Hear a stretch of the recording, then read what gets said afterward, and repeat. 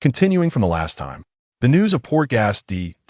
Ace falling into the hands of the Navy has spread across the seas like wildfire, igniting a tremendous uproar through the latest issue of the Big News newspaper.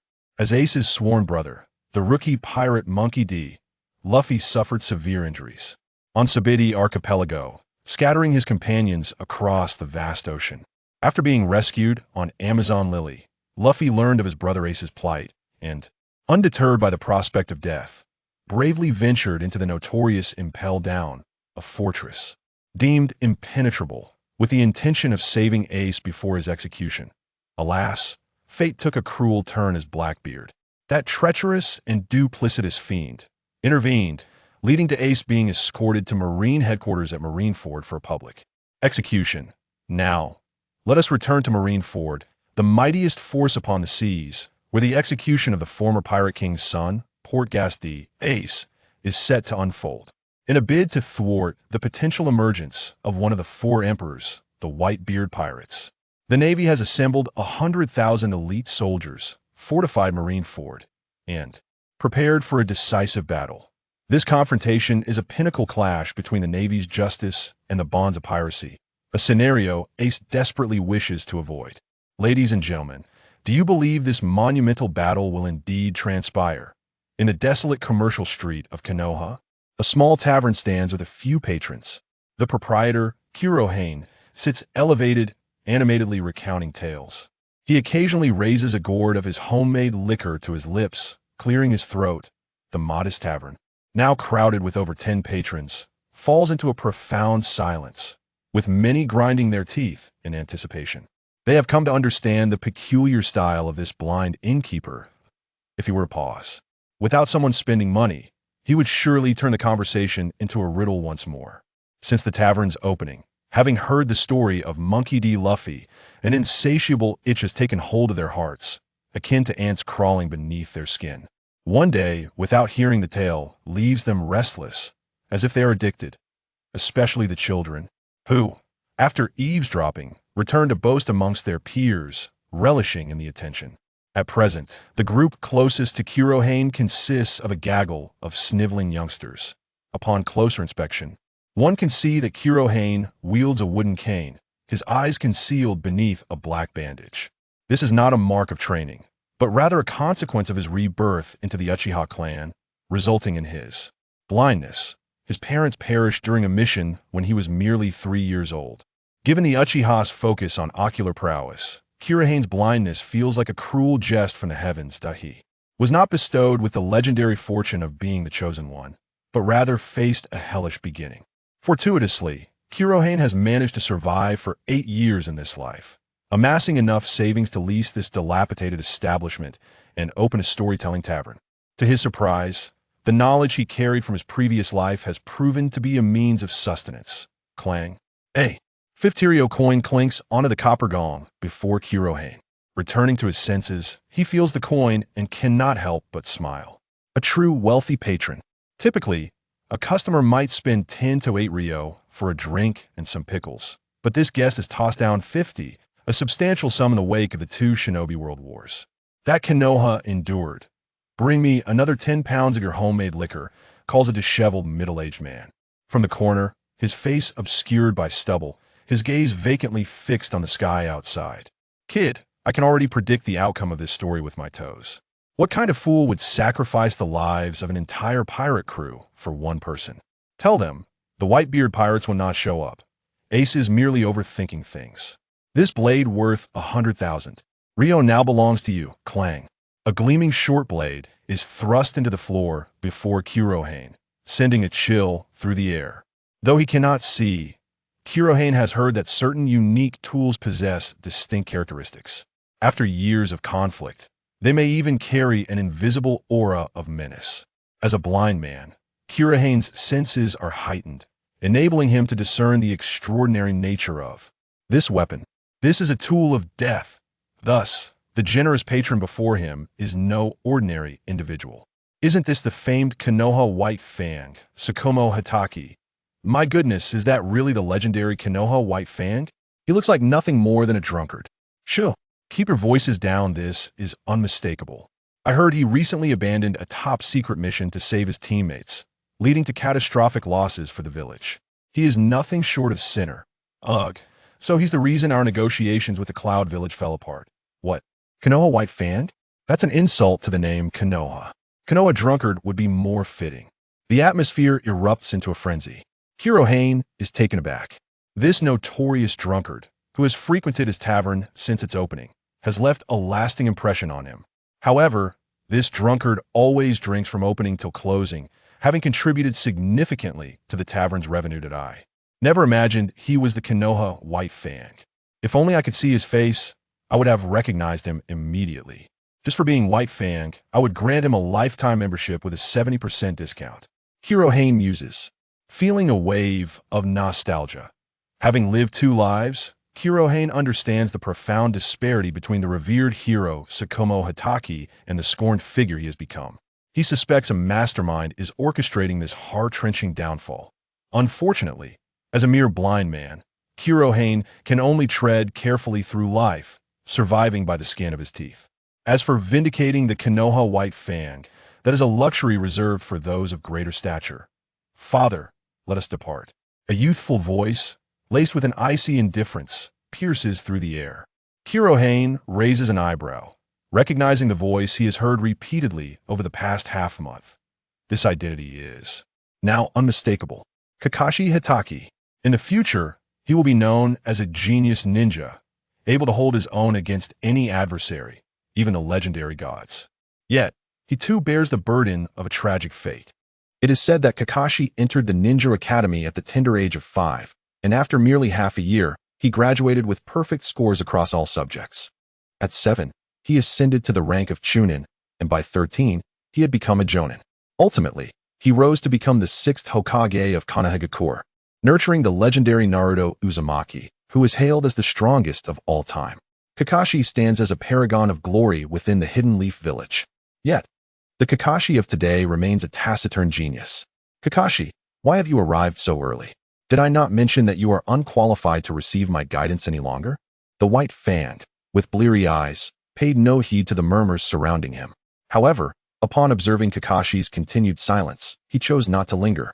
Raising his bottle and taking a hearty swig before unsteadily rising to his feet, clutching the remaining half of the bottle as he staggered towards the exit. Bah! The so-called White Fang of Konoha, drinking with him only diminishes one's stature. Had I known he was here, we would have chosen a different venue. The whispers echoed in succession throughout the room. Black Feather furrowed his brow, already aware of the myriad facets of human nature. Yet he had not anticipated such an ugly display. Listening to the unsteady footsteps hastening towards the door, it seemed as though the White Fang sought to escape this wretched place. With a deep sigh, Black Feather tightened his grip on his wooden staff. Senior White Fang, please halt. The raucous atmosphere abruptly fell silent, all eyes turning in surprise towards Black Feather. Rest assured, little one, I comprehend your disdain for my presence, a worthless scoundrel. I shall not return henceforth.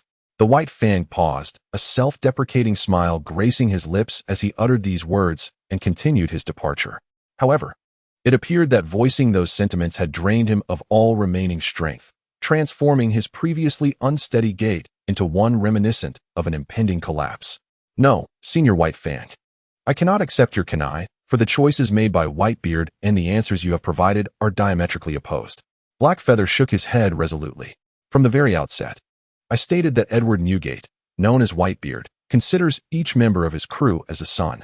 Each individual willingly boards the ship, ready to sacrifice their lives and undertake perilous tasks to see Whitebeard crowned as the Pirate King. This devotion stems from the understanding that they possess a formidable support system behind them, ready to stand against the world. When one is backed by trustworthy comrades, who among them would harbor doubts while executing a mission, who would fear a dagger in their back? There is a saying, those who offend our China, regardless of distance, shall be punished. No matter the dangers encountered, do not relinquish hope. Remember, you have a powerful homeland standing behind you. Black Feather spoke earnestly, pausing only to sip some shoshu to clear his throat. Yet as he concluded, his fingers tightened around the staff, unwavering through lifetimes. Upon hearing those words, Black Feather felt an overwhelming sense of reverence and pride, for he understood that this is what constitutes a true strong nation, a responsible and great nation. one that does not disappoint its people. As the words of Hei Yu resonated powerfully, he struck the table forcefully with the wooden block in his hand. The sound echoed. Such is the nation, such is the village. How could one not be willing to fight to the death? Wherever the battle leads, wherever the heart desires, everything is worthwhile. If that day truly arrives, would not the world fight for their country and village? I, Hei Yu, am but a humble figure in the marketplace, unfamiliar with the concept of righteousness or the notion of profit. Yet, I am acutely aware that if no one dares to sacrifice, constantly wary of those companions and friends with whom they should share their lives, then this village is indeed a veritable wreck. The battle atop the summit. The Whitebeard pirates clashing with 100,000 Navy forces at Marineford. This confrontation may seem chaotic, yet it made everyone comprehend the profound weight of loyalty. Had Whitebeard chosen to turn a blind eye and deaf ear, it would have truly extinguished the spirit and camaraderie of the Whitebeard pirates. It can be said that even if Ace were executed, the Whitebeard pirates might still exist, but they would be nothing more than a hollow shell. The sorrow of a dead heart is greater than any grief, and the death of a person is but secondary. At this juncture, Hei Yu raised his gaze towards White Fang and spoke. If I were qualified to enter the battlefield, to find a companion like you, White Fang, to entrust my life to, I would fear neither mountain nor sea of flames.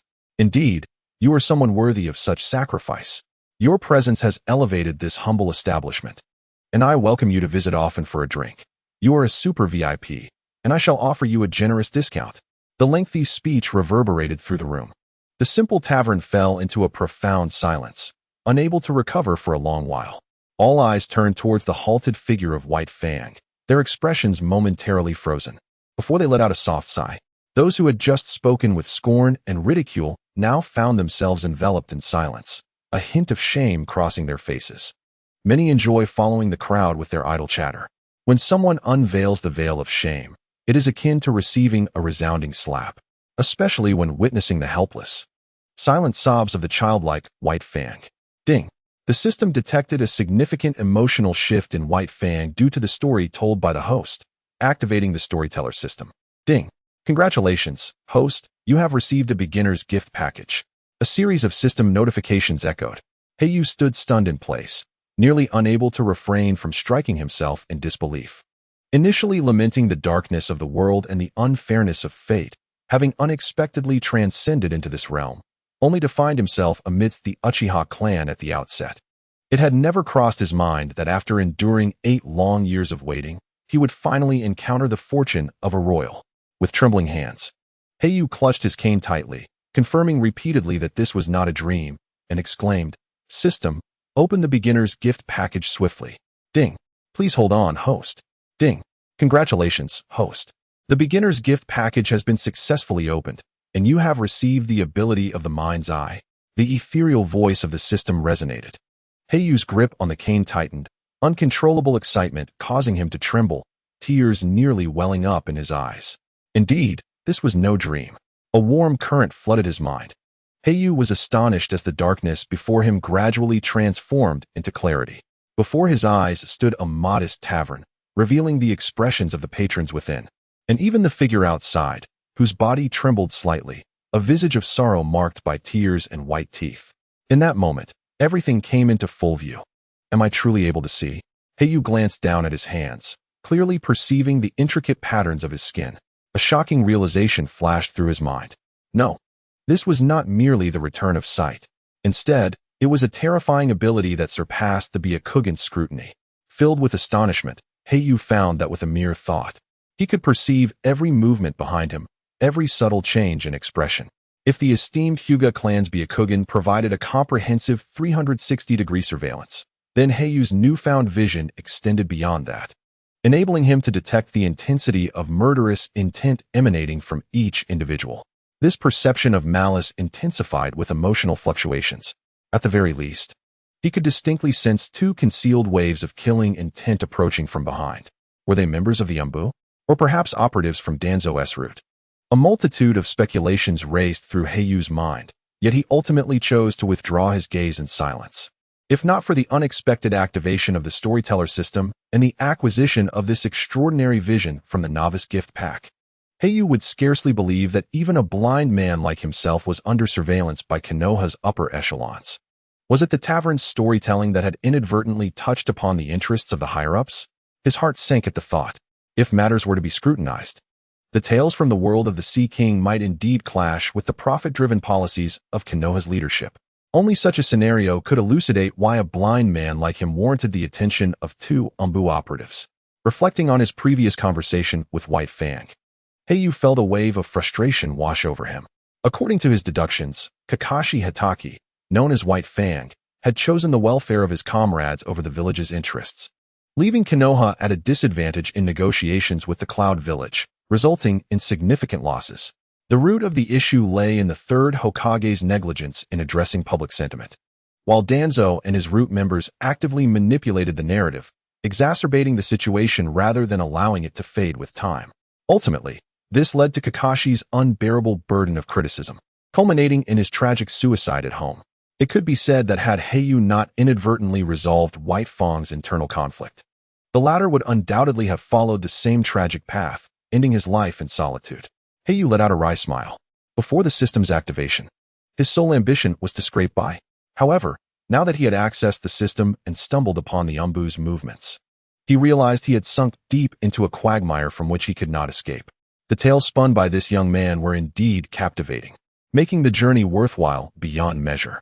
A man with silver hair and distinct tear marks beneath his eyes smiled at the female ninja beside him. To an untrained observer, they appeared to be mere passers-by. However, if Konoha had not activated his inner eye and sensed the formidable killing intent radiating from them, he likely would have remained indifferent. Utilizing his inner sight, Konoha magnified their features and discovered a manuscript titled Paradise of Affection tucked within the man's small backpack, leading him to conclude that these two were likely Jiraiya and Tsunade, renowned figures among the legendary three ninjas. Konoha rubbed his throbbing head, thinking, I merely wish to make a living, yet I find myself amidst such extraordinary company. This gathering is indeed remarkable. Hey, innkeeper, your earlier mention of the four emperors of the sea is intriguing, but it seems to stem solely from your own imagination. A male patron suddenly tossed 10 fire coins toward Konoha, grinning. Our Hidden Leaf Village is home to the legendary three ninjas, Lord Jiraiya, Lady Tsunade, and Lord Orochimaru. If you claim that the strength of pirates at sea is measured by their bounties, then allow me to ask you, who among the legendary three is the strongest? Upon hearing this, the oppressive atmosphere that had enveloped the tavern dissipated instantly. Even Jiraiya and Tsunade, who had employed transformation techniques, were somewhat taken aback. Tsunade. This young lad, with his eloquence, could easily be considered my peer. What a pity he is blind. Otherwise, we could truly collaborate on our endeavors, Jiraiya remarked, taking a sip of his potent drink and shuddering with delight. This kid's liquor is indeed invigorating. I have not erred in my choice. And how splendid it would be if he were to declare that Lord Jiraiya is the strongest among the legendary three. I'd surely reward him handsomely. Jiraiya, you are oversimplifying matters, Tsunade interjected coldly. The tale that boy spun cannot be compared to your typical novels. However, do not forget that the Hidden Leaf Village is no longer the innocent place it was in our youth. While the story is captivating, it also poses substantial risks. Are you truly unaware of the lurking Umbu? Jiraiya's expression shifted slightly. Are you suggesting that our master or Danzo is targeting this boy due to the story of Monkey D. Luffy? This lad is blind. How could he possibly threaten the interests of the Leaf Village? Despite being one of the legendary three, Jiraiya did indeed appear to lag behind. Nevertheless, in terms of cunning, he was not inferior to Tsunade or Orochimaru. He had long been aware of the changes within the Hidden Leaf Village but had chosen not to speak of them. Otherwise, he would not have left the village for several decades due to Orochimaru's actions, as depicted in the original narrative. Tsunade shook her head, glancing at the barely 8-year-old Konoha. You have witnessed it firsthand. The illustrious White Fang, Kakashi Hitaki, could not withstand the verbal onslaught.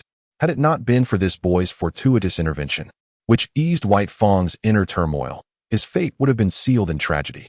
This illustrates the power of words, and this boy possesses that gift.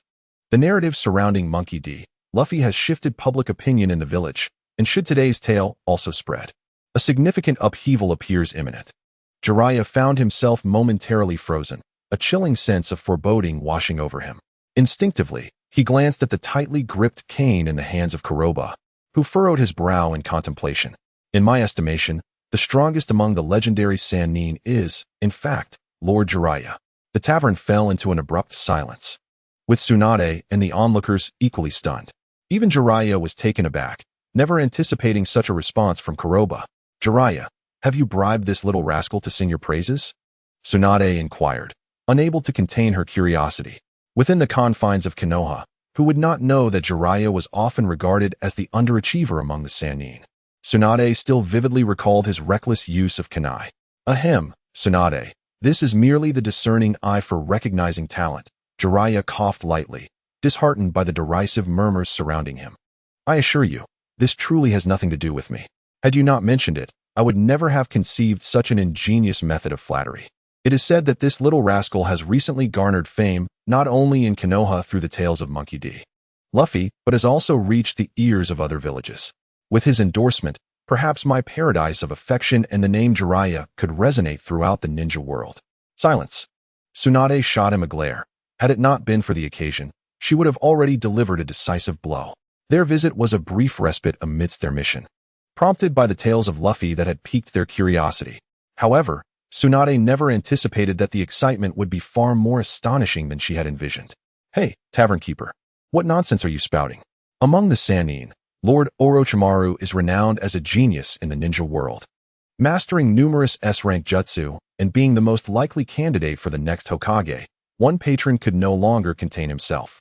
Moreover, Lady Tsunade is the granddaughter of the first Hokage, proficient not only in medical ninjutsu, but also in the art of brute strength. With her fists alone, she could easily defeat two of Lord Jiraiya. How could you claim that Jiraiya is the strongest among the Sannin? Tavern keeper, are you blind? Have you not heard the legends surrounding the Sannin of Konoha?" As these words echoed, the patrons erupted in uproar. Jiraiya could only manage a wry smile. His grandiose self-image shattered. Just as he contemplated whether to defend his honor and restore his reputation, Kuroba's authoritative voice rang out. Bang, bang, bang. Kuroba struck the table with his cane, silencing the clamor that had enveloped the room. In any other setting, such an action might have elicited discontent among the others.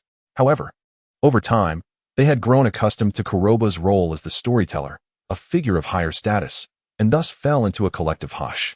Sensing the shift in atmosphere within the venue, Hei Yu, after a month of immersion in storytelling, had become accustomed to such attention-grabbing occasions.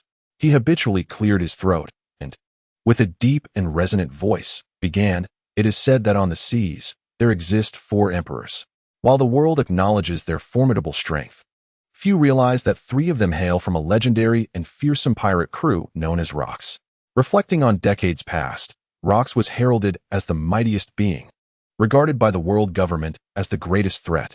Among them, the young Edward Newgate, known as Whitebeard, and Charlotte Linlin held positions as captains aboard Rock's ship, while Kaido merely lingered as an inexperienced novice at the bottom of the hierarchy. Pausing momentarily, Hei Yu struck his wooden block again and declared, "Yet, as time has passed, Kaido has managed to surge ahead, becoming one of the 4 emperors of the sea, standing shoulder to shoulder with Charlotte Linlin and Whitebeard. Can it be that a mere underdog cannot stage a comeback? 30 years east of the river, 30 years west of the river. Do not underestimate the youth and their poverty." At this proclamation, Jiraiya, filled with enthusiasm, slammed his palm on the table and exclaimed, "What a splendid saying. 30 years east of the river, 30 years west of the river. Do not belittle the youth and their poverty." He then reached for his waist, retrieving a pouch of coins and tossing it onto the table before Hei Yu. "Here, for that remark, I bestow upon you 1,000 ryo. 1,000 ryo?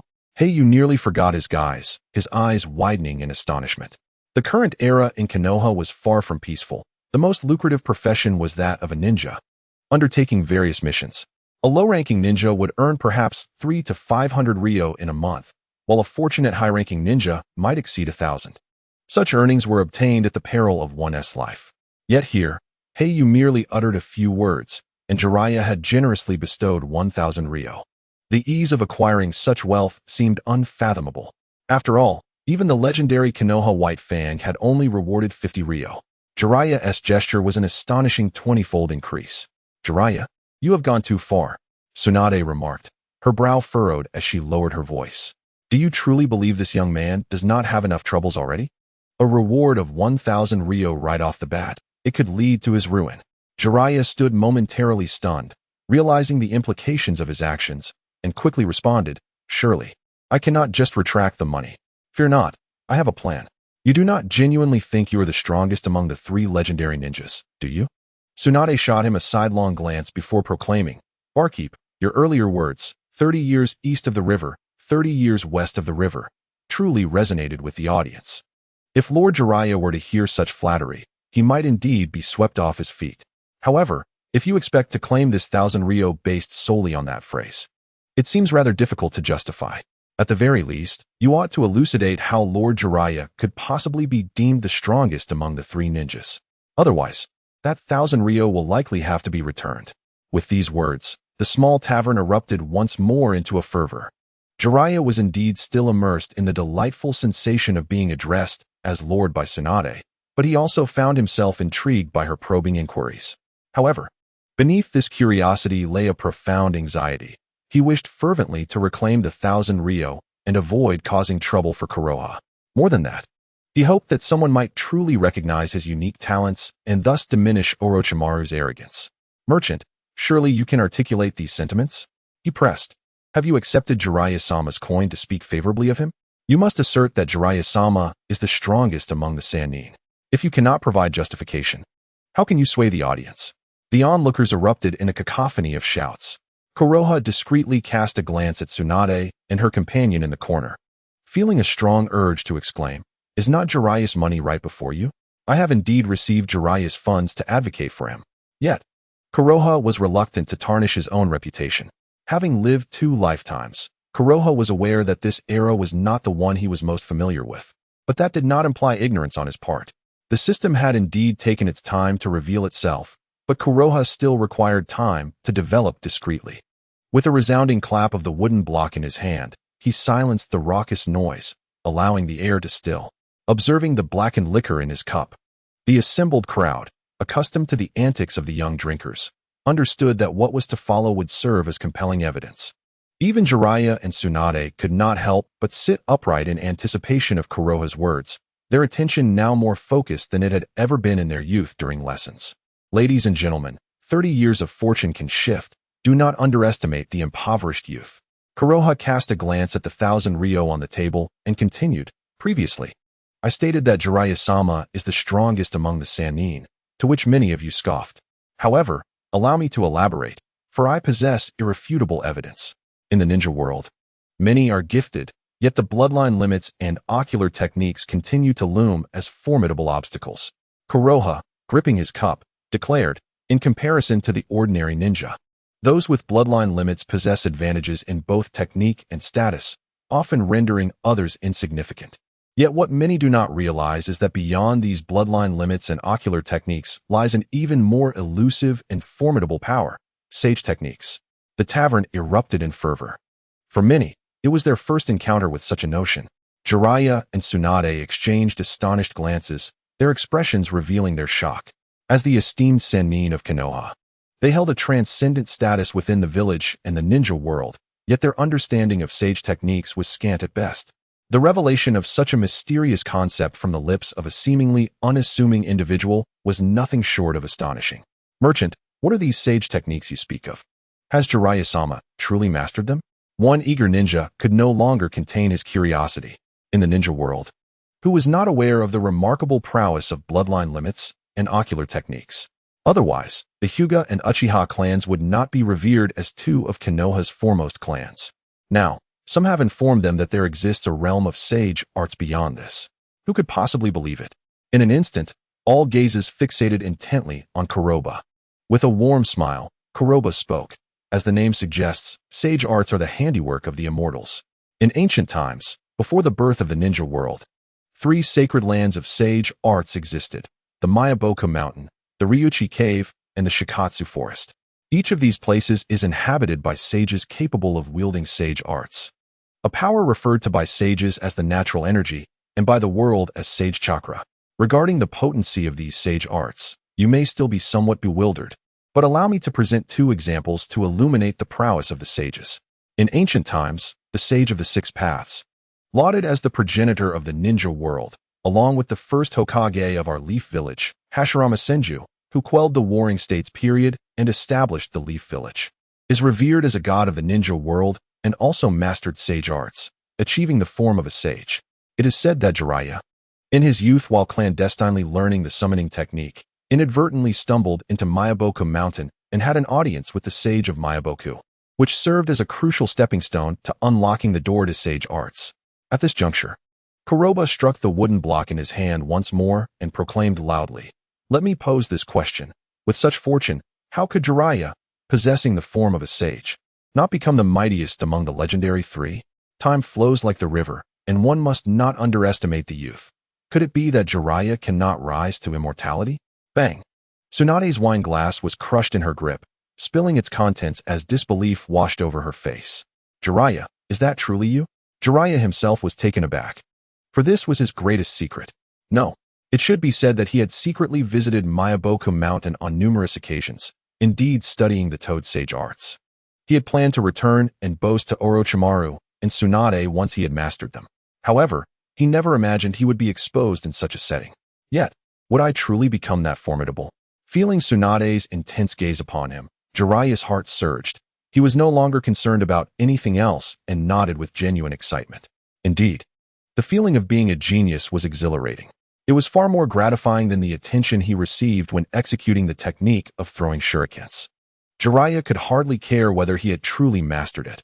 For now, he would simply bask in the acclaim. Ding!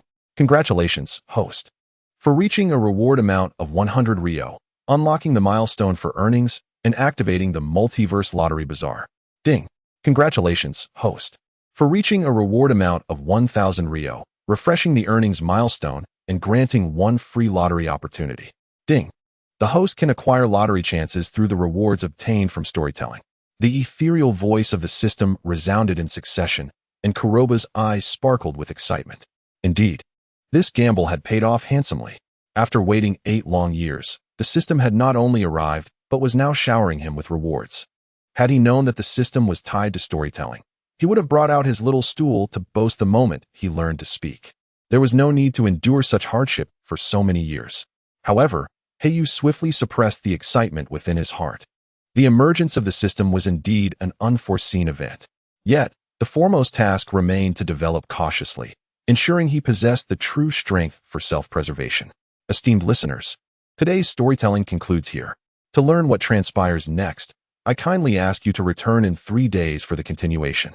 With this remark, Hei Yu set down the wooden block in his hand, leaning on his cane as he turned to walk towards the back hall. This dilapidated inn, which Hei Yu had divided into front and back sections, was originally intended for his temporary stay. However, today as storytelling had unexpectedly attracted numerous significant figures, culminating in the awakening of the system. Hei Yu was acutely aware that the hidden Leaf Village was not as peaceful as it appeared on the surface. Beneath lay turbulent undercurrents. Remaining within the tavern, he knew all too well that without fully grasping the system, he might be eliminated without a trace. "Hey, innkeeper, you're being rather hasty today. We wish to know what events will unfold in the battle atop the summit." Another voice chimed in. "Indeed, taking a break for 3 days? Are you planning to earn enough money and abandon your business? If this continues, we shall boycott your establishment and refrain from returning." The crowd below erupted in discontent. After a month of operating the inn, Hei Yu had indeed taken breaks from storytelling, merely selling drinks. However, such a lengthy hiatus was unprecedented. Most critically, the tale of Monkey D. Luffy was reaching its pivotal moment. The clash between the Navy's justice and the pirates' chivalry was at hand. Faced with 100,000 elite Navy soldiers, who would not yearn to uncover whether the Whitebeard pirates could rescue Port Gas D. Ace and uphold righteousness upon the seas, or if the Navy would prevail in administering justice. Now, Hei Yu informed them that they must wait 3 days for the resolution. Had the bountiful rewards received today inflated his ego? Hei Yu paid little heed to the uproar around him. To outsiders, the tale of Monkey D. Luffy was merely a fabricated topic of conversation. Yet, Hei Yu understood well that in this world, unless there existed another reincarnator of his ilk, no one could replicate his narrative. Following the numerous ninja world wars, the entertainment options across the major ninja villages had dwindled significantly. Besides rigorous training, nearly 90% of the villagers returned home to embrace their spouses as soon as night fell. In this grand context, Jiraiya's Ika Paradise became a monumental success, revered as a sacred text among otaku. In the future, even the oft-ambivalent Kakashi would find it irresistible. Presently, Jiraiya, this old master of stories, had not yet risen. Once Hei Yu's tale of Monkey D. Luffy emerged, it stirred up a tempest not only in the Hidden Leaf Village but throughout the entire ninja world. After each storytelling session, major publishers raced to compile the content into books and newspapers for distribution across the great nations. In the mere span of a month, the story of Monkey D. Luffy, enriched by a fresh worldview, an expansive map, and the struggles of various minor characters, had captured the hearts and minds of many. The emergence of books and newspapers has rapidly captivated the entire ninja world, stirring up a tempest of excitement. Black Feather had already heard whispers of these developments, though he had not delved deeply into them. His primary motivation was to leverage this external force to promote his modest establishment without expense, allowing him to establish a firm foothold and earn a living.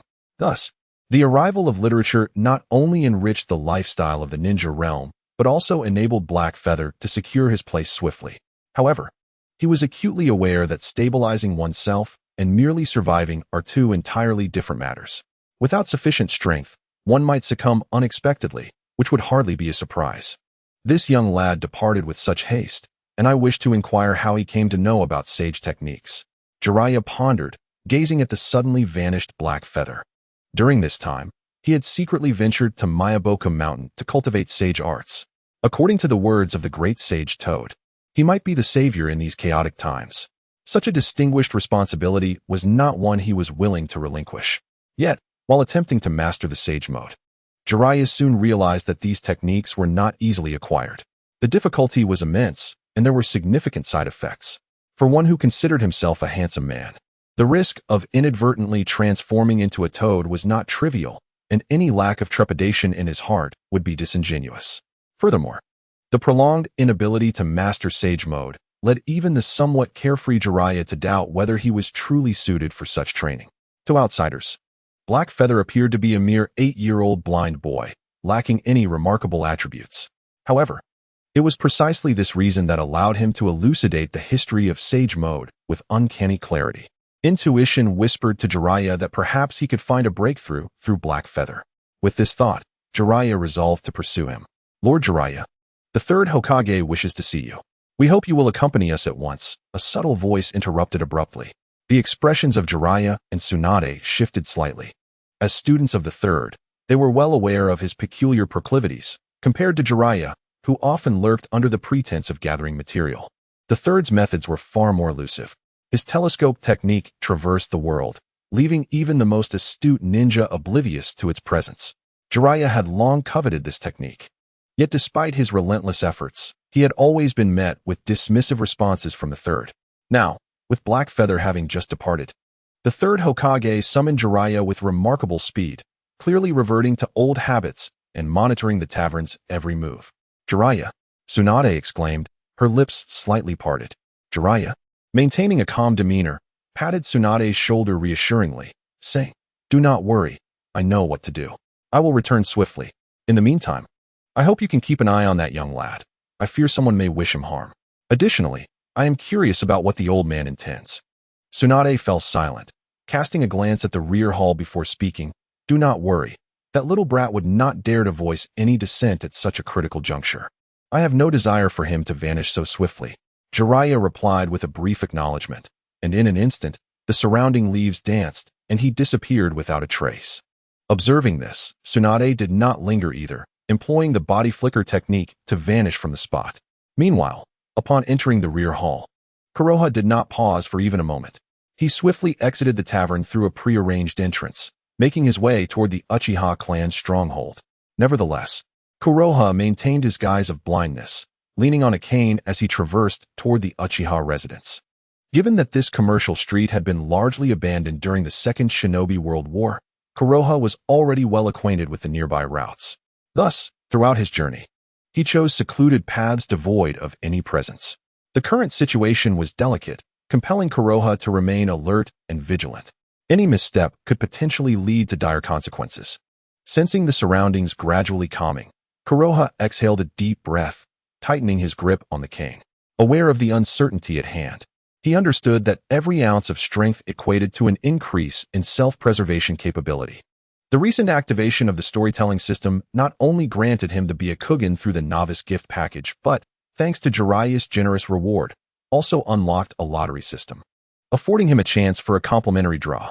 This was indeed a timely boon. System, what conditions must be met to activate the lottery system? Ding. The host has activated the lottery mall.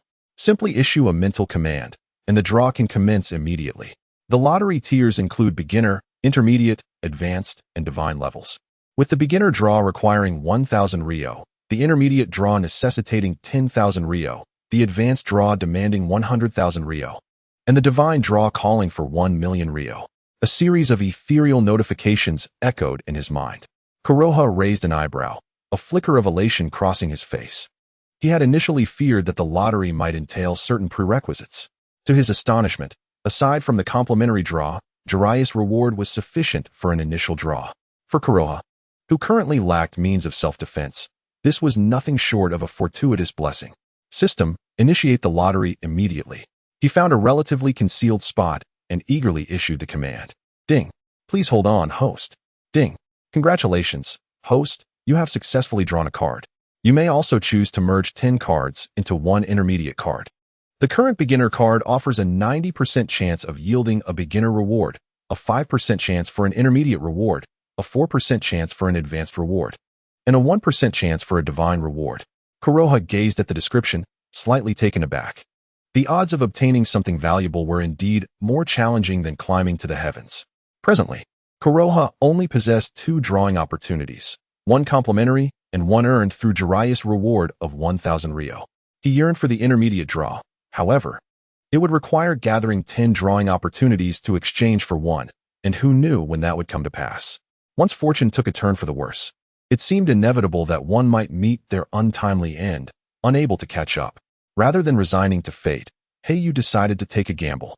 Today, not only had he awaited the arrival of the long-overdue system for 8 years, but he also discovered the opening of a lottery marketplace. This must surely be a day of serendipity. May a miracle arise from a single draw. System, reveal my card at once. Ding. Please hold on, host. The ethereal voice of the system echoed once more. Soon, in the realm of his consciousness, Hei Yu beheld a cerulean card. This must be the so-called primary bronze card. Exhaling a deep breath, he urged the system, reveal my card. Ding. Please hold on, host. Ding. Congratulations, host. You have successfully drawn a card and received 100 points of Dao power. Dao power? Hei Yu paused briefly, feeling an invigorating surge of energy coursing through him, as if his entire being had become infused with vitality, a sensation of boundless strength. If memory served him right, this Dao power was derived from the power system within the world of the Sea King. According to the standards of the world government, an ordinary adult could only attain a Dao power of 12. Once Dao power reached 500, one would be regarded as superhuman. Though the system granted only a modest 100 points for the barely 8-year-old Hei Yu, it felt akin to receiving a potent enhancement. Throughout the years, he had indeed not forsaken his training. Nevertheless, he humbly acknowledged that prior to acquiring this 100 Dao power, being able to triumph over an adult was already commendable.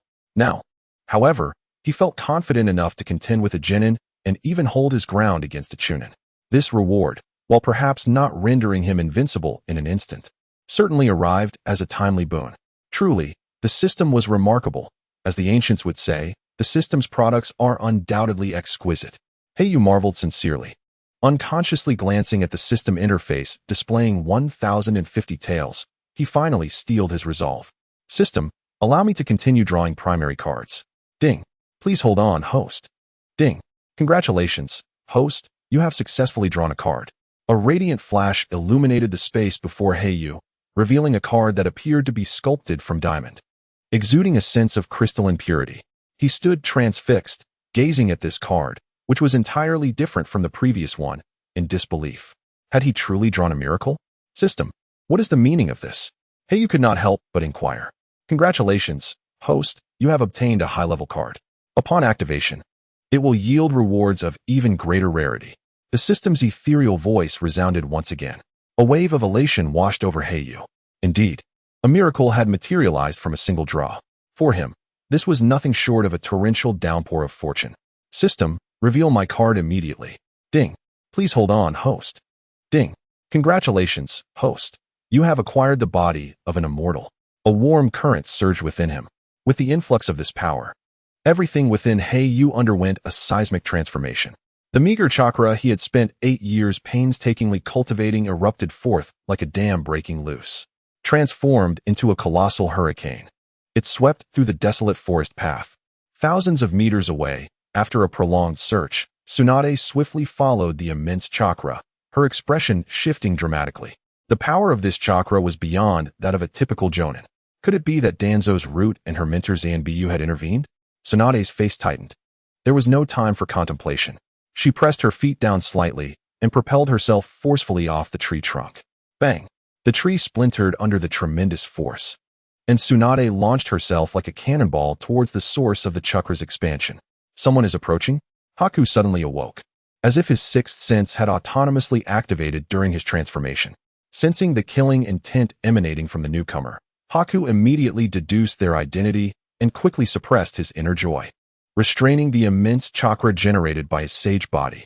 Once everything was settled, a figure, akin to a shooting star, charged down and crashed onto the ground with a thunderous impact. Accompanied by a whirlwind of air, a cloud of dust soared into the sky.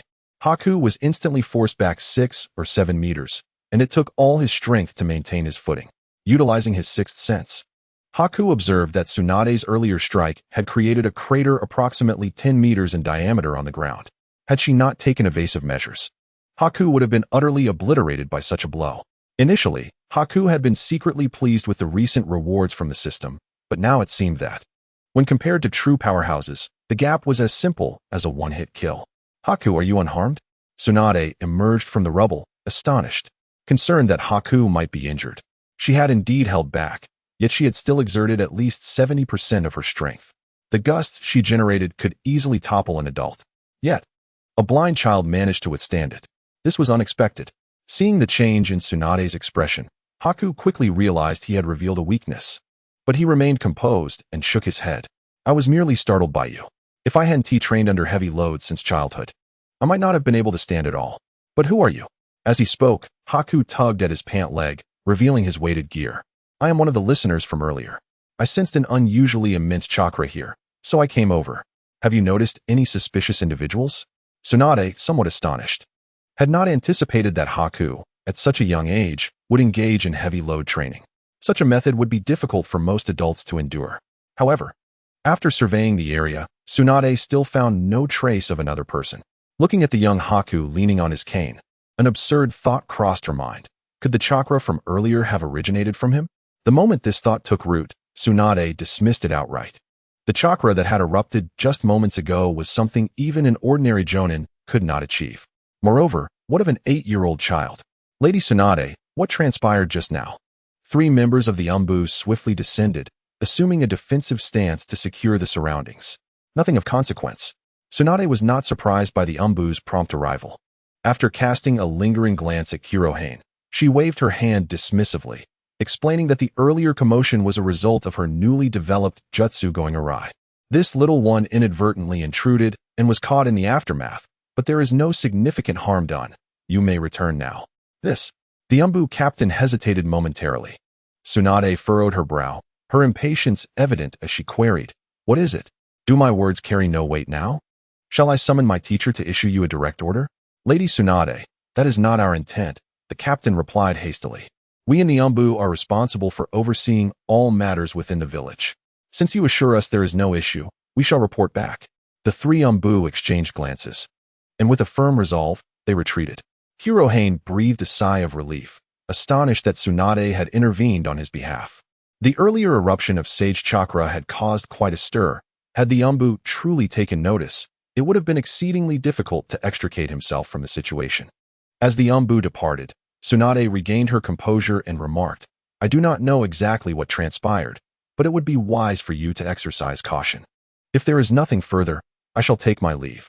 Observing Tsunade's swift and decisive exit, Kurohane felt a twinge of surprise, but nonetheless spoke up, Lady Tsunade. I believe you are correct in your assertion that each squad must be accompanied by a medical ninja. This proposal is indeed wise. and I hope you persist in your efforts." Tsunade momentarily halted her stride, turning to regard the earnest Kurohane with a smile. "You little rascal, your words are indeed charming. It is no wonder that Jiraiya holds you in such high regard. However, for your commendation, I must express my gratitude. Yet persuading the village to allocate 1/3 of its resources for training medical ninjas remains a daunting task. It is merely a wishful notion on my part. Now, it is getting late. You ought to return promptly." With that, Tsunade vanished in an instant, leaving Kurohane to maintain his vigilance. After confirming that no one else was within a kilometer radius, he exhaled in relief and hurried toward the Uchiha clan's compound, leaning on his cane. This time, in his bid to elevate the system's status, he had inadvertently drawn the attention of the legendary Sannin. Initially, Kurohane believed this to be a misfortune, yet upon reflection, it had turned into an unexpected boon, securing the protection of the Sannin. This unforeseen twist ignited new plans within Kurohane's mind. Rather than remain passive, he resolved to seize control of the situation. As for the earlier chakra fluctuations, he suspected that Tsunade would remain doubtful. However, who would readily believe that an 8-year-old child possessed chakra comparable to that of an elite jonin? Within the Hokage office tower, the third Hokage, Hiruzen Sarutobi, had already retracted his use of the telescope technique, standing with his hands clasped behind his back, pipe in mouth, gazing out from the floor-to-ceiling window. Otherwise, had he been privy to the scene that just unfolded around Konoha, he would undoubtedly not have been so composed. Presently, there was but one matter that weighed heavily on his mind: whether Jiraiya, his disciple, had truly mastered the sage mode, a skill he had always regarded with indifference.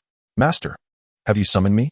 A gentle breeze swirled as Jiraiya materialized within the Hokage's office.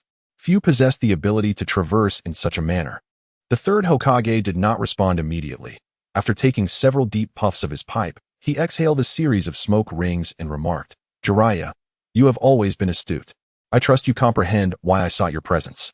Jiraiya's expression shifted subtly, ultimately morphing into a wry smile as he confessed, "Master, you must have witnessed the events that transpired in the tavern. Indeed, I have studied sage techniques in Mount Myaboku. However, the complexity of these techniques is formidable, and I have yet to fully grasp them. I merely succumbed to pride and feigned understanding. Master, this is the summoning contract scroll from Mount Myaboku. Should I genuinely have mastered sage techniques, the signatures inscribed herein would reflect the transformation." Jiraiya unfurled the immense scroll upon the desk. The third Hokage turned, scrutinizing the names, and upon locating both Jiraiya's and Minato's signatures, he noted their unaltered state with a quiet sigh of relief, stating, "Very well. This is not a matter of reproach. You must be acutely aware that our village faces adversaries on all fronts. For Konoha to endure within the shinobi world, we must tread carefully. As the third Hokage, it is imperative for me to prioritize the greater good and the village's interests, thus necessitating a thorough understanding of the forces at our disposal. Only then can we adeptly navigate unforeseen crises." At this juncture, the third Hokage fixed his gaze intently upon Jiraiya. With a deep sigh, Jiraiya stowed the contract scroll and, with a rueful smile, inquired, "Master, I recognize your noble intentions. However, I wish to ascertain your stance regarding Kuroha's fate. As one of the legendary Sannin, Jiraiya was acutely aware of the intricate waters within Konoha. The events at the tavern had already entangled with the legacy of White Fang, a scenario that certainly did not align with the desires of those with ulterior motives. The third Hokage, pipe clenched between his teeth, inhaled deeply before responding, "Jiraiya, I had not anticipated your interest in such matters. I assumed your passions lay solely in gathering tales." "Gathering tales?" Jiraiya paused momentarily, then mischievously rubbed his hands together and chuckled, "Master, when might you impart that jutsu to me? You wish to learn the telescope technique?" The third Hokage countered, then shook his head with a laugh. "Ah, that technique cannot be entrusted to you. Should you master it, not only would our village be thrown into disarray, but the entire shinobi world would be in chaos, and I, as your mentor, would surely face the consequences. Now, let us return to the matter at hand. You are undoubtedly eager to learn how I intend to address Konoha." Upon hearing this, Jiraiya refocused his thoughts and nodded, "Master, with the emergence of the storytelling tavern, Konoha's reputation has reached even the ears of other shinobi villages. Therefore, I implore you to deliberate carefully. Moreover, my intuition tells me that Konoha is a promising talent. worthy of cultivation by our hidden leaf village. Haha, Jiraiya, you are overthinking this, the third Hokage chuckled. The teacher just mentioned that the hidden leaf village prioritizes its people. Each individual is a seedling of our village, a bearer of the will of fire. And the teacher would never abandon any of these seedlings lightly. In truth, upon learning about Konoha, I have already begun to make arrangements. While the tavern indeed provides a means for him to support his family, after Lord Tobirama established the Leaf Academy, it became our hope that everyone would have the opportunity to receive an education. Thus, I plan to have Konoha participate in the upcoming entrance examination. Have him take the entrance exam for the Ninja Academy? Jiraiya was utterly astonished. The original intent behind the establishment of the Ninja Academy was indeed to cultivate talent for the Hidden Leaf Village. However, in recent years, due to the conflicts among various nations, battles have frequently erupted along the borders. Many students, having just graduated from the academy, are sent directly to the battlefield. Moreover, numerous others have been allowed to graduate early, becoming child soldiers. Allowing the blind Konoha to enter the Ninja Academy may be somewhat inappropriate. Jiraiya, I understand your concerns. The teacher's intentions are devoid of malice. The third Hokage gently tapped his pipe on the table. The hidden leaf is currently cloaked in a semblance of peace. But let us not forget that in the ninja world, it is a matter of survival of the fittest. By allowing him to join the Ninja Academy, I am merely providing him with an additional path to choose. Do not overlook that becoming a ninja is the highest honor within the village. Furthermore, given his unique circumstances, he will receive special consideration within the academy. As for the tavern, he may return to manage it once he completes his academic assessments. Jiraiya fell silent. Indeed, the teacher's meticulousness remained as impeccable as ever. He had anticipated even Jiraiya's thoughts, rendering him momentarily speechless. Very well, Jiraiya. You are now one of the legendary three ninjas. You are no longer the reckless youth of yore. You must comprehend the essence of the village, the third Hokage remarked, observing Jiraiya's contemplative silence. If there is nothing else, you may take your leave. I will ensure a reasonable arrangement for Konoha. As Hokage, I still have many matters to attend to. Understood, teacher. Jiraiya snapped back to reality, opened his mouth, then sighed, setting aside his other thoughts as he turned to depart. This time, he did not employ the body flicker technique, but instead walked out through the door obediently. Once the door was closed and his footsteps faded away, a figure concealed in the shadows slowly emerged. Indeed, the third Hokage plays his hand of benevolence remarkably well. Danzo, partially wrapped in bandages, stepped forth from the darkness, a smirk on his lips. I was pondering how you would resolve the issue of that wretched tavern without losing your compassionate facade or inviting criticism. I never anticipated you would consider allowing him to join the Ninja Academy, setting forth the condition that he must complete his studies to continue managing the tavern. This may seem quite reasonable. However, entrusting a blind individual with the art of ninjutsu would inevitably place him at a disadvantage among his peers. Upon entering school, the extraordinarily ruthless competition would serve as an invisible blow. Over time, as the disparity becomes evident, it could utterly devastate a person both physically and mentally. Sarutobi, this is indeed a cunning scheme. Gazing at the man seated in the Hokage's position, who has been his rival for the better part of his life, Danzo is acutely aware that the other's intellect far surpasses his own. The third Hokage did not express surprise at Danzo's arrival. Instead, he chuckled and shook his head, saying, Danzo, you still enjoy treating me as your imagined adversary. Everything I do is out of goodwill. Do not forget, the teacher entrusted Konoha to me because I am willing to sacrifice for the village. Danzo, on this point alone, you fall short of me. Remember, as long as I remain, the village shall endure. It is precisely because you fail to grasp this that the teacher would never choose you. Danzo's expression darkened as he gazed at Sarutobi, who faced away from him, eyes turned skyward. If he had any assurance, he would indeed contemplate a treacherous strike. Yet, as soon as this thought emerged, he dismissed it outright. He understood that Sarutobi, daring to turn his back, was undoubtedly prepared. Otherwise, he would not have been able to remain seated in the Hokage's position for so long. Danzo, you should keep your trivial schemes to yourself. If there is nothing else, you may withdraw. Do not forget the purpose of Root's existence, Sarutobi stated, not bothering to turn. Danzo snapped back to reality and, with a displeased huff, replied, Rest assured. The existence of Root is something I established single-handedly. I am well aware of its value. As for those trivial matters, leave them to me. You focus on serving Konoha. With that, Danzo vanished into thin air using the body flicker technique. The expansive Hokage office was suddenly enveloped in an eerie silence. Only the third Hokage, Sarutobi, remained, still standing with his hands clasped behind his back, gazing at the sky, murmuring to himself, "Indeed, everything I do is for Konoha. It has always been thus, irrespective of the circumstances, never changing." Simultaneously, as the storytelling drew to a close, the immensely popular legend of Monkey D. Luffy captivated the entirety of Konoha, swiftly becoming a topic of conversation during leisure hours. Following the previous hiatus, many had long awaited its return with bated breath. The booksellers stationed in every corner of the village would not let this lucrative opportunity slip away. To them, this modest tavern hidden within the squalid market, with each tale it produced, resembled a printing press, filling their coffers to the brim. Any brief segment of story was worth several months' income for their bookstores. Were it not for the considerations of long-term profits and stern warnings from various publishers, many would have likely rushed in, eager to pry open the mind of this blind storyteller to uncover the secret behind such exquisite narratives. Why could a blind person articulate such remarkably intricate stories? It may be said that for major booksellers, time equates to wealth. They swiftly compile the acquired narrative into a book. The first half narrates the story of Wang Lufei, while the latter half presents a dialogue between Hei Yu and the audience. The concluding segment features esteemed figures from the literary world who provide annotations to enhance the reading experience.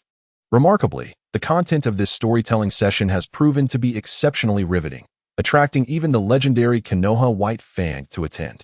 The words of Senior White Fang, who is known to risk his life for his convictions, resonate deeply, leaving listeners profoundly moved.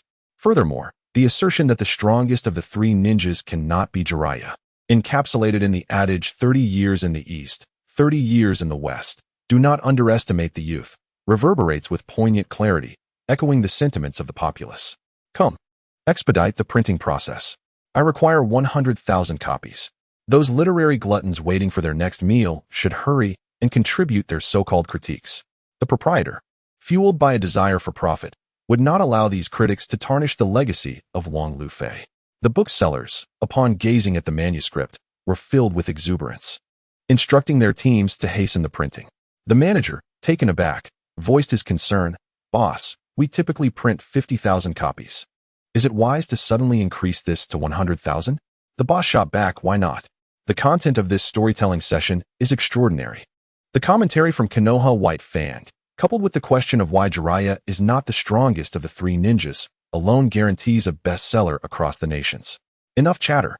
Hei Yu is a veritable printing press and a golden goose. Woe betide anyone who dares to cross him, he exclaimed. Quickly, the title of today's manuscript is singular, Konoha White Fang. A trustworthy ally, the strongest of the three ninjas, Jiraiya. Subtitle, a life-risking commitment, 30 years in the East, 30 years in the West. Do not underestimate the youth. Bah, that group of mundane individuals lacks the understanding of how to create a captivating title that stands out. He commanded, change the title to Konoha White Fang, a true hero. The genius of the three ninjas, Jiraiya. This edition will undoubtedly achieve tremendous sales, living up to the legacy of Wang Lufei. With the first manuscript in hand, the booksellers were in a frenzy. Previous editions with ordinary critiques had already captivated audiences.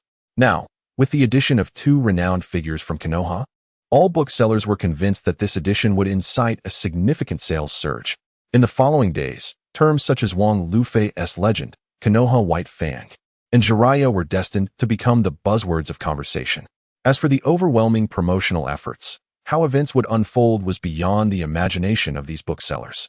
Their sole focus was clear: how to leverage the legend of Wang Lufei to amass greater riches, with the momentum of the booksellers driving the wave.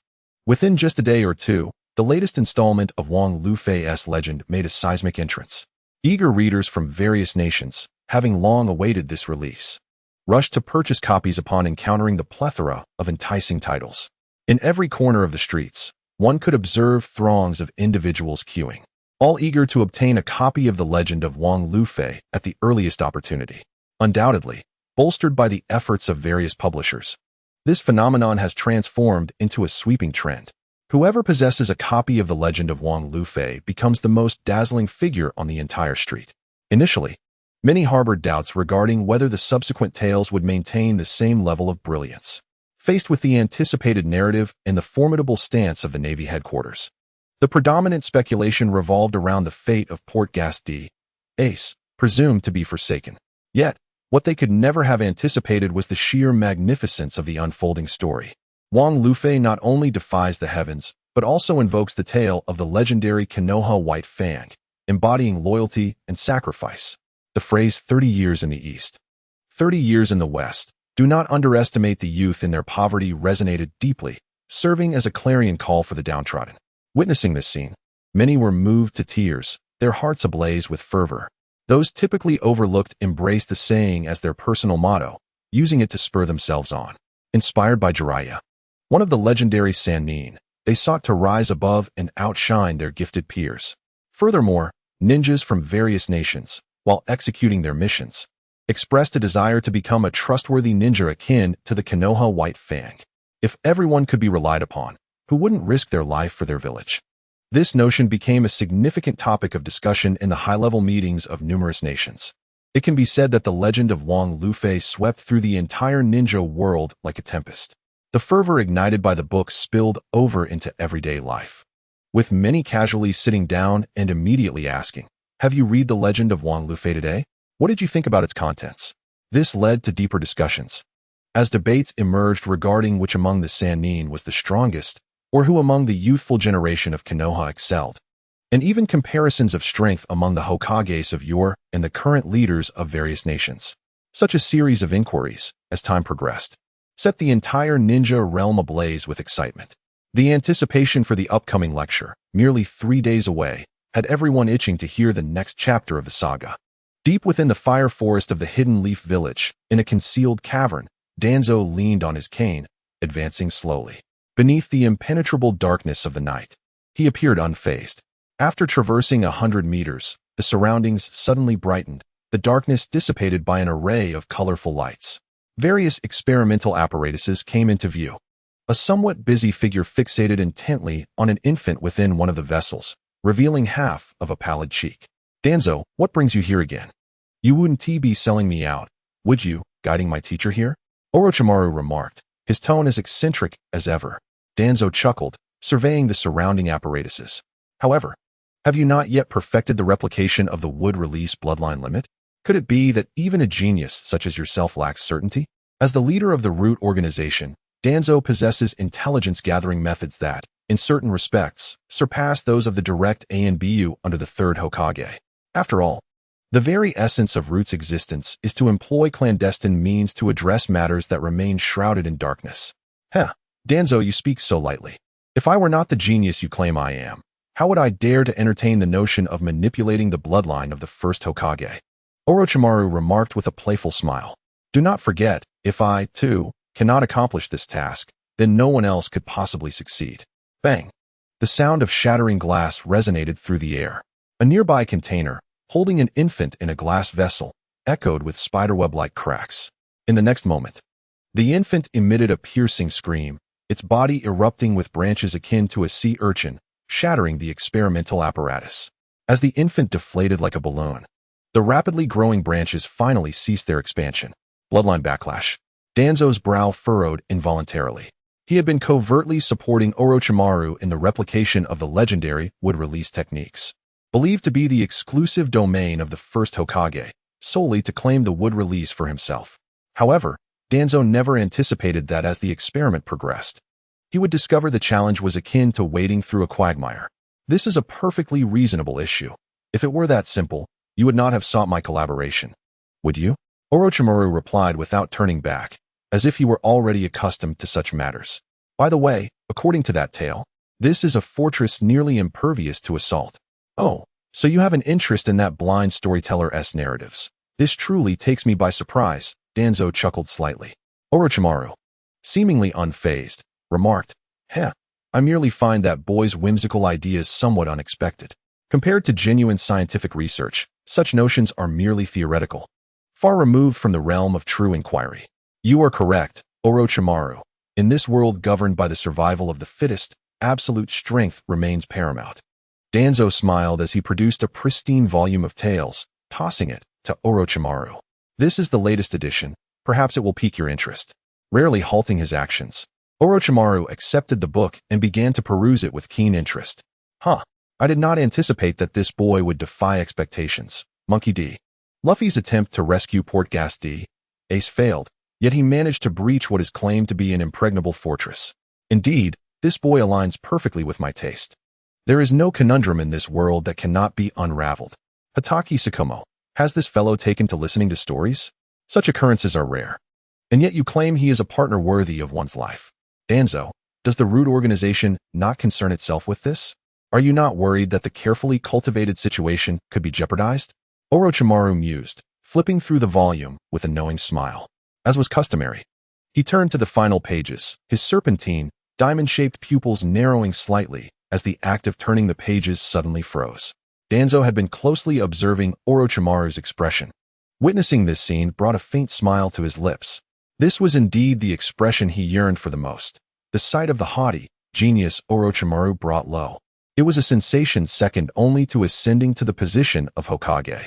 What is it, Orochimaru? Have you stumbled upon something intriguing? Danzo remarked with a playful smile. Orochimaru, momentarily discomposed, regained his composure, extending his serpentine tongue to moisten his parched lips before replying. Danzo, it's no wonder you sought me out. It appears something quite fascinating has transpired. The strongest of the three legendary Sannin, Jiraiya, is it? Such words indeed linger in one's mind. Particularly that phrase, 30 years in the East, 30 years in the West. Do not underestimate the youth and poverty. Is that something an ordinary person would dare to utter? Even the underdogs can rise against geniuses. It is truly inspiring, and I am eager to know the identity of the one who spoke such words. The lingering echoes of his ominous words reverberated within the foreboding laboratory, creating an inescapable atmosphere. Danzo's expression grew even more contemplative as he said, Orochimaru, I knew you would find that little fellow of interest. However, Sarutobi has already devised a means to enroll him in the Ninja Academy. Only by meeting the assessment criteria can the tavern reopen, so do refrain from causing any complications. Your recent accumulation of experimental subjects has already drawn Sarutobi's attention. Therefore, I hope you will not complicate matters further until the experiments are complete. This time, Danzo had indeed risked coming to the laboratory to check on the progress of the human experiments. Yet, more importantly, he was concerned that Orochimaru might ruin the blind boy's prospects, thereby disrupting Sarutobi's plans. Enrolled in the academy established by the second Hokage, Orochimaru paused for a moment, then chuckled. Truly, as expected of a teacher, such overt schemes remain remarkably effective. I recall this little brat is a blind Uchiha, already ridiculed as worthless in the realm of ocular prowess. If he enters the Ninja Academy, his treatment may be even worse than that faced by Konoha's White Fang. By the way, I believe there is currently another worthless brat practicing taijutsu at the Leaf Academy. If not for some mental issues, he would have likely succumbed to the scorn long ago. It seems I must hasten to meet this little one. If I delay, he may very well be driven to his demise by his teacher. With that, Orochimaru closed the book in his hands. Danzo, fully aware that this was Orochimaru's subtle dismissal, leaned on his cane and turned to meld once more into the shadows. Watching Danzo disappear, Orochimaru too refrained from lingering, casting his gaze toward the cave's exit, which led out of the laboratory. The following day, the morning sun poured over Konoha village like scattered gold. At the residence of the Hatake clan, a dilapidated house adorned with slurs and graffiti stood outside its closed gates.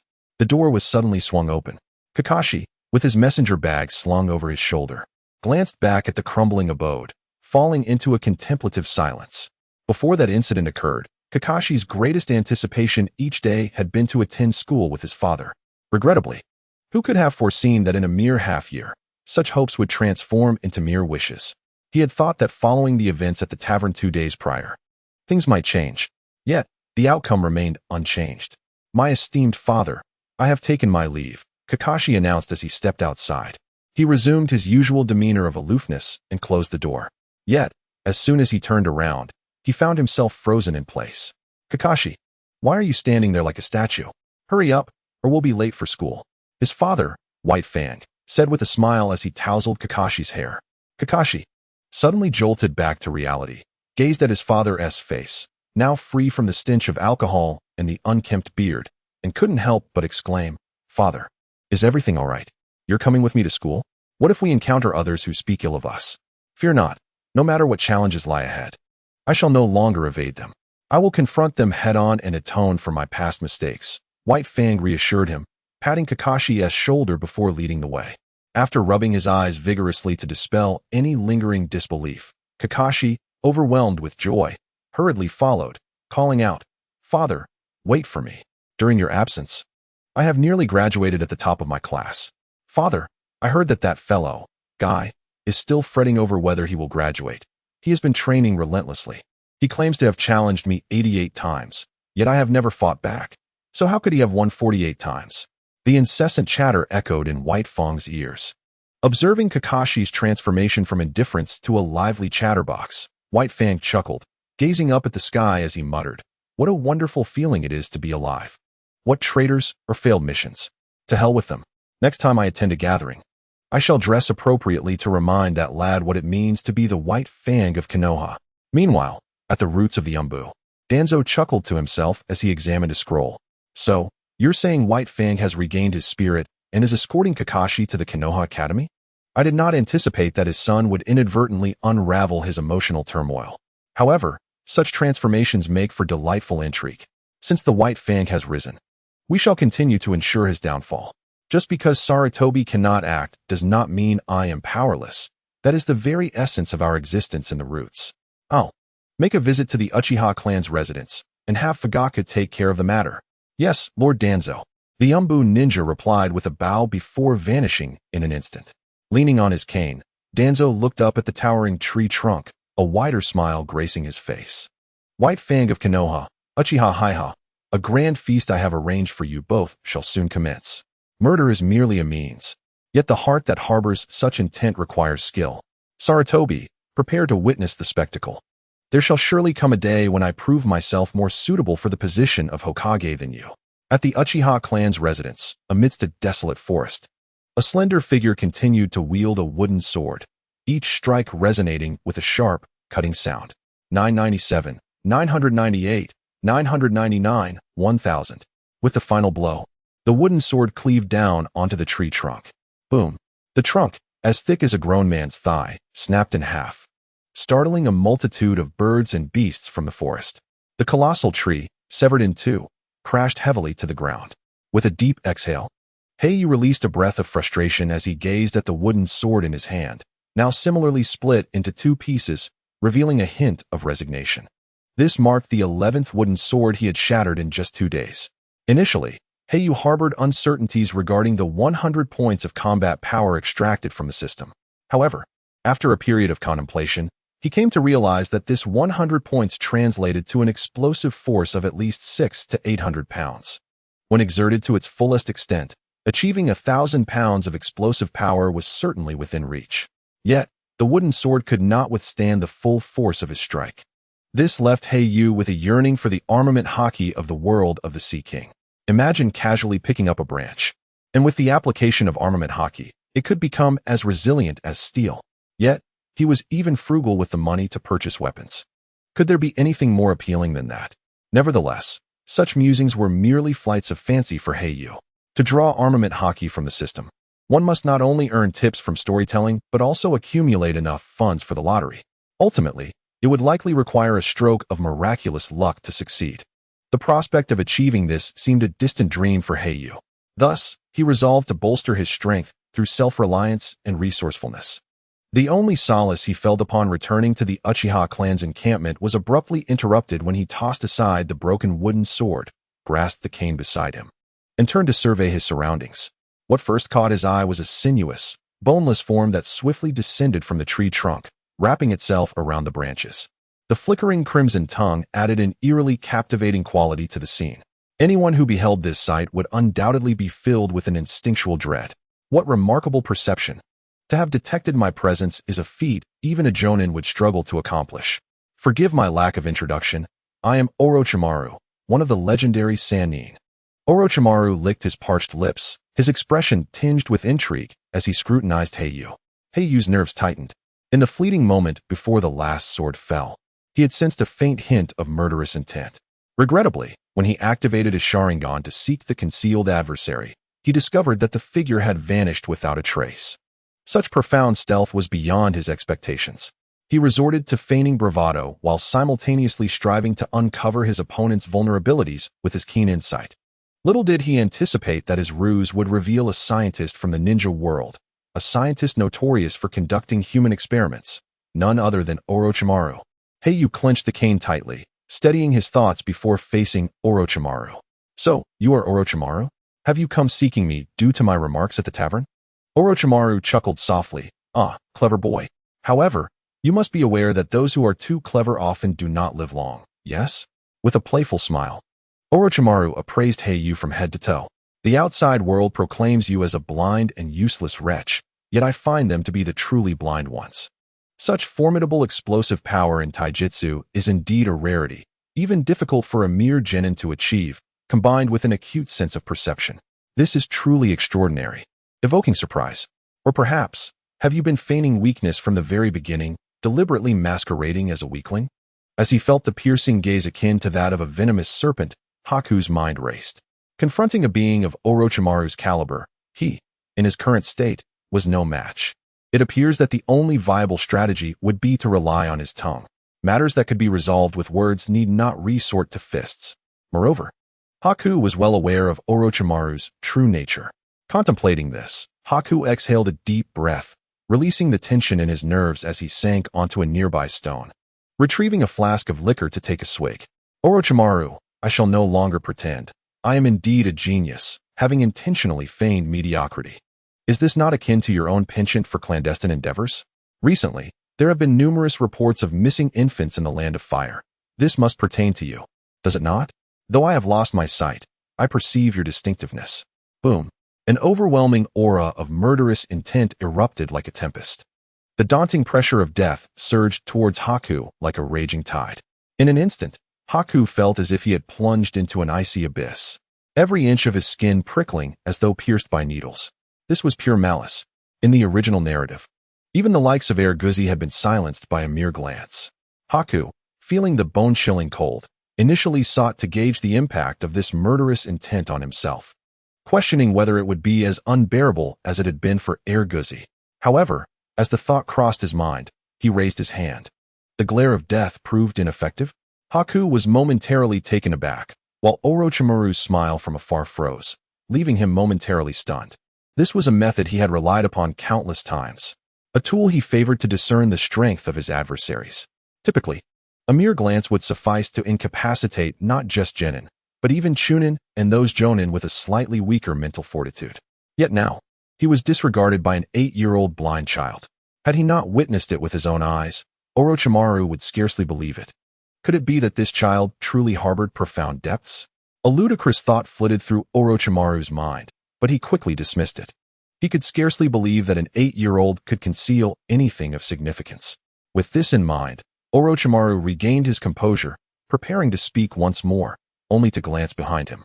To his surprise, that troublesome individual had appeared. "Little brat, consider yourself fortunate this time. Next opportunity, I shall return to seek you out." With this parting remark, Orochimaru turned to leave. Yet, just as he took a step, Haku's voice resonated in his ears. "Lord Orochimaru, in truth, I was merely deceiving you again. But it seems I have stumbled upon a remarkable secret.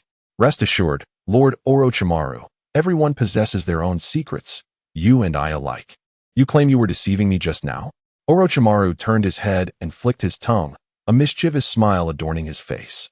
He had not anticipated encountering such an intriguing individual within the village. "Young one, I find you quite appealing.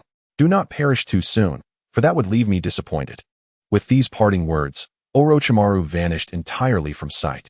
Hei Yu did not relax. Rather, he intensified his perception to the utmost, only to discover that his originally limited sensory range of 1 kilometer had inexplicably expanded to 1,100 meters.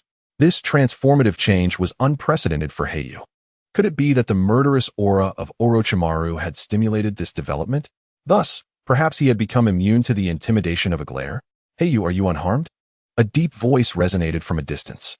Hei Yu regained his composure and, utilizing his heightened senses, swiftly identified the approaching figures.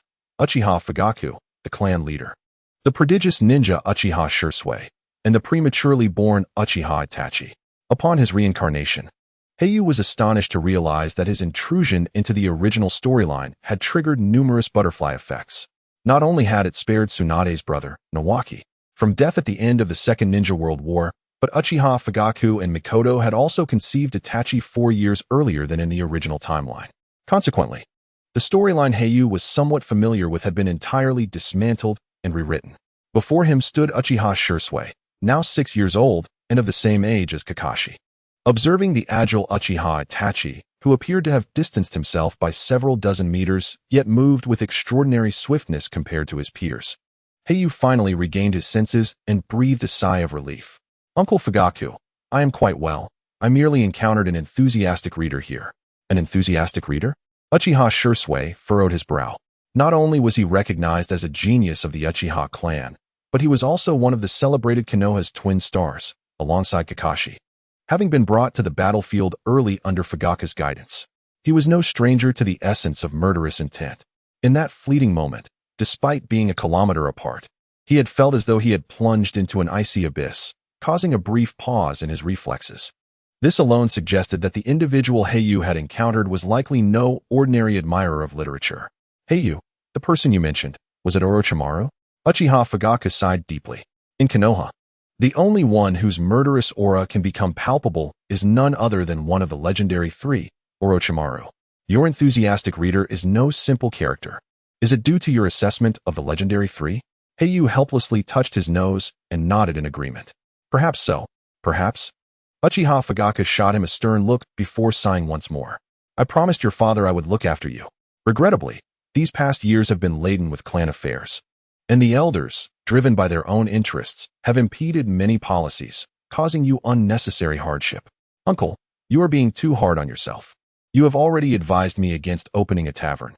It was merely my stubbornness, Hei Yu replied with a smile, shaking his head as he instinctively reached for his wine gourd. However, upon remembering Uchiha Fugaku's presence, he cheerfully refrained. 5 years ago, Black Feather's parents, serving as close ninjas to Uchiha Fugaku, were tragically slain while on a mission. Over the years, had it not been for Uchiha Fugaku's occasional assistance, Black Feather might have met a grim fate long ago. Thus, his sentiments towards Uchiha Fugaku were rather favorable. You, my boy, are indeed just like your father, never parting with the wine bottle. Uchiha Fugaku remarked as he seized the wine gourd from Black Feather's hand and took a swig, continuing, however, your unique brew of shochu possesses an exquisite flavor, contrasting starkly with those delicate sakes. Uncle, I shall bring you a few kilograms later. Rest assured, I will ensure Aunt does not discover it. Black Feather replied with a smile, reclaiming the gourd and securing it to his waist. But uncle, your visit must be due to pressing matters, am I correct? The smile faded from Uchiha Fugaku's face, replaced by a solemn expression as he spoke. The Hokage has made an exception, permitting you to participate in the examination at Konoha Academy. Regardless of your final results, you will be admitted. Black Feather's demeanor shifted slightly. As he comprehended the gravity of the situation, he had anticipated that the storytelling tavern would soon attract trouble, yet he had not foreseen its arrival would be so swift. Uncle, there must be other conditions, right? You are as astute as ever, Uchiha Fugaku sighed. Indeed, there is another stipulation. The third Hokage has decreed that, in consideration of your studies, your tavern must temporarily cease operations during school hours and can only reopen after your evaluations. He continued, during this period, you will receive some compensation for your living expenses. I have come to inform you that you must arrive at Konoha Academy by tomorrow morning for the entrance examination. Itachi will also enroll early, so you will have company. Tomorrow?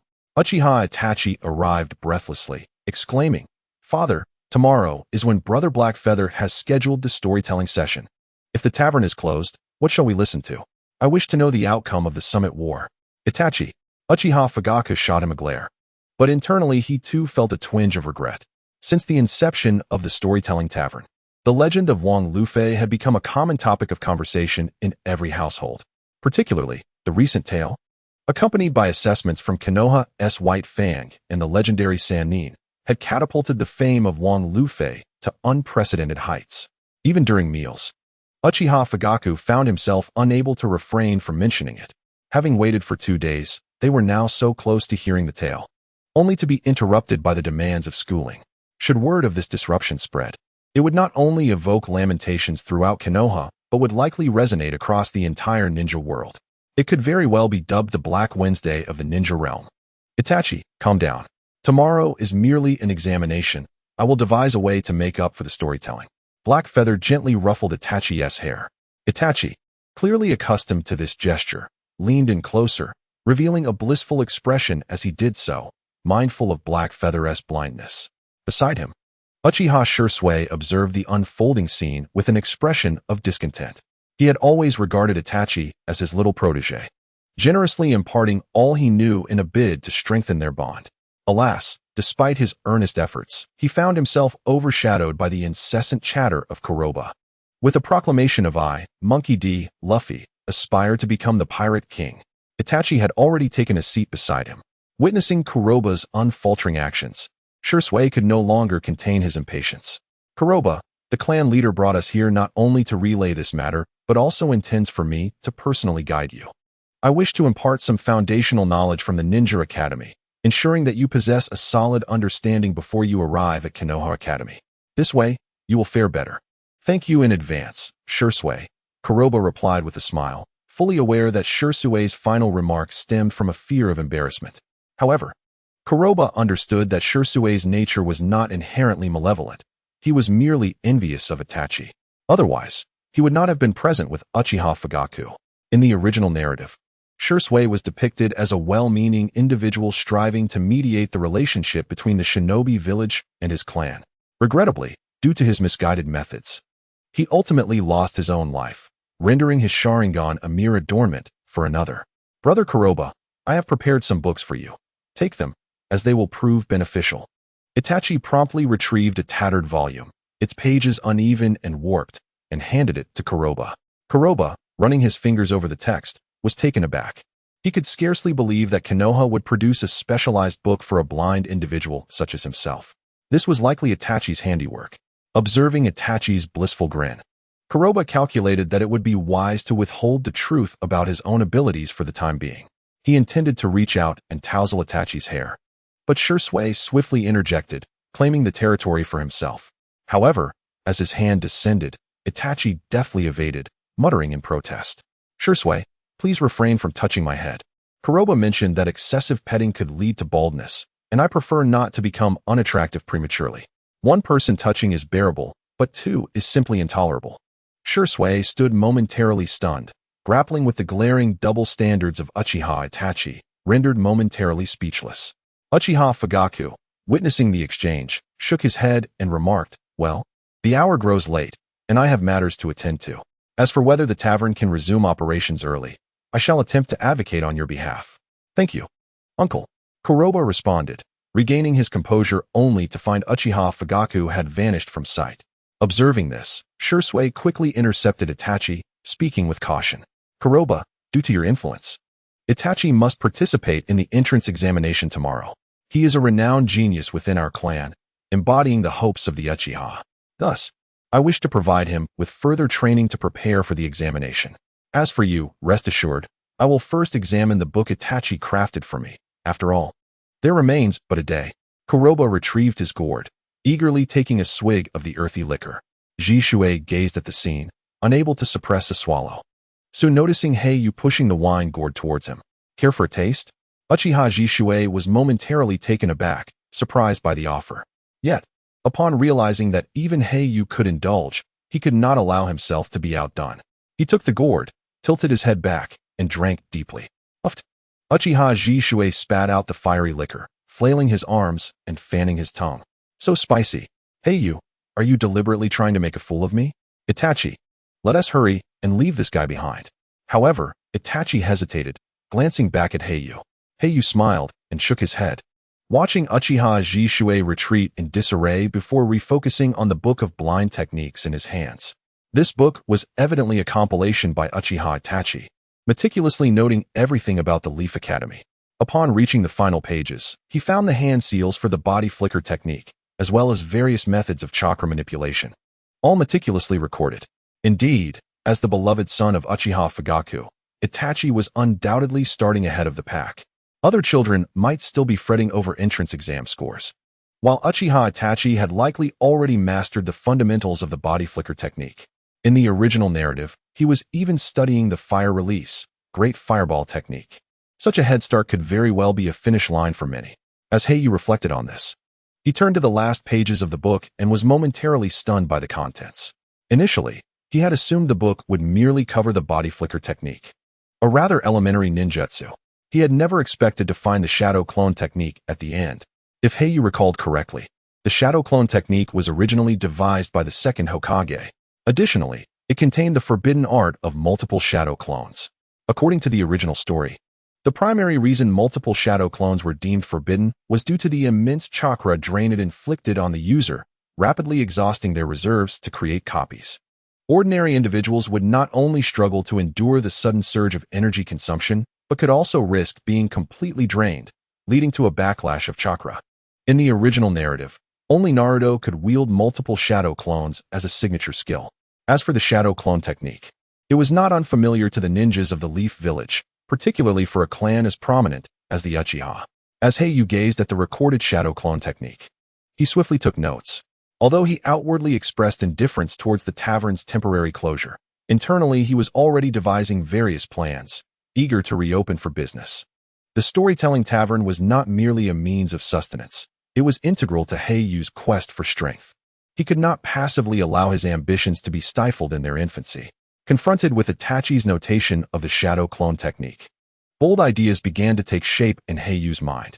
If he could master the shadow clone technique, leveraging the immense chakra advantage of his sage body, he might not reach the level of multiple shadow clones, but could potentially unleash a surge of thousands in an instant. However, conjuring 3 or 5 shadow clones should not pose a significant challenge. When that moment arrives, Hei Yu will be able to simultaneously tackle the entrance examination and manage the tavern's operations. Yet, as this thought took root in his mind, Hei Yu felt a wave of despondency wash over him. The idea was splendid, but reality was starkly different. Tomorrow marked the day of the storytelling and entrance examination. With merely a day left, mastering the art of shadow clones seemed implausible. Hei Yu glanced at the technique in his hands, never having believed himself to be a prodigy. Otherwise, he would not have endured 8 arduous years, yearning for the emergence of the system like waiting for the stars to shine. Just as this wistful thought surfaced, Hei Yu found himself frozen in place, an inexplicable sensation flooding his mind. It felt as if an intuition was whispering to him, "Perhaps I have truly grasped it." Stunned, Hei Yu stood still, unable to suppress the absurd feeling that blossomed in his mind. Eagerly, he began to form hand seals. Shadow clone technique. Bang! A torrent of chakra surged within Hei Yu, and as the final hand seal was completed, a vast white mist erupted into being. When the gentle breeze arrived and the mist dissipated, Hei Yu found himself awestruck by the additional version of himself standing beside him. Has my genius been concealed all along? Quickly dispelling this ludicrous notion, Hei Yu recalled the past 8 years, during which he had attempted various methods to enhance his strength, even secretly practicing ninjutsu. Regrettably, none had led him to any semblance of genius. Otherwise, he would not have endured such a torturous 8 years. He should have been gallivanting with confidence and authority by now. Yet, here he was, having merely observed the shadow clone technique once, and now able to execute it with remarkable ease, completely bypassing the typical struggle of being unable to comprehend or perform it. This undoubtedly shattered Hei Yu's understanding. Could it be due to the system? Has there been a change within that I am unaware of? System. Why was I able to master the shadow clone technique so swiftly? Hei Yu inquired hastily. Ding. Please hold on, host. Ding. Congratulations, host, for reaching the milestone of 1,000 taels in rewards. Those who achieve this milestone will receive a system reward, which the host is entitled to share. A reward milestone? Hei Yu paused momentarily, soon noticing a small luminous tower manifesting in his consciousness. It was marked with milestones of 1,000 taels, 10,000 taels, and 100,000 taels. Notably, at the 1,000 taels position, an additional line of small text appeared. Jiraiya rewards 10 points of insight. Staring at this simple line, Hei Yu was perplexed. If everyone were to receive an attribute panel detailing stamina, chakra, and other attributes, it could still be developed over time. However, insight is an entirely different matter. It is as if the divide between a fool and a genius is razor thin, yet one cannot transform into a genius. Nevertheless, the system had unequivocally granted Jiraiya an additional 10 points of insight. This fundamentally shattered the boundary between genius and fool. In the original author's work, Jiraiya's overall rating surpassed that of Orochimaru and Uchiha Itachi. An additional 10 points of insight would elevate him even further. I fear the gap has widened abruptly. Hei Yu exhaled a deep sigh, observing Jiraiya's comprehension value reaching 95. An absurd thought flickered through his mind. Could this minor change enhance Jiraiya's flawed sage techniques? After all, such a multitude of transformations occurred within merely 2 days, and Jiraiya was undeniably involved. It could be seen as a roundabout way to repay a debt of gratitude through the system's assistance. Soon, Hei Yu retracted his thoughts, turning his gaze toward the shadow clone beside him. The shadow clone had indeed learned to prevent any mishaps during the assessment. Hei Yu resolved to thoroughly evaluate the clone's strength to establish a sense of certainty. Meanwhile, within the bustling streets of Konoha, Jiraiya lifted the curtain of the ramen shop.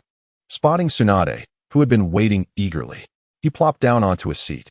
However, no sooner had he settled than Tsunade shot him a fierce glare and exclaimed, "Jiraiya, you are quite audacious, daring to deceive even me. If it weren't for the teacher informing me that you have not truly mastered the sage techniques of Mount Mayaboku, I would likely still be in the dark." Jiraiya's expression stiffened as he beheld Tsunade, who was ready for a confrontation. He abandoned any pretense of defense, offering a wry smile. "The teacher's loose lips have exposed me, it seems. Tsunade, you cannot blame me. It was a rare sight to witness you wearing that starry-eyed expression. How could I refuse? I am Jiraiya, a man with leverage." "Bah," Tsunade scoffed, rolling her eyes. "You have always been unreliable, but I have grown accustomed to your shortcomings. The reason I brought you out today is to discuss Uchiha Hei Yu. I heard from the teacher that Hei Yu is to be sent to Konoha Academy tomorrow. It seems the Story Tavern may soon close its doors. You are well aware of this, aren't you?" Jiraiya fell silent, taking a sip of sake before nodding in agreement. "When the teacher summoned me that day, I was already aware. However, I was preoccupied with a mission and could not inform you in a timely manner. Who would have thought that a place to pass the time would be closing so soon? Tsunade, what do you think if I were to take over and continue my work on Ika Ika Paradise? Would that be acceptable?" "Absolutely not." Tsunade rolled her eyes again. She was all too familiar with Jiraiya's labor of love, having read the manuscript when it first emerged. At that time, Jiraiya had eagerly suggested she be the first reader. Ultimately, she had landed a few punches on him, and that was the end of it. Should Jiraiya attempt to take over the tavern to promote his risque work, Tsunade would be the first to object. "Tsunade, can you not simply say yes? You've already denied me several times today," Jiraiya exclaimed, urgency creeping into his voice. But upon meeting Tsunade's piercing gaze, he wilted instantly, clearing his throat to redirect the conversation. "Tsunade, you must also see that this is the teacher's overt scheme, correct?" Tsunade fell silent, pouring herself a cup of sake before responding. "The teacher has changed so much for the sake of the village. Each time, he insists that everything is for the village. This time, the intentions were indeed rooted in the welfare of the village. However, the warmth and camaraderie of yesteryears seem to have diminished. A jade stone, despite its resilience, can be mercilessly shattered by the relentless onslaught of flowing waters." At this juncture, Tsunade gazed melancholically at the wine glass in her hand, murmuring, "Back when my great-uncle sought to dissolve the Senju clan, urging the clansmen to fully integrate into the Hidden Leaf village, I deemed it unwise. Now, without the oversight of the Senju clan, the essence of the village has transformed. Even the smallest of children are not spared. Jiraiya, do you believe that Konoha truly has what it takes?" Jiraiya found himself momentarily at a loss for words. Since he began gathering material for his writings, he had come to understand that the village was an intricate whirlpool of human relationships, simultaneously a grand melting pot. The fate of the Senju clan was, in essence, a model for the other clans, encouraging them to disband their familial powers and fully assimilate into Konoha. Alas, this plan was entirely shelved following the demise of the second Hokage.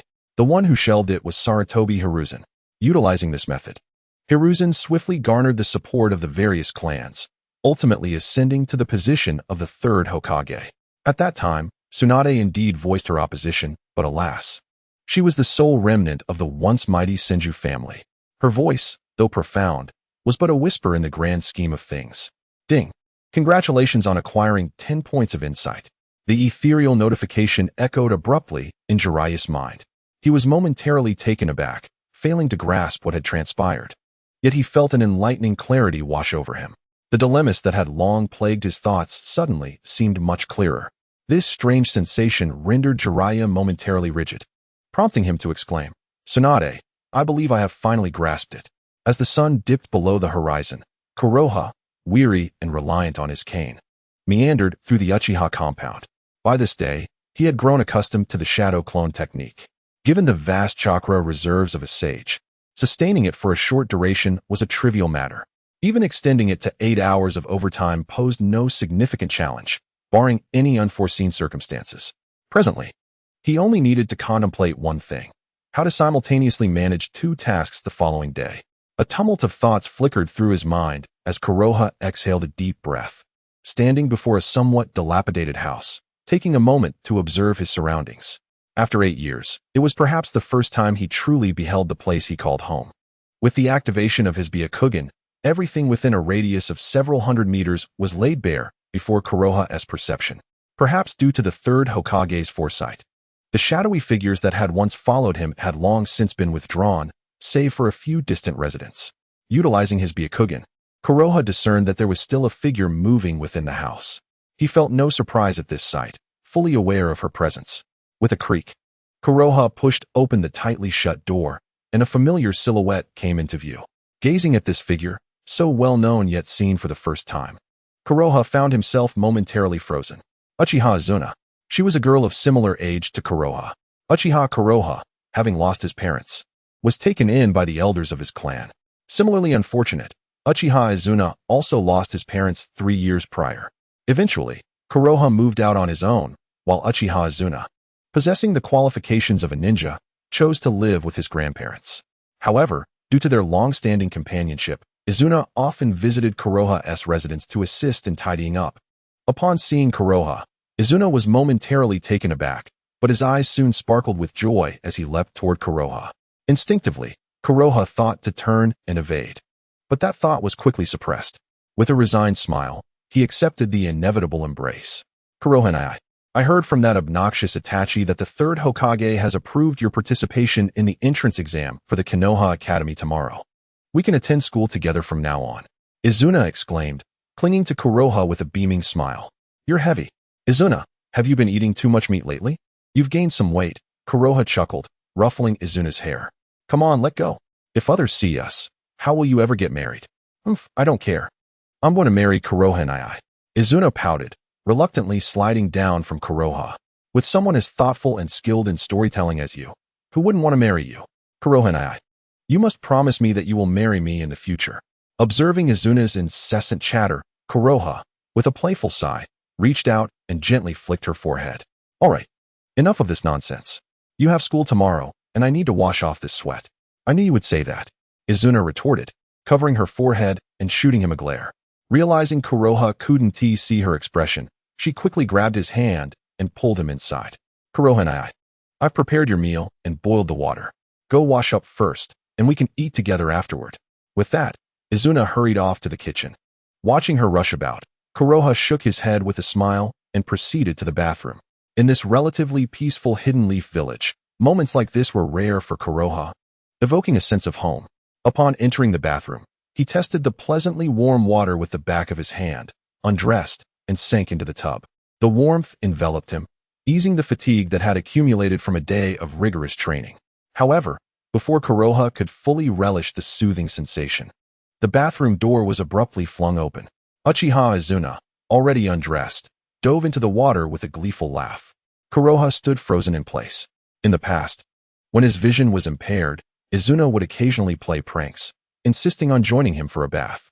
But back then, it was pitch dark, and he could see nothing.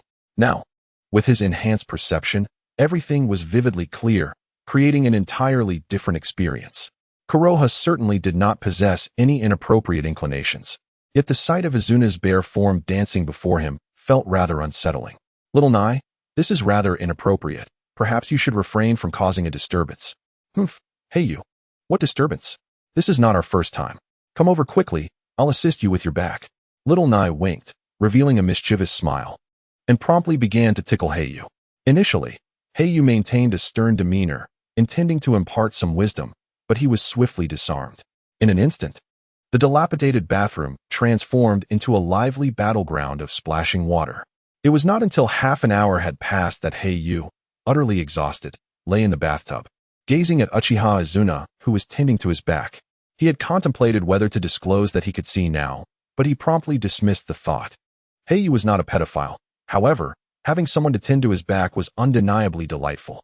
The following morning, as the sealed gates of the Hidden Leaf Village swung open, merchants and travelers who had been waiting eagerly surged in. Hurry, we must secure our spot. That little shop is quite small, accommodating no more than 10 patrons at most. Only by hastening can we claim the best position. After waiting 3 days, I feel as though I'm losing my mind.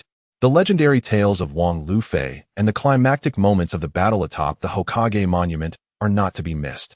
It is said that the last time the hero of the leaf, the White Fang, spoke, he mentioned the renowned Jiraiya among the 3 legendary ninjas, delving into profound discussions during his storytelling.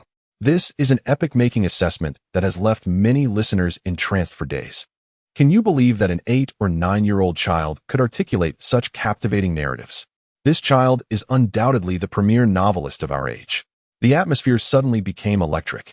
Observing the merchants and travelers rushing into the village, the stationed leaf ninja, Narataimu, couldn't help but sigh. Truly, the allure of Wang Lufei's legend is immense.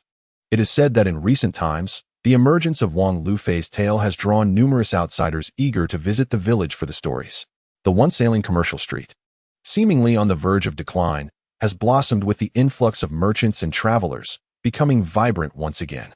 Hey Hiruzen, my son and that Uchiha Hei Yu are of similar age.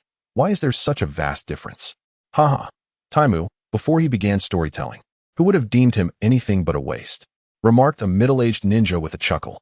Within the Uchiha clan, being blind in both eyes was viewed as a curse. That lad has had a tough life, yet he has fortuitously risen to prominence through the storytelling tavern.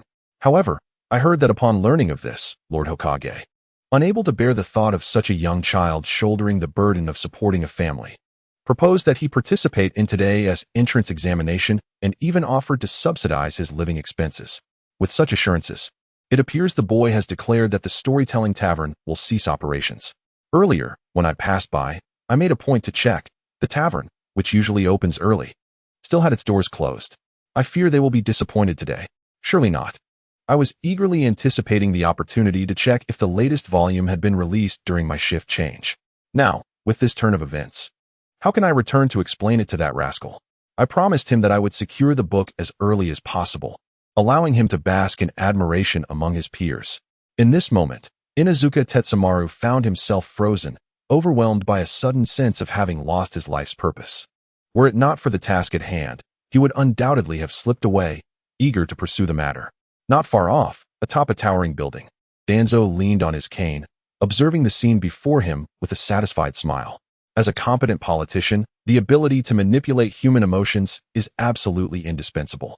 Particularly gratifying is witnessing the transformation of hopeful faces into expressions of utter disappointment, resulting in a complete letdown. That sensation is truly exhilarating. Well, time is of the essence. How are preparations at Konoha Academy progressing?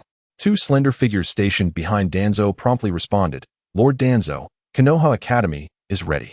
If we proceed now, we should witness quite a spectacle. Is that so? Danzo replied with a smile, glancing at the sky while gripping his cane. It is indeed time for that little brat to experience the disparity between genius and mediocrity. I hope he possesses the same prowess in action as he does in boasting. Let him not be like White Fang, who crumbled under the slightest pressure. By the way, Kaze, you and Kigen are the prodigies I have my eyes on. Far beyond what that little brat can compare. Let us move on. Konoha Academy, established by the second Hokage, has long since produced numerous ninjas since its inception. Among them are those of exceptional talent. It was Konoha's pioneering establishment of a ninja school that dismantled the barriers of clan-based education, allowing many to receive systematic training. This enabled Konoha to cultivate a wealth of new talent in a short span, setting it apart among the 5 great ninja villages. Upon realizing this, the other 4 villages also began to follow suit, such as the former Mist Village, which had not yet experienced the grotesque blood mist, the Rock Village's trials of the Will of Stone, and the Sand Village's teacher-student classrooms, all derived from Konoha Academy's training methods. Due to Konoha Academy's annual admission being limited to just once a year, parents began arriving at dawn with their children, eager to participate in the entrance examination. The examination is divided into 3 parts: the recommendation, the foundational assessment, and the chakra strength test. Only those who meet the standards in all 3 evaluations may enter the ninja school. Of course, there are exceptions, such as Might Guy. Father, do you think Blackfeather will show up? Will he really come?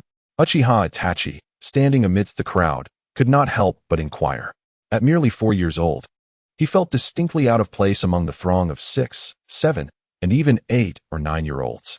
However, as the surrounding crowd, along with the parents, discerned the attire of the Uchiha clan adorning Itachi, and noted the presence of Uchiha Fugaku nearby, all confusion evaporated in an instant. In contrast to the infamous moniker of the blind Blackfeather, the Uchiha star duo, Shursui and Itachi, commanded equal renown within the village. Even other shinobi villages had heard whispers of their prowess. Thus, it was hardly surprising that Uchiha Itachi was eligible to participate in the Konoha Shinobi examination. Welcome, everyone, to the new student evaluation of Konoha Shinobi Village. I am Danzo, the overseer of this examination. Danzo's voice suddenly resonated, drawing the gaze of all present. Behind him stood not only the recently recruited root subordinates, Yamenka Fu and Yono Toko, but also 3 unexpected figures. Heavens! The legendary Sannin of Konoha are all here. It was said that since the Second Shinobi World War, opportunities to witness the trio together had become exceedingly rare. Indeed, the Konoha Sannin were figures that struck terror into the hearts of the shinobi world. Each one of them could stand alone against formidable foes. In the current shinobi landscape, who could compel them to unite against a common adversary, save for the demigod Hanzo of the Salamander? However, the simultaneous presence of the Sannin at the new student evaluation raised eyebrows. Could there be a momentous event on the horizon? The atmosphere instantly ignited with excitement. Faced with the rare sight of the Sannin together, it was evidently sensational news. Numerous ninjas whispered encouragement to their children, urging them to showcase their abilities in hopes of capturing the attention of the Sannin and securing a place as their disciples, a prospect that would undoubtedly pave a path to greatness. Observing the throng of exhilarated spectators, Danzo's smile widened. This was the outcome he desired. The higher one is elevated, the more profound the fall when they plummet. Orochimaru, I did not anticipate your presence, Tsunade remarked, eyeing Orochimaru beside her. She vividly recalled the Second Shinobi World War, when he had been a cold-blooded adversary, even aiming to eliminate Jiraiya. Unable to restrain herself, Tsunade queried, Orochimaru, you aren't truly considering causing trouble over a mere child's evaluation, are you? If that is the case, I would have to look down upon you. Jiraiya felt a sudden tension. He had always chosen to trust Orochimaru, yet the latter's penchant for unscrupulous methods left him uneasy. In Jiraiya's eyes, Blackfeather was a rare gem, one whose exceptional qualities deserved to be nurtured, not squandered by Orochimaru. Oh, it appears you are indeed intrigued by that little brat, Orochimaru remarked, licking his dry lips with a smile. However, I regret to inform you that I have also taken a keen interest in him. You too? Jiraiya's expression darkened. Tsunade, standing nearby, tensed slightly. In an instant, the atmosphere among the 3 became exceedingly delicate. Feeling the subtle shifts in the atmosphere around him, Orochimaru paid little heed, letting out a hollow chuckle as he remarked, Tsunade, Jiraiya, you remain as you always were, proceeding without a shred of thought. Yet, did I not mention that I have taken a liking to that boy? I believe he possesses the capability to pass the entrance examination for newcomers. Perhaps he may even surprise you. As he spoke, visions of the previous day's encounter with Konoha arose in Orochimaru's mind, the boy's calm demeanor in the face of his overwhelming malevolence. This composure set him apart from his peers and even adults, marking him as an exceptionally rare prize in Orochimaru's eyes. The mere thought of capturing such a remarkable quarry filled him with exhilaration, prompting him to unconsciously lick his lips. Seeing Orochimaru's earnest expression, Tsunade and Jiraiya were momentarily taken aback. Their journey to Konoha Academy that day was driven by concerns over Kuroha's potential missteps during the examination, and they had not anticipated that Orochimaru, who typically harbored disdain for Konoha, would offer such commendation. Danzo, too, was somewhat surprised, however, considering Orochimaru's clandestine dealings. He dismissed any worries, tightening his grip on his cane with a smirk. "Ah, Orochimaru, I did not expect you to engage in pleasantries. Rest assured, today's examination is merely a formality for that boy. No matter how poorly he performs, according to the third Hokage's wishes, he will gain admission to Konoha Academy. So, you need not fret." "Fret?" Orochimaru replied with a sinister smile, his serpentine gaze surveying the crowd before him. "Rest assured, I am quite serious. I am not jesting." Unexpectedly, a teacher had also joined the fray. Teacher? Tsunade and the others were momentarily bewildered.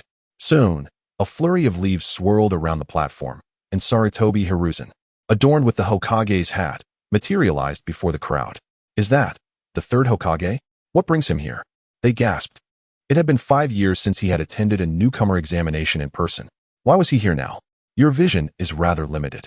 It is a rare occasion for the third Hokage to be present. This represents a tremendous opportunity for showcasing one's abilities. If the Hokage takes notice, it would be an unparalleled honor. The vast training ground erupted with excitement once more. Standing amidst the throng, Itachi observed the scene, unable to suppress a murmur. "Father, why have the Sannin and the Hokage all come? Isn't this merely a routine examination? It seems to have taken on a different significance." Under the guidance of Uchiha Fugaku, Itachi's intellect had matured remarkably. Nevertheless, Kuroha's unexpected involvement had also brought about a transformation in him. Before outsiders, Itachi was a stoic young lad, but in the presence of those close to him, he exhibited a charmingly innocent demeanor. "Itachi, rest assured, even if they do not show up, you are still the foremost newcomer, the prodigy of the Uchiha clan. It is not merely idle talk. Do not forget our special training from yesterday," Uchiha Shursui said, reaching out as if to ruffle Itachi's hair affectionately. However, as soon as he approached, he was scolded by Itachi and retreated. Observing the playful antics of the two, Uchiha Fugaku refrained from speaking. As the leader of the Uchiha clan, his perspective on the situation was clearly far beyond that of two mere children. He understood that the presence of these individuals here was likely entirely due to the influence of Konoha. "Ah, everyone, it is a pleasure to encounter you here." The third Hokage began, with a forced chuckle. "This time, I have taken it upon myself to ensure the newcomers meet the standards and to observe the inheritors of the will of fire. Additionally, there is another reason for my presence. This time, I have set a poor example and sought a backdoor entry for a child who would not ordinarily qualify for the exam. I recognize that such favoritism should never be associated with the Hokage. However, upon hearing the tale of Monkey D., Luffy, and learning about the 8-year-old Uchiha Konoha, who opened a storytelling tavern to support his family, I felt compelled to make an exception. I intend to facilitate Kuroha's entry into the Konoha Academy, allowing him to pursue his education without relying on the tavern for sustenance. As Hokage, I bear this guilt." His deep voice resonated throughout the gathering. The attendees were initially taken aback, only to erupt into a cacophony of chatter. "Good heavens, is that Uchiha Konoha, the blind boy who runs the storytelling tavern and has gained fame through Monkey D., Luffy's legend? He wishes to participate in the Konoha Academy assessment. But isn't today is storytelling day? If he joins the assessment, does that mean there will be no storytelling today? I promised my family I would bring them a story. If there is no storytelling today, will there be any tomorrow? Will there be none in the future? Why has this little rascal suddenly decided to take the entrance exam on the same day as storytelling?" The crowd buzzed with excitement. Yet, as he listened to their discussions, the third Hokage's expression of self-reproach stiffened. The heartfelt lament he had prepared for so long now seemed futile. Was it possible that the weight of his remorse could not compete with the allure of Monkey D., Luffy's legend? If that were the case, then his emotional display had been in vain. "Hokage-sama, if Uchiha Konoha participates in the new student assessment, will there still be storytelling in the future? Hokage-sama, is it possible for Konoha not to become a ninja? He is, after all, blind, and it seems rather inconvenient for him to join the Konoha Academy. Yes, perhaps he should continue storytelling. It would allow him to make a living." The crowd erupted into a flurry of voices. Standing at the back, Danzo observed the third Hokage's predicament with a hint of amusement. However, as the person responsible for the new student assessment and wary of the repercussions from the third Hokage, Danzo quickly stepped forward to defuse the situation. "Ladies and gentlemen, I implore you to maintain your composure. The third Hokage's intentions are rooted in fostering greater equity within our village, thereby granting Konoha Uchiha an additional avenue of choice. The decision to partake in the new student assessment was indeed abrupt, yet it was a commitment made by Konoha Uchiha himself. As for the inquiries concerning the continuation of the legendary tale of King Luffy, I can assure you that as long as Konoha Uchiha meets the assessment standards, he shall be permitted to resume the operation of his tavern, and the storytelling will pose no issue as well. The cacophony of voices was suddenly quelled, and the smile upon Danzo's face broadened. There was a certain satisfaction in witnessing the third Hokage, Sarutobi Hiruzen, face adversity. Lord Danzo, what constitutes passing the assessment? One voice queried. According to your words, when might Uchiha Konoha be able to reopen his tavern? Can it be today? No, should I say tomorrow? Another chimed in. Indeed. Will we be able to hear the tale of King Luffy tomorrow? Lord Danzo, could you provide us with a definitive answer? The smile that had graced Danzo's face abruptly stiffened. Initially, he thought he had overestimated the influence of the tale of King Luffy. Yet it became evident that he had gravely underestimated it. The third Hokage chuckled, stepping forth from the crowd, and raised his hand, declaring, "Rest assured, my friends. I too have heard whispers of the legend of King Luffy. I would consider myself a devoted listener, eager to hear the unfolding narrative. However, we must not allow personal preferences to deprive Konoha Uchiha of his educational opportunities. Therefore, as long as he meets the academic standards within the institution, he shall be granted the chance to reopen his tavern. I trust that Konoha does not object to this arrangement." All eyes turned towards the third Hokage's gaze, landing first upon Konoha, who stood at the school gates, leaning on a cane, flanked by two figures, Konoha's White Fang and Kakashi. Jiraiya and Tsunade exchanged worried glances, their words caught in their throats. Had the circumstances permitted, they would have pressed down on Konoha's head to dissuade him. Not only they, but also others harbored doubts. A blind man, deemed useless, achieving the assessment standards, was that not a jest? In an instant, every gaze fixated on Konoha, infused with an inexplicable urgency. I am grateful for the third Hokage's generous consideration, and I shall strive diligently to meet the assessment standards, Konoha addressed the podium. Might I inquire, esteemed third Hokage, what precisely constitutes the assessment criteria? Should I ascertain it, I will endeavor wholeheartedly, ensuring I do not betray your expectations or the village's nurturing. Having once been a beleaguered member of the working class, Konoha was well acquainted with such rhetoric. Yet, in this era, it proved unexpectedly effective, at the very least. Upon hearing Konoha's response, the third Hokage's eyes twinkled with mirth. Tsunade and Jiraiya fell silent, while Konoha's White Fang, standing behind Konoha, let out a quiet sigh. As the individual most likely to pose a threat to the position of the third Hokage within the Hidden Leaf Village, he possesses a keen understanding of political maneuvering. However, comprehension and action are two distinct concepts. The White Fang of the Leaf is far better suited to serve as a formidable weapon in the hands of a politician, excelling on the battlefield. Regrettably, as the third Hokage observed the growing strength of the White Fang, he felt compelled to suppress the three legendary ninjas he had trained, fearing that he would be unable to wield such a powerful blade in the future. Thus, following the White Fang's failure on a mission, he chose not to clarify the situation, allowing Danzo to manipulate events from the shadows, casting the White Fang into a position of public scorn, achieving the result of killing without shedding blood. "Father, is this situation not unfavorable?" Kakashi could not help but inquire in a hushed tone. The White Fang ruffled Kakashi's hair. Lost in thought, the third Hokage atop the platform smiled even more broadly and said, "Excellent. I did not expect you to be so eager to learn, Konoha. In truth, the assessment criteria are not overly stringent. I am aware of your physical limitations concerning training, so I have slightly lowered the standards. As long as you achieve a score above the passing mark in your upcoming studies, you may once again manage the storytelling tavern. Rest assured, during this time, I will ensure that your tavern does not fall into neglect. I have already arranged for someone to assist you in its management. If you have no further inquiries, let us commence the assessment, as time is of the essence. And do not feel the need to thank me. You are all the future of the leaf. Where the leaves dance, the fire endures, illuminating the village and nurturing the new leaves to sprout. I believe you, Konoha, are no exception and can achieve this as well." As the third Hokage concluded his address, the teacher present hastily began to call out, leaving no opportunity for others to speak. Regarding this brainwashing rhetoric, Konoha genuinely wished to ask, "Where the leaves dance, the fire endures. Is this a campaign to set the mountains ablaze?"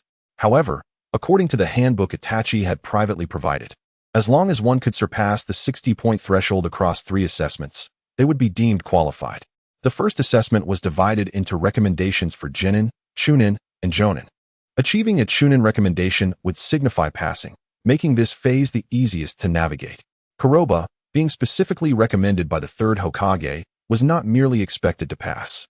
A perfect score seemed entirely within reach. Conversely, the second assessment focused on physical techniques and chakra refinement. To outsiders, a youth burdened with the identity of a failure, regardless of how masterful his storytelling might be, would likely find these 2 challenges the most formidable obstacles. Nishimori Kuri, 60 points for recommendation, 70 points for physical techniques, 60 points for chakra refinement. The overall score for the entrance assessment is satisfactory, passed. The teacher's voice rang out, met with a chorus of applause. Kuroba regained his focus. Observing a boy, approximately 9 years old, standing behind the teacher, his face alight with excitement as he surveyed the assessment process. A 7-year-old girl quickly stepped forward from the crowd, approaching an open area.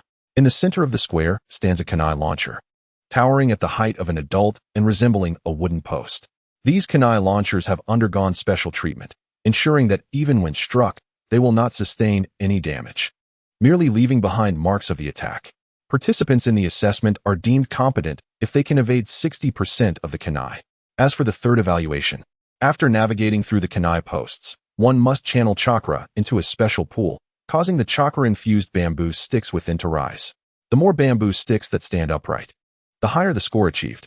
Uchiha Aku received a score of 50 in the second evaluation, which was deemed unsatisfactory, but passed the third with 70, resulting in an overall acceptable performance. Uchiha Nishi, however, scored 30 in the second evaluation and 50 in the third, rendering his overall performance inadequate, thus failing.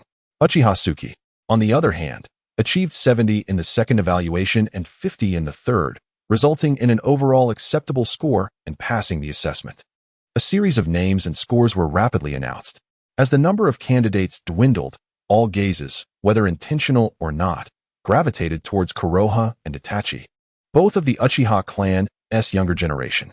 One hailed as a prodigy, the other labeled as a failure, yet they were positioned in a sequence to undergo the assessment. For anyone observing, the sensation must be quite extraordinary, reminiscent of Naruto and Sasuke from the original tale. Were it not for Iruka's intervention, which transformed Naruto, he might have succumbed to darkness long ago. One must ponder, as the seal master of the 9 tails, if the 4th Hokage, Minato Namikaze, were aware that his son was not only disregarded as a hero but also referred to derogatorily as a demon fox and a murderous fiend. He would have surely been enraged beyond measure. As for the 3rd Hokage, Hiruzen Sarutobi, not only did he fail to support Naruto, but he also resorted to using the telescope technique to spy on him, all under the guise of protection and goodwill, dismissing the matter entirely. Conversely, in the Hidden Cloud Village, the status of Jinchuriki far surpasses that of ordinary citizens, with these hosts revered as heroes. This, perhaps, exemplifies the legendary disparity in treatment. Next, Uchiha Itachi, Konoha, lost in thought, was jolted back to reality as he observed Itachi stepping forward. He reached out and ruffled Itachi's hair, encouraging him. Itachi, give it your all. Though it may seem a tad cliched, I have faith in your capabilities. Brother Konoha, rest assured, I will not disappoint you. However, you promised that if I passed the assessment today, I would be able to hear the next chapter of the tale of King Luffy. You wouldn't deceive me, would you? Itachi replied in a childlike voice, a demeanor he reserved solely for Konoha. Beside them, Shursui could hardly contain himself. Konoha, it is no surprise that Itachi will undoubtedly pass. However, your assertion about him hearing the tale of Luffy today might be a ruse. Do not forget, you just pledged to the 3rd Hokage that storytelling would only continue if one achieves a passing score, which may prove challenging for you. Brother Konoha? Itachi's face displayed a hint of uncertainty.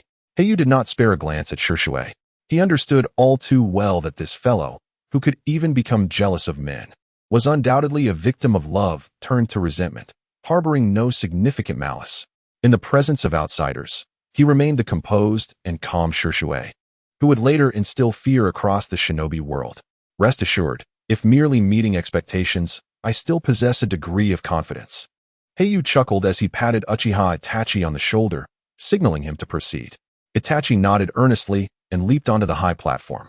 His agile movements caused the onlookers to widen their eyes in astonishment, including the proctor. Begin. Bang, bang, bang, bang. In an instant, several shurikens were propelled from the wooden post at the center of the square. Uchiha Itachi's body tensed like a coiled spring, and he launched forward like a cheetah. With deft dodges, he evaded the incoming shurikens as they whizzed past him. The 50-meter distance was quickly diminished. As he approached the shuriken launching post, the mechanism triggered again. Bang! Bang, bang, bang. Nearly 20 shurikens were released in a flourish akin to falling blossoms. Itachi was already prepared. Unlike others, he swiftly reached into his ninja tool pouch and flung a handful of shuriken back. Clang, clang, clang, clang. Sparks flew as the shurikens collided, creating a clear space amidst the chaos. Having meticulously calculated the timing, Itachi wasted no time and dashed through the gap. Before the crowd could regain their senses, Itachi had already surpassed the shuriken launching post and landed before the chakra pool. With a sudden force, he pressed down, and under the frenzied influx of chakra, the bamboo pieces that previously floated serenely in the water sprang to an upright position. 1, 2, 3, 4, 10 pieces stood tall, and several more began to rise. The tension in the air tightened as everyone braced for what was to come. The next moment, gasps of astonishment echoed throughout the arena. Even the proctor stood momentarily dumbfounded. Uchiha Fugaku wore a smile of pride. Truly, the genius of the Uchiha clan, his accomplishments rivaled those of Uchiha Shisui and Kakashi Hitaki without a hint of inferiority. The third Hokage beamed warmly. Harui, do announce the scores. The proctor, Harui, snapped back to reality and quickly declared, for the second phase, a score of 100. Satisfactory performance. For the third phase, 10 bamboo pieces, a score of 100. Exceptional performance. Assessment passed. A wave of astonishment swept across the vast training ground. A perfect score had been achieved, marking the first of the day, perhaps the only one. As the examination drew near its conclusion, Uchiha Itachi was positioned second to last, with Hei Yu being the final participant. In light of Itachi's extraordinary performance, who would dare believe that a blind man could surpass a genius? Brother Hei Yu, did I perform well? Itachi dashed back to him. Hei Yu smiled and ruffled Itachi's hair, saying, You were indeed splendid. However, everyone is watching, so do go ahead and wait for me. Once I complete my assessment, you shall hear the legend of Monkey D. Luffy. All right. Uchiha Itachi once again retreated behind his teacher. In a moment of distraction, Hirue came to his senses and, under the gaze of the third Hokage, promptly spoke up. The final participant is Uchiha Kuroba.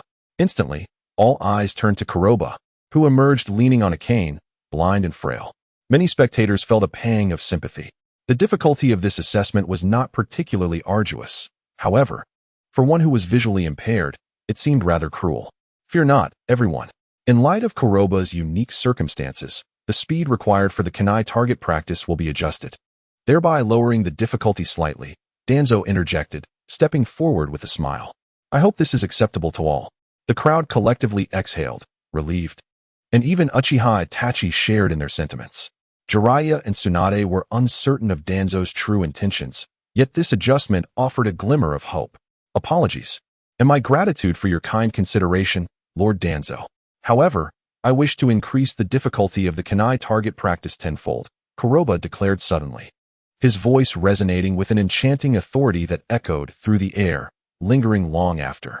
The audience regarded Kuroba as if he were a specter, astonished by his boldness. They wondered if he knowingly accepted defeat, uttering such defiant words. If so, it would surely betray the concern they had just expressed for him. Tsunade and Jiraiya, standing on the elevated platform, were momentarily stunned, while Orochimaru observed with a mischievous glint in his eyes, perhaps finding Kuroba's audacity intriguing. The third Hokage was taken aback as well, his expectations turned upside down. Initially, the assessment had been devised to challenge Uchiha Kuroba, yet he had surprised them all with his audacity. However, surprise aside, the third Hokage quickly regained his composure and reassured him. Kuroba, I understand that this assessment may pose a challenge for you. There is no need to resort to such drastic measures. Should you wish to abstain from the evaluation, I would be willing to make an exception. I believe everyone would understand your decision. Observing the third Hokage's conciliatory tone, Kuroba shook his head, leaning on his cane. No need for that, esteemed third Hokage. Since the difficulty cannot be increased, let us commence. I still wish to return and share tales. Hei, momentarily taken aback, quickly regained focus upon seeing Kurobo on stage and exclaimed, "Let us begin." With those simple yet weighty words, the atmosphere shifted. On the elevated platform, Danzo's smile broadened. What was once merely a wooden target for kunai practice now revealed a massive log, as thick as a bowl, before the eyes of the crowd. This was the challenge set at level 10. Hirue's expression shifted dramatically as the reality of the situation sank in. This assessment challenges the speed and impact of a graduate-level ninja, a feat that is nearly impossible for an ordinary person to evade, let alone a blind newcomer. Was it not agreed to lower the difficulty? Why has it instead been escalated? This is troubling. It seems there is a malfunction with the target. Hei, hurry and intervene. With a flicker of urgency in his eyes, Danzo hastily called out. Hei, momentarily taken aback, surveyed the powerful figures around him, the legendary three Sannin and Danzo. A prominent advisor of Konoha, surely, the task of saving others could not fall upon his shoulders. Yet, with Danzo's order, Hei found himself at a loss. However, with the wooden log already launched, he could not afford to ponder further and prepared to leap into action. As he moved, a thunderous sound reverberated from the ground. Everyone's nerves tensed, and they quickly turned their attention to the black feather. In an instant, the figure of Kurohane vanished, leaving behind a deep footprint in the earth. He reappeared, having crossed dozens of meters, standing directly before the log. Without a trace of flamboyance, he delivered a punch head-on. Bang! The clash of fist against wood resonated like thunder. Before anyone could react, the log was sent flying by a single strike. In plain sight, it crashed forcefully against the target. Boom! The target seemed unable to withstand the tremendous force, shattering upon impact. As fragments of the target scattered like autumn leaves, Kurohane, akin to a specter, left a series of afterimages as he dashed past the high platform, arriving at the chakra spirit pool. The chakra within him, unique to the sage body, surged forth like a wild ocean. If he was to attempt this, Kurohane had but one objective, to astound with a single, resounding act. Only by drawing the gaze of the masses could he hope to secure a sliver of opportunity for self-preservation in the face of inadequacy. Boom! The chakra, vast and overwhelming, could only be described in tons. As the spectators regained their composure, their eyes fell upon the chakra spirit pool. 10 bamboo shoots rose abruptly from the surface, standing erect in unison. To erect 10 bamboo shoots in one breath. This spectacle caused the onlookers' pupils to constrict, drawing gasps of astonishment. Yet the scene that followed left their minds buzzing. The moment the 10 bamboo shoots stood upright, it was as if invisible hands stirred the entire spirit pool. Under the violent influx of chakra, akin to a dam bursting, the pool erupted. Boom! The spirit pool shattered with a resounding crash. Waves of water surged skyward like a dragon, exploding into the air several dozen meters high. The myriad droplets cascaded down like a torrential downpour, enveloping the square, which had fallen into an eerie silence. What unfolded before their eyes seemed immensely intricate. However, the entire sequence transpired within mere moments. Just moments before, they believed Kurohane had succumbed to despair, recklessly escalating the difficulty of the assessment tenfold. Yet now, what lay before them was a scene of raw power and unrelenting destruction. Was the earlier request truly an act of self-destruction and madness?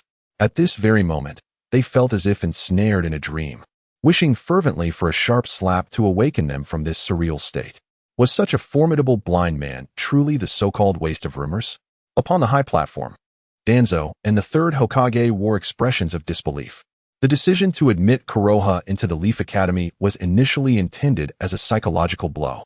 However, what unfolded before them felt like a silent slap, harshly striking their faces, leaving them with a stinging sensation that even their aged visages could scarcely endure. As they beheld Konoha standing before the shattered chakra spirit pool, they suddenly realized that this boy, labeled as a waste, had concealed his true depth far too well.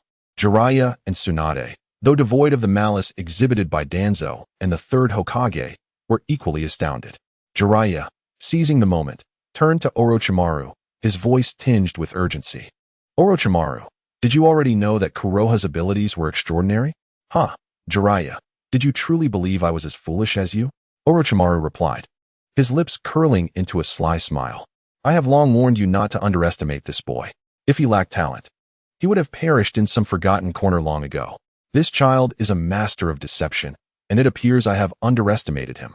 Tsunade wore an expression of uncertainty. At that moment, she recalled the tremendous chakra that had erupted in the forest 3 days prior. Initially, she thought such phenomena could never manifest in an 8-year-old child, let alone one who was widely regarded as a blind fool.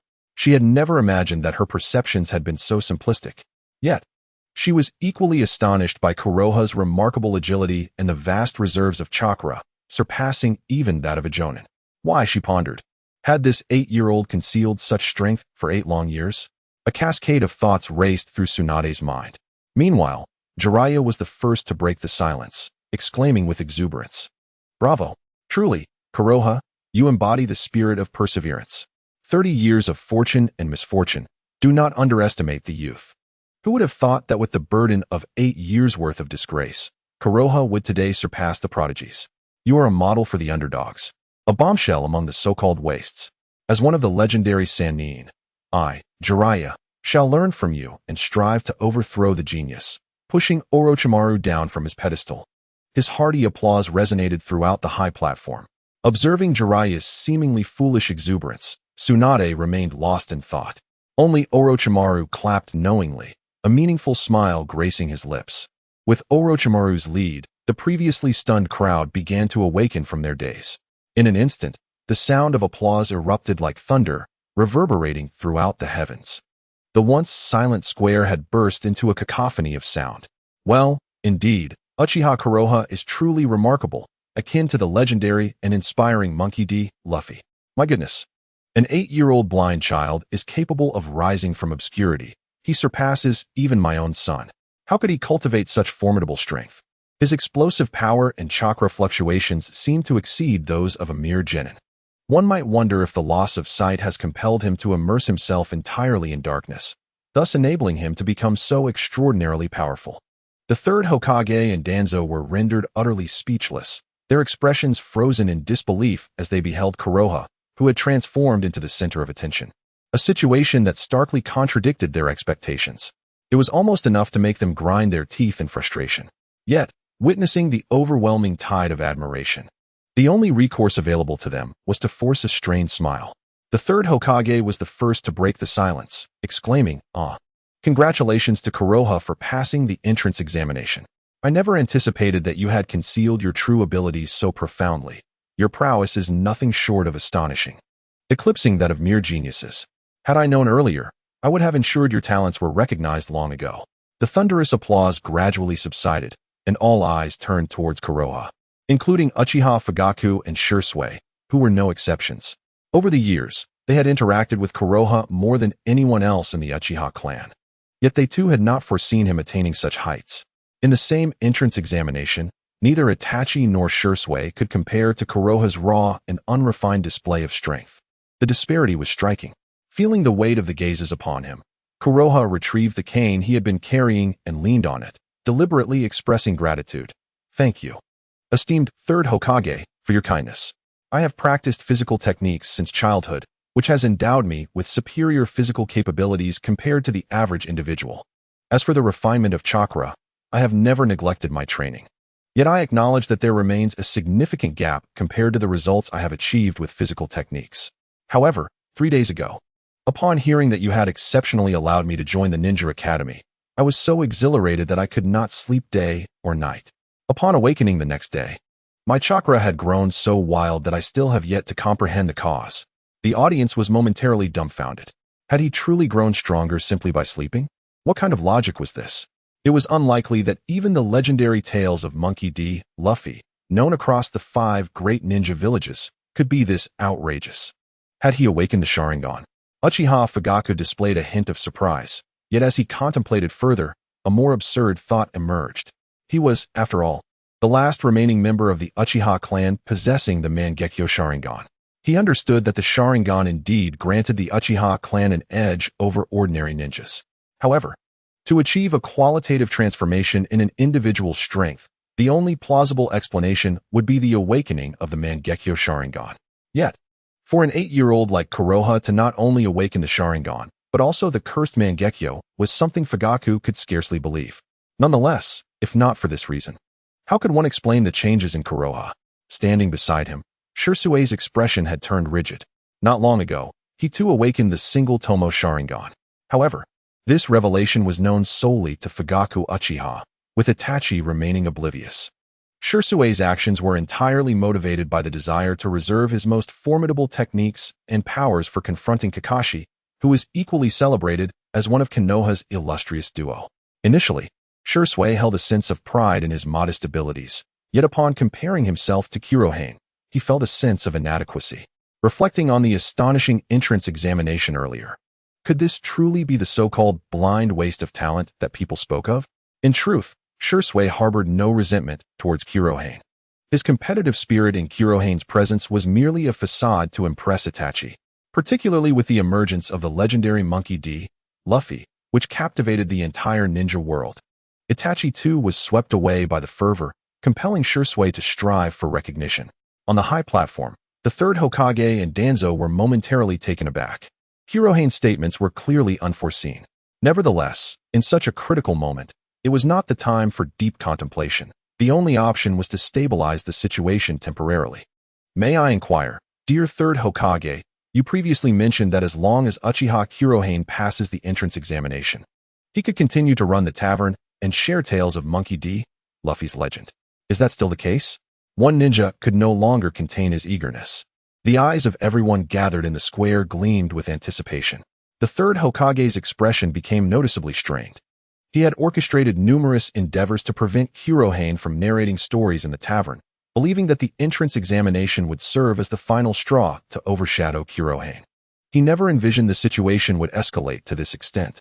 However, the current circumstances left no room for the third Hokage to ponder further. Faced with numerous gazes, he quickly spoke with a smile. Ladies and gentlemen, I too am an ardent admirer of the tales of Monkey D, Luffy, and I yearn to hear them soon. However, the talent exhibited by Kurohane just now is nothing short of extraordinary. This indicates that with proper guidance, Kurohane could undoubtedly become a pillar of the Hidden Leaf Village. The expressions of those present varied widely. Indeed, a thick skin proves invincible. Kurohane had anticipated that the third Hokage would outright dismiss his earlier statement. However, he never expected the Hokage would invoke the village's greater good to exert pressure. If others were to hear such sentiments regarding the village's interests, they would likely acquiesce without protest. Observing the sudden silence in the square, the third Hokage let out a quiet sigh of relief, his smile growing increasingly radiant. The process had indeed been somewhat convoluted, yet achieving the intended outcome from the outset was sufficient. Standing nearby, Jiraiya and Tsunade wore grim expressions. Witnessing Kurohane's remarkable performance, they initially felt a flicker of joy. Alas, facing the immutable principle of the village's greater good, they were left with a sense of helplessness. Everyone, quickly! The tale of Monkey D, Luffy, is about to commence. The urgent shouts echoed from afar, piercing through the silence of the desolate playground like a clap of thunder, causing everyone present to feel a buzzing in their heads. Instinctively, they turned to gaze at the black feather in the square.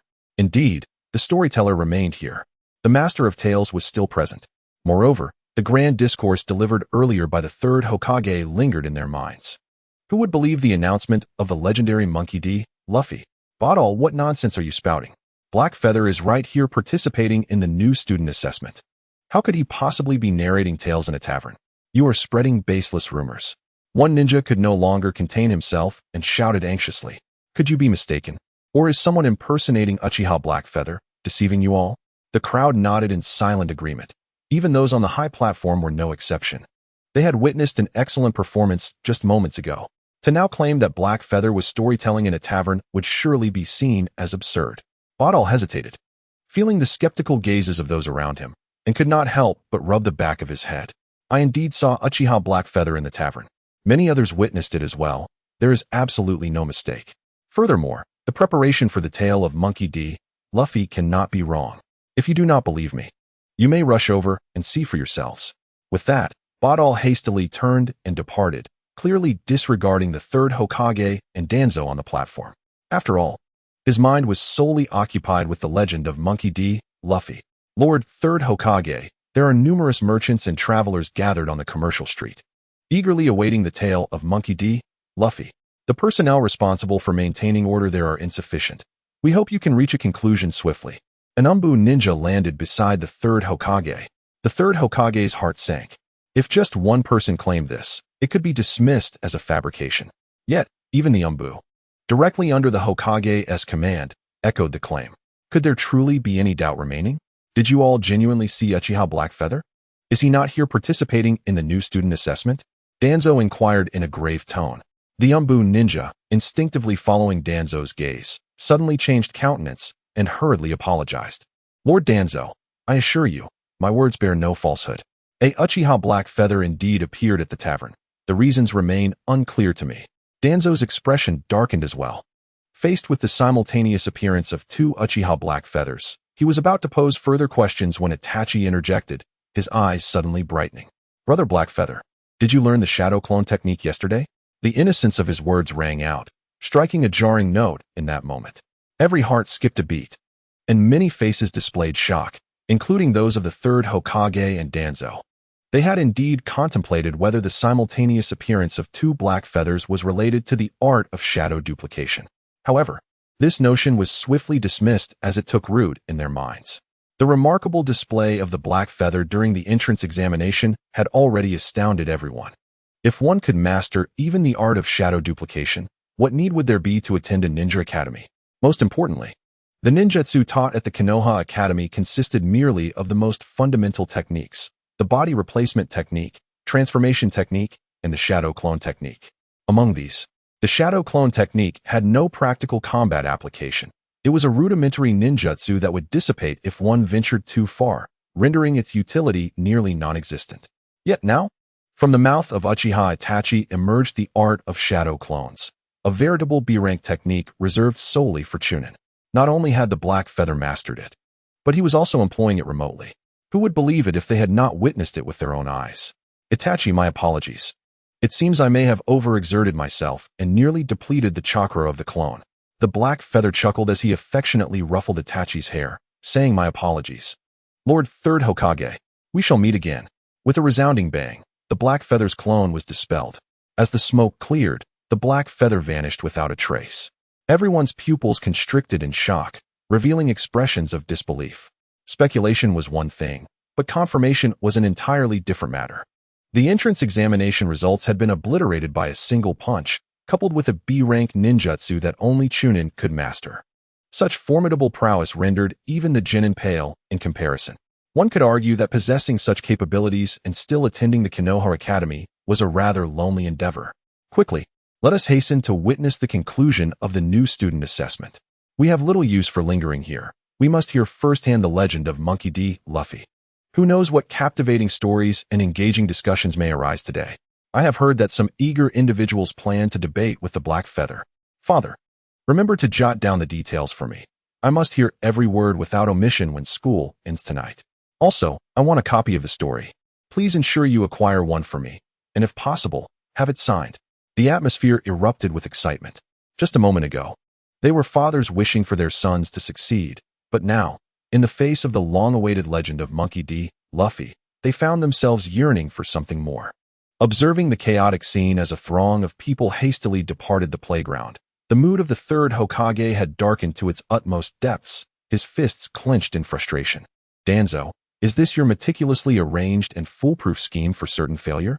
Not only have you failed to deliver a crushing blow to that brat, but you have now become his stepping stone. Tomorrow, an additional legend will emerge within the ninja village and even the wider ninja world. If this is your capability, I truly question whether your root subordinates are deserving of their positions or whether they are merely idling away their time. Danzo's face paled, having anticipated that the third Hokage would cast the blame upon him. However, the circumstances were beyond his control. Danzo refrained from unleashing his anger, muttering a few curses under his breath before lowering his voice. Rest assured, Sarutobi, the current situation is indeed unexpected. However, I have long prepared a contingency plan to address any unforeseen developments. Initially, I intended to compel him to surrender the storytelling tavern willingly, but given his deep concealment, I shall not hesitate to ruin him utterly, preferring to see him perish rather than endure the disgrace. My cold, incisive words reverberated in the ears of the third Hokage.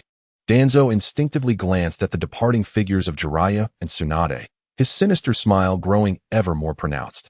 As a shadowy figure behind the scenes in the hidden leaf village, Danzo harbored a certain confidence in his methods. The desolate commercial street, centered around the dilapidated tavern, was now encircled by throngs of people, forming layers upon layers of eager spectators. It could easily be described as teeming with humanity. In just 3 short days, propelled by the fervor of numerous publishers, the latest installment of the tale had soared in sales, creating ripples that resonated throughout the ninja world. The majority of those present had come out of curiosity, eager to witness the individual capable of narrating the legendary saga of the illustrious Monkey D. Luffy, while others were mere travelers seeking to join in the excitement. Of course, there were also those envious souls, irritated by the rise of a blind fool who, through a shabby storytelling tavern and the tale of Luffy, had inexplicably garnered such immense popularity, prompting their deliberate attempts to provoke trouble. Nevertheless, regardless of the reasons for their gathering, the sheer number of people could still be described as a sea of humanity, breathing new life into a commercial street that had nearly been abandoned in the aftermath of war. In just 1 day of operation, the tavern's profits equated to more than half a month's earnings. Indeed, if the proprietors of the commercial street had a choice, they would wish for the storytelling sessions to occur daily, leading to a collective prosperity throughout the marketplace. What brings you here? Inazuka Tetsumaki. Hiruzen stood atop a building, gazing towards the tightly shut tavern doors. He never anticipated that a once desolate street, which even the third Hokage's various policies could not revitalize, would once again be bustling due to a single individual. The commercial street was now attracting attention even from other ninja villages and great nations, a prospect that had never crossed his mind. However, if they were to learn that today, Uchiha Konoha had gone to participate in the new student examination, thus halting the storytelling session originally scheduled for today, one could only imagine their reaction. At this thought, a hint of regret crossed Hiruzen's face as he shook his head, pondering, I wonder what the Hokage is thinking. Why not leverage Uchiha Kuroha's fame to rejuvenate the commercial street and revitalize the economy of the Hidden Leaf Village? If only we could alleviate everyone's financial strain. By the way, Tetsumaki, what are you staring at with such a ghostly expression? Hiruzen followed Tetsumaki's gaze, his pupils narrowing in shock, mirroring the same ghostly look. In that moment, he finally understood the reason behind Tetsumaki's expression. How could he be here?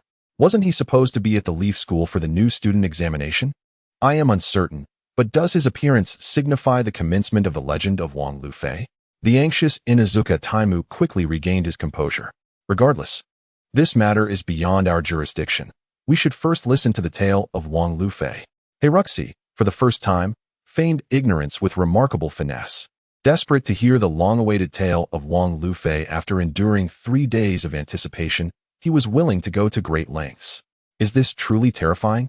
The crowd has swelled to 400 or 500 individuals. Uchiha Izuna, having been entrusted by Kuroha to oversee the tavern until his return to narrate stories, initially doubted that Kuroha would return in time for storytelling after participating in the assessment, hence he had no intention of opening the doors to guests.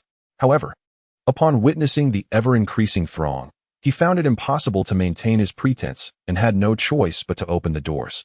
Yet, confronted with the overwhelming scene before him, which occupied nearly half of the entire street, Izuna felt a twinge of apprehension. Young lady, where is the blind Kuroha? We are merchants who specifically journeyed from the land of lightning to hear the legend of Wang Lufei, hoping to boast about it upon our return. Could it be that he is avoiding us out of fear of our challenging inquiries, leaving him speechless? By the way, since he is yet to return, why don't you join us for a drink, young lady? A mischievous youth with hair resembling a colorful dye pot reached out mockingly toward Uchiha Izuna. On the high balcony, Inazuka Taimu and Heiruxi's expressions darkened, ready to intervene. Suddenly, a resounding crack pierced the air. In an instant, the youth found himself propelled backward, having been struck in the chest by a staff, crashing heavily several meters away. The startling scene rendered the bustling street utterly silent, leaving even Inazuka Taimu and Heiruxi in a state of shock, their faces reflecting disbelief. Many others in the vicinity shared their astonishment. To casually hurl a staff and send someone flying several meters away, such strength is formidable indeed. Who dares to ambush you, old man? I am a merchant from the land of lightning. Do you not fear inciting a conflict between our nations? The unruly youth scrambled to his feet, What is this? Resorting to boasting about your background because you cannot win a fight? However, I have heard that the Land of Lightning is a military powerhouse, and its people are not to be underestimated. You frequently mention the Land of Lightning. I genuinely suspect you might be a spy from another nation, intent on sabotaging the relations between Konoha and Kumogakure, instigating conflict. Kuroha emerged from the back hall, smiling as he spoke. Yet, his stride was clean and decisive, in stark contrast to the usual hesitant gait of the blind. His sharp rhetoric caused the eyes of all present to gleam with interest, prompting some to cheer aloud. Oh, this fellow does not adhere to decorum while attending a storytelling session. If you do not wish to listen, then depart swiftly, otherwise, we shall drown you in our collective spittle. Indeed, do not hinder our enjoyment of the tale. If you do not want this spot, then kindly vacate it. The bustling commercial street suddenly erupted into a frenzy.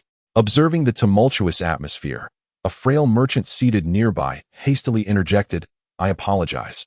My son has spoken out of turn and offended everyone. Rest assured, I shall discipline him properly afterwards. He should return promptly." Upon hearing the merchant's words, the wayward youth disregarded any semblance of pride and swiftly returned to his seat.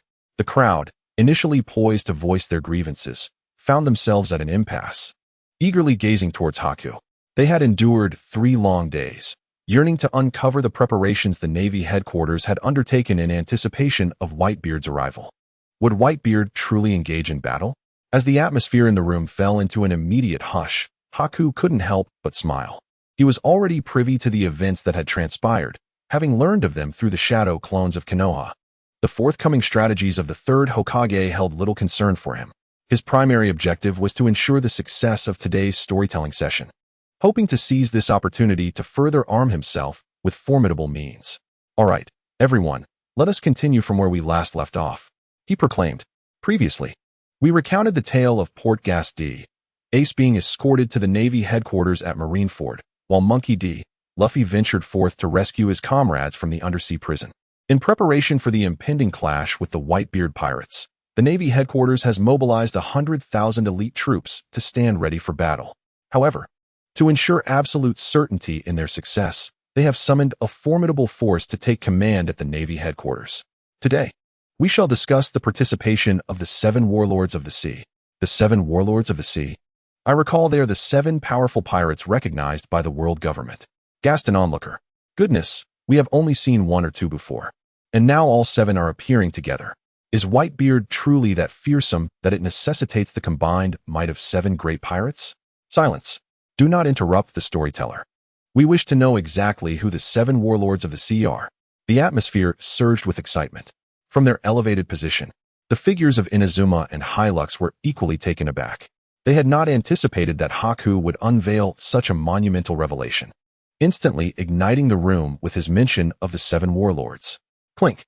The sound of metal resonated as Haku sat at a table before the tavern's entrance, tossing a handful of coins onto the surface. This lavish display of wealth caught the attention of the onlookers, and Haku's eyes sparkled with delight. Storytelling had transformed from a mere means of sustenance into an opportunity to exchange for greater power through the system. It was undoubtedly an auspicious beginning. "Boss, bring me a jug of wine, and continue with the tale of Monkey D. Luffy." Without further delay, a familiar voice called out. It was Konoha's White Fang, accompanied by Kakashi, as they took a seat at the adjacent empty table. As valued patrons and VIPs, this table had been expressly reserved by Yu for Uchiha Izuna, intended to highlight their esteemed status and privileges. "Thank you, White Fang, for your support. Rest assured, I will promptly attend to your request," Haku replied with a smile, striking the wooden block down emphatically once more. In the continuation of the story, the naval headquarters, in preparation for the execution of Fire Fist Ace and in opposition to the formidable Whitebeard, assembled a formidable force of 100,000 elite troops. However, in an era dominated by the legendary Whitebeard, the naval headquarters issued a summons for the 7 Warlords of the Sea to ensure absolute certainty in their endeavors. Among them were the captain of the thriller bark pirate crew, Gecko Moria, with a bounty of 320 million, possessing the power of the Shadow Fruit, Bartholomew Kuma.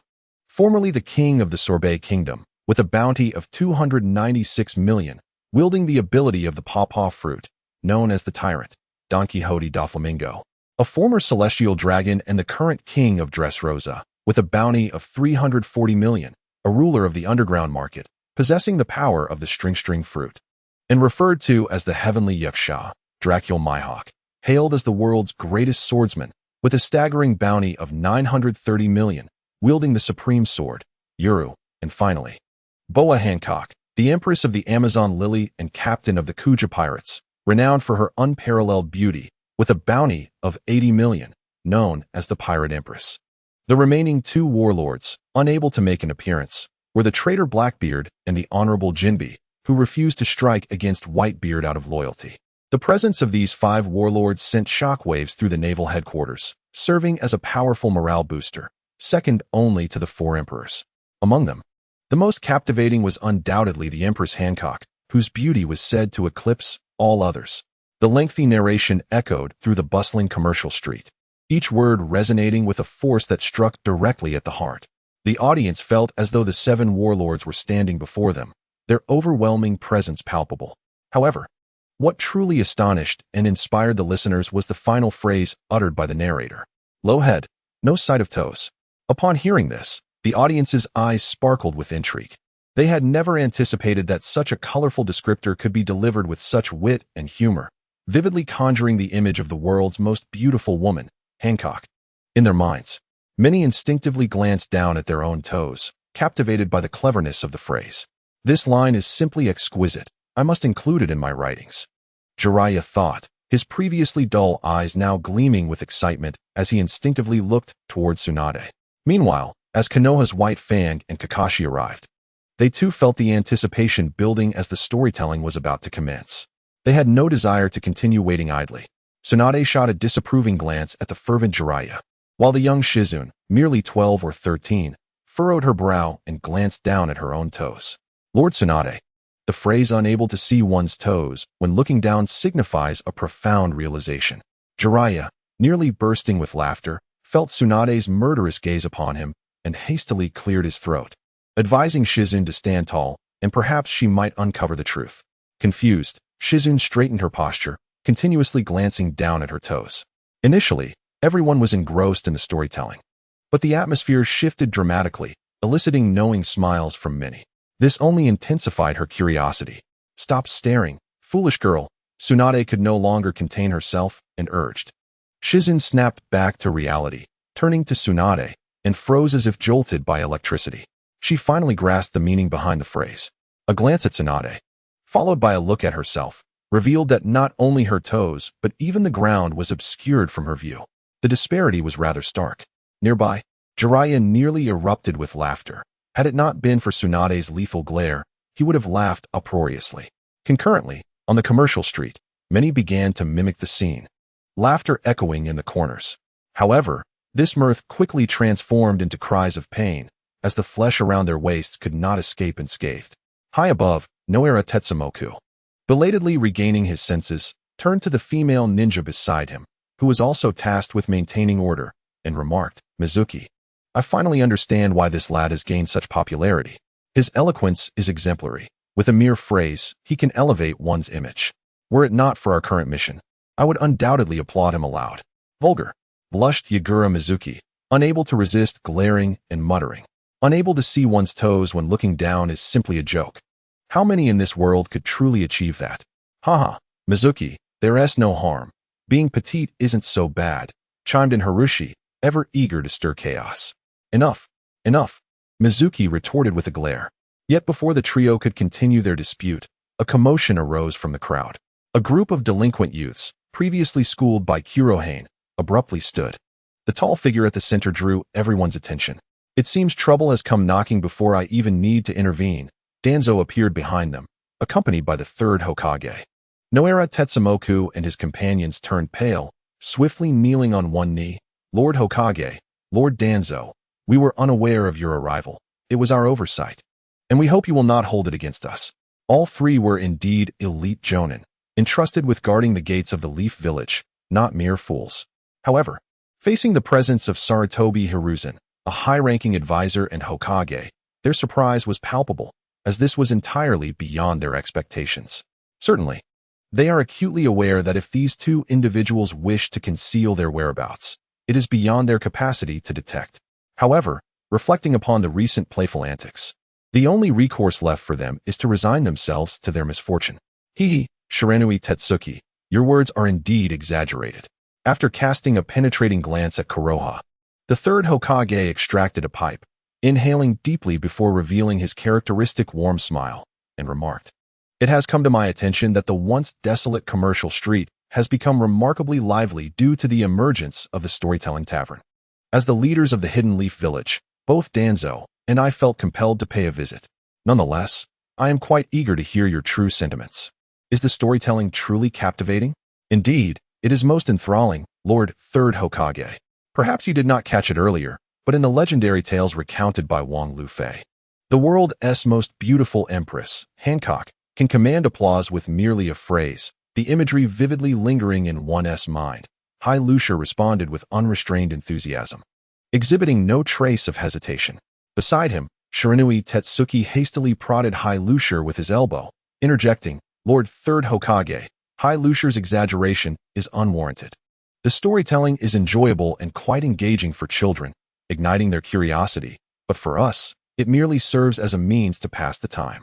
I suggest you and Lord Danzo experience it for yourselves. Is that so? The third Hokage's smile broadened, and his eyes narrowed as he scanned the bustling commercial street over the crowd. However, it seems someone is poised to engage in a debate. A debate? Hei Yu instinctively turned to join the fray. Yet, as he moved, he realized the current atmosphere was unsuitable for his impulsive nature, and he awkwardly scratched his head, retreating to the sidelines. Observing such profound curiosity, a glimmer of brilliance flickered in the depths of the third Hokage's gaze, and his smile became increasingly radiant. Throughout this journey, the third Hokage had gained insight into Danzo's forthcoming maneuvers. According to Danzo, the higher one is elevated, the more painful the fall. For instance, this was the case with the legendary Konoha White Fang. Had it not been for Konoha inadvertently unraveling the White Fang's emotional turmoil, the third Hokage believed that encountering the White Fang now would result in a cold, lifeless body. At that juncture, it would be far easier to control the prodigy Kakashi. Indeed, the plan had been disrupted. However, what the third Hokage now longed to witness was how the previously imperious Konoha would find himself powerless before Danzo, gradually being dismantled inch by inch. The mere thought of this caused the third Hokage's smile to deepen. The expansive commercial street was suddenly captivated by the chaos unfolding before them. Not far away, Jiraiya's expression shifted as he contemplated intervening, only to be restrained by Tsunade, who reached out to stop him. Jiraiya, do not act impulsively. The teacher and Danzo have arrived. If we intervene, it may exacerbate the situation. Moreover, with fame comes controversy.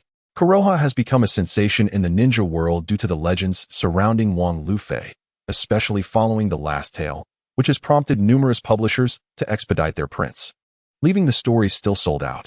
Such circumstances will undoubtedly incite envy in many. Rather than allowing troubles to accumulate, it would be far wiser to resolve them promptly. What remains to be seen is the extent of Konoha's crisis management capabilities. It is quite unexpected that Tsunade possesses such discernment.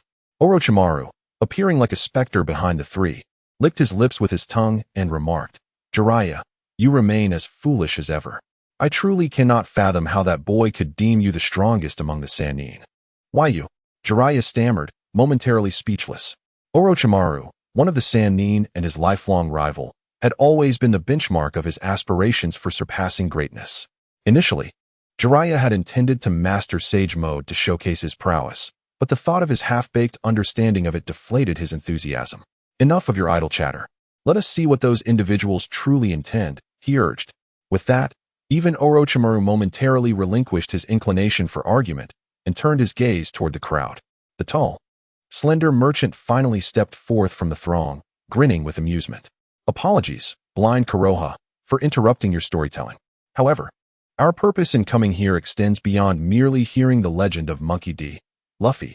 We seek to ascertain another matter as well. I heard that during your last tale, you spoke with piercing clarity, referencing 30 years in the West and 30 years in the East. Do not underestimate the youth for their poverty, and proclaim Jiraiya as the strongest among the Sannin. Yet today, we brothers are curious about something else. Did you not mention that the world's most beautiful woman is Empress Hancock? Surely, that is but a fabrication of yours, lacking any credibility. If I may opine, this so-called Empress Hancock pales in comparison to the most beautiful woman of our land of lightning, who is none other than the esteemed Yui of the Kumogakure. Why yes, brother. The most beautiful woman in the ninja world is indeed Yui of the Kumogakure.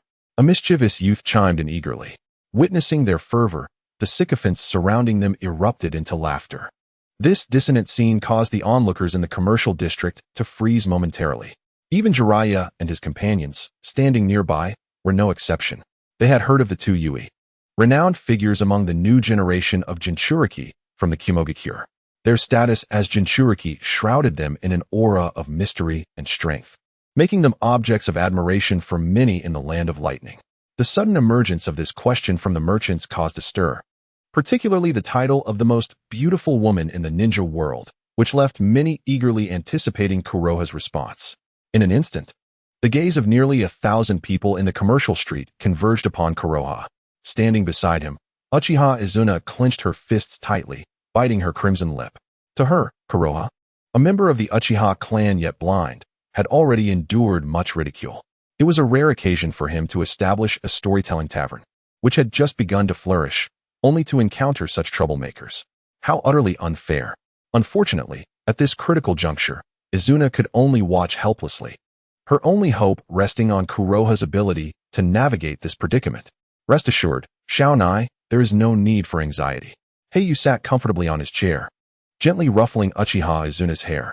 After taking a sip from his wine bowl, he once again struck the wooden block in his hand. Observing this familiar gesture, the onlookers immediately perked up, their expressions filled with anticipation. They understood that Hei Yu was about to speak again. Throw money. Aren't you here to debate with the boss? If you don't throw in some money, we might as well not listen at all.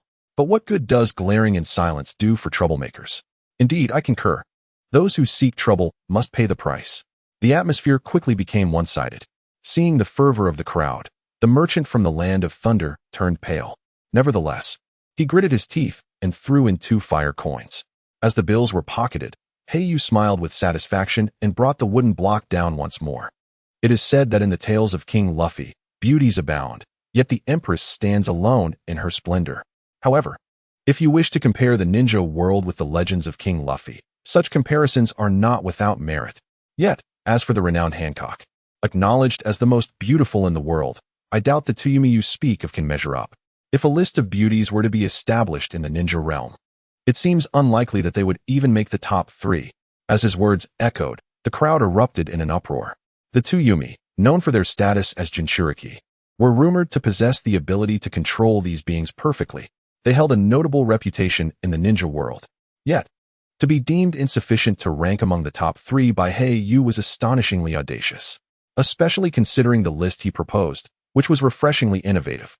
Indeed, Brother Hei Yu's words are nothing short of astonishing. He has even conceived the concept of a beauty list. Jiraiya exclaimed, his eyes gleaming with excitement. During his research, he had often rated the beauties he encountered in his heart. However, when it came to naming such lists, beauty rankings, gorgeous lists, or elegance lists, he struggled to find a name that sounded cultured rather than crude. The emergence of this beauty list brought forth an air of refined nobility. The very sound of this name evokes a sense of inexplicable honor for those who might find themselves upon it. Beauty list, beauty list. Hei Yu truly knows how to articulate. Lady Tsunade, this indeed sounds sophisticated and exquisite. What girl does not appreciate beautiful cosmetics? Ino's eyes sparkled. As a woman, she was utterly captivated by the allure of cosmetics, especially those that were exquisite. A month's earnings might very well be devoted to such indulgences. Tsunade, momentarily taken aback, expressed her astonishment. I never anticipated that such a term could be conjured in such a short time. It undeniably carries an irrefutable charm. It far surpasses the beauty rankings of certain individuals, which evoke an unsettling resemblance to a lecherous list devoid of any appreciation. Jiraiya, I truly believe you are ill-suited for writing. Tsunade, you are being unreasonable. Jiraiya retorted, flustered. Leaning against the railing, Orochimaru stood behind, his smile broadening. The expression on his face resembled that of a predator fixated on an increasingly exquisite prey, evoking a delightful sensation. It was truly perfect. The term Yinji list was indeed remarkable, suggesting a splendid quarry. Orochimaru chuckled with amusement. In the distance, the third Hokage and Danzo, among others, were equally astonished. After all, the mere utterance of Yinji list imparted an undeniable sense of flawlessness. An absurd thought surged to their minds. Could it be that the Yinji list had already been compiled by Black Feather? Well, splendid. Simply based on the 3 words of the Yinji list, the narrative for tomorrow would undoubtedly sell exceptionally well. Black Feather, this 1,000 ryo is certainly worth our investment. But you must also reveal who could ascend to the Yinji list, so we may broaden our horizons. A portly merchant seized the opportunity, boldly producing 1,000 ryo to offer to Uchiha Izuna. With his initiation, the surrounding spectators were invigorated, promptly drawing out scattered ryo to place upon the table. In an instant, it felt as though it were raining currency throughout the commercial street. Uchiha Izuna stood aghast, realizing that, through her efforts, the storytelling tavern could indeed sustain a household. However, the pace of such sudden wealth surpassed her expectations. Observing the burgeoning tips, Black Feather nearly faltered in maintaining his guise. Initially, he had merely aimed to partake in a basic lottery today, but he had not anticipated such a monumental turn of events. Quickly suppressing his excitement, Black Feather understood that managing this commotion properly was crucial. Mishandling it could jeopardize their reputation. Nevertheless, as a reincarnated individual, he was well acquainted with the dynamics of the ninja world, not to mention the presence of renowned beauties. Feeling the eager gazes directed at him, Black Feather chose not to prolong the suspense any further. After taking a sip of his sake, he proclaimed, "Thank you all for your generous support. Since everyone is so enthusiastic, I shall boldly rank the Yinji list of the ninja world today. And do not consider this trivial or crass. It is only human nature to appreciate the elegance of a lady and the admiration of a gentleman." Addressing a guest from the land of lightning, he continued, "You mentioned that 2 individuals from the Hidden Leaf are the most beautiful in the ninja world, capable of overshadowing the legendary Empress Hancock. Initially, I would have deemed that impossible. However, you asserted that Empress Hancock is merely a fictional creation, unworthy of belief. If that is the case, allow me to elucidate through the Yinji list why the so-called first beauty cannot secure a place among the top 3. As Black Feather spoke, his words flowed with grace. The bustling commercial street fell into a profound silence. Even the 3rd Hokage and Danzo were captivated, particularly upon hearing the phrase about the elegance of a lady and the admiration of a gentleman. Their eyes sparkled anew. It was a refreshing perspective on desire, unfamiliar to both male and female alike. What a splendid phrase! A graceful lady is a gentleman's ideal companion. To articulate such refined words is indeed a model for our generation. I feel that should I incorporate these lines in my future endeavors, the outcome would surely be more favorable. Jiraiya exclaimed in delight, pulling out his writing materials, eager to record this wisdom for future reference. However, as soon as he revealed his pen, he felt the piercing gaze of Tsunade, akin to that of a killer, and promptly withdrew. As a member of the legendary Sannin, he was all too familiar with the power of Tsunade's fists. A single blow could land him in the hospital for days. Observing Jiraiya's sudden retreat, Tsunade rolled her eyes disdainfully and crossed her arms, remarking, "Having attended 2 storytelling sessions in a row, this young lad never fails to offer refreshing insights. Truly impressive. However, I am equally curious about the rankings of the beauty list in the ninja world. Who, indeed, makes the cut?" Beside them, Shizune's eyes sparkled with intrigue. As a young woman, she was particularly drawn to such excitement. The atmosphere shifted dramatically as the merchant from the land of lightning's face turned a shade of deep crimson. His initial intent was to dismantle this popular storytelling tavern, but he never anticipated that his disruptive efforts would not only fail, but would also elevate the brilliance of Konoha's words to unparalleled heights. Now, the situation was taut, like a bowstring ready to snap, leaving the merchant with no option but to press on, hoping for a moment of misstep from Konoha. Clenching his fists in frustration, the merchant declared with fury, "Ah, what a clever little brat. I shall see just how you can claim that no one in the ninja world surpasses the beauty of the 2 esteemed ladies from Yum Village.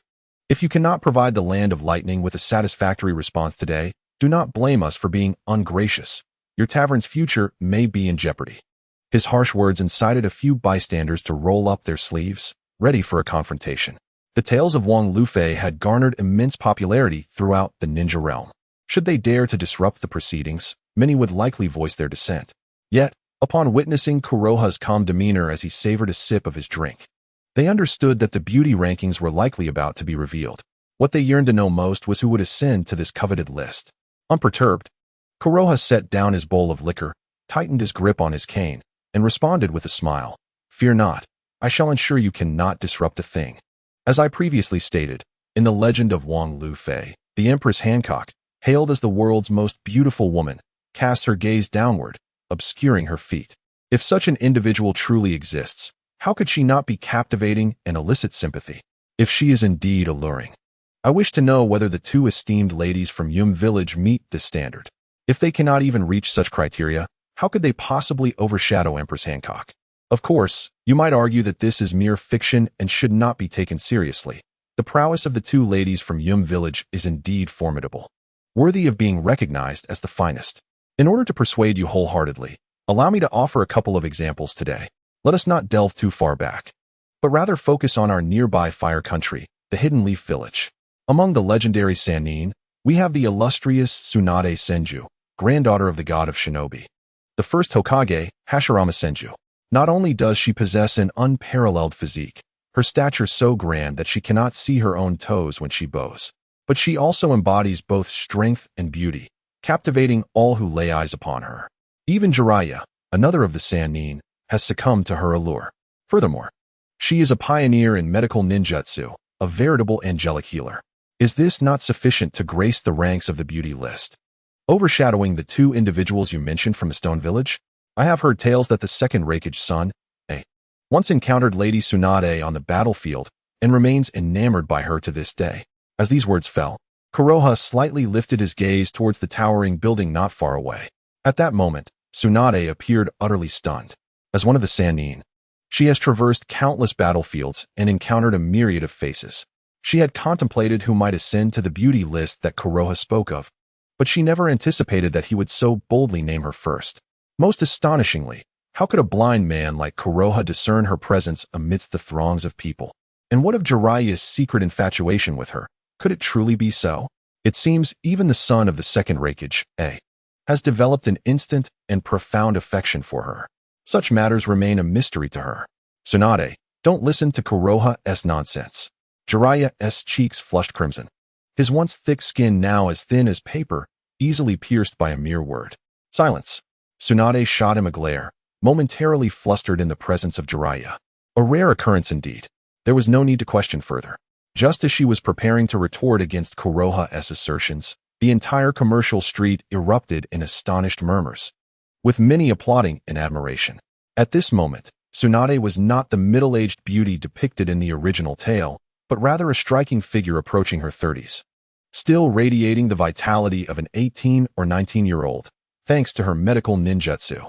With her golden twin tails, fitted white top embraced by her arms, and red shorts accentuating her youthful allure, she captivated the entire street.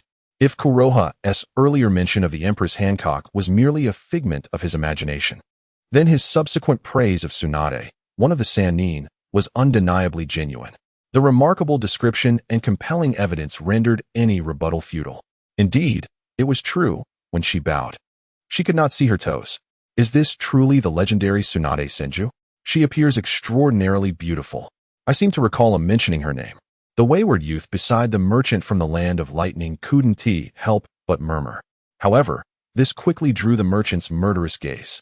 Regrettably, at this very moment, he found himself unable to voice a rebuttal, confronted by the formidable Tsunade, the woman he had long held in his mind as the epitome of beauty in the ninja world. He felt an unexpected sense of being overshadowed. At least according to Hei Yu's words, the situation was clearly not in his favor. In an instant, the merchants from the land of lightning fell silent, their expressions growing increasingly grim. Lady Tsunade, I never anticipated you would be the first to make the list. I always maintained that you were more than deserving of such recognition. Hei Yu has truly delivered. When Lady Tsunade seeks a partner in the future, that individual will likely be someone of great renown, perhaps even among the elite of the Land of Fire, Jingyin remarked, her eyes sparkling as she cradled a small piglet in her arms, unable to suppress a smirk. Of course, this is assuming no one discovers that Lady Tsunade is a prime target. Jingyin, silence yourself. Tsunade shot back, her composure cracking as she directed a fierce glare at her. As the granddaughter of Senju Hashirama, Tsunade's greatest idol was none other than him. Unfortunately, she had not inherited any of his admirable qualities, but had instead acquired a singular flaw, a penchant for gambling. The notion that Hei Yu had placed her atop the Rouge list caught her completely off guard. Yet, the desire to be perceived as beautiful is universal, particularly among women. And Tsunade was no exception. Given that Hei Yu had bestowed upon her such a prestigious persona, she was determined not to let Jingyin tarnish it. In that moment, the bustling commercial street resonated with praises for Tsunade, while Hei Yu's recent proclamation left no room for counterargument. The merchants from the Land of Lightning, witnessing this, turned as pale as death, grinding their teeth in frustration. Fine, this is the first, but now you've mentioned one. I refuse to believe there exists anyone in the ninja world more beautiful than the two esteemed individuals from the Land of Wood. They must surely claim a spot among the top three. His frantic outbursts silenced the noise of the market, redirecting all gazes back to Hei Yu. However, with Tsunade setting such a powerful precedent, the crowd grew even more eager to discover who else Hei Yu might unveil next. Yet, faced with the intense scrutiny from those around him, Hei Yu remained unruffled, leisurely sipping his drink, a demeanor that caused many to grit their teeth in frustration. Was he really attempting to solicit a reward? From her elevated position, Jingyi noticed this and bit her lip in irritation, hastily retrieving her small purse, intending to contribute. However, Tsunade interposed herself, tossing her own wallet into the fray. Hey you little rascal, how dare you use me as a shield? I ought to deliver a blow to you. But considering the ignorance of these merchants from the Land of Lightning prancing about in our Konoha, I shall let this slide for now. Moving forward, I expect you to silence these fools. Here, take this 5,000 fire coins as a token for the task you just completed. 5,000 fire coins. A wave of astonishment swept through the crowd. And even Hei Yu was taken aback. Originally, I merely intended to tease and entice, never anticipating that I would catch a significant opportunity. Considering the recent shower of gold coins and various other generous rewards, coupled with the extravagant spirit of Tsunade, it seems I may surpass 10,000 ryo, perhaps even indulging in a mid-level lottery for amusement. Nonetheless, according to the system, I wonder if Tsunade will receive a reward upon reaching this milestone of 10,000. However, I quickly dismissed this thought, for my priority is to fend off the troubles that have come knocking and preserve the reputation of the storytelling tavern. Thank you, Lady Tsunade. I replied with a smile, as I brought down the wooden block once more. The Land of Fire boasts vast resources, and within the Hidden Leaf Village, there are numerous remarkable individuals worthy of mention. Today, as a younger generation, I shall continue to speak of a few, enumerating them once again. If Lady Tsunade represents the stalwart generation of the Leaf, then surely the crimson-haired Kushina Uzumaki, who selflessly became the Nine-Tails Jinchuriki, stands out as a paragon of the younger generation. Moreover, Mikoto Uchiha, the current matriarch of the Uchiha clan, is equally skilled and charming, radiating tranquility and grace. Of course, you may think I am merely fabricating tales. Yet, I now wish to speak of other contenders from different ninja villages. Many of you present hail from various villages, and you may ponder these names in silence. If you disagree, feel free to voice your thoughts. As I surveyed the room, I noticed I had effectively silenced the merchant from the Land of Lightning, who had been poised to interject. He had intended to argue against my assertions, believing he had found the perfect moment to do so. In his eyes, I was merely an 8-year-old blind child, knowledgeable as I may be about the Hidden Leaf. I was presumed to know little of the other villages or the entire ninja world. However, he could never have expected that before he could utter a word. I had already discerned his thoughts. At that moment, the only thing the merchant could do was to hope to render me speechless. Yet, just as that thought crossed his mind, I spoke again. In the Sand Village, there are elite medical ninjas like Chiyo and the heroic Shikuten user, Yukura. In the Mist Village, the so-called genius female ninja, Terumi Mei. In the Star Village, the prodigy Natsum, a rare talent of the century. From the Tsuchigumo clan, the young clan leader, Hikari. And from the Fuzoku clan, the clan leader's fiancé of Jiraiya, Yukino Fuzoku. Indeed, within your own Cloud Village, besides the two esteemed individuals, there are many others to consider. Among the younger generation, there are the likes of Mabu and Samui, who may well surpass the two esteemed figures you have mentioned.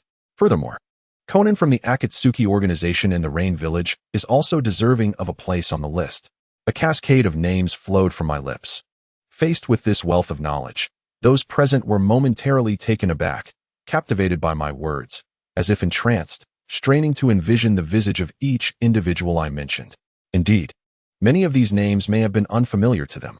However, upon hearing that a member from their own village had made it onto the list, their eyes sparkled with excitement, and they couldn't help but shout their approval. In their perspective, anyone from their village who achieved such recognition must undoubtedly surpass the two esteemed figures from the land of wood. At this moment, Hei Yu not only showcased an impressive familiarity with the beauties of Konoha, but also demonstrated his extensive knowledge of other ninja villages, including even the smaller factions. His breadth of knowledge was so comprehensive that it left little room for rebuttal. Aside from the thunderous applause, there was nothing else to be heard. What truly astonished them was the revelation that two young individuals from the Cloud Village, who had previously held biases against Hei Yu, were now directly acknowledged on the list. This alone was enough to earn their unwavering respect.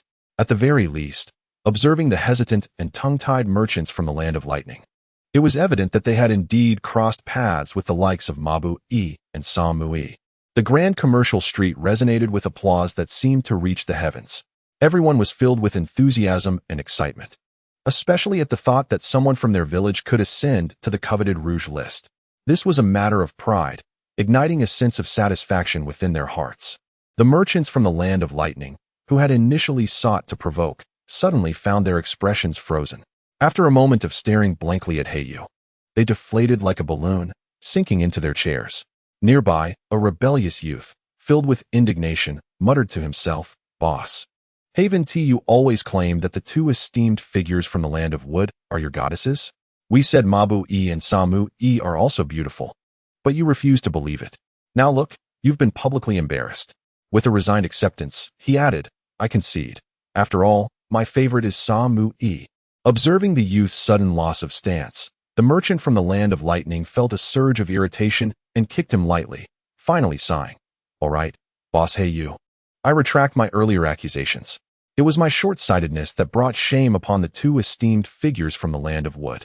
However, I am quite curious. Will the two esteemed figures be able to make it onto the Rouge list?" Everyone instinctively held their breath, for many were familiar with the identities and reputations of the two figures from the Land of Wood. It would certainly not bode well if this unforeseen calamity brought disgrace upon them. Hei Yu, with a smile, set down his wine cup and replied, "The two esteemed figures from the Land of Wood will undoubtedly make it onto the list, for they embody both strength and beauty. In the eyes of a gentleman, there is only one true beloved. Rank does not matter. Thus, the Rouge list bears no hierarchy in everyone's eyes. The one they favor most is the one who reigns supreme. Isn't that a delightful sentiment?" The notion that a gentleman only recognizes one true beloved ignited a spark of inspiration among those present. Jiraiya, standing behind Tsunade, eagerly pulled out his writing materials to take notes. After witnessing the events of the day, he resolved to spend a considerable amount of time alongside Hei Yu before gathering his material. Once his notebook was filled with these golden phrases, he would then proceed to his research, believing that with such wisdom in hand, the future would undoubtedly be his to command. Most importantly, in the eyes of Jiraiya and indeed everyone present, Konoha's words remained utterly irrefutable. In the eyes of a gentleman, there is but one truth, and the Rouge list recognizes no singular victor. This is undoubtedly a source of universal joy. Who among those able to ascend the ranks would not feel elated? The merchant from the Land of Lightning momentarily stood in shock, and the next instant he was overwhelmed with tears, weeping uncontrollably. "Thank you immensely, esteemed proprietor. I have not brought shame upon the two esteemed figures of the wooden man. Otherwise, I would have lost all face returning to the Land of Lightning. The Rouge list, indeed, is a paragon of refinement. The storytelling prowess of Master Konoha is unparalleled, and I, Salomo, am most impressed. I too am in awe. I am wholeheartedly convinced. No doubt, from this moment forth, should anyone dare to question the Rouge list, we shall be the first to rise in protest. Master Konoha is truly a remarkable figure." The atmosphere erupted in exuberance. Witnessing the fervor of the crowd, Konoha felt a sense of relief wash over him. It appeared that this storytelling session had successfully navigated through without a hitch. Otherwise, if trouble were to arise, it could tarnish the reputation of the tavern, thereby jeopardizing Konoha's aspirations of enhancing his strength through the system. As the scene grew increasingly animated, coupled with the substantial rewards received today, Konoha's desire for a lottery surged fervently, and he quickly raised the gavel, preparing to conclude the session. However, an unexpected figure descended from the heavens. "Konoha, That previous storytelling session was indeed extraordinary and utterly captivating. As a senior advisor of the Hidden Leaf Village, it is a privilege to witness such a remarkable performance. Danzo's arrival instantly quelled the fervent atmosphere. Jiraiya and Tsunade's expressions morphed into incredulity. This newcomer did not bear good tidings. Initially, within the confines of the Leaf Academy, upon recognizing the layers of traps set by Danzo, Jiraiya and Tsunade believed the matter had reached a conclusion. Yet, now Danzo had resurfaced, akin to embers rekindled. Spring's gentle breeze stirring the grass anew. Most critically, Danzo chose to intervene at the pinnacle of the escalating tension. This must be a calculated move on his part. In an instant, Tsunade and Jiraiya's nerves were taut with apprehension. Meanwhile, Orochimaru observed with a knowing smile, remarking, "Ah, I did not anticipate that my rare visit would yield such a continuous display of excitement. However, Jiraiya, Tsunade, the young talent I have my eye on is remarkable. He will undoubtedly navigate this crisis. Let us not forget everything that has transpired." Jiraiya and Tsunade were momentarily taken aback, utterly unprepared for Orochimaru to speak favorably of Konoha at such a critical juncture. After all, just 3 days prior, Konoha's declaration of Jiraiya as the strongest of the 3 legendary ninjas had reverberated throughout the ninja world. For someone like Orochimaru, who was regarded as a genius, this was likely the most difficult pill to swallow. Nonetheless, shock and surprise were one matter. What they truly wished to discern was the motive behind Danzo's choice to make his move at such a pivotal moment. "Konoha, it is imperative we act," urged Uchiha Azuna, Danzo's advisor, in haste. In the dimly lit corner of the tavern, Uchiha Fugaku emerged from the shadows alongside Itachi and Shursui, his brow furrowed as he addressed Danzo. "What do you mean by this? Is there something amiss with what Konoha just mentioned, or have we inadvertently crossed the line? If there has indeed been a mistake, you may confide in me. Konoha is a member of the Uchiha clan, and I shall discipline him appropriately." As the head of the Uchiha clan, Fugaku was acutely aware of how formidable this old man could be. It was evident that the Uchiha had faced ostracism from the second Hokage, Tobirama Senju. However, Tobirama, despite his actions, would still consider the face of the first Hokage and would not press too hard. Yet, ever since the third Hokage, Hiruzen Sarutobi, and Danzo took the reins of the Hidden Leaf Village, conspiracies had become rampant, and the most troubling aspect for Fugaku was the overt machinations at play. Particularly distressing was witnessing the once heroic Kakashi, the White Fang of the Leaf, nearly perishing under such blatant schemes. This heightened Fugaku's vigilance. Upon learning that the third Hokage had permitted Konoha to enroll in the academy as an exception, Fugaku realized that the higher-ups of the village would go to great lengths to maintain stability, even at the expense of children. Faced with the targeting of Konoha, Fugaku genuinely contemplated intervening to rescue him. Thus, he, along with Itachi and Shursui, presented Konoha with a specially prepared enrollment manual designed for the visually impaired, crafted by Itachi and himself. Initially, Fugaku hoped Konoha could merely navigate the enrollment process with this aid. He had not anticipated Konoha's astonishing display of talent. Unfortunately, just as he breathed a sigh of relief, Danzo re-emerged, which undeniably unsettled Fugaku. The atmosphere grew tense, as Jiraiya and Tsunade also felt the strain. Should Danzo's inquiries lead to an insurmountable predicament for Konoha, Jiraiya and Tsunade might have feigned innocence, claiming it was merely childish antics, perhaps managing to defuse the situation. At worst, they could close the tavern, and, given Konoha's performance in the entrance exam, he could remain safely within the confines of the Hidden Leaf Village. However, now with Fugaku intervening, the stakes were raised. If mishandled, this could escalate into a conflict between the village and the Uchiha clan. After all, since the third Hokage and Danzo assumed leadership, the relationship between the Uchiha and the village had deteriorated to a state of hostility. They certainly wished to avoid any incident that could serve as a catalyst for conflict. "Ah, I did not expect to see you here as well, Fugaku," Danzo remarked with a mournful expression, shaking his head. "You mentioned that if there were an issue, you would discipline Konoha? If you, the leader of the Uchiha clan, could truly take care of him, he would not be forced to run a tavern at the tender age of 8 merely to survive. This has indeed squandered the time of a genius for our Leaf Village. My appearance this time is truly unavoidable. Had it merely been a casual storytelling session, I would not have interrupted." Danzo tightened his grip on his cane, casting a cold gaze at Konoha. "However, Konoha, you are still too young to comprehend the phrase disaster comes from the mouth. Yet, For the sake of Jiraiya's safety, I must utter a word of caution. What you claimed 3 days ago, that Jiraiya is the strongest of the legendary Sannin, stems from your belief that he possesses the sage arts of Mayaboku Mountain. Regrettably, I must inform you that Jiraiya has not mastered any sage techniques. Your false assertions are misleading the entire ninja world into believing he possesses such knowledge. And once Jiraiya steps onto the battlefield, he will face an enemy force far beyond what he usually encounters. At that point, due to his ignorance of sage arts, his fate may very well be sealed. You will be the instigator of his demise. Therefore, in light of your remarks and to avert similar calamities, I regret to inform you that the Storytelling Tavern shall be closed from today onward. Simultaneously, to ensure your livelihood, the Leaf Village will provide a support unit to personally care for you. Danzo's words echoed throughout the commercial street, causing all present to shift in astonishment. They had not anticipated that Danzo would seek to shut down the Storytelling Tavern.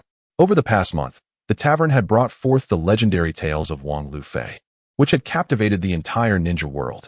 With the support of major publishers, these stories had seamlessly woven themselves into the fabric of daily life. Especially after just hearing such an enchanting narrative and the accompanying rankings, the audience was in high spirits. Suddenly announcing the tavern's closure was an inconceivable blow. Jiraiya, too, found himself in a state of bewilderment. He had never imagined that he would become the catalyst for Danzo's decision. He quickly spoke up, "Danzo, Jiraiya, be silent." Danzo responded coldly, "I understand your attachment to the Storytelling Tavern. However, when even Jiraiya does not comprehend the sage mode and spouts claims of being the strongest among the Sannin, such assertions lose credibility. Do you still believe in the validity of other statements? Let us not forget, he is merely an 8-year-old blind child. Do not allow a story to elevate him to a mythical status in your minds. This is a decision made by the higher-ups of the Leaf Village, and the outcome will not change. Jiraiya, do not forget your place." His frigid words carried an undeniable weight. The previous moment's veneer of cordiality was clearly overshadowed by impatience. Jiraiya's face turned ashen, instinctively seeking the gaze of Hiruzen Sarutobi. The third Hokage merely stood on the rooftop, smoking his pipe, silent yet smiling. Witnessing his teachers in action, Jiraiya felt his heart sink. Never had he imagined he would become the straw that broke the back of the Storytelling Tavern. Danzo, Uchiha Fugaka's countenance darkened severely. After personally witnessing the remarkable talent of Konoha, he had indeed contemplated nurturing him himself. However, he never expected Danzo's machinations to unfold so swiftly. Particularly concerning the so-called Konoha foster group, Uchiha Fugaku was acutely aware that it served as a conduit for the Dark Root to cultivate talent, an organization established solely by Danzo. If Konoha were to be consigned to the Konoha foster group, it would likely lead to a fate worse than death, transforming him into a blade directed against the very village of Konoha. Yet, before Uchiha Fugaku could voice his thoughts once more, Konoha, seated and leaning on his cane, interjected with a smile, "Chieftain, this matter arose because of me. Allow me to handle it." The onlookers, including Danzo, were left momentarily speechless at Konoha's sudden rise. In their eyes, Danzo's emergence signaled an impending threat. Did Konoha truly possess a means to counter it? "Konoha, there is no need for your evasions. Simply accompany me," Danzo said with a grin. To this, Konoha shook his head and replied, "Lord Danzo, you overestimate the situation. You just claimed that Lord Jiraiya does not comprehend sage techniques and that my assertions were mere fabrications, which led to the closure of the Storytelling Tavern. However, if Lord Jiraiya indeed grasps sage mode, would the tavern not be able to reopen? Indeed, as long as it is proven that Boss Konoha did not lie, the tavern could continue its operations. You merely stated Konoha was fabricating tales. What if he speaks the truth?" The atmosphere became charged with excitement. The two individuals standing beside the third Hokage, Nara Shikaku and Hatake Kakashi, nearly burst forth in cheers. Had it not been for the presence of the third Hokage, they might have expressed their support immediately. Nevertheless, they discreetly glanced at the third Hokage, eager to discern his expression. Upon observing the third Hokage's beaming visage, their hearts skipped a beat. In the next moment, the third Hokage, who had remained an observer thus far, stepped forth and addressed the assembly. "Ladies and gentlemen, I am Sarutobi Hiruzen, the current Hokage of the Hidden Leaf Village. My presence here is due to the emergence of a storytelling tavern that has captured the attention of the ninja world, though I did not anticipate the situation escalating to this extent. Regarding the legend of Monkey D., Luffy, I, as Hokage, also find it quite intriguing. Yet, Danzo has made valid points as well.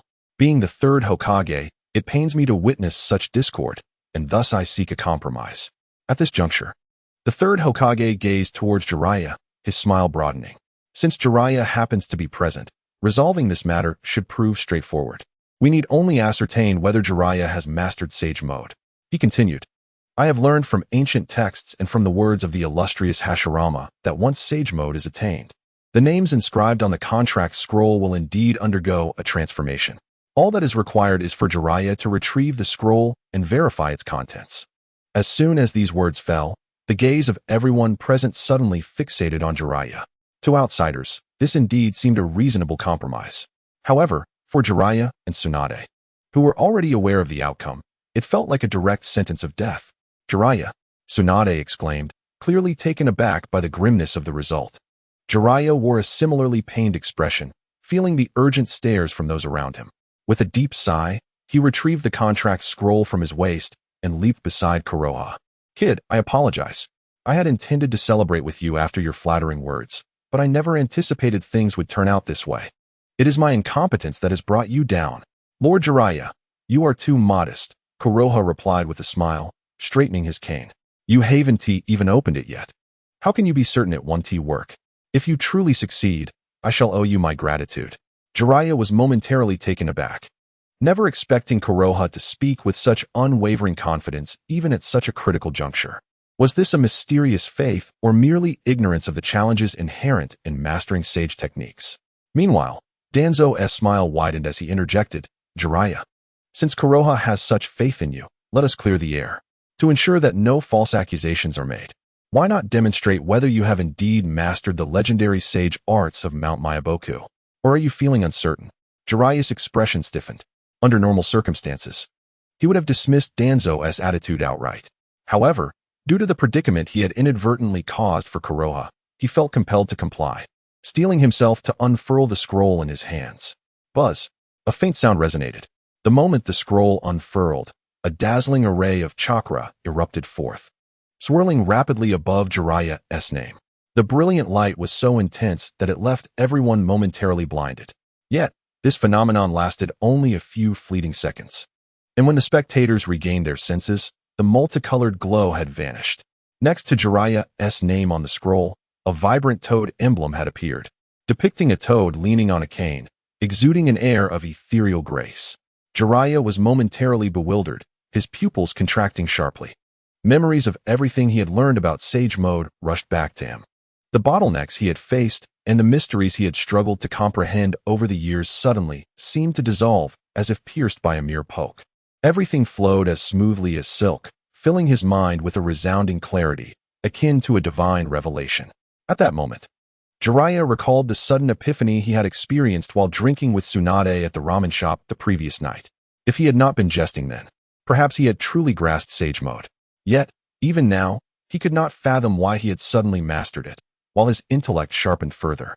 As if suddenly unblocking the meridians of life, the expressions of Danzo and the third Hokage instantly froze into masks of disbelief.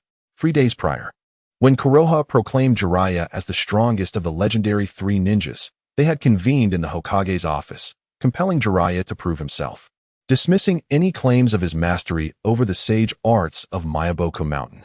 It was precisely this belief that led them to confidently orchestrate a grand reveal to expose the truth, hoping to see Konoha's elevation culminate in a spectacular downfall. However, the reality laid bare before them was not only a shattering of their preconceptions, but also a profound embarrassment. Was it not they who had fallen from grace? What then did this colorful little frog signify, with its charming visage? Could it possibly denote an understanding of Sage Mode? Oh my! Lord Jiraiya has indeed mastered the legendary Sage Mode. It is said that only a select few attain such a feat, and Konoha once mentioned that besides Jiraiya, the first Hokage and the Sage of 6 Paths were also capable of it. Could this truly be the case? If so, does this not imply that Jiraiya possesses the formidable strength to become Hokage? Truly, Konoha's words ring with authenticity. The might of the legendary 3 ninjas, Jiraiya, is indeed real. And the Tavern of Storytelling need not close its doors. The atmosphere surged with exhilaration, while Danzo's countenance darkened as though he had tasted something foul. Even the staff he clutched tightly splintered under his grip. The smile on the third Hokage's face also faltered unnaturally.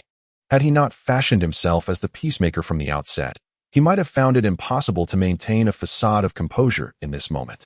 Jiraiya, you haven't secretly meddled, have you? Danzo's voice cut through the air coldly. Jiraiya's expression shifted, taken aback by Danzo's relentless challenge in this critical moment. He had assumed that the mere alteration of the signature on the contract scroll would dissuade Danzo entirely, but he now realized how naive that belief was. Danzo, you are overstepping. You may hold a high position in Konoha, but do not forget, I am not your subordinate, Jiraiya retorted, his face paling as he gripped the scroll tightly. This contract scroll is not something to be shown lightly. I only brought it forth at your request. If you continue to press your advantage, do not blame me for withdrawing my favor. His resolute words echoed through the bustling marketplace, eliciting a chorus of disapproving murmurs from the crowd of over 1,000. Danzo's face darkened further, and the root ninjas hidden in the shadows began to emerge. Witnessing this, Tsunade's nerves tightened. She understood all too well that the root members, trained by Danzo, were devoid of emotion and merely tools. At Danzo's command, Jiraiya would likely face a merciless ambush. As more than a dozen members of the root elite stepped forward, the once vibrant commercial street was enveloped in a palpable sense of dread. Jiraiya's expression soured, reflecting the gravity of the situation. Well then, are you truly prepared to clash before all these witnesses? The third Hokage, appearing like a specter, positioned himself between the two, holding his smoking pipe. He took a deep breath and declared, this matter can be resolved quite simply. Jiraiya, Danzo is equally eager for the truth, after all. He is concerned for your safety on the battlefield in the future. I trust you wish to testify on behalf of Konoha, to demonstrate that his words are not mere fabrications, thereby earning everyone's respect. Jiraiya paused, initially poised to offer an explanation, but was silenced by the third Hokage's statement. With a resigned sigh, he swallowed the words that lingered on his tongue. Very well, since my teacher has spoken, I shall attempt it publicly. However, my sage mode is not yet perfected. I fear I will require the assistance of the two sages from Miyaboko Mountain. Tsunade remained silent. Indeed, under the alliance of Danzo and the third Hokage, the current Leaf Village was a blend of overt and covert strategies. A combination of both light and shadow that was nearly impossible to defend against. Regrettably, many of the once great Senju clan, renowned for their extraordinary talents, had already perished in battle. The remaining members, lacking in strength and disheartened by the assimilation policies of Senju Tobarama, had seen their unity dissolve. Coupled with the years of manipulation by the third Hokage and Danzo, the Senju clan had long since lost their prominence. Otherwise, Tsunade would not have stood idle as the village founded by her clan fell into disarray. Indeed, it seemed her grandfather had departed too soon. Jiraiya, do not worry. I will explain this to the two sages for you. The third Hokage's eyes sparkled with unexpected delight, having never anticipated such crucial information regarding Miyaboko Mountain from Jiraiya. Jiraiya silently tucked away the scroll, preparing to bite his finger to summon a spirit, only to be halted by Konoha's intervention. Lord Jiraiya, I believe you can summon sage mode independently, without the aid of the two sages. If you do not mind, you may certainly give it a try. Jiraiya was taken aback. Observing Konoha's smiling demeanor and unwavering confidence, he found himself questioning who truly understood sage mode better. How could Konoha appear more assured than he himself? Yet, recalling the peculiar sensations from the previous night and the enlightening moments just experienced, Jiraiya steeled his resolve and gritted his teeth. Very well. I shall place my trust in you this once. Sage mode. With a resounding clap of his hands, Jiraiya summoned forth the essence of sage mode.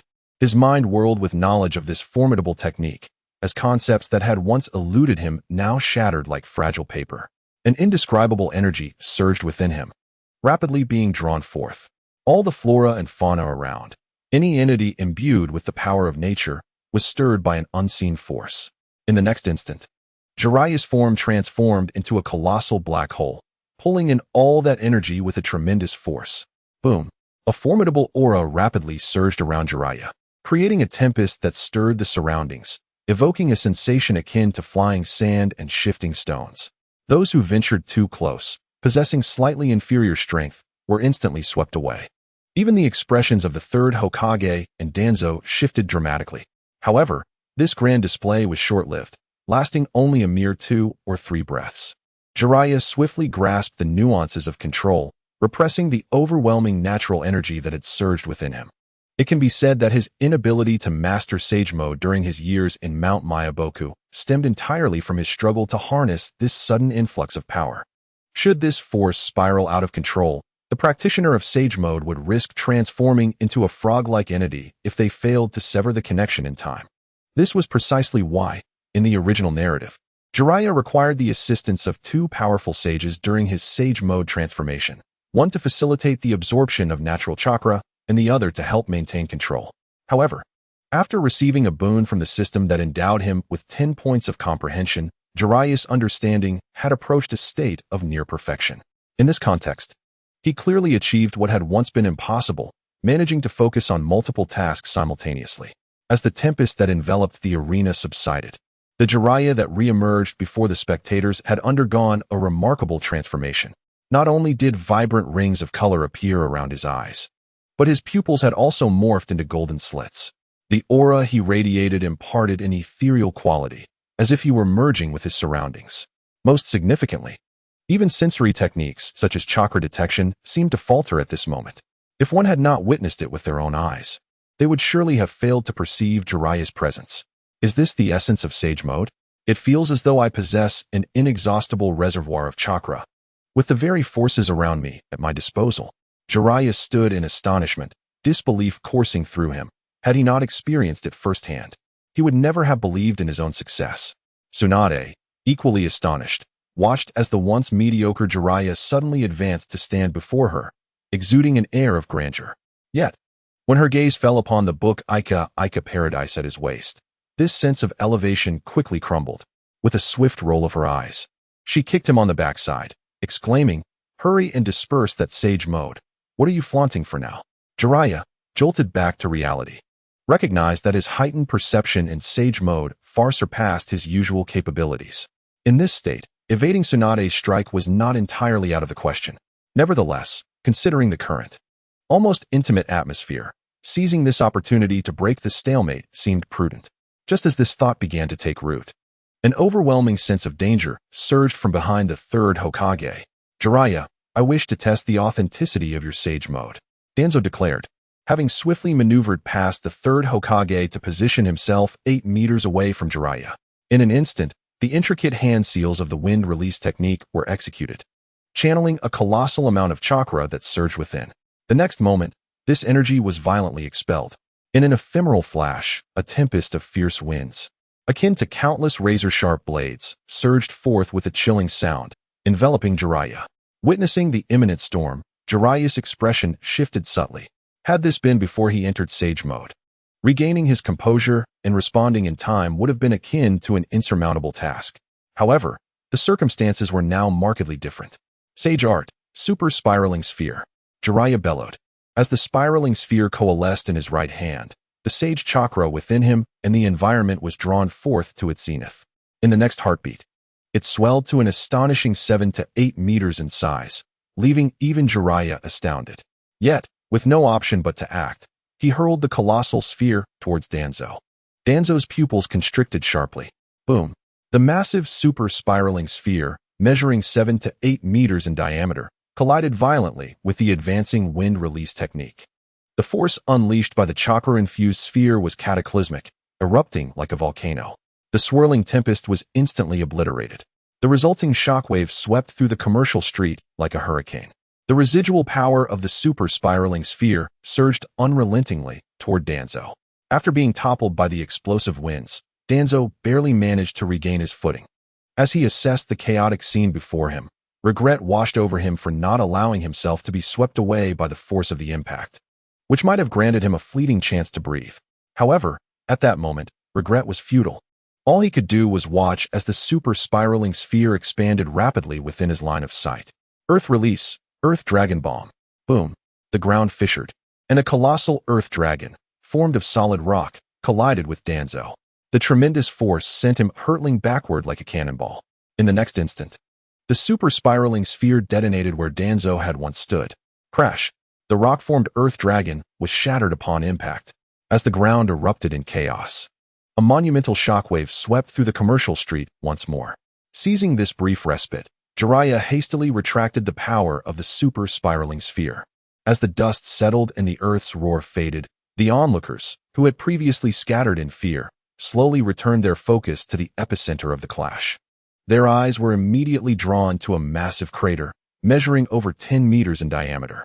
Surrounding structures and foliage, once sturdy, had been mercilessly ground to dust by the overwhelming force. Witnessing the devastation laid bare before them, a chill crept up the spines of those present. Their gazes toward Jiraiya were filled with awe. Truly, as the strongest of the legendary three, Jiraiya's opening technique required no hand signs, yet unleashed such formidable power. If any of them had attempted to withstand even a fraction of it, they would likely have faltered. A fraction? You hold yourself in high regard. Yet have you not noticed that self-proclaimed advisor of the Hidden Leaf, that old fellow who suddenly launched an attack? Had it not been for the intervention of the silver-haired individual, he would have been reduced to mere rubble. If it were you in his stead, I dare say not even remnants would remain. This is merely the tip of the iceberg, were it not for Lord Jiraiya, who timely dispersed a significant portion of his power. The unleashed force could have obliterated half a street. At that moment, we would not have been able to stand here. The atmosphere became charged with excitement.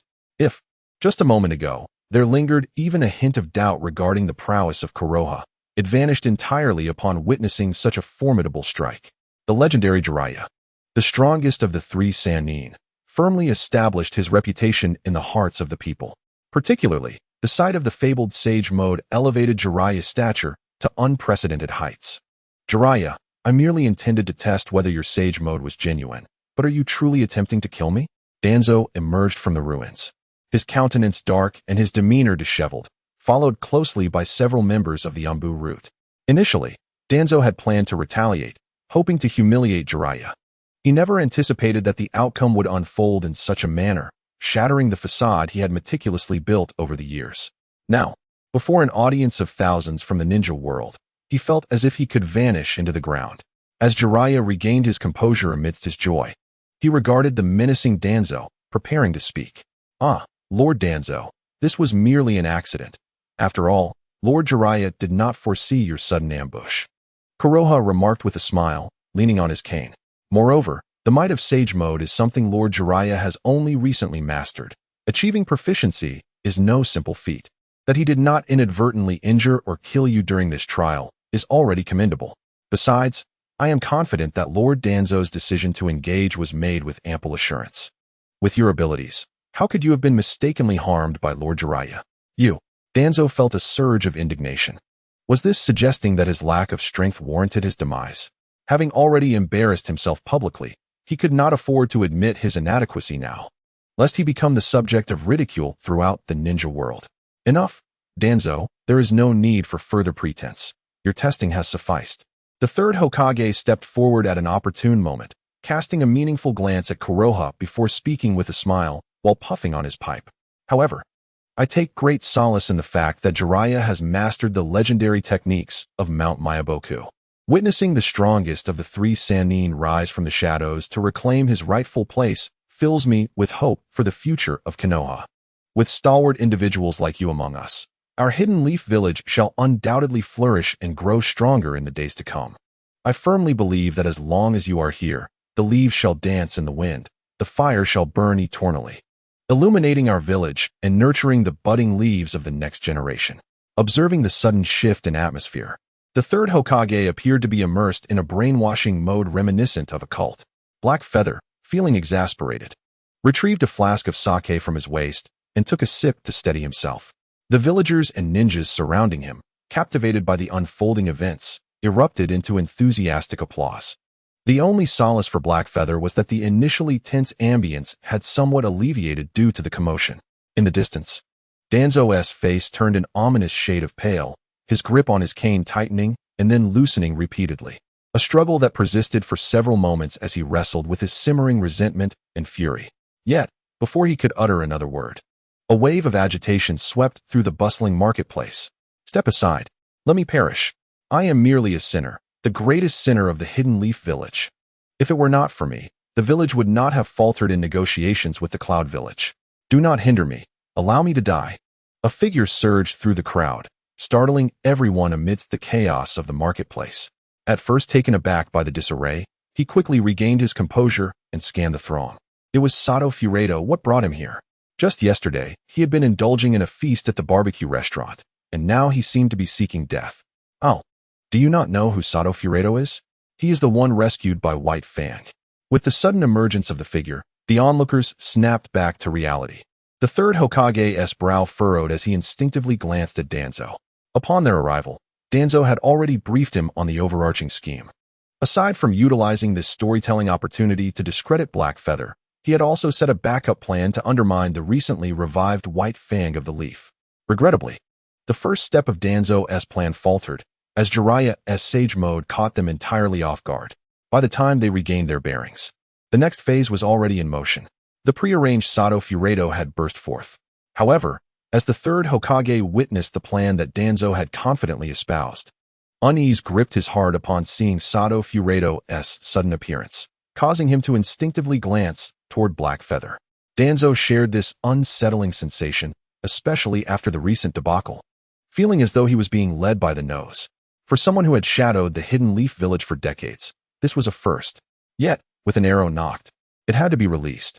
Observing Sato Furedo's timely arrival, Danzo could only force himself to speak.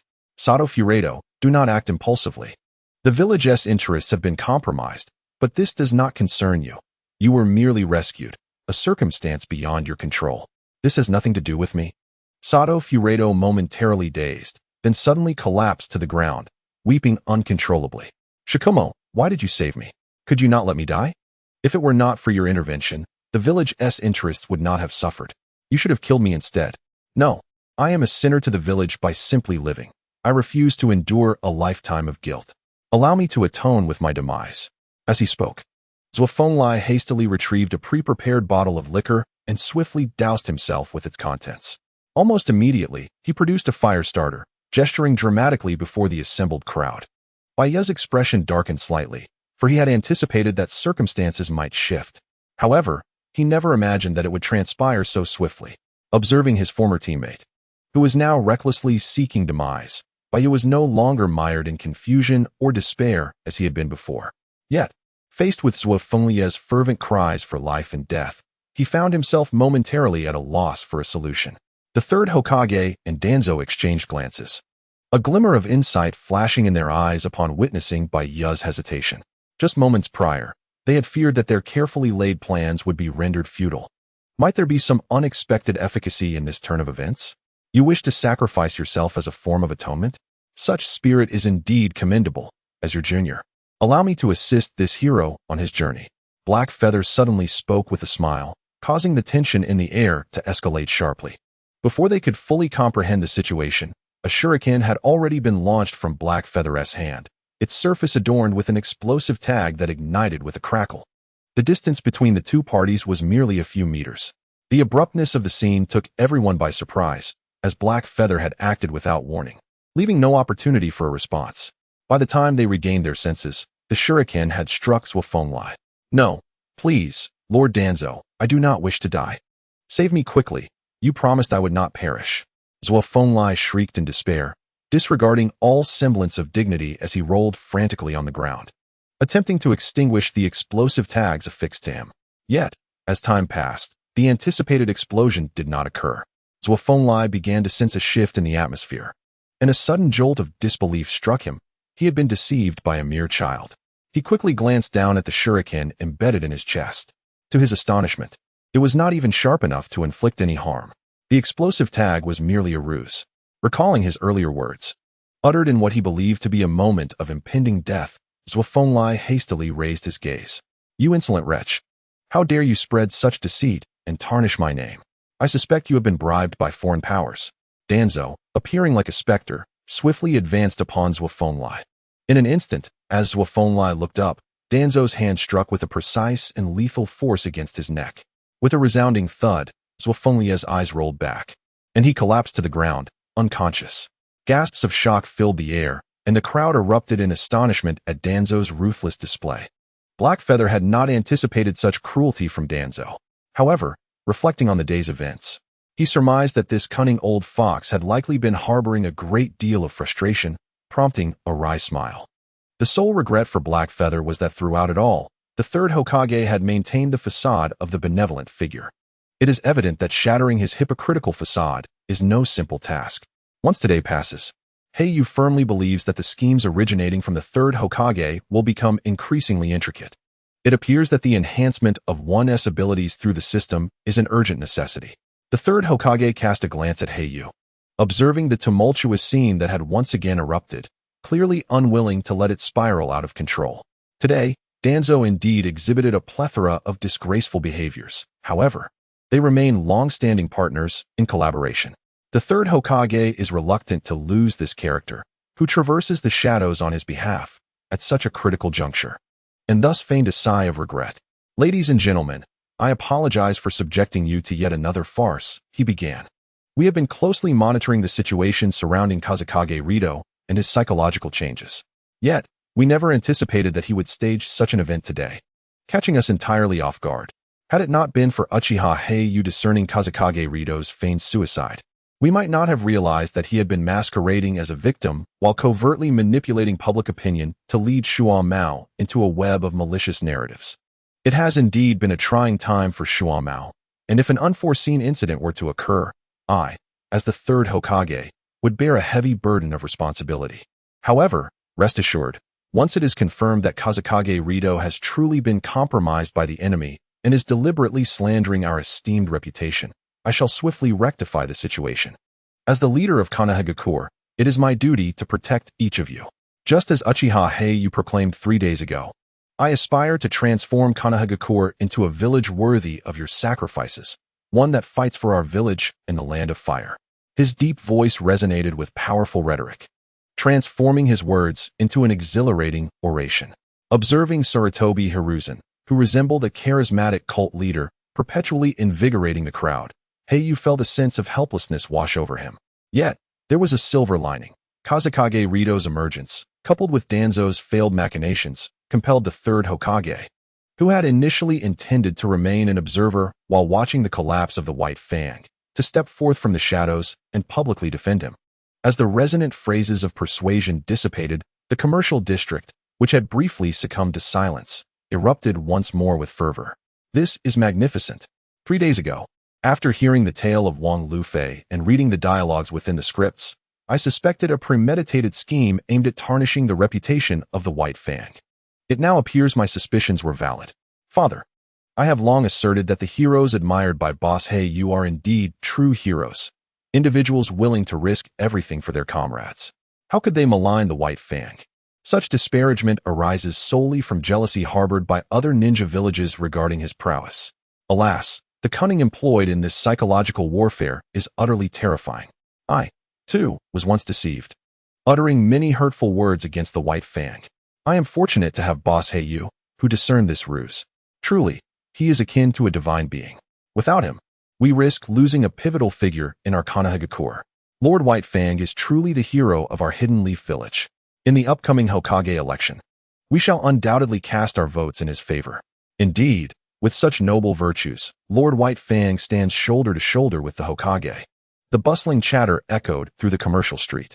Black Feather nearly spewed out the sip of shochu he had just taken. Listening to the final flattery, Black Feather instantly comprehended that the situation was far from settled. Originally, the third Hokage and Danzo had conspired together, leveraging public opinion to drive White Fang to despair and ultimately to his demise. This was primarily due to the fact that following the conclusion of the First and Second Shinobi World Wars, White Fang's reputation not only eclipsed the legendary Sannin nurtured by the third Hokage, but also posed a significant threat to Sarutobi Hiruzen's position as Hokage. To ensure that his own position would not be usurped, Danzo was keen to prevent White Fang from emerging as a formidable contender in the forthcoming Hokage election. Thus, the third Hokage turned a blind eye to Danzo's manipulation of public sentiment. However, this grand scheme had not only faltered, but had also inadvertently bestowed upon White Fang a reputation for loyalty and trustworthiness, thereby amplifying the threat tenfold. If Black Feather recalled correctly, in the original narrative, after White Fang's tragic end, the Third Shinobi World War commenced. Uchiha Shursui had already been brainwashed, becoming a pawn in the hands of the third Hokage. Simultaneously, The future fourth Hokage, Minato Namikaze, was selected directly by the third Hokage, bypassing the Sannin he had personally trained to be the next Hokage. This chain of events drove Orochimaru to madness, leading him to collaborate with Danzo in scientific endeavors. In a peculiar twist, the third Hokage, Sarutobi Hiruzen, who should have retreated into the shadows, publicly declared that Minato was still too young after the latter took office. He personally took on the role of a high-ranking advisor in Konoha, pulling the strings behind the scenes. Ultimately, during the Ninetales incident, he witnessed Minato sealing the beast with his own life, arriving tardily to the scene. By the time Minato had transported the Ninetales away, the village was no longer under threat from external foes, yet it took a considerable amount of time to locate the battlefield. One might wonder if the Umbu were utterly inept. Could it be that the third Hokage did not utilize the Flying Thunder God technique, cultivated by Minato, to swiftly reach the battlefield? It could be said that all of this was a calculated move. Only with Minato's sacrifice could Sarutobi Hiruzen smoothly reclaim his position as Hokage, suppressing Naruto's identity as the hero's son, leaving behind the chaos caused by the Ninetales and the infamy surrounding the fourth Hokage's death. This inevitably reminded Black Feather of the moment in the original narrative when Sarutobi Hiruzen fell to Orochimaru's hand. Danzo indeed waited, choosing not to intervene, biding his time for the chance to inherit the Hokage's position. Did Jiraiya, upon his return, possess too much insider knowledge, leading him to deliberately overlook these matters? As for Sarutobi Hiruzen's eventual death in battle for the village, it could be said that he met his end in a manner befitting a Hokage, perhaps feeling no remorse as everything was done in the name of the village's interests. A cascade of thoughts flowed through the mind of Konoha, as the clay in his hand gradually diminished without his awareness. He gazed at the third Hokage, who stood with his back turned to him. Perhaps when Senju Tobirama chose the monkey, he never anticipated that the passage of time and the allure of power could lead a person to utter disorientation. Well then, it seems that matters here have reached a conclusion. I must return to attend to my own affairs. The third Hokage spoke again, his smile as warm as a spring day, turning to Konoha with a face full of satisfaction. Konoha, your tale of Monkey D. Luffy was, as always, splendid. It brings me solace to witness such exceptional talent within the Hidden Leaf Village, affirming that our path towards peace is indeed the right one, and we must continue steadfastly on this journey. However, no matter how well you tell your stories, do not lose yourself in the fame and accolades. You are a genius of the Uchiha clan and the future seed of our village. I hope you can grow robustly, like a sapling destined to become a great tree, aspiring to lead our village as Hokage, no matter which generation it may be. Never give up. His deep voice resonated with unparalleled charisma. Observing the third Hokage as he continued to weave grand visions, Konoha nearly sputtered his drink. Yet, confronted by the eager gazes surrounding him, he could only let out a resigned sigh and muster an excited smile. Thank you for your guidance, esteemed third Hokage. I shall remember your words. However, Konoha was self-aware, knowing well that within the village, there were figures such as Danzo, White Fang, Jiraiya, Orochimaru, Minato, Tsunade, and our esteemed clan leader Fugaku, all of whom were undoubtedly more qualified for the position of Hokage. As for me, a mere boy blinded by fate, I am content to narrate stories and earn a modest meal. The third Hokage's smile faltered slightly. His intention was merely to inspire Konoha, not to be countered with a list of names. Was he implying that a dozen others were equally deserving of the Hokage title? Thunderous applause echoed throughout the bustling street. Jiraiya and Tsunade exchanged glances, tinged with a hint of helplessness. To speak such audacious words publicly and receive encouragement from the audience was indeed a rarity. However, they understood that this incident would likely lead to even closer scrutiny from the third Hokage towards Konoha, making his path all the more arduous. Reflecting on the day's events, what appeared to be mere coincidence was perhaps more profound upon deeper contemplation. Sensing the shift in the atmosphere, the third Hokage inhaled deeply, suppressing all thoughts, and maintained his warm smile. Konoha, you speak wisely. I too hope that the village may flourish as you envision, where everyone is worthy of the Hokage title. Should that come to pass, I would leave this world without regret, honoring the first and second Hokages. Well then, I shall take my leave. I hope you all enjoy the audiobook. However, Black Feather, do not forget to attend your classes at school. Farewell. With this parting remark, the third Hokage clearly had no intention of lingering any longer. It was the first time he realized that even his sagacity could fall short. He genuinely feared that if he stayed any longer, the mask he had worn for decades would be forcefully torn away. Observing the third Hokage vanish with an eerie swiftness, Black Feather silently exhaled, for it was evident that a sharp confrontation was indeed the most fitting conclusion. As for how events would unfold thereafter, Black Feather could hardly concern himself with it. What mattered most at present was to seize every fleeting opportunity to strengthen himself. Only with sufficient power could he hope to secure a chance at survival. "We shall also depart," Danzo commanded coldly, sweeping his hand dismissively. Yet, before leaving, he cast a frigid, meaningful glance at Black Feather, turning away with a cadre of root members in tow. Meanwhile, the unconscious Saito Rido was also carried away. The embarrassment of the day's events had already overwhelmed him. If he allowed Saito Rido to remain, revealing everything associated with him, his already dwindling prestige within Konoha would likely vanish entirely. In the future, not only would he be unable to aspire to the position of Hokage, but he might even lose his consultant role. He had no doubt that Sarutobi Hiruzen, who had fought for most of his life, would seize any opportunity to resolve this matter. The curtain finally falls on this splendid show. I did not anticipate that such a simple storytelling session would unveil so many intriguing events. Truly, this little brat is remarkable, Orochimaru chuckled, stretching languidly as he prepared to depart. Tsunade's expression darkened, and she reached out to stop him. "Orochimaru, you do not have any ulterior motives, do you?" A glimmer of mischief sparkled in Orochimaru's eyes as he replied playfully, "Tsunade, what are you insinuating? With such an exceptional junior, I can scarcely contain my admiration. Even if I were to harbor intentions, they would surely be commendable." He continued, "Moreover, Tsunade, with your penchant for meddling, perhaps you should focus on promoting your medical team instead.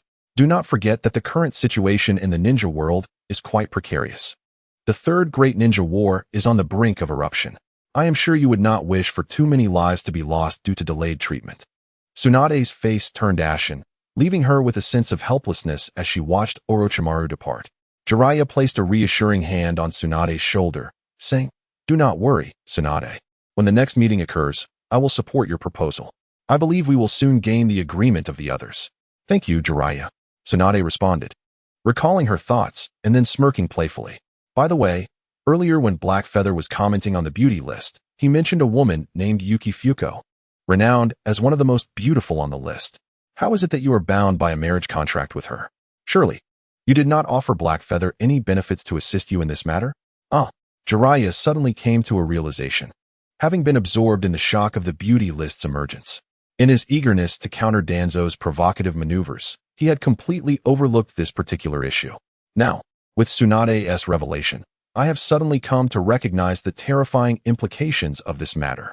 The bet regarding the engagement between Jiraiya and Yukino of the Fuko village was established not long ago, when Jiraiya, during a visit to gather materials, inadvertently stumbled upon Yukino. At that time, Jiraiya triumphed in the wager, thus bringing a conclusion to the engagement with Yukino. However, he carelessly sold his future disciple, contemplating the principle of keeping the bounty within one's own domain, and established a betrothal for his disciple with Yukino. This affair, however, was conducted with utmost secrecy by both parties, with only the heavens and the two of them privy to it, ensuring that no third party could overhear. Moreover, as Fuko Village exists as a matriarchal domain within the ninja world, the number of those who could possibly know is exceedingly scarce.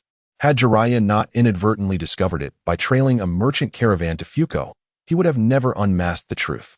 Now, upon Black Feather's utterance, these details have been exposed, including his knowledge of the engagement with Yukino. Is he truly privy to my innermost thoughts? Jiraiya, what expression is that? Tsunade paused, unable to suppress her curiosity. Could it be that you revealed this to Black Feather? How else would he know? Jiraiya gravely shook his head. I am equally in the dark. If Black Feather does not possess an extensive intelligence network, he may harbor unknown abilities. Abilities? Tsunade faltered, a flicker of astonishment passing through her eyes. Jiraiya, I once heard my great-uncle speak of the Uchiha clan Sharingan, which exists in single, double, and triple Tomo states.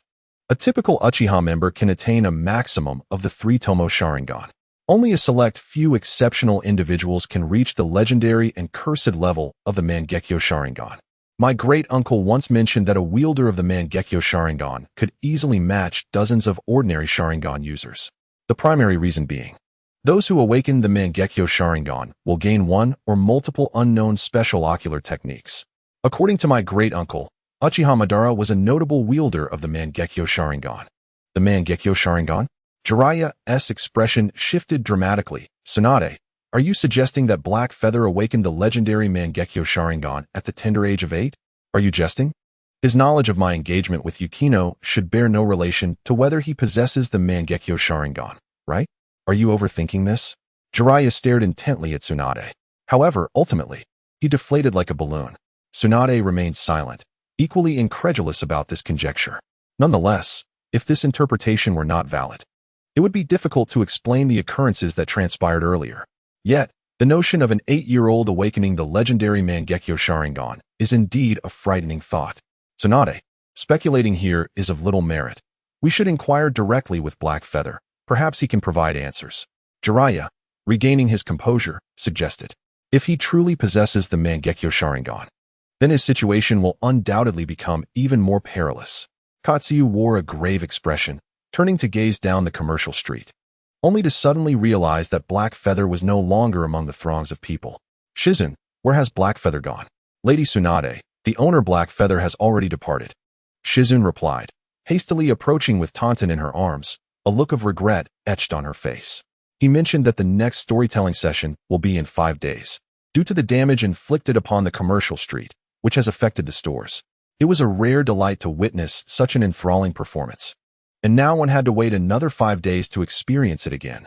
Black Feather certainly had a penchant for tantalizing his audience. However, this time's Rouge list was even more explosive than the last, surpassing the legendary Jiraiya, as the esteemed Tsunade herself had made the list.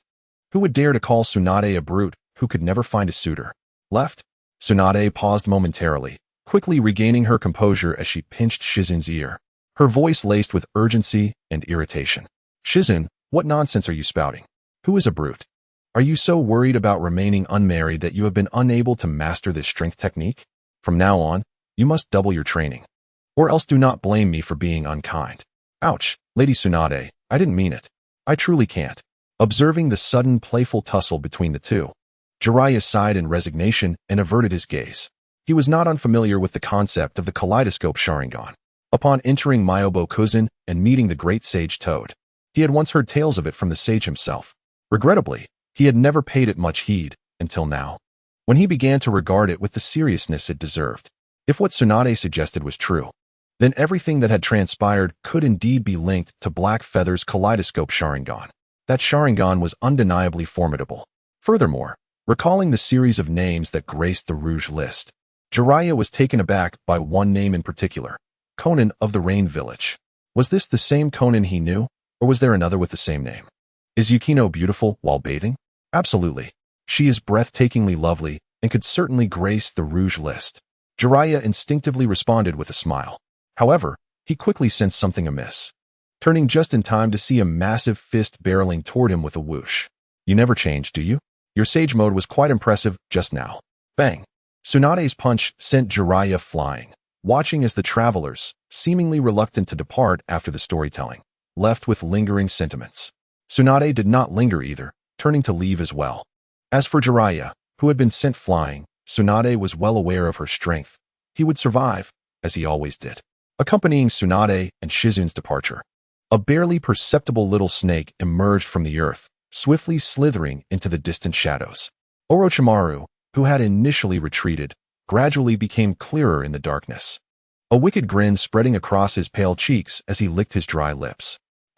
I did not anticipate that matters would become so entertaining. Fortunately, I kept a backup plan and did not make a hasty exit.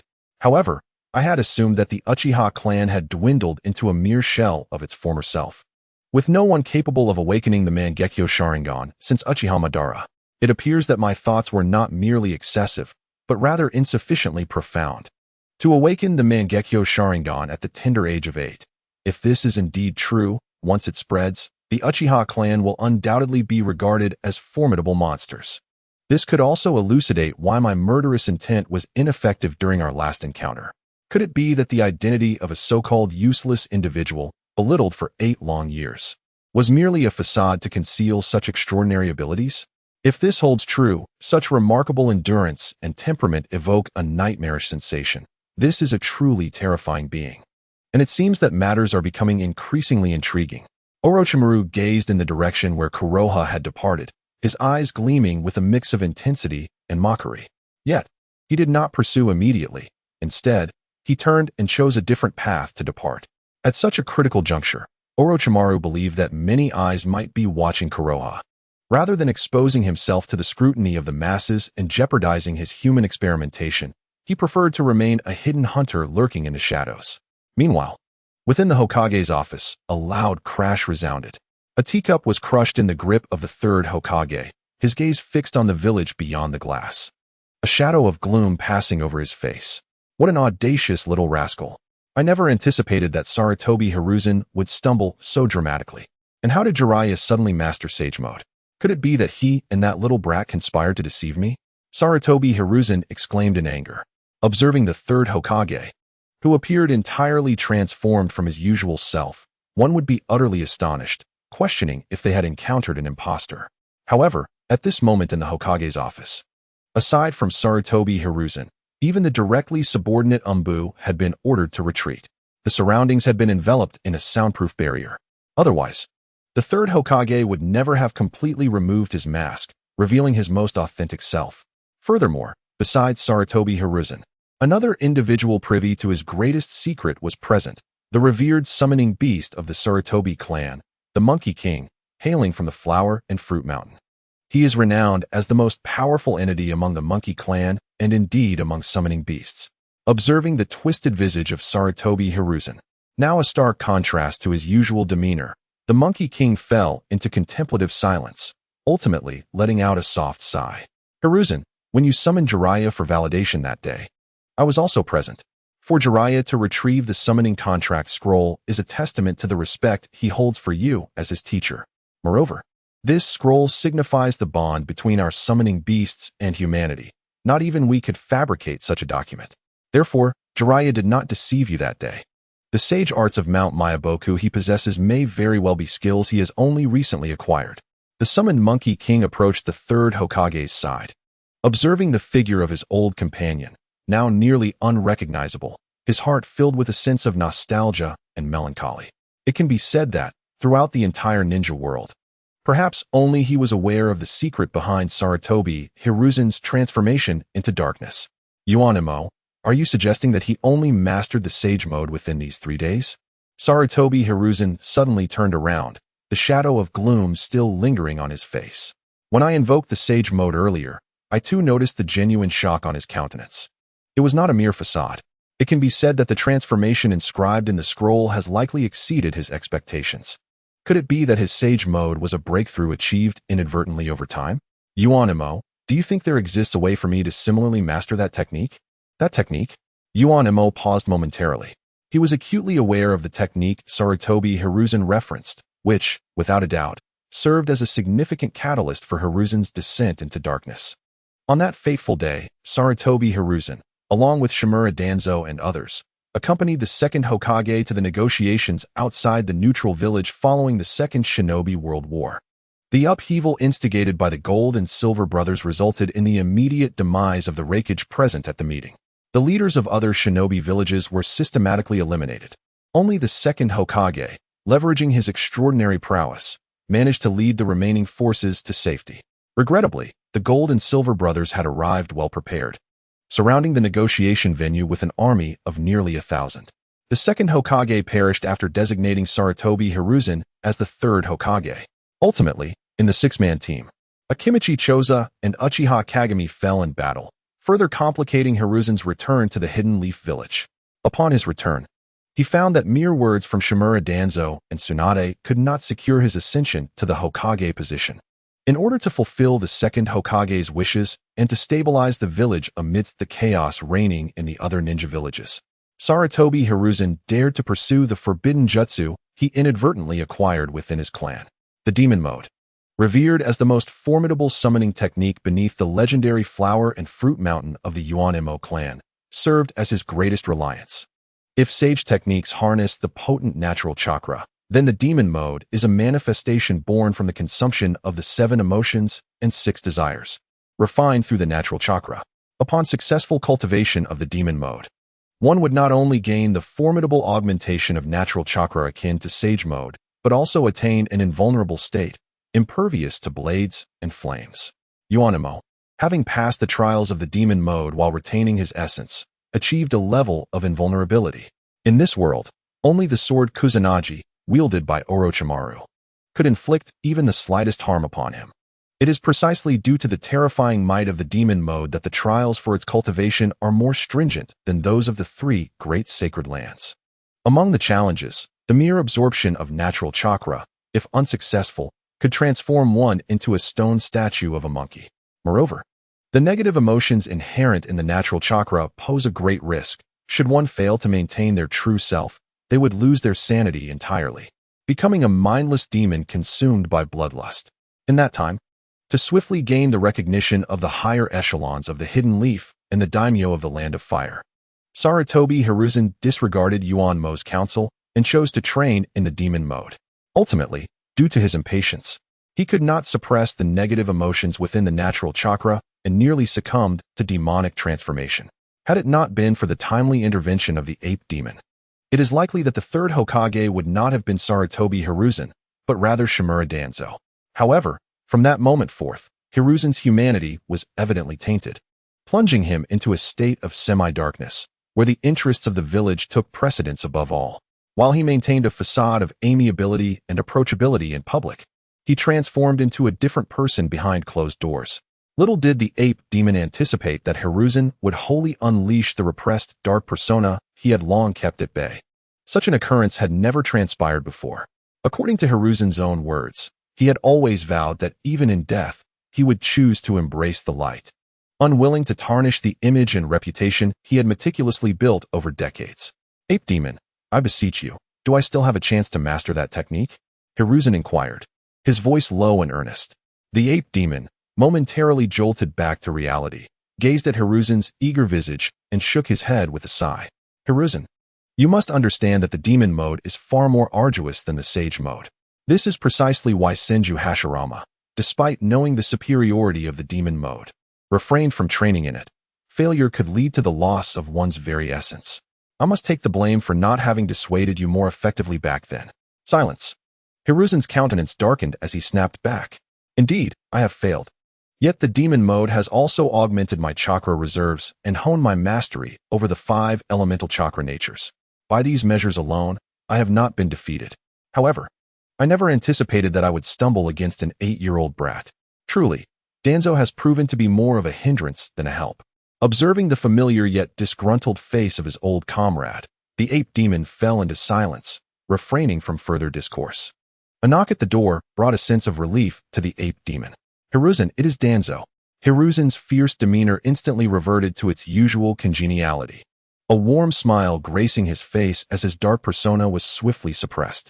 Taking a deep drag from the pipe he held, he addressed the ape demon. You may take your leave now. Your efforts have been commendable this time as well. Indeed, do take care, the ape demon replied, observing Hiruzen's rapid shift in personality. He promptly dispelled the summoning technique and vanished from sight. Once the final remnants of chakra dissipated, Hiruzen settled into his chair and called out, Danzo, you may enter. The heavy door swung open, and the previously dismissed Umbu swiftly returned to their concealed positions for protection. Danzo, leaning on his cane, entered with haste, glancing at the shattered teacup on the floor. Hiruzen, I did not expect you to lose your composure. It seems this setback caught even you off guard. Noticing a hint of amusement on Danzo's face, Hiruzen exhaled a plume of smoke with a smile and shook his head. Danzo, you overestimate the situation. That teacup merely shattered by accident while I was deep in thought. However, your urgency in seeking me, rather than tending to your meticulously laid plans, suggests that there is pressing business at hand. The smile of Danzo gradually faded as he observed the 3rd Hokage, who, upon opening his mouth, immediately exposed the truth. Clearly, the mood for idle chatter had vanished. With a swift motion, he retrieved an ancient tome and cast it onto the desk of the 3rd Hokage. The cover bore a vividly etched Sharingan, captivating and mesmerizing. How could this war manual of our teacher end up in your possession? The third Hokage was momentarily taken aback, his expression darkening to a profound extent. To ascend to the position of Hokage, Sarutobi Hiruzen possessed considerable intelligence, indeed surpassing the ordinary. Additionally, driven by a darker persona, his strategic acumen and intellect had only sharpened. In an instant, he surmised the purpose of Danzo's visit. Danzo, do you suspect that the boy has awakened the Mangekyo Sharingan? The moment the words escaped his lips, the third Hokage felt an overwhelming absurdity. Yet, reflecting upon the events that had transpired, he found no alternative explanation. An 8-year-old awakening the Mangekyo Sharingan. Could this truly be possible? I thought I was merely overthinking it. Yet it seems you share the same concerns, Sarutobi. Danzo remarked with a sardonic smile. Let us not forget, the last person from the Uchiha clan to awaken the Mangekyo Sharingan was Uchiha Madara. For the past 2 decades. Based on our teacher's deductions, the one most likely to awaken it was Uchiha Kagami. Alas, he perished while valiantly defending us from the pursuit of Kin and Jin. Had he awakened the Mangekyo Sharingan, he would have succeeded Uchiha Fugaku as the clan leader, and the Uchiha would have been thoroughly integrated into Konoha without issue. Regrettably, Kagami's untimely death has thwarted that plan, otherwise the Uchiha clan would have long been a possession of our village. If that boy truly awakens the Mangekyo Sharingan and we allow it to go unchecked, it may lead to grave consequences. The third Hokage did not respond immediately. After a few contemplative puffs of his pipe, he finally spoke. Danzo, are you suggesting we eliminate that boy? As old rivals and collaborators with an unspoken understanding, the third Hokage was acutely aware of Danzo's modus operandi. He preferred soft tactics and a grander strategy, whereas Danzo operated in the shadows, unhesitatingly resorting to any means to achieve his objectives, including murder. This complementary dynamic allowed the third Hokage to turn a blind eye to the roots that Danzo had established and to overlook the assassination attempts against himself. This approach stemmed from the belief that Danzo could serve as a deadly instrument for handling matters that were inconvenient for him. No, that boy is indeed a threat. However, Sarutobi, we should seize this opportunity to fulfill our teacher's dying wish, Danzo asserted in a low voice. Sarutobi Hiruzen's expression momentarily froze, a flicker of unease flashing in his eyes. To him, Danzo's methods implied a willingness to kill the innocent rather than risk allowing a threat to remain. Hiruzen believed that if he granted Danzo the chance, he would not hesitate to eliminate anyone who posed a risk to his ascension as Hokage.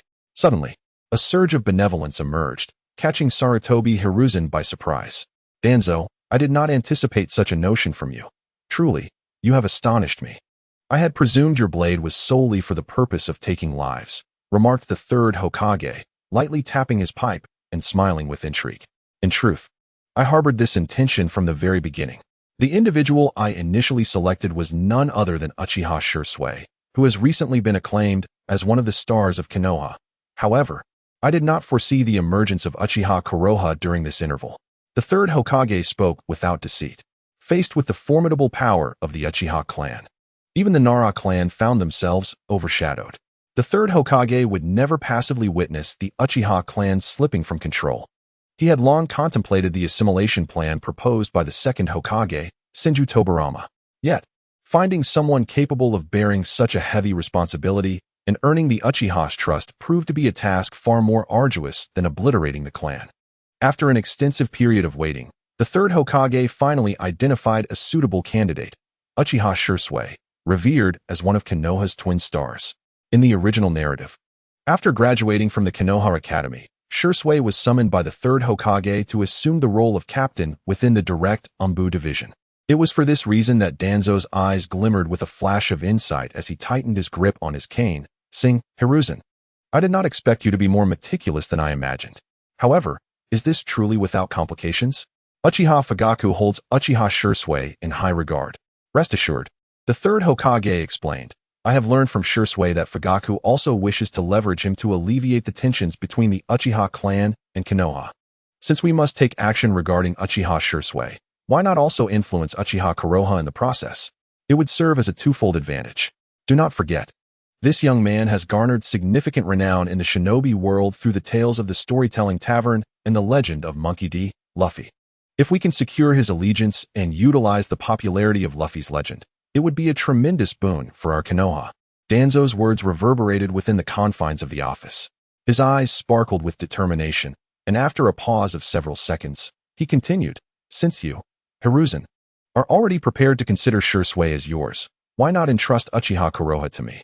This boy possesses a cunning mind, perfectly suited for the depths of root." Within Konoha, the Umbu were divided into the Hokage's direct Umbu and the root division. Yet, in contrast to the Hokage's Umbu, Danzo's root gravitated towards a more ruthless darkness. The foundation of their training lay in the eradication of emotions, retaining only the relentless completion of missions and absolute obedience to orders. The ultimate test for a successfully graduated root shinobi was to eliminate their own comrades, a measure of their humanity extinguished, unlike the Hokage's Umbu, which retained a semblance of morality. "You desire that young man?" the third Hokage inquired, taken aback. After taking a deep drag from his pipe, he shook his head decisively. "No, you cannot have him. I previously mentioned that nurturing them is in fulfillment of the teacher's final wish. Your roots of darkness, once embraced, will lead to an everlasting abyss, which does not aid us in mastering the Uchiha clan. These two can only bear the responsibility of assimilating the Uchiha clan under the light. I hope you can comprehend this." Towanzo fell silent for a moment, a hint of coldness crossing his features before dissipating. He then tightened his grip on his cane and turned to leave, stating, "Very well, since Sarutobi has said so. I shall leave this child in your care. I hope your plan unfolds smoothly. By the way, do not forget to find a way to ease the conflicts among the 5 great nations. Now is not the time to instigate the 3rd great ninja war. If possible, strive for more time so that we, the Hidden Leaf Village, can prepare adequately for the battlefield, thereby enhancing our chances of success." Having uttered these words, Towanzo did not linger, pushing the door open and departing. As the door closed, the 3rd Hokage, with a cigarette in hand, sank into deep contemplation. After a considerable pause, he exhaled a plume of smoke and mused to himself, "Towanzo, you underestimate me. It appears that Orochimaru's experiments on human subjects have yielded substantial results." Meanwhile, after leaving the Hokage building, Towanzo proceeded directly to the base of the roots. Upon stepping into the darkness, Yamashiro and Yamanaka emerged from the shadows. "Lord Towanzo, has everything been arranged? Has the 3rd Hokage postponed his decision regarding Uchiha Kuroha?" asked Yamanaka, puzzled. "But, Lord Towanzo, why are you granting Uchiha Kuroha more time?" Initially, upon witnessing Towanzo's embarrassment in the marketplace, they had been waiting anxiously for his orders. Once they received the command, they would strike decisively. In their eyes, dealing with such a mere child would be a trivial matter. However, they were utterly taken aback by Towanzo's uncharacteristic behavior. Seeing the confusion on Yamanaka's face, Towanzo chuckled lightly and said, "Wind, you tell Kuroha why I am doing this." Yamashiro, being Towanzo's right-hand man and a person of exceptional intellect, had already discerned the underlying motives. "Lord Towanzo, are you perhaps intrigued by Uchiha Kuroha's eyes? Not long ago, you mentioned that Orochimaru's experiments on human subjects were showing initial success. Are you planning to grant that boy a bit more time to live, only to later transplant the first Hokage's cells through Orochimaru's experiments and ultimately seize his eyes?" Yamanaka was taken aback. The power of the Uchiha clan Sharingan was well known, not only within the Hidden Leaf Village but throughout the entire ninja world. The existence of the Sharingan was enough to make many covetous. Numerous factions, including Towanzo's own roots, had sought to lay their hands on the Sharingan. Unfortunately, the Sharingan was known as the Cursed Eye, impossible for an ordinary person to wield. Particularly, once transplanted, the constant drain on chakra would be unbearable. Let us not forget the legendary Kaleidoscope Sharingan.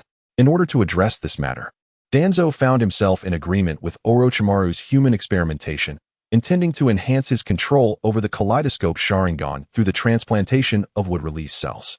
"Lord Danzo, does Orochimaru truly have the confidence?" questioned Yamanaka Toryun, unable to contain his curiosity.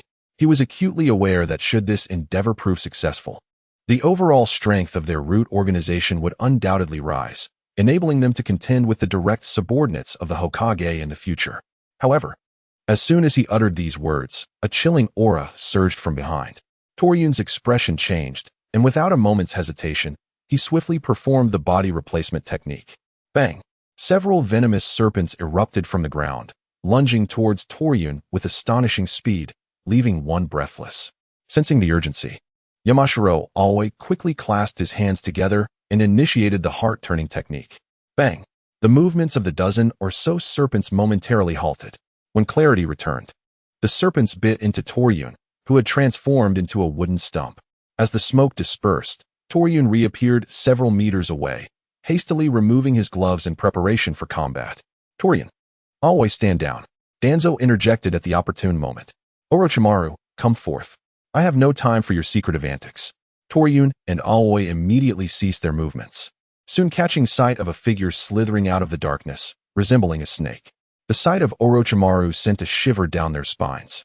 They had never anticipated that a person could transform themselves into something so serpentine. Heh, Danzo, you remain as humorless as ever, Orochimaru chuckled softly, pausing a few meters away as he assessed Aoi and Toryun. I did not expect you to successfully secure these two from my former teacher. However, I am curious. Do you truly intend to make a move against that boy? He is also a target I have my eye on. Your target? Danzo's expression darkened. Do not forget, you were able to conduct human experiments under Sarutobi's nose thanks to the cover I provided. Without my assistance, you would not have acquired so many subjects. If you expect me to abandon my pursuit of that boy, it is utterly impossible, unless you plan to sever our agreement. Heh, Danzo. It seems you hold that boy in high regard, Orochimaru replied with a hollow laugh. However, rest assured, as an adept hunter, having numerous competitors is merely a source of amusement.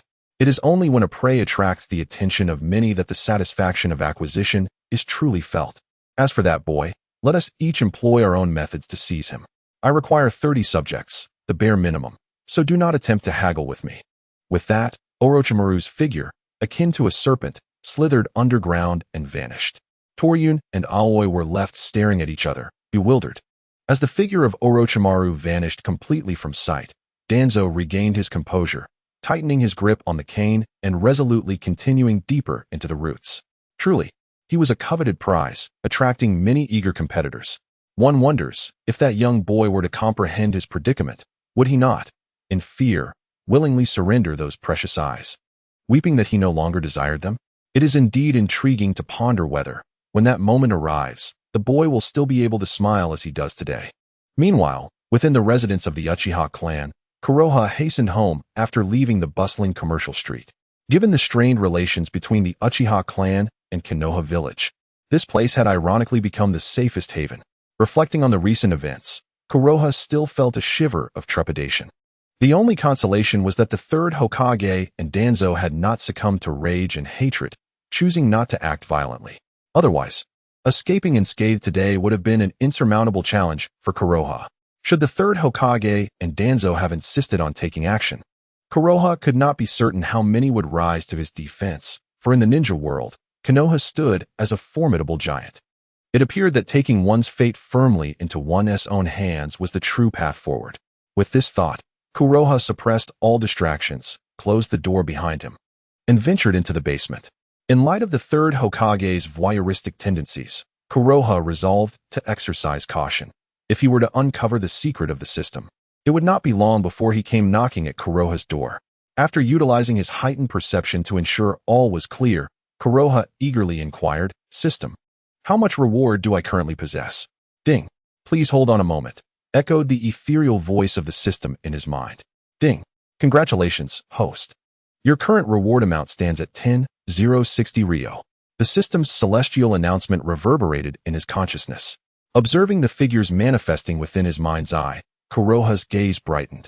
Indeed, with Tsunade's generous contribution of 5,000 Ryo, the total reward had surpassed 10,000. Regrettably, due to Danzo's interruption and the appearance of Saito, Konoha's plan to reap further rewards at the last moment had been thwarted. Nonetheless, regrets aside, the paramount importance lay in returning alive. Now, he needed to contemplate how best to maximize his gains from this storytelling reward. "System, what types of draws can I perform now?" Konoha asked once more. Ding. The host currently possesses 10,060 Ryo, allowing for 1 intermediate draw or 10 beginner draws. The intermediate draw offers a 10 chance of obtaining a rare reward, a 30 chance for a mid-level reward, and a 60 chance for a beginner reward. The beginner draw presents a 3 chance for a rare reward, a 10 chance for a mid-level reward, and an 80 chance for a beginner reward. Please choose wisely. Listening to the string of explanations, A hint of hesitation crept across Konoha's face. Having gathered such a substantial reward, his initial ambition was, of course, to aim for the intermediate draw. In the pursuit of rapid ascendance in strength, the rarity of rewards becomes paramount, for only the most coveted can be deemed a shortcut. However, after perusing this sequence of explanations, Hei Yu found himself somewhat hesitant. A single draw versus 10 draws, both are undeniably a gamble. This uncertainty left Hei Yu in a quandary. Following the impact of the spiral wave from the mystical arts on the commercial street, the storytelling tavern had suffered significant damage, necessitating time for repairs.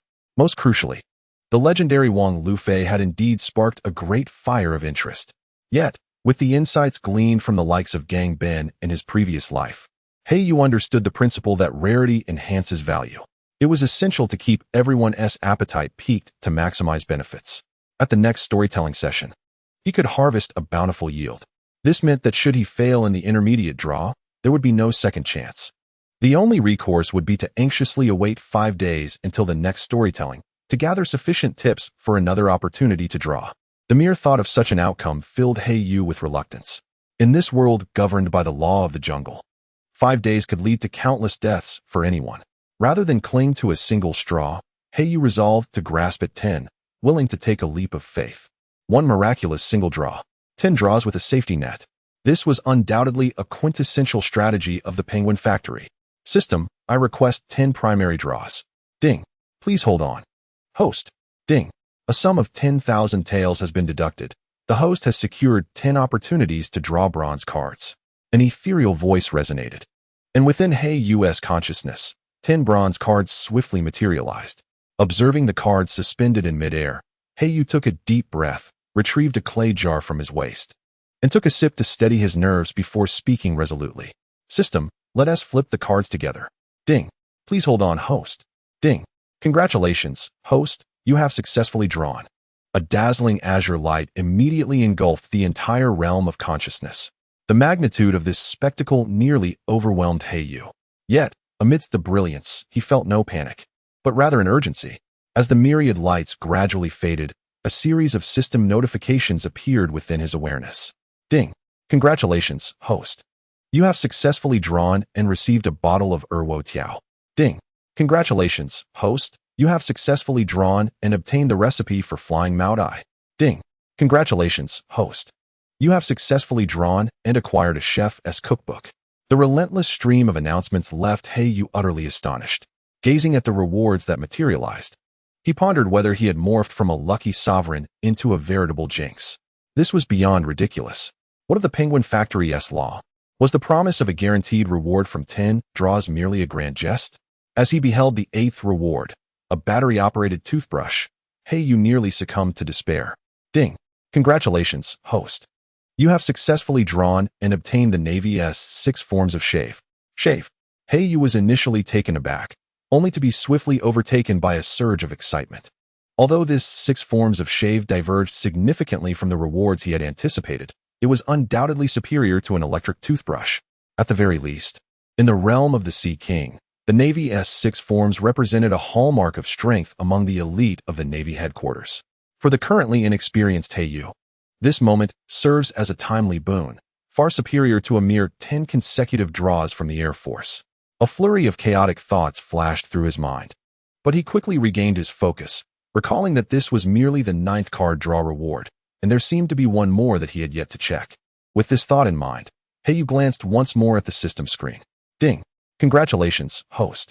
You have successfully drawn a card and received the rare reward, a random summoning card for the Empress Boa Hancock. Hei Yu was momentarily stunned. His mind resonated with a deafening roar, leaving him blank and motionless, unable to comprehend the revelation. After rubbing his eyes several times, he finally managed to regain his senses and gazed at the golden letters displayed on the screen, unable to contain his overwhelming joy. Indeed, the ancients were not mistaken. The lottery truly adhered to the principle of guaranteed rewards after 10 draws from Penguin Factory. Looking at the reward before him, Hei Yu felt a rush of exhilaration. He had never anticipated that the world's most beautiful woman, Boa Hancock, would be summoned through his 10 consecutive draws. If there were another person present, he would have eagerly requested a few slaps to ascertain whether he was dreaming. As he beheld the series of rewards, Hei Yu took a moment to compose himself, finishing the last of his tea before he could finally speak again. System, what does this random summoning card for Boa Hancock entail? This time, the guaranteed reward from the 10 draws yielded a true jackpot, a timely blessing for Hei Yu. After all, in the original story, Boa Hancock's strength was formidable, and with the terrifying attributes of her devil fruit, she could undoubtedly serve as a powerhouse of shadow-level combat. For Hei Yu, who currently lacked the confidence to safeguard himself, this became an invaluable trump card for survival. If used wisely, it could even turn the tide against formidable foes. In that eventuality, even if he were to confront the third Hokage and Danzo, Hei Yu would possess an added sense of assurance. However, upon seeing the random summoning card for Boa Hancock, a sense of unease crept into Hei Yu's heart, as if a foreboding omen loomed. He dreaded the thought of losing a duck that was already in his grasp. As the storytelling event, anticipated for 3 days, came to a close, merchants and travelers flooded out of Konoha, akin to a receding tide. The tales of the storytelling swiftly spread throughout the ninja world with their departure, sending those who had awaited them into a frenzy once more. Some booksellers claimed that their 10,000 copies sold out on the very day of release, prompting others to print additional copies overnight in a bid to maximize profits during the 5-day hiatus. Initially, many were discontented with Hei Yu's 5-day pause. However, as time progressed, they unexpectedly realized that this was a shrewd strategy for maximizing benefits. Some even marveled at Hei Yu, merely 8 years of age, for his profound foresight. The reputation of being a former wastrel was entirely dispelled. Most importantly, upon the release of the tale, the ninja world's beauty rankings were astounded. With a mere glance downward, one could scarcely see their toes. The list of beauties painted in rouge set the entire ninja world ablaze. Many began to emulate this gesture, lowering their heads to inspect their feet. In a fleeting moment, this act became a threshold for beauty. Simultaneously, the individuals on the rouge list, devoid of any specific rankings, became the talk of the ninja world and the various nations.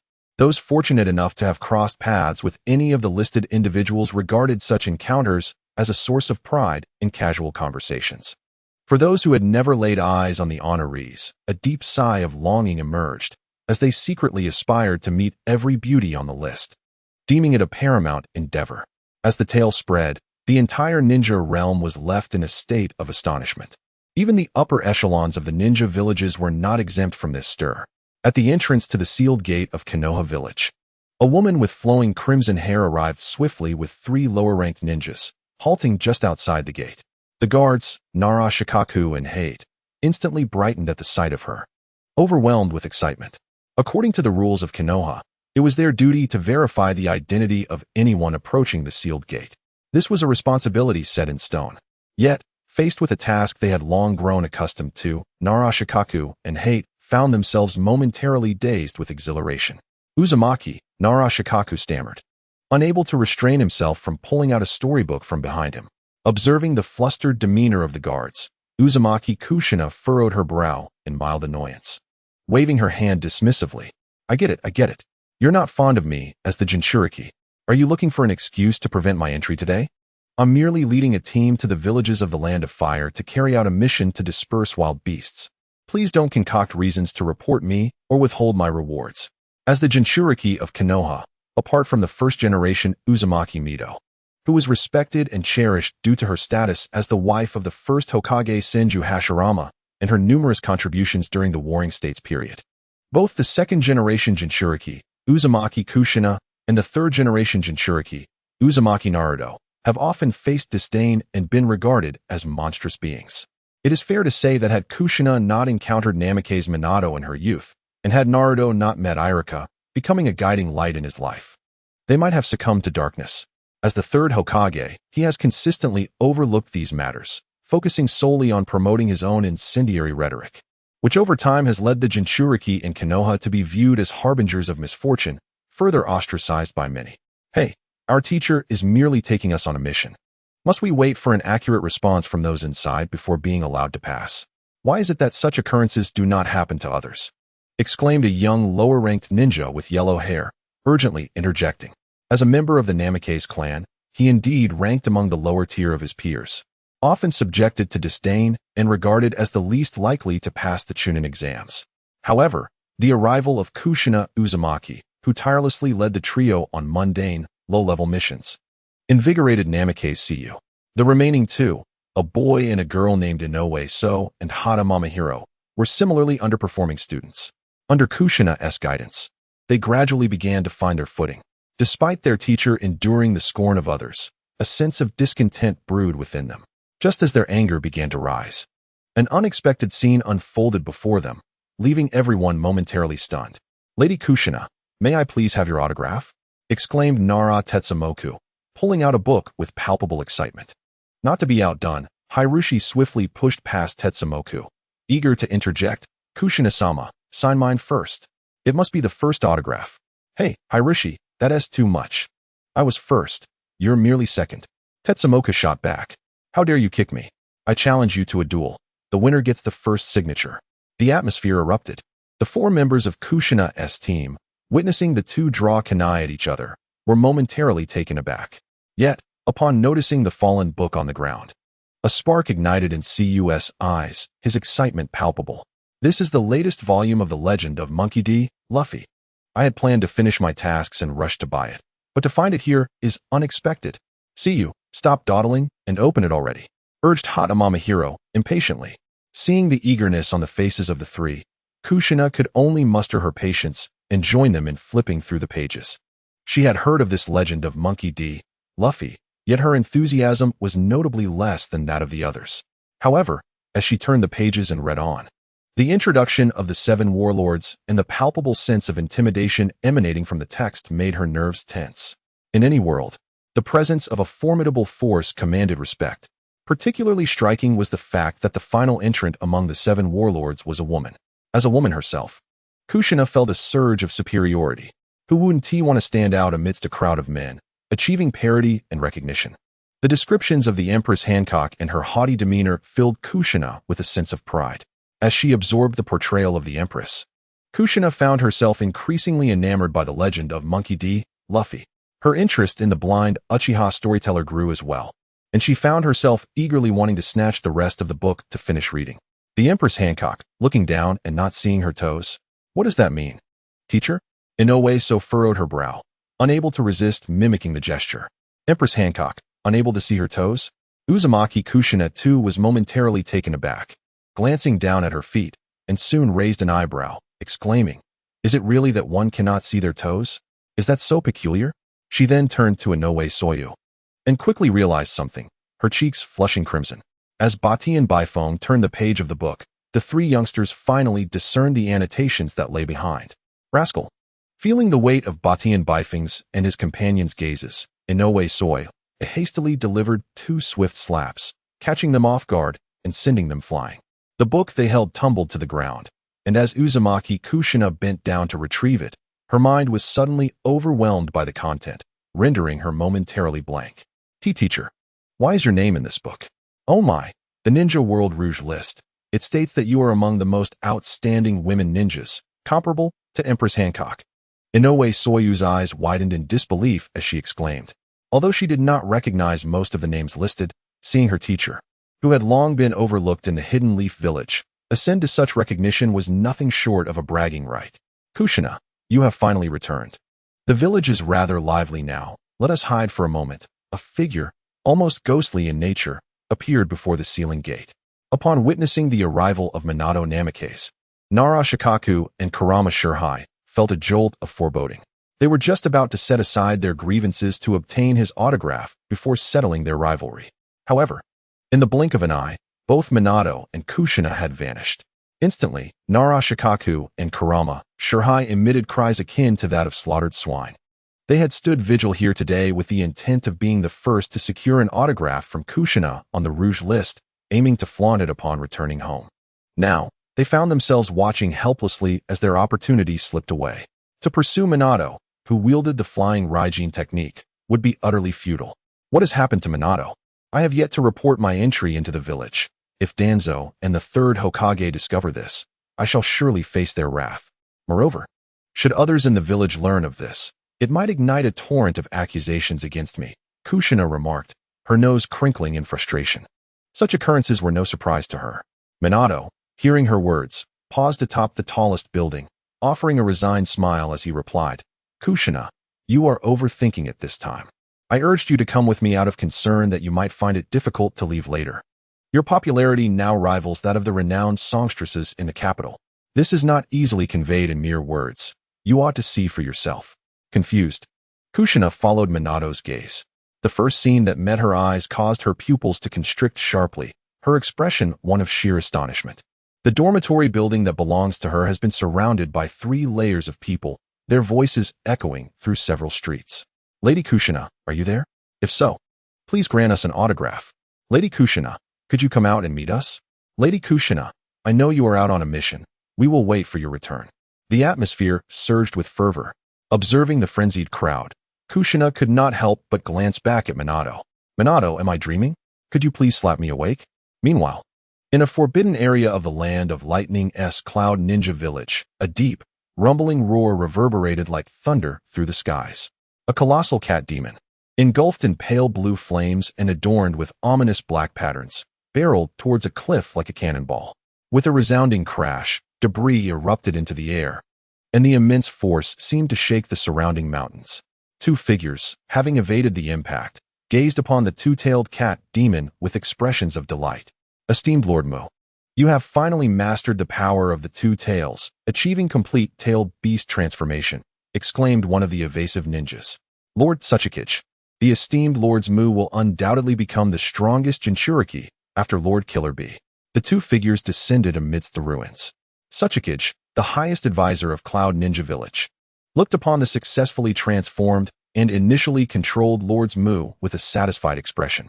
Given the increasingly grave situation among the 5 great nations, Tsuchikage understood the necessity for Cloud Ninja Village to seize the initiative in the potentially imminent Third Ninja World War. Mastery over the tailed beast's power must be expedited. The perfect synergy between Killer Bee and the 8 tails not only astonished the entire Cloud Ninja Village, but also provided the 2 Lords Mu with a breakthrough. Once the 2-tailed beasts were fully mastered, Tsuchikage believed that Cloud Ninja Village would be invincible. Lord Tsuchikage, I appreciate your efforts in suppressing the tailed beast's power. The massive 2-tailed cat spoke in a deep voice. However, under the control of the 2 Lords Mu, the complete tailed beast transformation was swiftly undone. As the chakra, imbued with resentment and entwined around her form dissipated, the figure of a girl with long black hair, no older than 16 or 17, was fully revealed. Now, the 2 Lords Mu exhibited a freshness and vitality that was absent in the original narrative, their beautiful eyes sparkling with life. This was markedly different from the original portrayal of the 2 Lords Mu, who exuded arrogance and complacency. Observing this scene, Nalusa, standing beside Tsuchikage, brightened and exclaimed, Truly, the Lords Mu embody both beauty and strength. I am confident that upon their appearance, the entire ninja world will be stirred. To call them the most beautiful in the ninja world would invite no dissent. In the land of Lightning's Cloud Ninja Village, the status of Jinchuriki has evidently risen under the Reikage's revered philosophy of martial supremacy. Particularly the selection of the Jinchuriki has become a paramount concern within the village. The 2 individuals, both hailing from the esteemed Yuki clan, have managed to distinguish themselves in the selection process, successfully mastering the art of complete tailed beast transformation. Such accomplishments have rendered them goddesses of both strength and beauty within the confines of Yuki Village. It can be said that their prestige and acclaim in the village rival that of the Reikage himself, akin to national deities in the land of lightning. Feeling the fervent gaze of Narusa, the 2 Yuki individuals remain unperturbed. In the stronghold of Yuki Village, where the law of the jungle prevails, they find a strange sense of enjoyment. Especially the notion of embodying both strength and beauty has caused them to feel somewhat elated. This very reason led them to exhibit overconfidence when confronting the immortal duo of the Akatsuki in the original narrative, ultimately risking their lives. Narusa, your words may be a bit excessive, Sukadai interjected, furrowing his brow. As the highest advisor of Yuki Village and the future mentor to the Reikage, Sukadai recognized the psychological shifts in the 2 Yuki individuals. Gaining recognition and admiration in the cutthroat environment of Yuki Village is undoubtedly a positive development. However, losing oneself amidst such praise and failing to find a true sense of purpose could prove to be a fatal flaw. This is precisely why their prowess in tailed beast transformation pales in comparison to that of Karabi. Lord Sukadai, You are oblivious to the matters outside your window. You must not be aware that the two Yuki individuals have long been regarded as our national deities. If we were to determine the most beautiful figure in the ninja world, it would undoubtedly be the two Yuki individuals. This is our consensus. You simply do not understand. Nirusa retorted persistently. This was the only issue upon which he dared to challenge his teacher. Observing the disdain in his student's expression, Tsukadai felt a sense of helplessness, especially upon noticing the changing demeanor of the two Yuki individuals.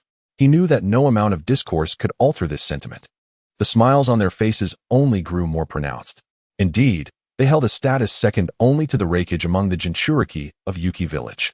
Yet, they were still innocent maidens. Why would they not relish such accolades, especially when even the high-ranking advisor Tsukadai could not muster a rebuttal? This further heightened their joy. They believed that once the upcoming battle commenced, they would fully unleash the might of the two-tailed beast, sending shockwaves throughout the ninja world. Their names would resonate far and wide, and no other female would eclipse their brilliance. Amidst the whirlwind of thoughts swirling in their minds, the two Yuki individuals reined in their smiles and, upon regaining their composure, inquired, "By the way, Nirusa, I heard that not long ago some merchants intended to cause a disturbance at the tavern in Konoha. Did you manage to stop them?" During this time, the two Yuki individuals had been diligently training in the forbidden grounds, leaving little time to attend to external matters. Nirusa, as their training partner, was no exception. Nirusa was momentarily taken aback, then awkwardly smiled and said, "Esteemed woodmen, after hearing about this matter, I attempted to intervene. However, they insisted on utilizing this storytelling opportunity to showcase the beauty of both of you to the world, so I refrained from stopping them." The two woodmen fell silent for a moment, ultimately waving their hands dismissively and saying, "Never mind, blaming you now serves no purpose. Considering the time, the latest installment of the story should have arrived. Have you managed to acquire it?" They too were somewhat intrigued by the tale of Wang Lufei, which had recently captivated the entirety of the ninja realm. They had heard that the actions of those merchants were aimed at promoting themselves. Naturally, the woodmen were particularly interested in what content related to them might appear in this edition. "The new installment of the Wang Lufei tale has arrived. I did not expect you to have taken an interest as well," remarked a swift pair of figures that approached, eventually landing before the three. "Lord AI, Lord B. What brings you here?" "Frankly, I am not particularly interested in the Wang Lufei tale. Most of it is mere hearsay," the woodman expressed with surprise. She was indeed the host of the two tales. However, when compared to the next refuge, AI, and his companion, Karabi, she was clearly younger. "Whether you are interested or not is another matter. We have come for two reasons. The first is to congratulate you on mastering full-tailed beast transformation," AI said with a smile. "As for the second matter, it pertains to the story." "Pertaining to the story?" The woodman paused, recalling the merchant incident that Nirusa had mentioned earlier. Could it be that this situation had elevated her status within the ninja world? Instinctively, the woodmen glanced at Nirusa. As per their usual practice, Nirusa would be the first to receive the story, then offer her insightful critiques and analyses. Everything revolved around her, as was customary. Yet now, not only Nirusa, but even the seemingly disinterested Tsukadai was completely captivated by the story in Nirusa's hands. Most importantly, the shifting expressions of the two left the woodmen feeling a twinge of curiosity, eager to discover the content of this edition. As this thought blossomed in her mind, the woodmen could no longer restrain their impatience and quickly inquired, "Nirusa, does this edition present any issues?" "Issues?" Nirusa snapped back to reality, hesitating before clenching her teeth and replying, "The content of the Wang Lufei tale is not inherently flawed. It is merely that this blind fellow, Kurohane, has made many arrogant remarks." "Arrogant remarks? What kind of insolent statements? Do share them with me. Surely, it cannot be that the merchants from the land of lightning have angered him because of me?" The woodmen could not help but press further while leaning towards the story. Nirusa suddenly became anxious, wanting to close the book, but then remembered the immense popularity of the Wang Lufei tale and its sweeping influence throughout the ninja realm. Such attempts at concealment would likely prove futile. The woodmen would inevitably discover the truth. Upon reflection, Nirusa could only muster the courage to speak.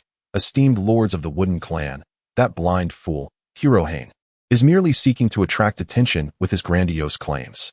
Lord Tuchai, you surely concur with this sentiment." Clearing his throat, Tuchai, with an air of discomfort, affirmed, "Indeed. I share your viewpoint." Kurohane is likely fabricating tales for his own fame. It would be wise for you to disregard him. As he spoke, Tuchai subtly gestured to Narusa, urging him to be cautious. The expressions of the two lords of the Wooden Clan shifted to one of unease as they hastily seized the script, flipping through its pages. Suddenly, their pupils constricted, and their actions froze midair. In their fervor, the pages tore with a resounding rip, shattering any remnants of their earlier pride and aspirations of renown in the ninja world. Particularly galling was the mention of the so-called Rouge List, which included the phrase, "The two lords of the Wooden Clan could certainly make the list." What appeared to be a matter of honor now felt like an invisible slap across their faces, leaving them stinging. Dear lords of the Wooden Clan, do not take this to heart. The blind Uchiha speaks nonsense and cannot offer credible testimony, Narusa hastily consoled. The two lords quickly suppressed their tumultuous thoughts, managing to display a somewhat strained smile. It is merely the ramblings of a blind storyteller. How could I take it seriously? His antics are but a ploy for attention, and I doubt he has even seen my visage, let alone know what I look like. Perhaps this so-called Rouge List is merely a jest to those of discernment, they mused, feeling a slight reprieve from their earlier frustrations, especially as they glanced at the list, which contained names of individuals they scarcely recognized. They found solace in their dismissal of the claims. Upon hearing this, Narusa quickly regained his composure, smiling broadly. Indeed, esteemed lords of the Wooden Clan, you speak the truth. The individuals on the Rouge List are unfamiliar even to me. And how could they possibly judge who deserves a place on such a list? This so-called authority is merely a jest in the eyes of the astute. I, Narusa, am the first to doubt that they could ever rival the two lords of the Wooden Clan. Observing Narusa's fervent declaration, Tuchai furrowed his brow and continued to scrutinize the names on the Rouge List. As a senior advisor of the Cloud Village and a strategist close to the wreckage, his insights were far from ordinary. The more he examined the list, which Narusa and the two lords had so readily belittled, the more astonished he became. Many names were indeed unfamiliar to him, yet some he recognized from the intelligence network of the Umbu. Among them was Tsunade Senju, the granddaughter of the first Hokage, with whom he had faced in battle, though the encounter had ended in a complete rout for him. Simultaneously, the beauty of Tsunade is profoundly etched in memory. It can be asserted that if Inoki were to seek an expression or an adjective to describe her, Tsunade Senju would easily defeat him in a contest solely based on beauty. However, upon encountering the mention of Tsunade on the Rouge List, he was overwhelmingly taken aback, exclaiming in disbelief, "Hey, did you know that Tsunade Senju has ascended the Rouge List? It even states that you have a secret crush on her. That can't possibly be true." The two members of the Youmurin were momentarily stunned, quickly glancing at Inoki. Hearing this, Killer Bee promptly nudged Inoki at the waist, playfully singing, "Oi oi, AI like Tsunade. Last night, I even heard Big Brother AI professing his love for Tsunade. This is genuine. AI isn't deceiving us." "Shut up," Inoki exclaimed, sending Killer Bee flying with a punch, yet he displayed no intent to conceal his amusement, laughing heartily. Inoki, isn't this perfectly natural? In our youth, we were merely fledglings. When we first encountered Tsunade, not only were we soundly beaten, but afterward, we also referred to her as a goddess. If we are to speak truly, Tsunade is indeed the goddess of our era. Just moments ago, I even took out an old photograph. I was astonished to see that despite nearing 30, her appearance has hardly changed, and she seems even more enchanting. Alas, with my fierce tigress at home keeping watch, I can't even entertain the thought of gathering intel on the Rouge List to see who might rival our era's goddess, Tsunade. His boisterous laughter reverberated like a spell, lingering in the air long after. Faced with Inoki's declarations of goddess, the two Youmurin were utterly bewildered. It was the first time they witnessed AI, usually calm, composed, and serious, considered the next generation of wreckage, display such an uncharacteristic side. Most strikingly, neither the ever-spirited Killer Bee nor the obstinate Inoki showed any inclination to refute AI's words, seemingly lost in nostalgic reverie. This was undeniably astonishing. Beside them, Narusa was equally dumbfounded, staring at the list above, his eyes widening in shock as his pupils constricted with urgency. "Lord Inoki, you must quickly look at the next page of the Rouge List. It seems there are two individuals from our Youmurin village." "There are people from our Youmurin village?" Inoki was momentarily taken aback, hastily flipping through the book in his hand. His previous reminiscence of Tsunade as the goddess of this era had already allowed him to appreciate the significance of the text, particularly when comparing Tsunade with the two Yomurin. The disparity in his heart became glaringly evident. He had initially thought that the merchants from Yomurin visiting the tavern to stir trouble would lead the blind Blackfeather to treat them differently, ensuring that no one from Yomurin would make the list. Ultimately, having the two Yomurin featured was merely to shame and avoid offending their village. Yet now, upon seeing the last two names on the list, Inoki was left utterly speechless. It could be said that he was quite familiar with these two names. Not long ago, he served as an examiner for the Chunin selection, personally evaluating the candidates. Are Ma-Bu-E and Sa-Mu-E truly from our Cloud Ninja village?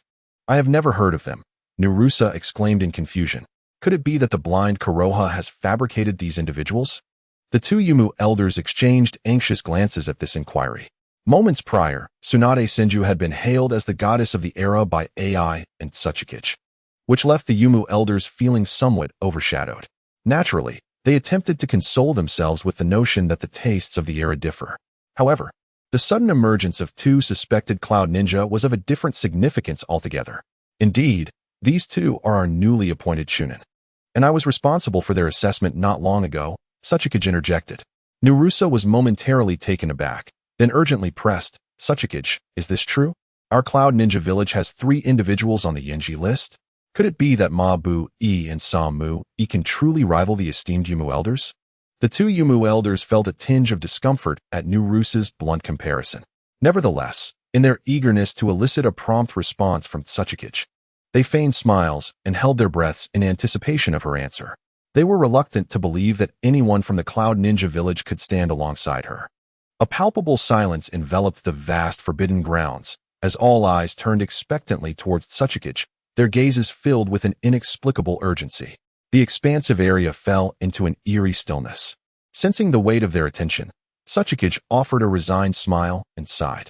Half a month ago, I was responsible for the Chunin exam evaluations, and indeed, there were 2 newcomers who were quite remarkable. Both their ninjutsu talent and their poise were exceptional. It appeared that around 90% of the candidates regarded Ma-Bu-E and Sa-Mu-E as their dream goddesses. I even joked with others that had we been younger by a decade, we too might have fallen for them. Afterward, I instructed the Umbu to keep a closer watch on them, intending to report back to Lord Rakage when time permitted. However, I subsequently forgot due to assisting the Yumu elders with their complete beast transformation. To everyone's astonishment, Ma-Bu-E and Sa-Mu-E had indeed been listed on the Yenji list. Tsuchikage's words left the crowd in a state of bewilderment. Upon seeing the names of Ma-Bu-E and Sa-Mu-E from the Cloud Ninja village on the list, both Ai and Karabi hesitated to confirm whether these individuals truly hailed from their village or if they were mere fabrications of the Uchiha clan's blind seer. Thus, they hurried to inquire with Tsuchikage about these high-ranking figures from the Cloud Ninja village. Now, Tsuchikage's definitive assertion had undoubtedly overturned their perceptions. Tsuchikage, compared to the 2 esteemed Yumu elders, who among Ma-Bu-E and Sa-Mu-E is more deserving of their ranking on the Yenji list? Nirusa hastily probed. The nerves of the 2 wooden figures were stretched to their utmost limit. This question was undoubtedly the one she yearned to know the most, representing the last thread of hope in her heart. Even Ai and Keela could not suppress their curiosity, revealing a glimmer of urgency. Todai hesitated, casting a glance at the rouge list in his hand, before sinking into silence, lost in recollection. After studying the 2 wooden figures for a moment longer, he tentatively spoke. The appearances of Ma-Bu-E and Sam-E, when compared to the 2 wooden figures, each possessed their own unique charm. Their temperaments and styles differed, yet harmoniously complemented one another. If one were to evaluate, it would be fair to say that all were captivatingly beautiful. Even I, a consultant from the Cloud Ninja village, find it challenging to draw comparisons among you. What? Nirusa was taken aback. To him, the 2 wooden figures were the only great beauties in the ninja world, akin to goddesses in his eyes. Now, Todai was revealing that the Cloud Ninja village had 2 others of such caliber, each equally enchanting. This revelation was nothing short of astonishing. Most notably, if Ma-Bu-E and Sam-E, who had secured their positions on the Rouge list, truly stood equal to the 2 wooden figures, along with the legendary Tsunade from another era, it would mean that nearly half of the list was filled with such extraordinary beauty. The individuals they were familiar with were all breathtaking, making it impossible to dispute their allure or find fault on the Rouge list. Did this imply that even those they regarded as mere figments of imagination on the list were still stunningly beautiful, equally captivating as the two wooden figures, Mabu-e and Sam-e? The expressions of the two wooden figures grew exceptionally dark, their fists clenched, revealing prominent veins on the backs of their hands. In her eyes, she had expected Todai, speaking in her presence, to lean slightly in her favor, at least to overshadow the two juniors. Hearing the phrase equal standing felt like a bitter defeat. However, the two wooden figures perceived this as even more unbearable than death. Todai's expression shifted subtly as he noticed the change in the two wooden figures' demeanor, recognizing the discomfort within, and promptly interjected, in truth, Mabu-e and Sam-e are merely fledgling newcomers. Their skills are indeed commendable, yet when compared to the two wooden figures, who possess the two-tailed cat and have successfully mastered complete tailed beast transformation, the gap remains considerable. As Lord Refuge stated, a woman must possess not only a beautiful visage but also formidable strength to be truly captivating and command respect. With this declaration, the somewhat peculiar atmosphere in the room eased slightly. Nurusa quickly chimed in with a smile, though the initial skepticism regarding the Rouge list had vanished. Even Nurusa was not exempt from this change. The obsession with a single individual can border on pathological. However, when one's worldview encompasses a second, a third, or even more figures of equal allure, the intensity of that obsession will inevitably diminish. Observing the approval on the faces of those around, the two individuals, known as the Wooden Men, forced smiles upon their faces, yet the anger simmering within them intensified. One of them could not help but speak up, esteemed lords. I find myself weary from training in beast transformation and would like to take a brief respite. I shall take my leave. With these words, the Wooden Men turned to depart. Wooden Men, do not be in haste to leave. We have other matters that require your attention, and it may well necessitate a personal visit to the Hidden Leaf Village, AI interjected suddenly. The Wooden Men were momentarily taken aback, their eyes flashing with a mix of ferocity and delight. As a Jinchuriki, leaving the Cloud Village was akin to scaling a mountain, but having now mastered complete beast transformation, a chance to undertake a mission outside the village had finally presented itself. However, the prospect of unbridled freedom remained elusive, and the notion of avenging past grievances in the Hidden Leaf Village seemed far-fetched. Yet, AI's words afforded her the opportunity to visit the village, which implied a chance to confront the blind sage. Upon this realization, the eagerness within the Wooden Men became palpable. Lord AI, what task do you require me to undertake? I, the Wooden Men, shall stake the honor of the Cloud Village to ensure the mission's success. Suppressing their excitement, they responded with a grave tone. Todai furrowed his brow, taken aback by the sudden emergence of this task and the expectation for the Wooden Men to take action personally, an approach that surpassed his understanding. As he gazed at the list of names on the Rouge list, his expression shifted dramatically, his eyes nearly bulging in astonishment. As the chief strategist of the Cloud Village, his attention had been wholly absorbed by the individuals listed. Upon reflection, he recognized the deeper implications at play. The gravity of the situation posed a significant threat to the safety of the Cloud Village and could potentially influence the outcome of the impending Third Great Ninja War. AI, noticing Todai's change in demeanor, opened the scroll in his hand and spoke solemnly. Todai, I had thought age had dulled your perceptiveness, but it seems my father did not misjudge your abilities. This matter indeed pertains to the security of our Cloud Village. Pertaining to the security of the Cloud Village? Nalusa and the Wooden Men were left dumbfounded. They glanced at the Rouge list, unable to discern any hidden truths. In their eyes, the recent debate and validation had evidently proven the list's authenticity, devoid of any deceit. Could there be concealed secrets unbeknownst to them? Todai, what is going on? Why do you and Lord AI speak only in half-truths? Nalusa could not restrain himself from inquiring. Todai, regaining his composure, sighed deeply and replied, Nalusa, your youth renders it understandable that you fail to perceive the nuances. Had it not been for Lord AI's reminder, I would have spent considerable time in reflection before uncovering the significance of this matter. To you outsiders, the emergence of the Rouge list may appear as an extraordinary marvel. After the recent verification, you should understand that the list on the Rouge ranking is likely not a mere fabrication. At this point, Suchikid's countenance grew solemn as he remarked.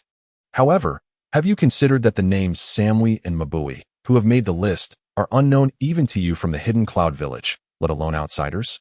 This Uchiha Konoha not only knows of Samui and Mabui's existence, but is also aware of their beauty, sufficient to secure their place on the Rouge ranking. If it were merely the two of them recognized by the Hidden Mist village, we might explain it by their battlefield experience and external familiarity. Yet, both Samui and Mabui are newcomers in our Hidden Cloud village, yet known to outsiders. First, this implies that the opposing party possesses unexpectedly formidable intelligence capabilities. Second, it suggests that there may be an unknown traitor within our Hidden Cloud village, leaking our village's secrets. If this is indeed the case, our village may be perceived as a mere facade in the eyes of certain individuals. Should the Third Great Ninja War erupt, we might find ourselves swiftly overwhelmed. By then, it may be too late for us to respond. As Tsuchikige's words fell, the faces of Nalusa and the two from the mist changed drastically. Such a revelation. If not for Tsuchikige's insight, they would never have considered, let alone believed it. Even they were unaware of Samui and Mabui's presence in the Hidden Cloud village, now known to outsiders, with their appearances assessed by the two from the mist. Such a level of skill is indeed beyond the grasp of ordinary individuals. Lord Ei, does your visit imply that you intend for me to investigate this matter in the Hidden Leaf village? A glimmer of elation flickered in the eyes of the two from the mist. If it were merely personal vendetta, they might have felt constrained within the Hidden Leaf village. However, now bearing the name of the Hidden Cloud village, they could approach with a different significance. Perhaps they could seize the opportunity to teach the Uchiha clan a lesson.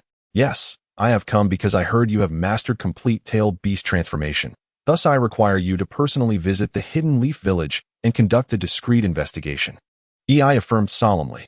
As for the second matter, the third Hokage, Sarutobi Hiruzen, is planning to hold a Chunin exam in the Hidden Leaf village to ease relations among the major ninja villages.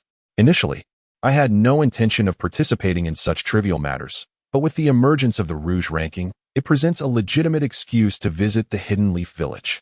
You shall lead a team to partake in the exam, allowing them to witness the strength of our Hidden Cloud village, thereby tempering their fervor ahead of the impending war. Chunin exam? Tsuchikige's expression momentarily faltered. Lord Ei, have you selected candidates? Rest assured, the candidates have already been chosen. Ei nodded in affirmation. Moreover, now we must include Samui and Mabui. Since they have passed the Chunin exam and are regarded as elite trainees, it will serve to vindicate our Hidden Cloud village. Two figures from the Yumu clan. As we traverse this path, I implore you to cast aside all preconceived notions, prioritizing the interests of our Yunrin village above all else. Do not let us down. As a candidate for the next rakeage, Ei's intellect and insight are commendable. The subtle shifts in the expressions of the two Yumu clan members did not escape his notice. Suddenly confronted with two contenders who could stand shoulder to shoulder with him, it would be only natural for anyone to harbor a sense of indignation. The demeanor of the two Yumu clan members altered momentarily. Yet they quickly regained their composure and solemnly declared, Lord Ei, rest assured, we of the Yumu clan are fully aware of the gravity of the situation. We would never allow personal matters to interfere with our duties. This time, we stake the reputation of Yunrin on this endeavor. Hearing such resolute words, the solemnity on Ei's face softened slightly as he patted the shoulder of a Yumu clan member and said, Indeed, your words bring me comfort. However, I must reiterate the importance of caution. You are our village's Jinchuriki, and your actions must reflect that responsibility. Do not bring shame upon Yunrin. Yet remain vigilant to avoid pitfalls. If there are no further matters, please proceed with your preparations. Narusa, you shall accompany them as well. Ensure you do not tarnish our village's reputation. Thank you, Lord Ei. Narusa shall not disappoint your expectations. Narusa exclaimed with fervor. Setting aside the emergence of the list of candidates, the tales of Wang Lufei had already captivated the entire ninja realm. Narusa had longed to visit the storytelling tavern to uncover the truth.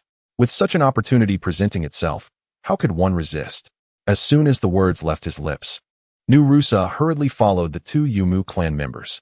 Once they had completely vanished from sight, the Tsukidai spoke again. Lord Ei, is this matter under the suggestion of Lord Raikage? Could it be that he fears this is a trap set by the Konoha? Ei nodded affirmatively. Indeed, I share that sentiment. Otherwise, how could a mere blind member of the Uchiha clan, no matter how skilled, possibly uncover the secrets of the various ninja villages? Now, with the third Hokage, Sarutobi Hiruzen, suddenly proposing the so-called Chunin exams to display his so-called strength. I am curious as to what ulterior motives he harbors. The Tsukadai paused, contemplating. So, Lord AI, by sending the two Yumu clan members, you intend to draw out the snake from its den and probe the intentions of Konoha? Precisely. AI responded once more. With the appearance of this candidate list, I believe that anyone with a modicum of intelligence will discern the underlying implications. In light of the secrets concealed within, I surmise that all major ninja villages will undoubtedly participate. When that time arrives, should Konoha choose to act, what schemes might they employ? I am certain that the other ninja villages would relish any opportunity to wage war against the Land of Fire. With the legend of Wang Lufei spreading, fueled by the enthusiasm of various publishers, the narrative swiftly transformed into a trend. Heads bowed, oblivious to their own feat, the list of candidates became a sensational topic. Each individual clutched a copy of the Wang Lufei legend, engrossed in its pages. This phenomenon seemingly morphed into a cultural wave, while disputes ignited over the names listed in the candidate roster. In the face of the so-called goddesses, who could possibly resist? In an instant, the legend of Wang Lufei, which was already gaining immense popularity, erupted with unprecedented fervor, much like a volcanic eruption, thanks to the momentum provided by the Rouge rankings.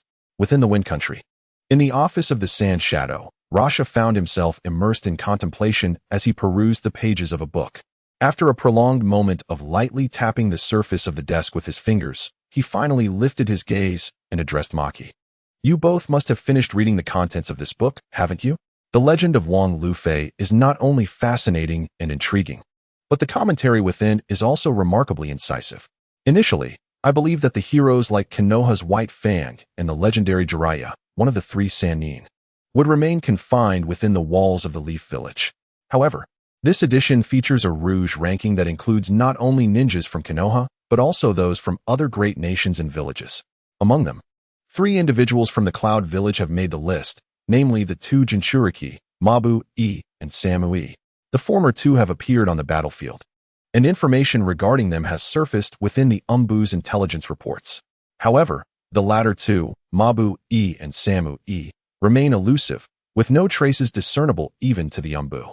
The emergence of the Rouge rankings suggests that Mabu-e and Samu-e indeed exist, and their appearances must surely command respect and admiration. As for the 3 individuals from our Sand Village who made the list, I trust there are no objections among us. At this juncture, the 3rd Kazakage turned to Rasha, who was seated beside him.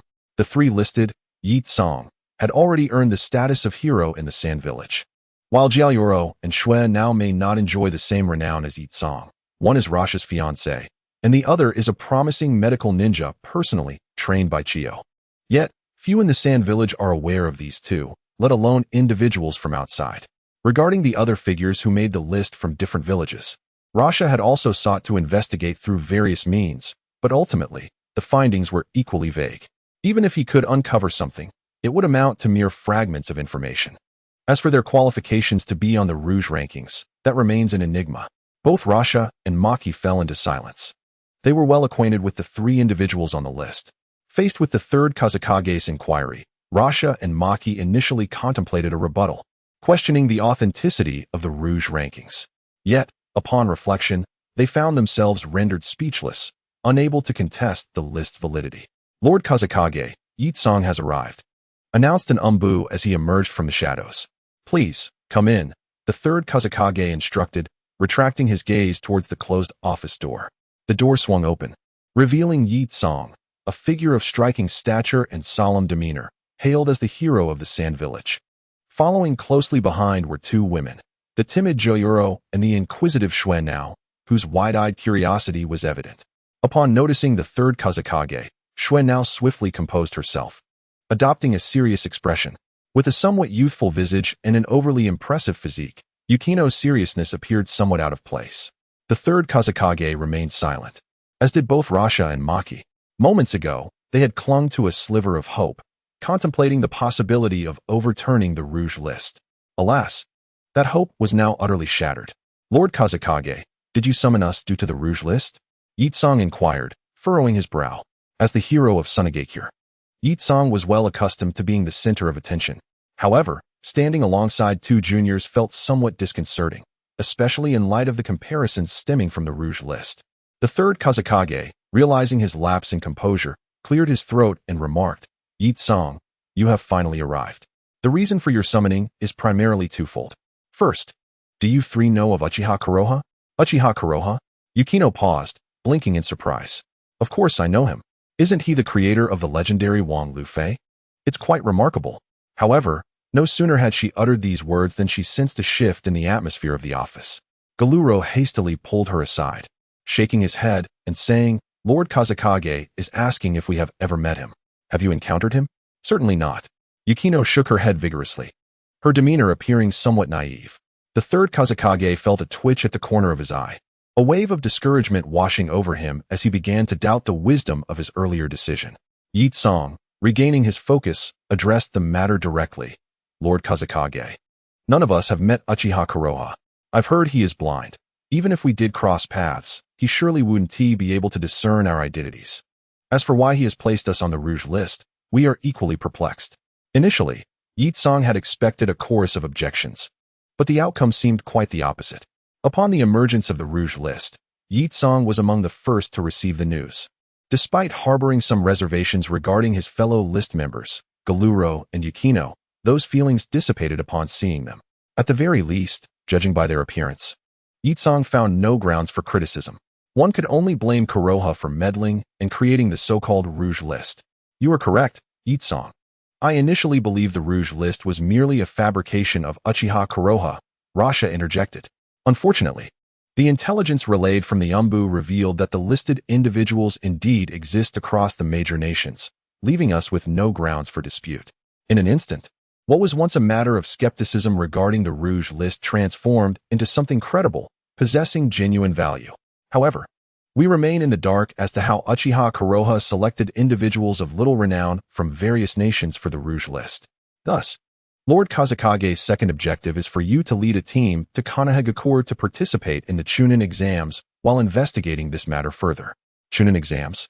Yi Song's brow furrowed, clearly taken aback that such a task would fall to her, the hero of Sunigakure. However, upon contemplating the legendary tale of the illustrious Monkey D. Luffy that has captivated the ninja world, alongside the so-called Rouge list, Yi Song resolutely decided to embark on a personal journey. Concurrently, within the hidden mist village of the Land of Water, Terumi Mei, a prominent figure on the list, found herself unexpectedly in the office of the Mizukage. Following the mysterious disappearance of the third Mizukage, whose fate remains unknown, Kagaya Yagura ascended to the position of fourth Mizukage through the recommendations of numerous high-ranking officials and feudal lords. His emergence aimed to elevate the strength of the Mist Village to surpass the other four great ninja villages at an unprecedented pace. His first decree was to transform the second Mizukage's establishment, the Mist Ninja Academy, into the infamous Blood Mist, reminiscent of the brutality of the past. Although the Blood Mist had existed during the third Mizukage's reign, it was merely a means of determining victory rather than a matter of life and death. The most recent graduating class, notably featuring the infamous Zabuza Momochi, had left a chilling impression, having eradicated his peers in a ruthless display of power. This indeed revealed the potential of the inheritors of the sword techniques to their maximum extent, yet it also extinguished many promising candidates. For Terumi Mei, this was a double-edged sword. "Mizukage-sama, must the Blood Mist truly function in this manner?" she implored, recognizing that while it could cultivate numerous elite ninjas for the Mist Village, it would also deal a severe blow to the overall strength and morale of the village. As a new generation of the Mist, and a descendant of the first and third Mizukage, Terumi Mei's talent and abilities in ninjutsu commanded respect within the survival of the fittest mentality that governed the Mist Village. More importantly, she had been groomed as the next successor to the title of Mizukage. Yet, the sudden disappearance of the third Mizukage had left the Mist Village leaderless, and Kagaya Yagura, considering Mei's youth, had been appointed as the fourth Mizukage with the endorsement of the 7 ninja swordsmen and the feudal lords. Had it not been for this connection, Terumi Mei would likely have lacked the confidence to openly challenge Kagaya Yagura's policies regarding the intensified blood mist in the presence of the Hokage. Before Kagaya Yagura could respond, the towering figure of Kisame Hashigaki, resembling a mountain, interjected with a smile, "Lady Terumi, your words may undermine the fourth Mizukage's efforts." Under his plan to enhance the blood mist, our mist village has produced numerous exceptional talents. Just look at the likes of Kirigakure's own Suigetsu, Zabuza Momochi, and Kisame, all of whom have proven themselves as elite warriors, capable of single-handedly confronting 100 foes on the battlefield and effortlessly wielding the legendary swords, becoming formidable forces in their own right. The remaining members of the 7 ninja swordsmen also displayed menacing grins. Historically, the group had been established by the first Mizukage, but under the third Mizukage's Blood Mist initiative, its essence had dramatically shifted. The once heroic 7 ninja swordsmen, revered by the village hidden in the mist, have transformed into ruthless beings, driven solely by the desire for slaughter and self-interest in the pursuit of their missions. This distortion of the 7 ninja swordsmen, coupled with the new 4th Mizukage's Blood Mist enhancement plan, has rendered the village a volatile powder keg, poised to explode at any moment in the eyes of Terumi Mei. As she gazed upon the indifferent faces of the 7, her expression darkened with fury, ready to voice her objections once more. Finally, from his position as Mizukage, Kagaya Yagura broke his silence.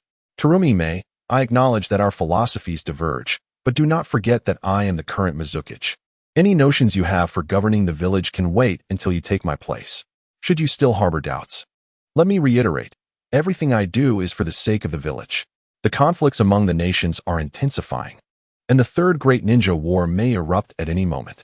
The enhancement of the Blood Mist will allow us to swiftly identify the elite among the younger generation, thereby bolstering the strength of the village hidden in the mist. This is advantageous for us, and I hope, as a descendant of the first Mizukage, you can appreciate my earnest intentions. At this point, Yagura fell silent. Terumi Mei's complexion turned ashen as she observed Yagura and the 7 ninja swordsmen's unwavering demeanor. She understood that these so-called high-ranking forces had already aligned themselves on the same side. Any attempt to alter the situation through him was utterly futile. Deflated, she spoke in a somber tone. Then, esteemed Mizukage, if you disregard my counsel, what was the purpose of summoning me here? With a thud, Suigetsu, the Watermelon Mountain's pufferfish, tossed a scroll onto the table. Lady Terumi Mei, you must have seen the contents of this scroll. You have made it onto the blind man's rouge list. However, after our clandestine investigation into the other individuals on the list, we found that other ninja villages are astonished by the precision of this intelligence. To avoid falling victim to the cunning machinations of the third Hokage, Sarutobi Hiruzen of the Leaf Village, we intend to dispatch you to participate in the Chunin exams proposed by them. The individuals you take with you will effectively showcase the terrifying power of the enhanced Blood Mist under the 4th Mizukage's leadership. Zabuza Momochi, Hozuki Mangetsu, and Kisame Hashigaki are all candidates for this mission, among others. Are you suggesting that they accompany me? Terumi Mei's expression shifted in alarm. All 3 were products of the enhanced Blood Mist, with Zabuza being particularly monstrous. While others needed only to eliminate their teammates to excel, he had slaughtered all his peers. It could be said that this was not merely sending Terumi Mei to the Chunin exams. It was akin to sending a Grim Reaper to a slaughterhouse. Oh, Lady Terumi Mei, do you have reservations? Suigetsu chuckled ominously. These individuals represent the fresh vigor of our Mist Village. Since you have been recognized as the foremost among the new generation, it is only fitting that you shoulder this grave responsibility. Do not forget, if you manage to tame them, the position of Mizukage will be yours in due time. Is that too much to ask? You. Terumi Mei was momentarily speechless, gazing at the task scroll on the table. With a frustrated huff, she seized the scroll and turned to leave. As for Kurigane Shikuro, he paid no heed to the brazen words of Suigetsu Hozuki. Watching Terumi Mei depart, Kurigane waved his hand and remarked, "All right, that troublesome girl has finally left. You may go now. I have an important guest to attend to." A guest? Suigetsu Hozuki paused for a moment, but quickly regained his composure and smiled. "Lord 4th Mizukage, we shall take our leave. Rest assured, we will execute your orders with utmost diligence." "Indeed, depart now." Kurigane gestured once more, clearly eager for their exit. The somewhat impatient 4th Mizukage did not escape their notice, yet in their eyes, nothing surpassed their own interests. Otherwise, when Kurigane sought their assistance to ascend to the position of 4th Mizukage, they would not have so readily agreed. As the 7 of them executed their body flicker technique, they vanished from sight. The expansive Mizukage office fell into a brief silence and darkness. Regrettably, this stillness lasted but a mere 10 seconds. The elongated shadow behind Kurigane seemed to come to life, revealing a figure ensconced in foliage. A single crimson Sharingan eye, striking against the backdrop of his aged visage, was an unsettling sight. Previously seated, Kurigane appeared entranced, his eyes reflecting the kaleidoscope pattern of the Mangekyo Sharingan, his expression vacant as he remained rooted in place. Madara, your Mangekyo Sharingan Jinjutsu is nothing short of extraordinary. It has enabled you to discreetly position the next Mizukage in the Mist Village. The voice of Black Zetsu emanated from within Madara's other half. Since being overwhelmed by the first Hokage, Hashirama Senju, in the Valley of the End over a decade ago, and utilizing the forbidden technique Izanagi to feign death within a Jinjutsu, Uchiha Madara had remained in hiding. Particularly after his body rejected Hashirama's cells, Madara's strength had significantly diminished.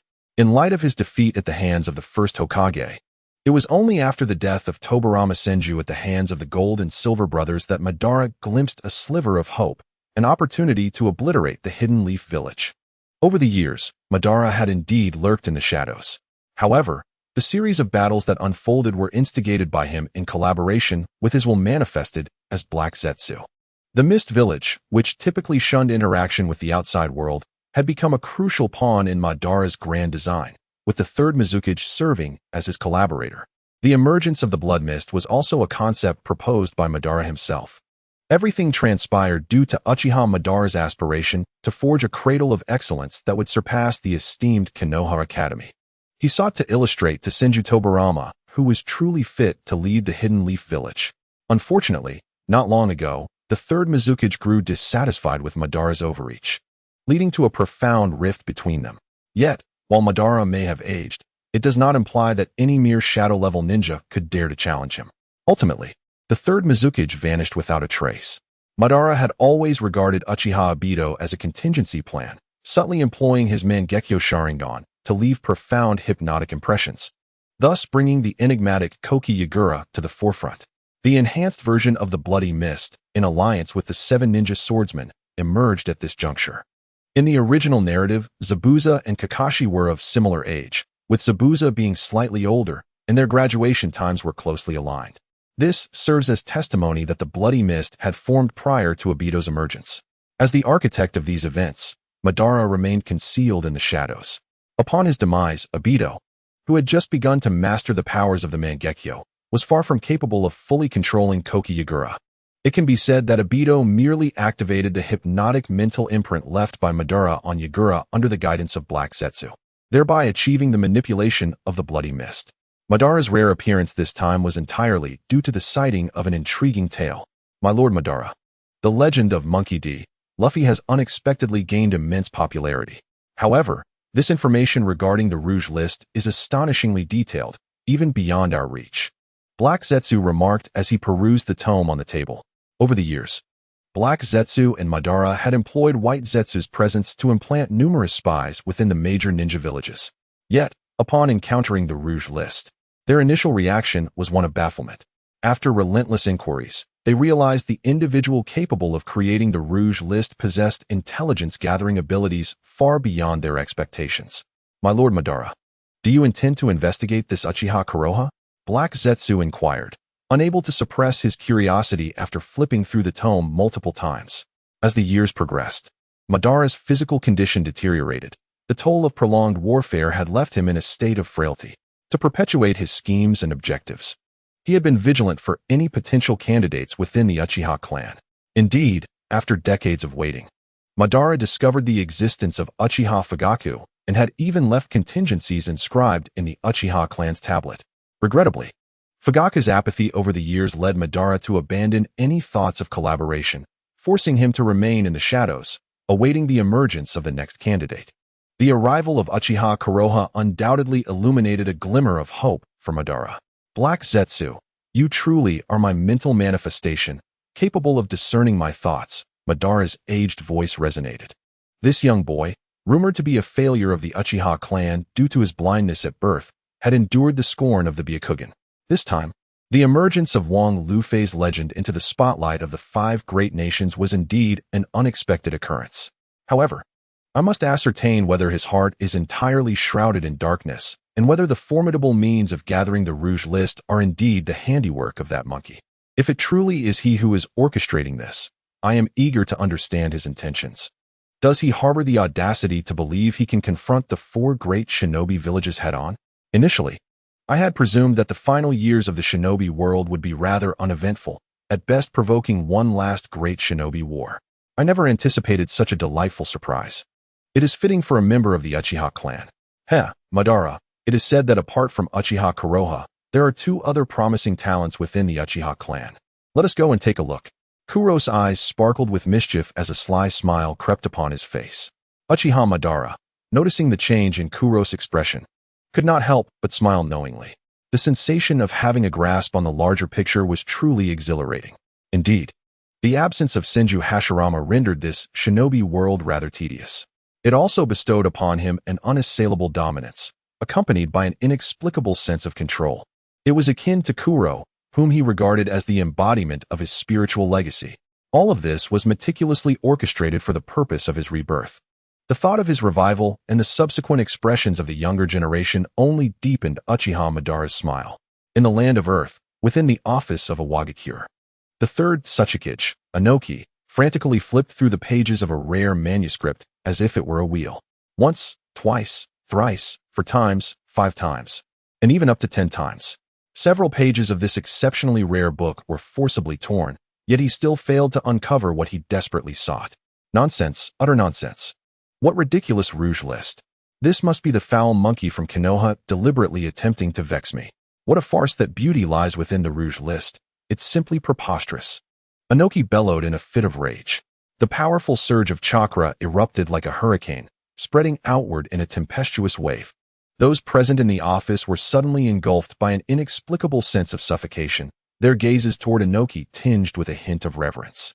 In their eyes, Inoki was the longest-serving Kage among the 5 great shinobi villages, his strength having long reached the level of a super Kage. Most importantly, he had stood against the legendary Uchiha Madara. Of course, had they known that this confrontation was merely a matter of being nearly frightened to death by a single glare from Madara, their expressions would have been quite different. Hurry! Return the book to me. Inoki quickly dispelled the tumultuous chakra, urgently signaling to Kuratsuchi to return the manuscript. Had it not been for Kuratsuchi's quick reflexes in snatching the book from Inoki's hands, it would have been destroyed by his fury. Lord Tsuchikage, this manuscript is exceedingly rare. I need to bring it home for others to see. If you destroy it, I shall have no means to account for it, Kuratsuchi replied in a low voice. The emergence of the legend of Wang Lufei has swiftly become an essential reading material across various households. In this desolate and archaic era, it has transformed into a paramount source of entertainment. Upon learning of the updates to the legend of Wang Lufei and the release of new volumes, the foremost concern for families is not feasting or revelry, but rather the anxious anticipation of whether their patriarch has successfully acquired the latest edition of the tale. Once the volume is in hand, the father's face beams with pride, and it becomes a subtle competition among children, each vying to prove whose father possesses greater strength and capability.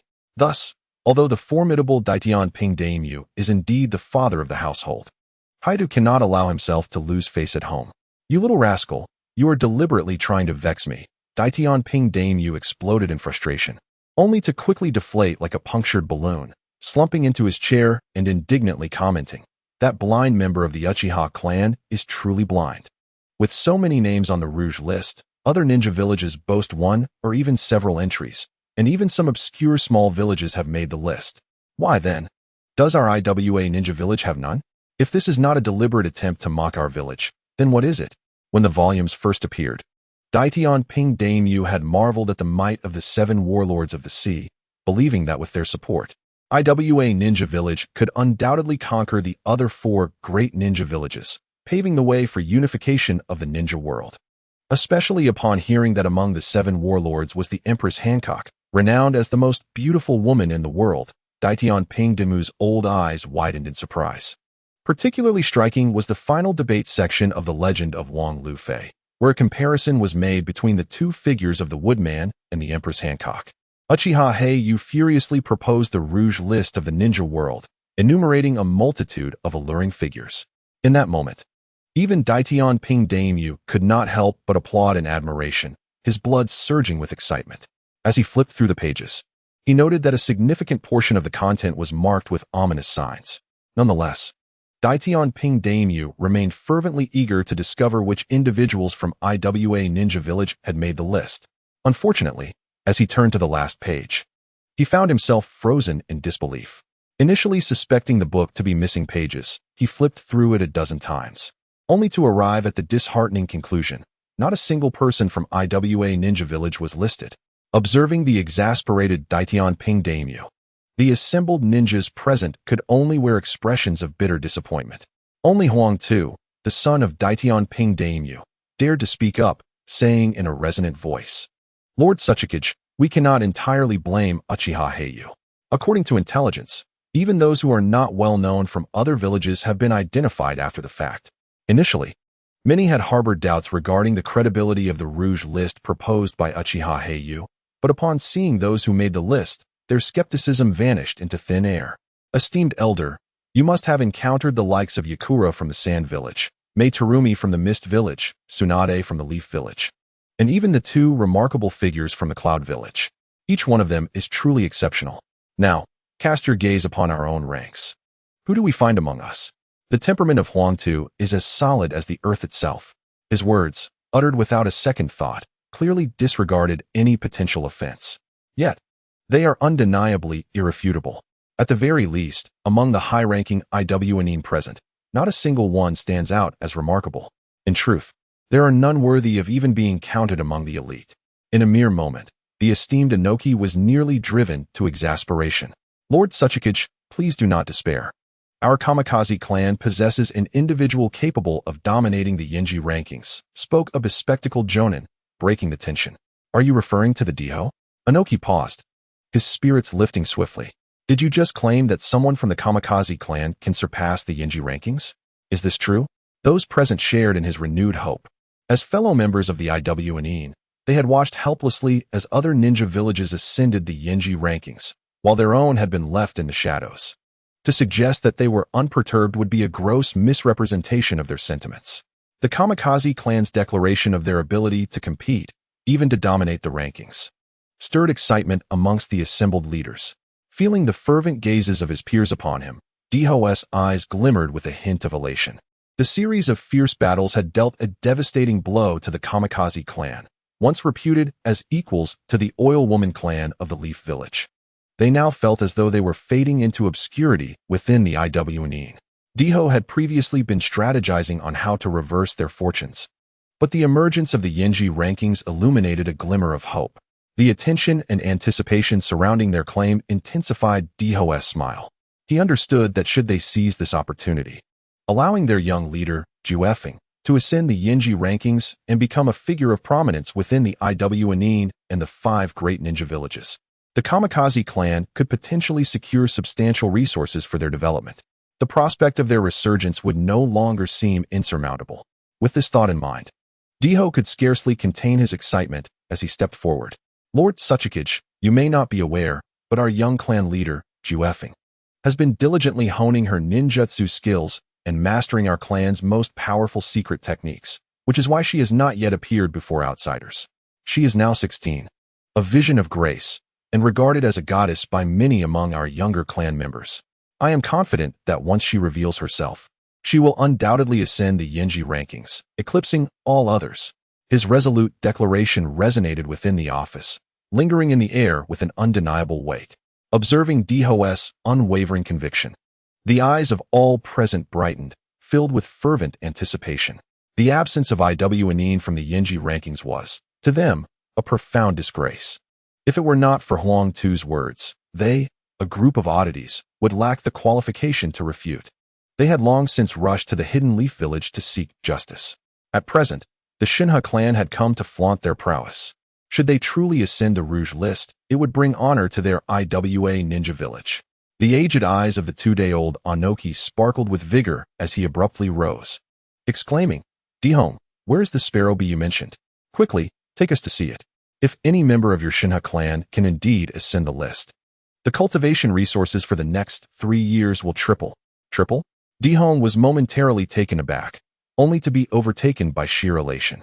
By such lavish calculations, the Shinha clan could not only enhance their birth rate, but also allocate more resources to nurture elite talents. This was akin to a lifeline. Lord Suchikage, rest assured. To ensure the safety of the Sparrow Bee, it is merely a 10-minute journey to the outpost at the village's edge, Dihong promptly replied.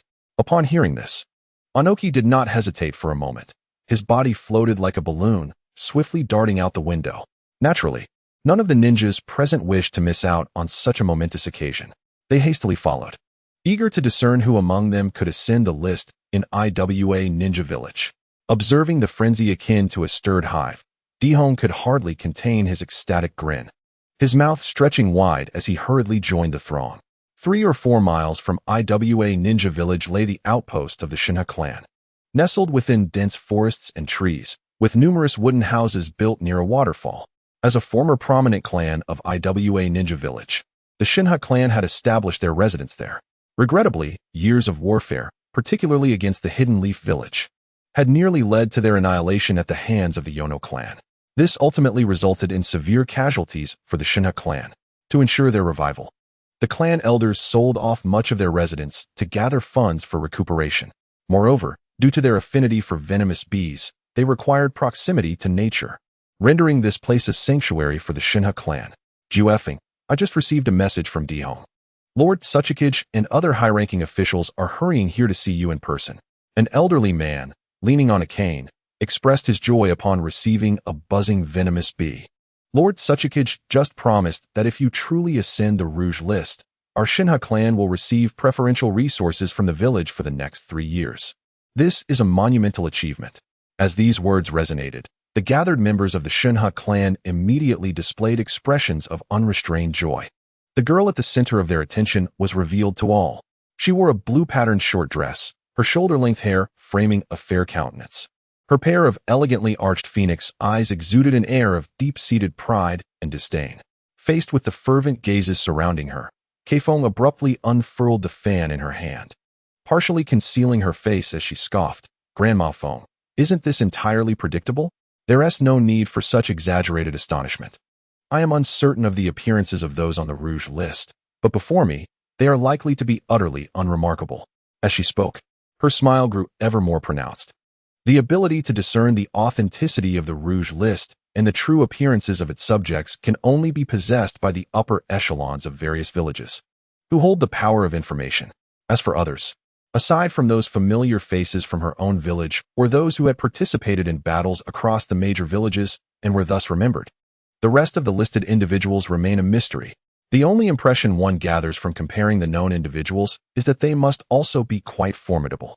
This very reason renders the Rouge list an enigma for the Rock Ninja Village, where no one has been listed. It is akin to being visually impaired, as ordinary people cannot discern truth from falsehood. The sole recourse is to hope for the next storytelling to illuminate their confusion. It can be said that the current Crane clan resembles the arrogance of the Yalong people, believing, I alone can conquer the list, especially with the thought that simply making the list would garner the village's attention, even drawing the attention of the esteemed Suchikage himself, which greatly inflated their confidence. Keifeng, you speak wisely. We must ensure that outsiders recognize that our Crane clan should not be underestimated, the elderly matron declared, leaning heavily on her cane. However, upon encountering Lord Suchikage, they must maintain their demure demeanor to preserve the first impression. Well then, considering the time, Lord Suchikage should be arriving shortly. Let us go to greet him. With that, the matron, cane in hand, intended to lead the way. Yet, as she turned, her gaze was immediately drawn to a figure cloaked in a black mantle, her striking silhouette unmistakably accentuated. The tall form, embodying a staggering golden ratio, rendered the matron momentarily speechless. At a glance, the outline of the black robe and the extraordinary height and long legs of this uninvited guest immediately conveyed to everyone present, this is a stunning beauty. Just the legs alone could overshadow anyone. The atmosphere fell into an eerie silence, as the pupils of all present constricted in astonishment, their eyes nearly bursting. Gazing upon the graceful figure draped in the cloak was akin to an overwhelming sensation, causing their minds to buzz. Instinctively, they glanced back at Keifeng, who had just been exalted moments ago. Initially appearing to stand at a respectable height of around 1.60 meters, she now seemed utterly diminished.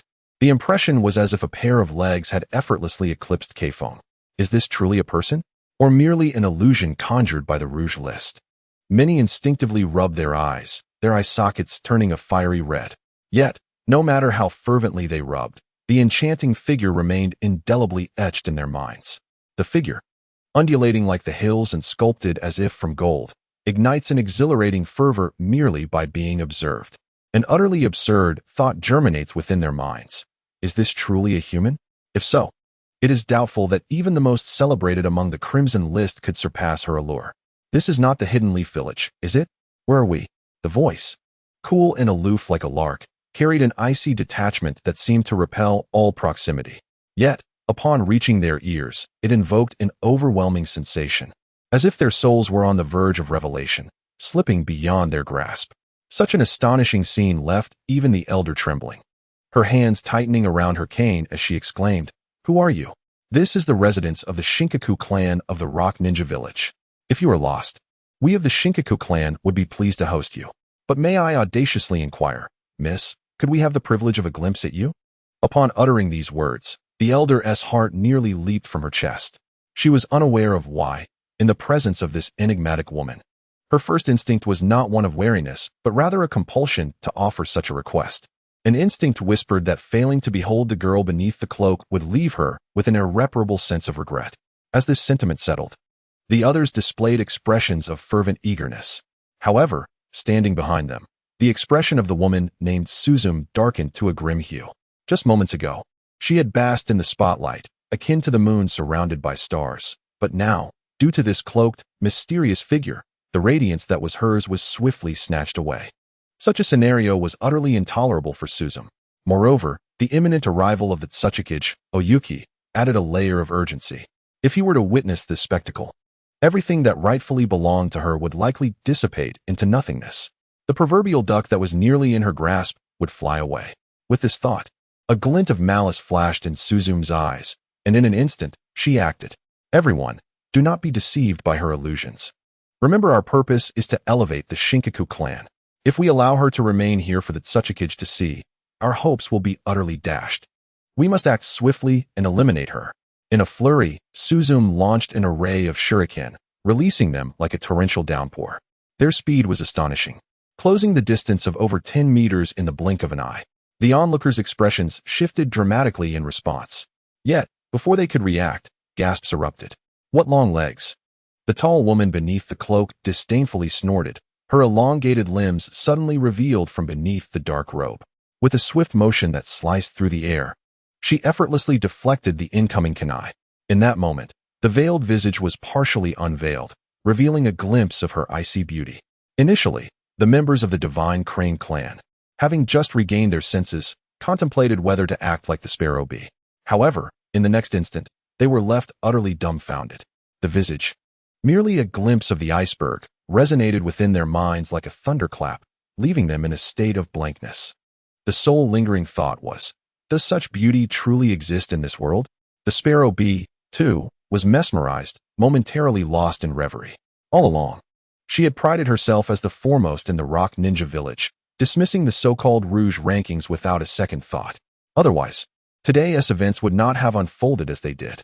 Alas, gazing upon this unexpected guest, the last vestige of her defenses crumbled, obliterated in an instant. Faced with a woman whose mere hint of beauty annihilated her sense of superiority, the Sparrow Bee understood that this individual could not be allowed to remain. Summoning technique, Poison Bee Assault. The Sparrow Bee bit her finger, her hands coming together in fervent prayer. With her chakra surging forth recklessly, in the next moment, swarms of poison bees, nurtured from all directions, surged forth like a tidal wave. In the Sparrow Bee's eyes, regardless of the opponent's formidable strength, being stung even once by the overwhelming swarm would spell certain doom. This was also the reason why, in the sacred battleground of their clan, the Divine Crane clan could unleash their power to 120%. It was all about the advantage of terrain and heritage. As long as this woman before her was rendered unrecognizable by the poison bees, the Sparrow Bee believed she would emerge as the most beautiful in the Rock Ninja Village. However, just as this thought took root, figures swiftly approached from the distance, led by the formidable two-scale Oyaki. At this moment, two-scale Oyaki was evidently risking everything in a rapid descent. That rogue dared to commit chaos within our rock ninja village. Does he truly disregard me? Two-scale Oyaki? Sparrow B. The earth shadow comes to your aid. The Sparrow Bee was momentarily taken aback, an inexplicable sense of unease blossoming within her. It was clear that the one in danger was the cloaked woman. Why then did it seem as if the situation had reversed in the mouth of Two-scale Oyaki? A wildly absurd thought suddenly emerged in her mind. Is this a misunderstanding born of beauty? Earth release, groundquake core. Two-scale Oyaki roared, an immense chakra converging in his hands like a tempest. The next moment, he struck the ground with tremendous force. Boom. A colossal wall erupted before the cloaked woman, precisely sweeping away the oncoming swarm of poison bees. The sudden turn of events left everyone in shock, and the Sparrow Bee instantly realized she had not misjudged the situation. Even the Earth Bee, who had been reveling behind Huang Tu and others, was bewildered.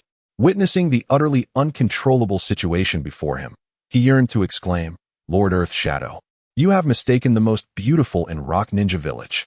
Yet, before the Earth Bee and Sparrow Bee could utter a word, Two-scale Oyaki had swiftly closed the distance. Standing before the Sparrow Bee, the rock arm gathered in hand, accompanied by a resonant sound that pierced the air, surged forth with an imposing force towards the figure of the beautiful yet deadly Sparrow Bee. The reverberating sound echoed throughout the encampment, leaving all present momentarily stunned by the sudden emergence of the two-day balance of the Great Wild Wood.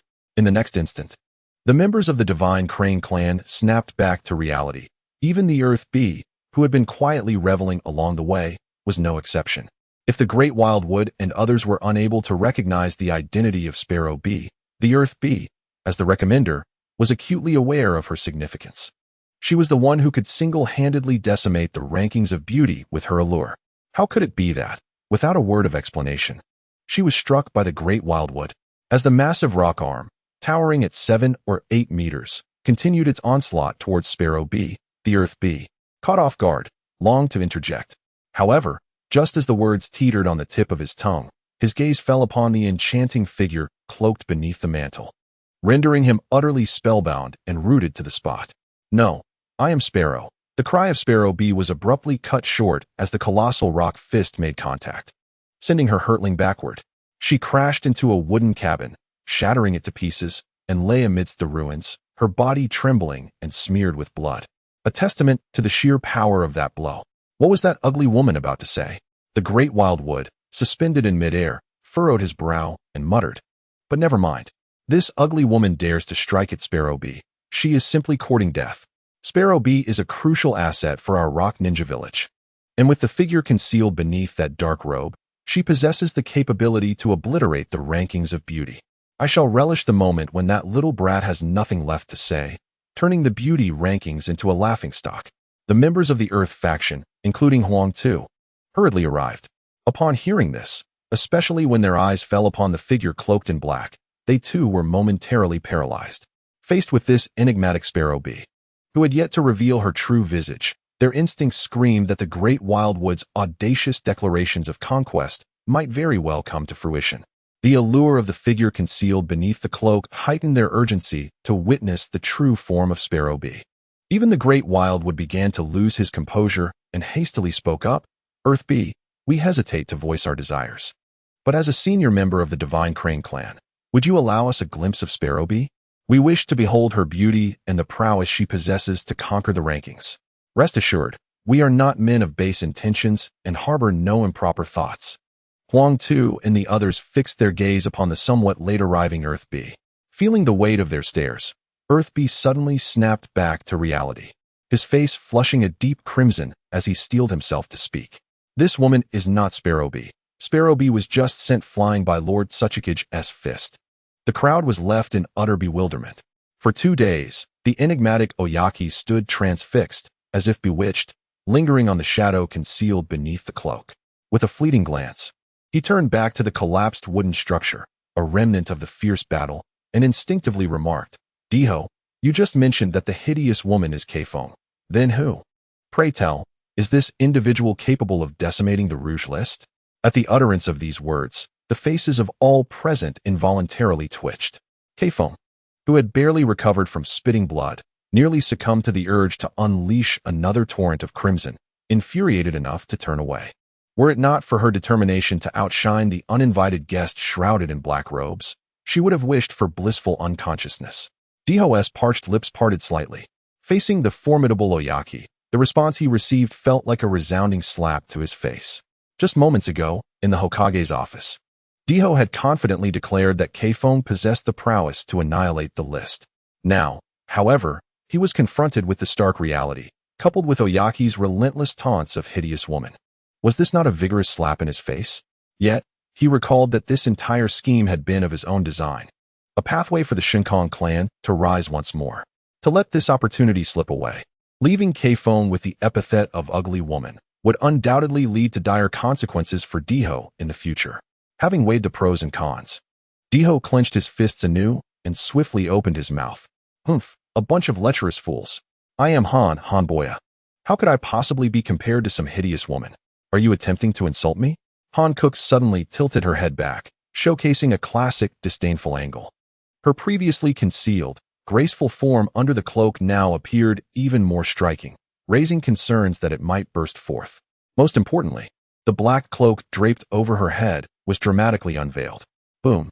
It was as if a bolt of lightning had struck the heads of all present, leaving them standing in blank astonishment. Gazing at the visage that defied description, they were rendered utterly speechless, as if entranced. At that moment, a singular thought echoed in their minds. Is such beauty even human? Keifeng truly is the ugly woman. Diho found himself unconsciously uttering those words. His eyes still fixated on Hancock, utterly dazed. He was oblivious to the fact that his previous remarks had taken on an entirely different meaning. Subconsciously, he found himself unable to utter words of insult towards this stunning beauty before him. To use the phrase ugly woman in reference to her would compel him to take his own life. In that instant, all present were captivated, lost in a trance, and even Oyaki found himself momentarily speechless. Witnessing this scene, Hancock too was momentarily taken aback, but soon let out a cold snort, her natural allure from the sweet fruit beginning to dissipate. As a user of the superhuman devil fruit, upon consuming the sweet fruit, Hancock had acquired an enchanting ability akin to the very essence of seduction. With a mere gesture, she possesses the power to captivate the hearts of any man or woman. Without formidable willpower to sustain them, they could easily become utterly lost in her beauty. One might say that Hancock's appearance in the shinobi world is akin to a moving illusion, capable of ensnaring the unsuspecting. However, this time, Hancock's proactive emergence is not intended to transform these individuals into mere statues. Rather, she aims to leverage their assistance to journey to the Hidden Leaf Village. 3 days prior, Black Feather, through the storytelling system, drew a random summoning card for Hancock. Even before its use, an ominous premonition lingered. Upon activating the summoning card, Black Feather was taken aback to discover that the summoned individual had materialized randomly within the shinobi realm. Initially, Black Feather harbored concerns that the recently acquired 10 consecutive draws would be in vain. Unexpectedly, the system displayed a modicum of integrity. After Hancock's summoning, she did not appear directly in the Hidden Leaf Village, but rather in an unknown location. Through repeated attempts, Black Feather discerned that the system had a cunning side, randomizing the summoning location for Hancock. However, with careful sensing, he found that he could utilize the system as a spatial bridge to engage in long-distance communication. After an extensive conversation, Black Feather confirmed Hancock's unwavering loyalty to him. She vowed that, regardless of the obstacles encountered, she would undoubtedly converge at the Hidden Leaf Village. This response alleviated the anxiety that had been weighing on Black Feather. He certainly did not wish for the opportunity to slip away. Initially, Black Feather believed that the emergence of the Rouge List would only affect the confines of the Hidden Leaf Village, primarily drawing the ire of the third Hokage, Hiruzen Sarutobi, and Danzo Shimura. He never anticipated that it would unleash such tumult within the shinobi world. Presently, having drawn only the random summoning card for Hancock, which could serve as a protective talisman, he worried that if Hancock were to flee, he might not survive to witness the next storytelling session or draw something of value. Moreover, Hancock's earlier remarks were a reflection of Black Feather's own teachings, intended to conceal her identity while utilizing external forces to reach the Hidden Leaf Village. It can be said that had it not been for Black Feather's role as her master, Boa Hancock would have already unleashed her sweet fruit's enchanting powers with abandon. Under Hancock's deliberate restraint, the fruit's confounding influence finally waned. The once bewildered Inoki abruptly regained his senses, his expression shifting to one of shock as he urgently commanded, "Everyone, awaken." With a powerful surge of chakra and a unique mental assault, Inoki executed the illusion-breaking ninjutsu to its fullest extent. The entranced individuals felt as though their heads were being pierced by countless sharp needles, jolting them back to consciousness. It was as if they had plunged into a water-filled abyss, their bodies thoroughly drenched. Gazing at Hancock before them, they were left in a state of lingering trepidation. However, they were indeed roused from their stupor, yet gazing upon Hancock, whose visage remained uncovered by a cloak, their hearts continued to race. In their eyes, her beauty was indelibly etched into their very souls, rendering it undeniable. An instinct whispered to them, urging caution regarding her origins and the reason for her presence here. Nevertheless, her allure was undeniably potent enough to vanquish any competition on the beauty rankings. Confronted with such an exquisite elegance, an absurd thought blossomed in the minds of those present. Could she rival the world's most beautiful woman, Hancock? This notion similarly flickered in the mind of Inoki. The second Tsuchikage, yet as one who had inherited the will of the stubborn stone, he quickly regained his composure, his countenance grave as he intoned, "Who exactly are you? And why do you masquerade as a wretched insect?" Before him stood a woman of such breathtaking beauty that Inoki himself felt a twinge of uncertainty. Intuition hinted that she appeared harmless, yet there lingered an undertone of peril that rendered her exceedingly dangerous. Thus, as the third Tsuchikage, he refrained from making any hasty moves. Above all, a voice deep within him implored restraint. In that moment, all eyes were riveted upon Hancock. However, as they briefly glanced at Inoki, they instinctively felt a twinge of discontent towards his earlier remarks. How could a goddess be reprimanded so casually? Perhaps it was the Tsuchikage status that kept them from acting recklessly. Had it been anyone else, they would have already been cursing and preparing to strike. Accustomed to such scrutiny, Hancock recalled the words of Kurohane and disdainfully scoffed. "Humph, are you the old man in charge? I merely passed through here by chance and was assaulted by that ugly woman over there. I initially intended to teach her a lesson, but it seems that is no longer necessary. As for my earlier reluctance to engage, do you truly believe they could withstand my wrath? If there are no further matters, do not impede my journey to Konoha to join the festivities." With that, Hancock turned and gracefully strode away, her enchanting visage cloaked in darkness. Observing this scene, many could hardly suppress the impulse to kick Inoki for driving away such a breathtaking goddess. Who else could they offend if not him? Inoki stood momentarily stunned, utterly unprepared for Hancock's abrupt departure, showing no inclination to linger. Most crucially, upon reflection, he realized the perplexing moment he had just experienced. As Hancock had indicated, had she chosen to strike, he would indeed have been jolted back to his senses by the imminent threat. Yet for the others, it would likely have resulted in a significant setback. Watching her retreating figure, Inoki hastily regained his focus and called out, "Wait, did you just mention you were heading to Konoha for the festivities? Are you intending to seek trouble with that so-called Rouge List?" During this period, our IWA Ninja Village is also preparing to journey to Konohagakure. If you do not mind, we could travel together. However, I have one condition. You must represent IWA Ninja Village. The people present were momentarily taken aback. The final request from Tsuchikage Inoki was clearly unexpected. Under normal circumstances, someone of such dubious origins would have already been apprehended by the Umbu and subjected to various forms of interrogation. How could one so brazenly declare themselves a member of IWA Ninja Village? Yet, upon witnessing Hancock's enchanting visage, they thought, how delightful.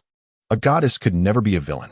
Tsukikage Inoki, sensing the shift in the atmosphere, momentarily faltered, his expression betraying his discomfort. He understood that such an impulsive declaration might not be entirely prudent. In private, such unilateral decisions may not pose significant issues, but before the eyes of so many, he felt a tinge of embarrassment.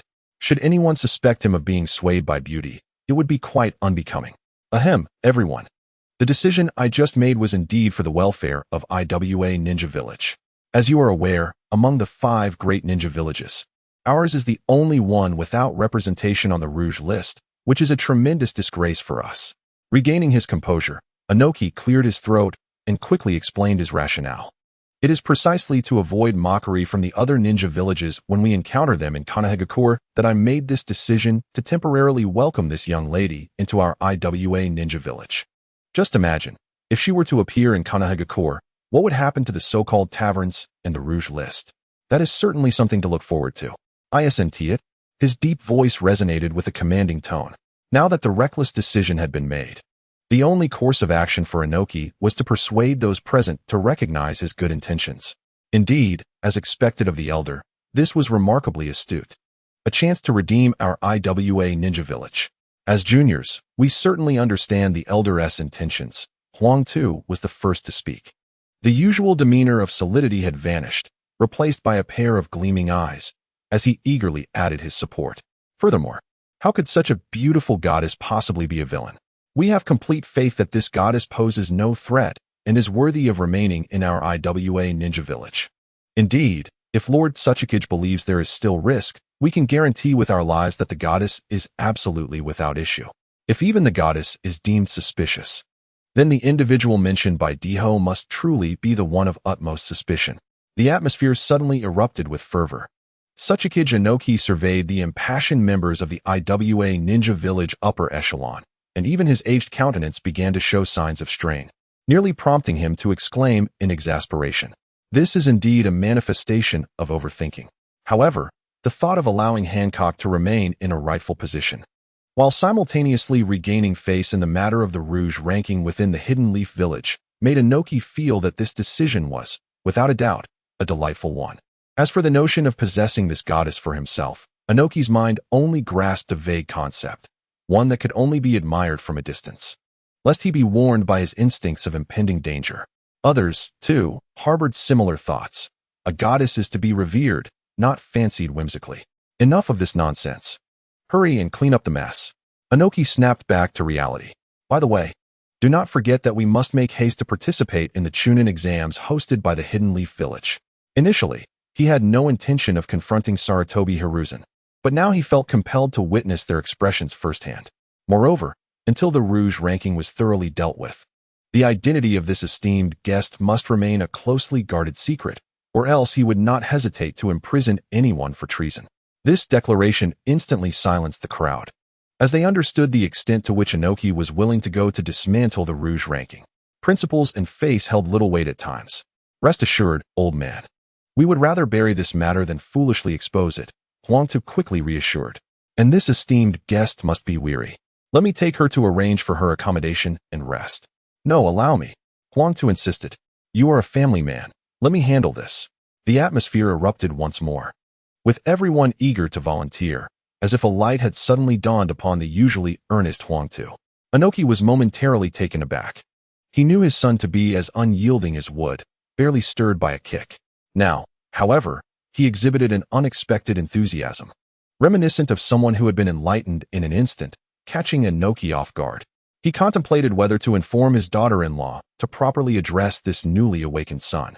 A short while later, within the Hokage's office in the Hidden Leaf Village, the third Hokage sat, smoking a pipe and exhaling clouds of smoke. His gaze fixated on the crystal ball resting on his desk. Utilizing the telescope technique, he meticulously observed every movement of Uchiha Kurohane. Indeed, as long as he wished, Sarutobi Hiruzen could discern every detail of Kurohane's actions, from trivialities to the duration of his personal affairs. Of course, the third Hokage was not perpetually able to monitor everything in the Hidden Leaf Village.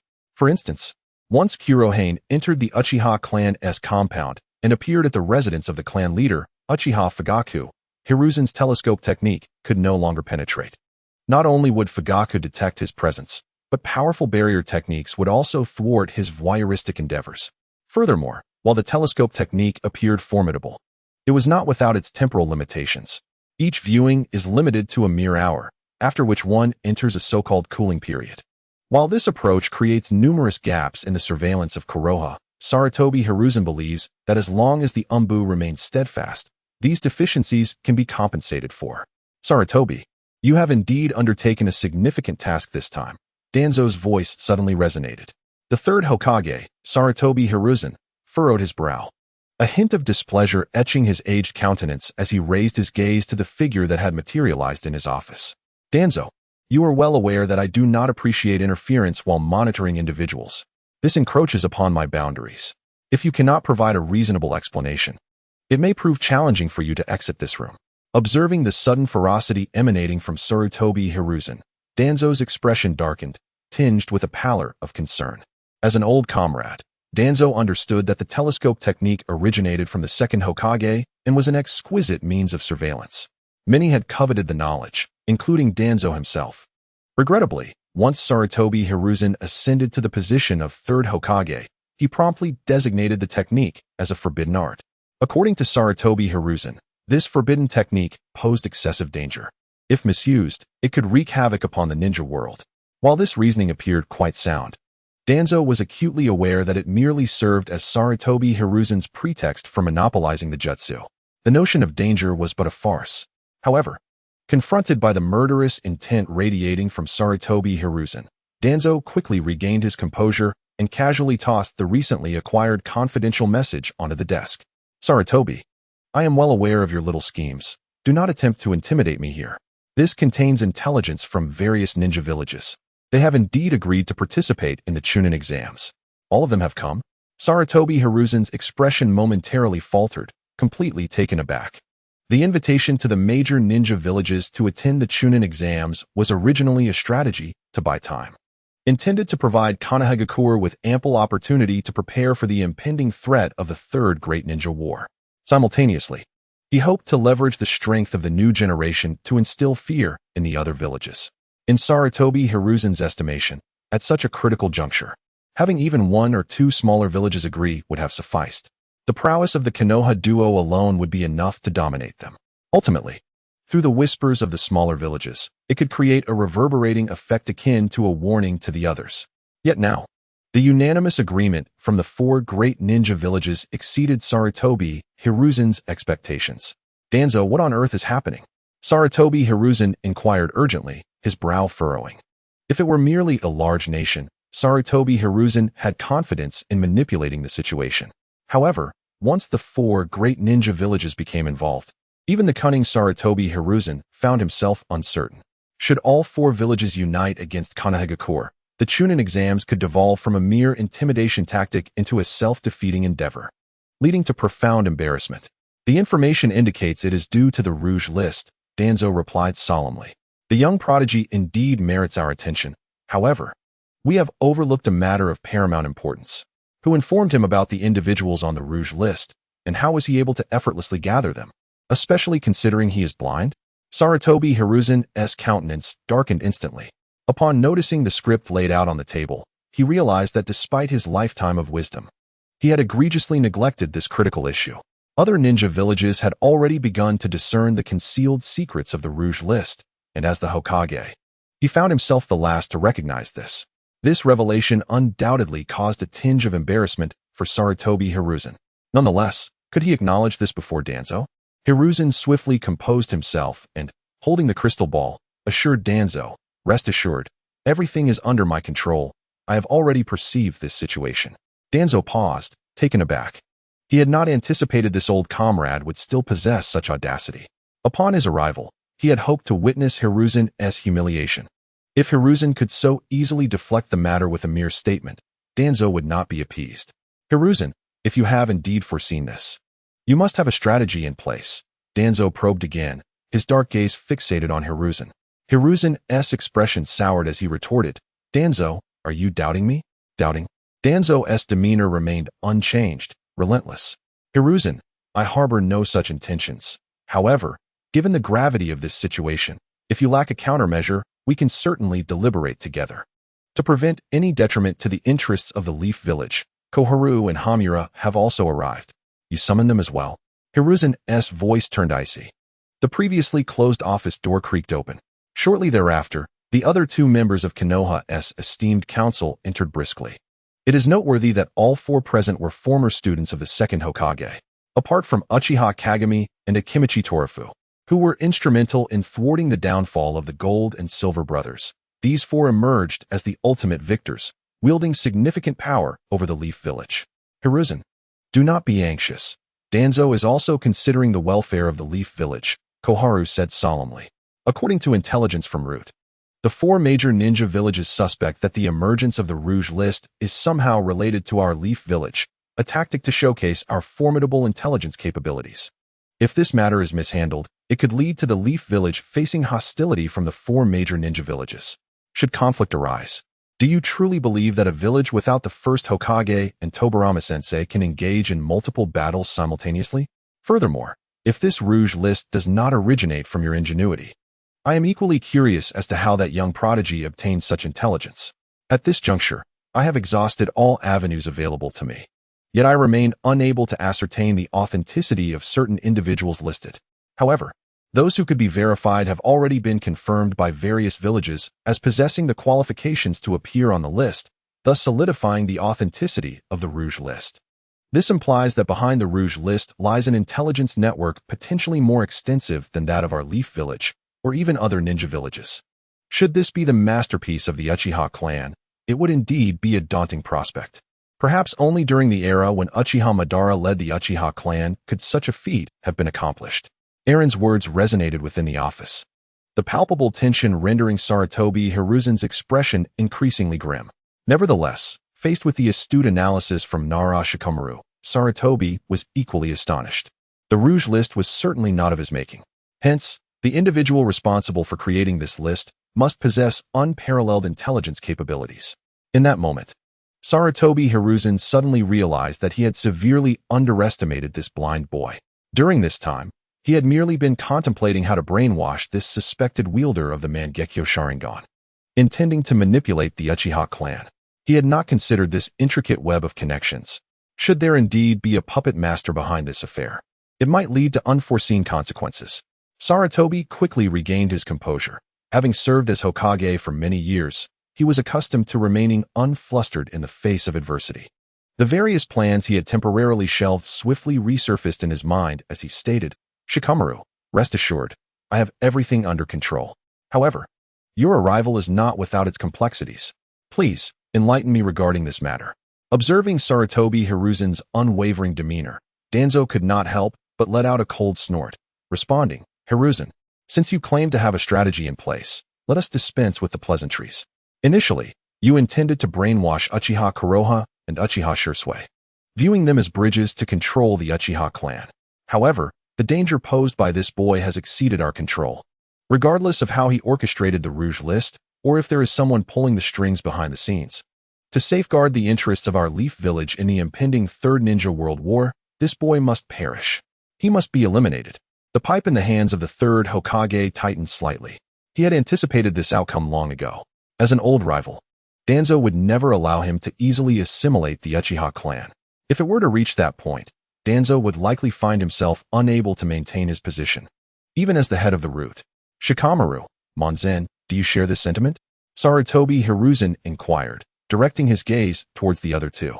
Finally, Mito Monzen, who had been standing silently beside them, nodded and spoke. "Hiruzen, let us not forget the significant damage Uchiha Madara inflicted upon our Leaf Village in the past. You are indeed formidable, yet there remains a gap when compared to the first Hokage and teacher Tobirama. Therefore, we do not wish to see the Leaf Village falter at such a critical juncture. Simultaneously, this opportunity allows us to expose the hidden puppeteer behind the scenes and resolve the matter swiftly, a plan that serves two purposes. If you truly find yourself at an impasse, let us deliberate together now." "I concur." In support, the young Chunin raised her hand. While Danzo exchanged a knowing glance with Sarutobi Hiruzen, their intentions unmistakable. It seems they have come prepared this time. Hiruzen's countenance darkened profoundly. After several deep inhalations of his pipe, he spoke with deliberate calmness. "Danzo, it appears you are indeed well prepared. However, I regret to inform you that I have already devised a comprehensive strategy, and everything is firmly within my control. My hesitation in acting thus far was merely to ascertain whether I could turn that impetuous youth to my advantage. Since you all oppose this course, I shall leave no survivors." At this juncture, Hiruzen cast a sidelong glance at Danzo, a hint of amusement gracing his features. "Nonetheless, Danzo, I am curious to know your so-called method. Do you intend to dispatch Root to covertly eliminate the boy? Such a tactic, while straightforward and unequivocal, would undoubtedly have far-reaching repercussions. Not only would it arouse suspicion, but it would also alert the potential hidden masterminds and invite scrutiny from the entire shinobi world. Consider the implications. A mere child, notorious for inciting explosive public discourse, suddenly vanishing within the confines of Konoha. This would surely tarnish our reputation. suggesting that even a trivial child could be assassinated under our watch. Should public sentiment escalate and reach the ears of the daimyo, our future military funding could be significantly jeopardized. I wonder, Danzo, if you are prepared to shoulder such consequences?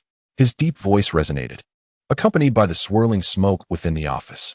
Danzo's expression darkened considerably, as did that of the young Chunin and Mido Kage.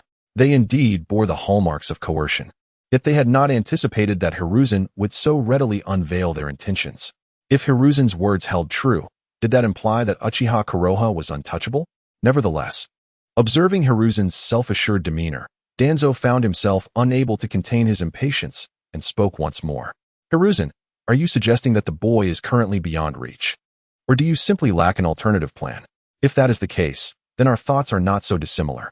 Huh, Danzo, you overthink matters, Hiruzen replied, inhaling deeply from his pipe before tapping the ash onto the table. Do not forget, I am the Hokage. My position is a testament to my ability to see further than you. We need not lift a finger to eliminate that boy. Danzo's expression turned a shade of iron, fully aware of Hiruzen's sardonic undertone. Yet, he refrained from retorting, his gaze fixed intently. Observing the rare wit of Danzo, Hiruzen Sarutobi decided against prolonging the suspense, a smile blooming on his face akin to a daisy. The solution is rather straightforward. Didn't you just mention that the 4 great ninja villages have agreed to participate in the Chunin exams? If I am not mistaken, they will undoubtedly bring along a formidable array of talents, eager to flaunt their prowess. In such a fierce competition, casualties are inevitable. As long as we push Uchiha Kuroha into the Chunin exams, I believe he will become a target for all.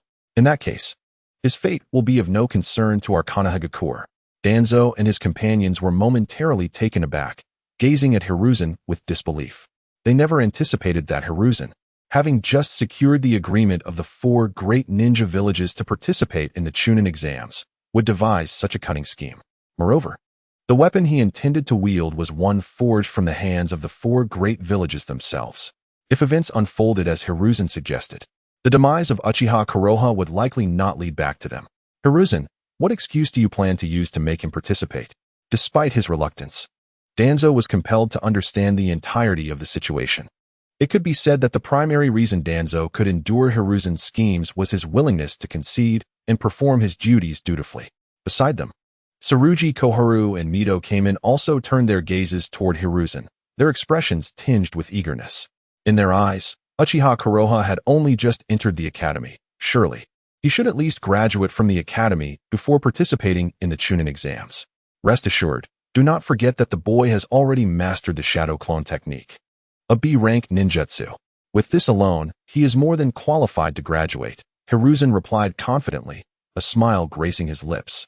This concurrent participation of the 4 great ninja villages in our Chunin exams presents an excellent opportunity to showcase the prowess of the new generation from Konoha. I plan to hold an exceptional graduation ceremony in 3 days, allowing him to graduate alongside Kakashi and the others, thus enabling him to participate in the Chunin exams legitimately.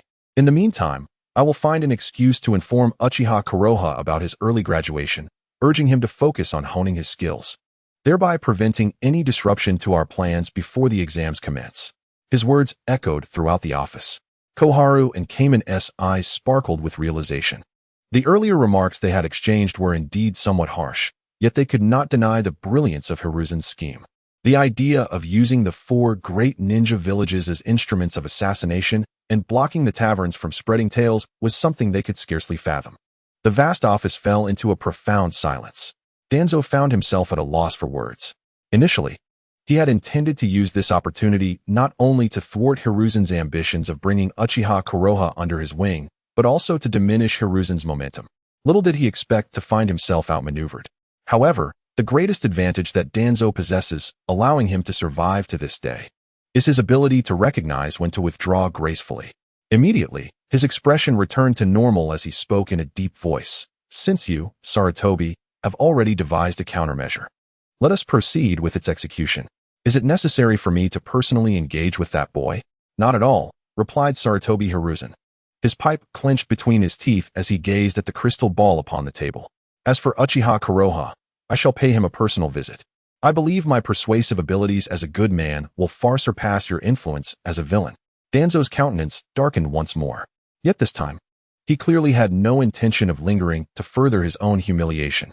Leaning on his cane, he turned and strode away.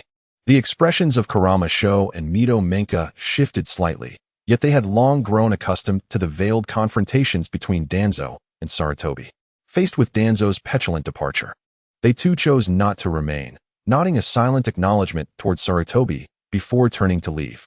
Once the three figures had completely vanished from sight and the office door closed, Sarutobi Hiruzen, still clutching his pipe, retracted his smile, his demeanor growing distinctly colder.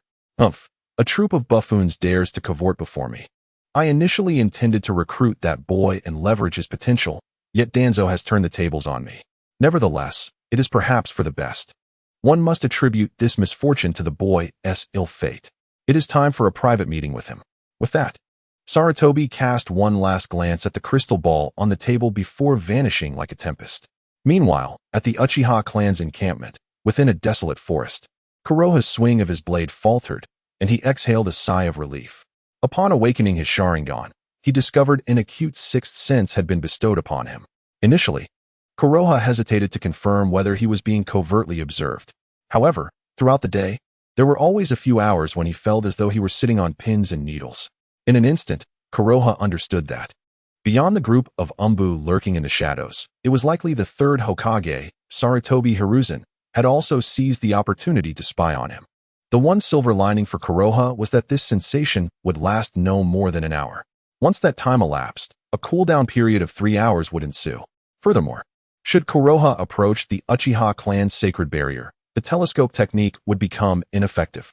Ironically, this predicament had allowed Kuroha to become adept at leading the voyeuristic Sarutobi Hiruzen through the garden. At present, Kuroha was perplexed as to why Sarutobi had severed the telescope technique before the allotted time. Nonetheless, for Kuroha, it was undeniably a valuable opportunity to catch his breath. He also felt a sense of relief that 3 days prior, during a tenfold summoning, he had called forth the Empress Hancock, who had not immediately appeared at his side. Otherwise, had the voyeuristic Sarutobi laid eyes upon her and uncovered his secret, Kuroha was certain he would not have survived to this moment. He firmly believed that the strength of Empress Hancock was undoubtedly on par with that of a Kaguya. However, this is the Hidden Leaf Village, the stronghold of Sarutobi Hiruzen. Without a foolproof plan, it would be more arduous for Kuroha to escape from here than to ascend to the heavens. He felt a tinge of dissatisfaction with the system's randomness.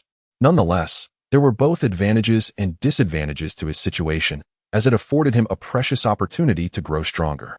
Most importantly, through the bridge of the system, Kuroha was acutely aware that the Empress Hancock had already boarded the vessel bound for IWA Shinobi Village and was en route to the Hidden Leaf Village. Given the pace of the 2-day journey undertaken by Inoki, she would likely arrive by tomorrow.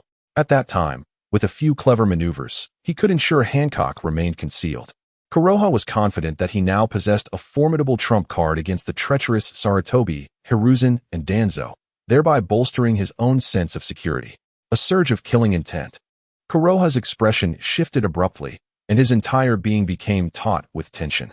In the next instant, the 6 forms of Shuinpa erupted within him. As the ground beneath his feet shattered, he vanished like a specter. Whoosh!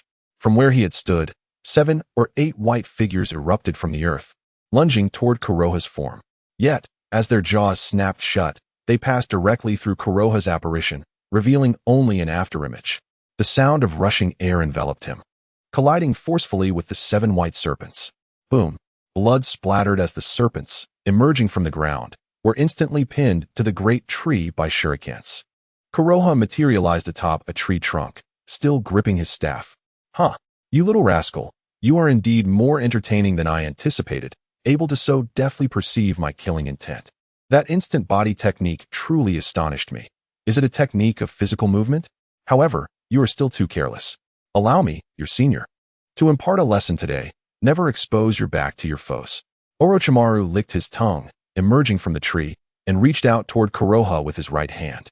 Shadow Serpent Hand. At such a close distance, dozens of frenzied serpents spiraled toward Kuroha, enveloping him in their embrace.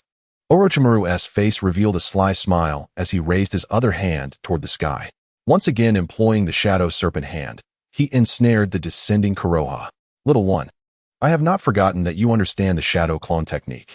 From the very beginning, Orochimaru had anticipated this scenario while lurking in the shadows.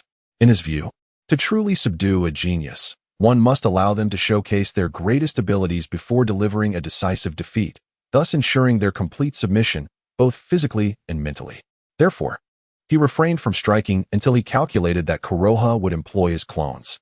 The only surprise he encountered was Konoha's mastery of the instant body technique. Is that so? However, I wholeheartedly agree with your earlier remark. Do not turn your back on your enemies. Boom. The two shadow clones exploded in response. The tremendous blast wave shattered Orochimaru's shadow serpent hand. Even Orochimaru found himself momentarily stunned amidst the tempest. Regrettably, before he could fully comprehend the situation, a chilling sensation crept up his spine. Without a moment's hesitation, Orochimaru swiftly pivoted his body, evading the impending danger at an astonishing angle. In the next instant, a long-forgotten sting pierced his waist, accompanied by a cascade of crimson droplets that splattered onto the ground.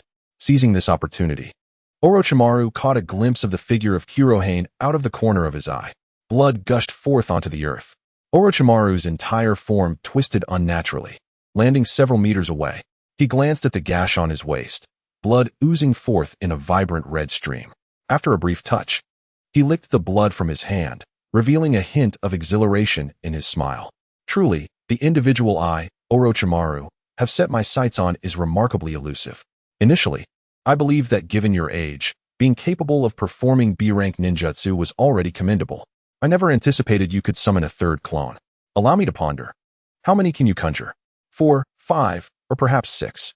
As he spoke, Orochimaru licked his dry lips, and the wound inflicted by Kurohane healed before the naked eye. Kurohane, wielding the crafted staff blade, felt a weight settle in his heart. He had long anticipated Orochimaru's interest in him. However, he was taken aback by the speed at which Orochimaru had arrived. It seemed his strength was still lacking. Yet, considering Orochimaru's current predicament, Kurohane's taut nerves relaxed as he remarked, Orochimaru, how many clones I can create bears little significance to you. Or is it that your collusion with Danzo in human experimentation has progressed to the point that you can brazenly emerge and stir up trouble? With a thunderous roar, the murderous intent within Orochimaru surged forth, his diamond-shaped pupils narrowing like those of a venomous serpent, revealing an unmasked thirst for blood. Yet, this fleeting malice was quickly reined in, and after licking his lips, he spoke. Indeed, you are a perfect quarry, aware of such nuances. It appears that the so-called Rouge List is not merely a fabrication of your imagination. However, do you intend to coerce me with such unfounded claims? That is hardly a prudent strategy. Feeling the venomous gaze upon him, Kurohane retracted his staff blade with a smile, producing a gourd of alcohol and taking a swig. Whether it is a clever tactic or not, does it truly matter if anyone believes it? Do not forget, I am currently a sensational figure in the ninja world. Belief is unnecessary. Once you are suspected, every step becomes fraught with difficulty. By the way, have you considered that your perception of concealing the collusion with the third Hokage and Danzo merely positions you as a pawn in a larger game? The true angler is not you. Orochimaru's pupils constricted slightly, clearly caught off guard by this notion. Observing Kurohane, who had suddenly abandoned his combat stance, now exuding confidence, Orochimaru could not help but chuckle. Truly, you are an intriguing prey. Such thoughts and ideas are indeed exceptional. If you believe that mere words can intimidate me, you underestimate Orochimaru. However, rest assured, I have not come here today to take your life. I merely wish for the prey I have set my sights upon not to be dispatched so swiftly. You have indeed garnered much attention, but do not forget. The bird that stands out is the one that gets shot. They shall not spare you easily, for the old man has arrived, and you must tread carefully. After delivering this remark, Orochimaru wore a knowing smile before vanishing beneath the ground, disappearing from Konoha's view. With the departure of this peculiar individual, Konoha felt a weight lift from his heart, though he couldn't help but exhale a quiet sigh, rapidly sharpening his perception to its utmost. Indeed, fame brings with it a host of troubles. Just as one wave subsides, another arises. Through his heightened senses, Konoha distinctly detected the third Hokage approaching swiftly from a distance of 2 to 3 kilometers. It seemed that Orochimaru's words held truth. The newcomer bore ill intent. Initially, he had planned to leverage the popularity of the story to sustain himself until the next tale began.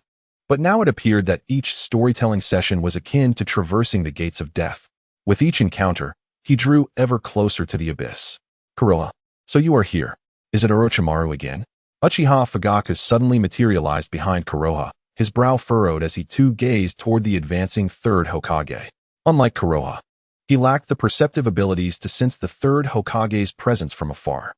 However, this was the Uchiha clan's stronghold, and the entrance was fortified with specific barriers that would detect any intruders. Even the third Hokage would not escape their notice. Yet, the unexpected arrival of the third Hokage was beyond Fugaku's contemplation. Uncle, you should not have come, Konoha remarked, helplessly rubbing the tip of his nose. For the past 8 years, he had not ceased his observations of Uchiha Fugaku. A talented individual of the Uchiha clan, Fugaku possessed formidable strength but misdirected his ambitions. His sole aspiration was to fiercely protect the village and maintain the clan's standing.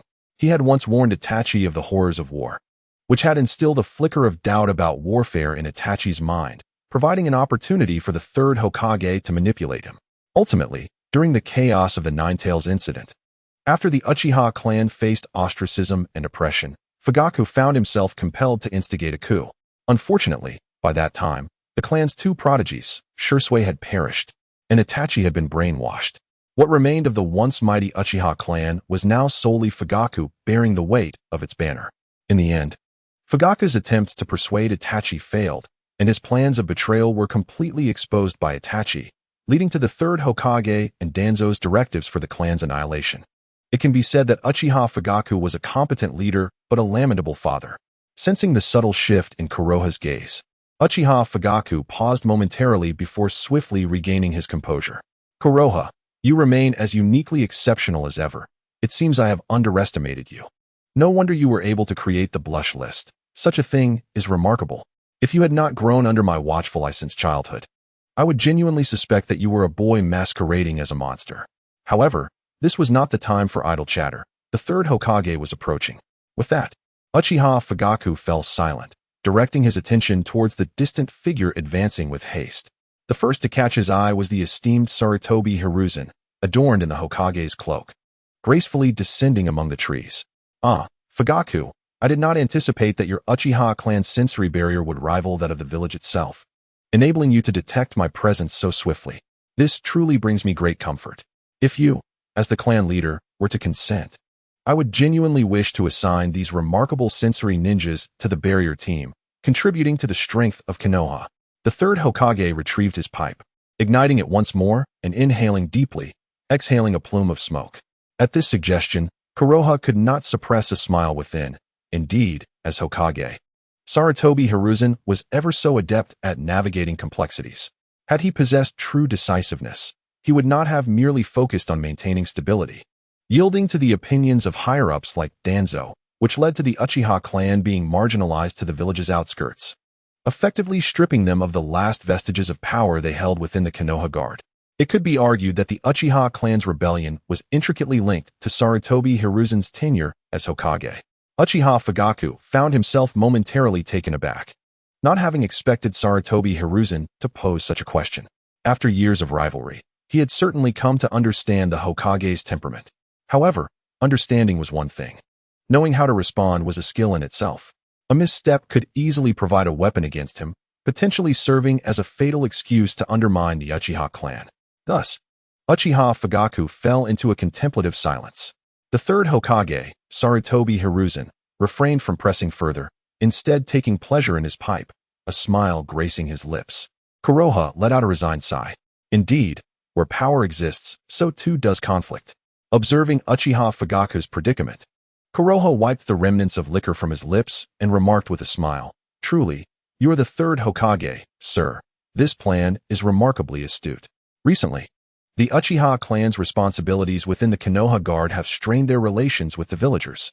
If you could dismantle prejudices at this juncture and actively promote the clan's talented individuals for missions, it might just alter the villagers' fixed perceptions of the Konoha Guard.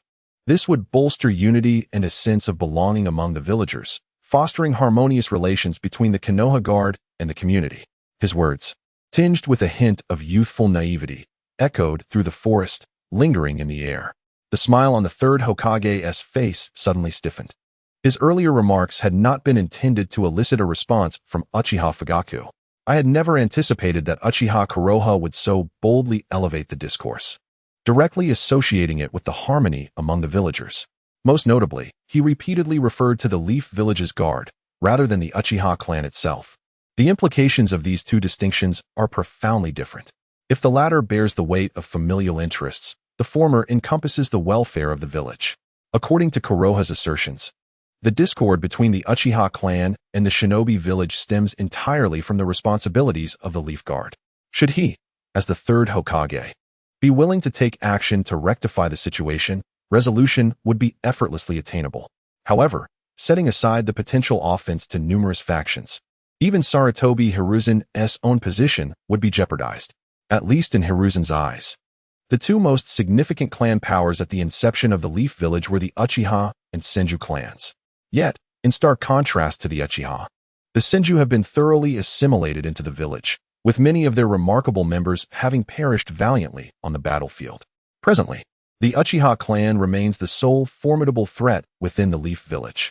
Should he truly wish to reconcile the Uchiha with the villagers of Konoha, it seems the next Hokage would undoubtedly emerge from the Uchiha lineage. For the Sarutobi clan to retain their hold on the Hokage position would prove exceedingly difficult. Uchiha Fugaku could not resist casting a sidelong glance at Kuroha. Indeed, it takes one bold enough to speak and another courageous enough to voice it. Were it not for Kuroha's tender age, his previous discourse might have easily become fodder for the critical tongues of the ill-intentioned. Observing the mere 8 or 9-year-old Kuroha, who could articulate such a retort, Fugaku felt once more that he had underestimated the boy. Was he truly just a child, and not some ancient being of immense wisdom? A flurry of chaotic thoughts raced through Fugaku's mind, but upon recalling that he stood before the astute and cautious Sarutobi Hiruzen, even Danzo held in regard. Fugaku swiftly regained his composure and remarked, esteemed third Hokage, Kuroha merely speaks as a child does. I hope you do not take his words to heart. Our Uchiha clan's perception techniques, when compared to those of the Inuzuka clan, fall significantly short and are wholly inadequate for the duties of the barrier team. At present, we are unable to manage even the responsibilities of the Leaf Guard, let alone take on additional tasks. I recall your words, third Hokage, that one should not be overly ambitious. Rather than flitting from one task to another, it would be prudent to first ensure the proper management of the Leaf Guard. However, I am curious as to why you, third Hokage, have suddenly visited our Uchiha clan. If there is an urgent matter at hand, simply have the Umbu convey the message, and I shall hasten to you. Sarutobi Hiruzen regained his composure, his previously rigid smile unfurling into one of satisfaction as he observed Uchiha Fugaku taking a step back. After inhaling deeply from his pipe, he replied, Fugaku, you are being too humble. If even you cannot fulfill the role of captain of the Leaf Guard, I fear that others will find it even more challenging. Rest assured in your management. As the third Hokage, I have great faith in your abilities. As for this occasion, I have personally come for Uchiha Kuroha. Kuroha? Uchiha Fugaku's expression altered subtly. From the outset, he had indeed harbored suspicions regarding the third Hokage's appearance. However, the present acknowledgement from the third Hokage bore a different significance. This indicated that matters were unlikely to be convoluted. Kuroha's heart sank. It seemed that Orochimaru's words held truth. The emergence of the ranking list had indeed enabled Kuroha to reap substantial rewards within the system. Yet, the accompanying risks appeared to be equally formidable.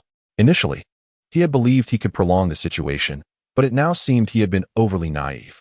Noticing the changes in their expressions, Sarutobi Hiruzen's smile widened, almost as if he had gained an upper hand. After a flick of his pipe, he remarked, Fugaku, there is no need for excessive concern. In fact, this is a fortuitous development. To alleviate the tensions among the 5 great ninja villages, I recently extended an invitation to the other ninja villages to participate in the Chunin exam under the banner of the Konoha village. I initially anticipated a modest turnout. Yet to my surprise, all 4 major ninja villages have agreed to attend. It can be said that this Chunin exam will be unprecedented. After extensive discussions with the higher-ups, we decided to allow some exceptional students from Konoha Academy to take their graduation exams early. Should they pass, they will be permitted to continue to the Chunin exam. Kuroha had indeed just enrolled in Konoha Academy. However, his displayed talent was sufficient to meet graduation qualifications. Thus, I hope that Konoha can diligently hone his skills in the three body techniques during this period and refrain from concerning himself with taverns, focusing instead on graduating swiftly from the academy. Early graduation? Uchiha Fugaku was taken aback. He felt utterly unprepared for Sarutobi Hiruzen's suggestion. In his eyes, Konoha had only enrolled in Konoha Academy 3 days prior. With the break, he had yet to attend a single day of classes. To now be informed that Konoha possessed the qualifications for graduation was indeed astonishing. Was this to be an end before even a beginning? However, upon reflecting that the third Hokage's intention for Konoha's early graduation was to allow him to participate in the Chunin exam, Uchiha Fugaku was suddenly struck with a chilling realization. Konoha furrowed his brow. He had little interest in Konoha Academy. Were it not for the third Hokage's mandate that one must meet academic standards to open a storytelling tavern, he would have never wasted his time at the academy. After all, what could be more enticing than earning powerful abilities through storytelling and the rewards it brings? He had only just met the academic criteria and obtained the right to open his tavern. Now, Sarutobi Hiruzen had posed yet another conundrum. This was indeed a tangled web of challenges. Furthermore, to expect a blind individual to participate in the Chunin exam with the 4 major ninja villages was tantamount to inviting disaster. Third Hokage, this seems rather inappropriate. Konoha has only just begun his studies, has not undergone professional training, and is simultaneously blind. To partake in the Chunin exam might well lead to ridicule. Uchiha Fugaku regained his composure, the first to lose his patience. As the leader of the Uchiha clan, he quickly grasped the implications at hand. Observing the eager expression on Uchiha Fugaku's face, the third Hokage's smile widened. Ah, Fugaku, you overthink matters.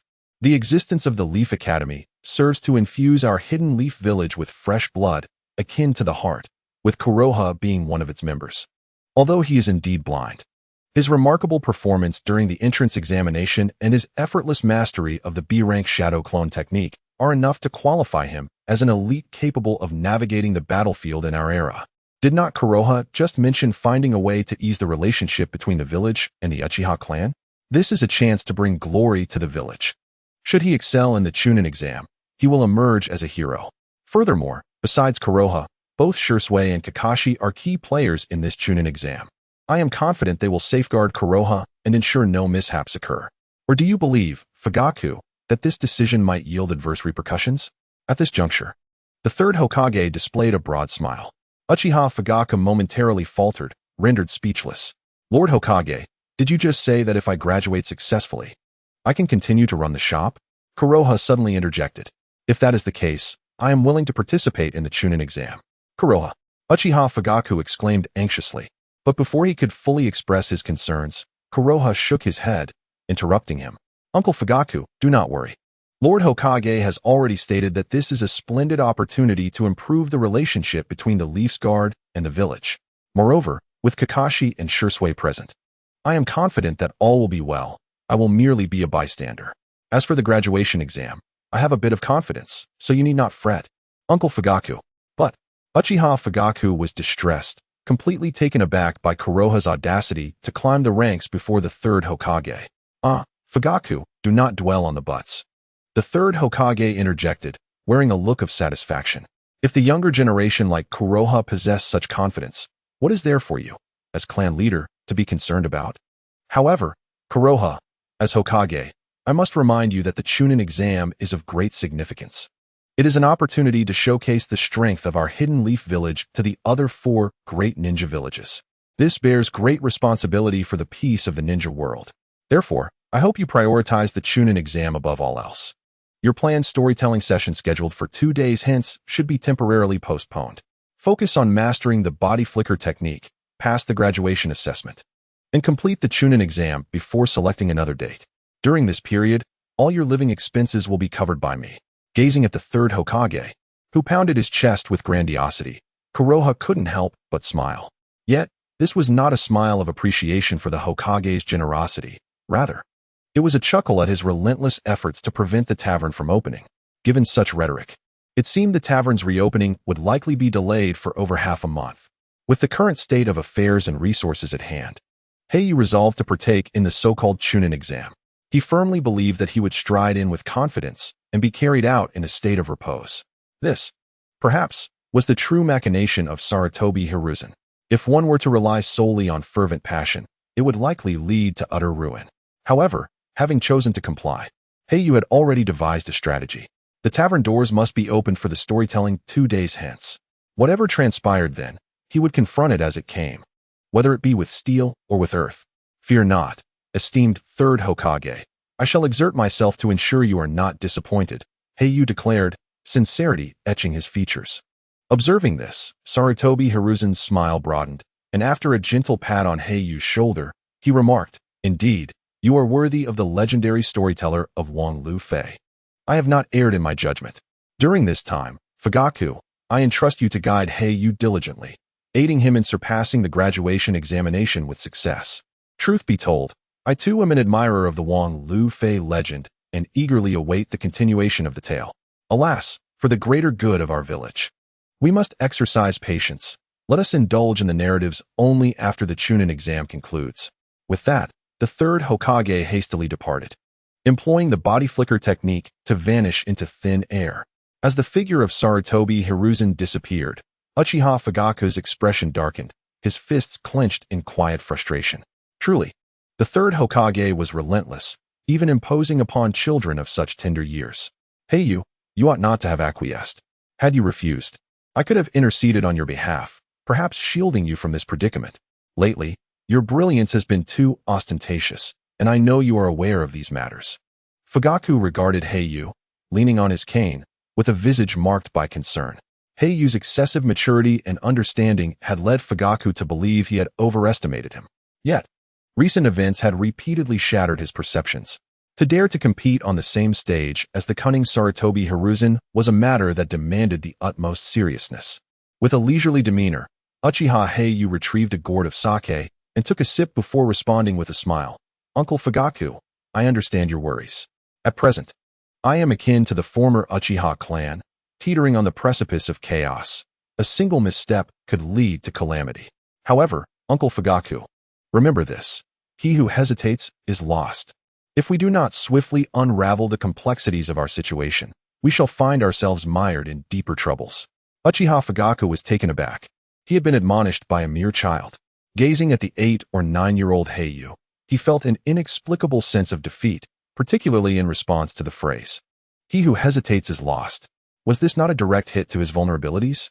The Uchiha clan he led was currently ostracized within Konoha, caught in a desperate struggle between rebellion and internal discord. It can be said that Uchiha Fugaku has always concealed the secrets of the Mangekyo Sharingan. The primary reason for this is his apprehension regarding the exacerbation of the already strained relations.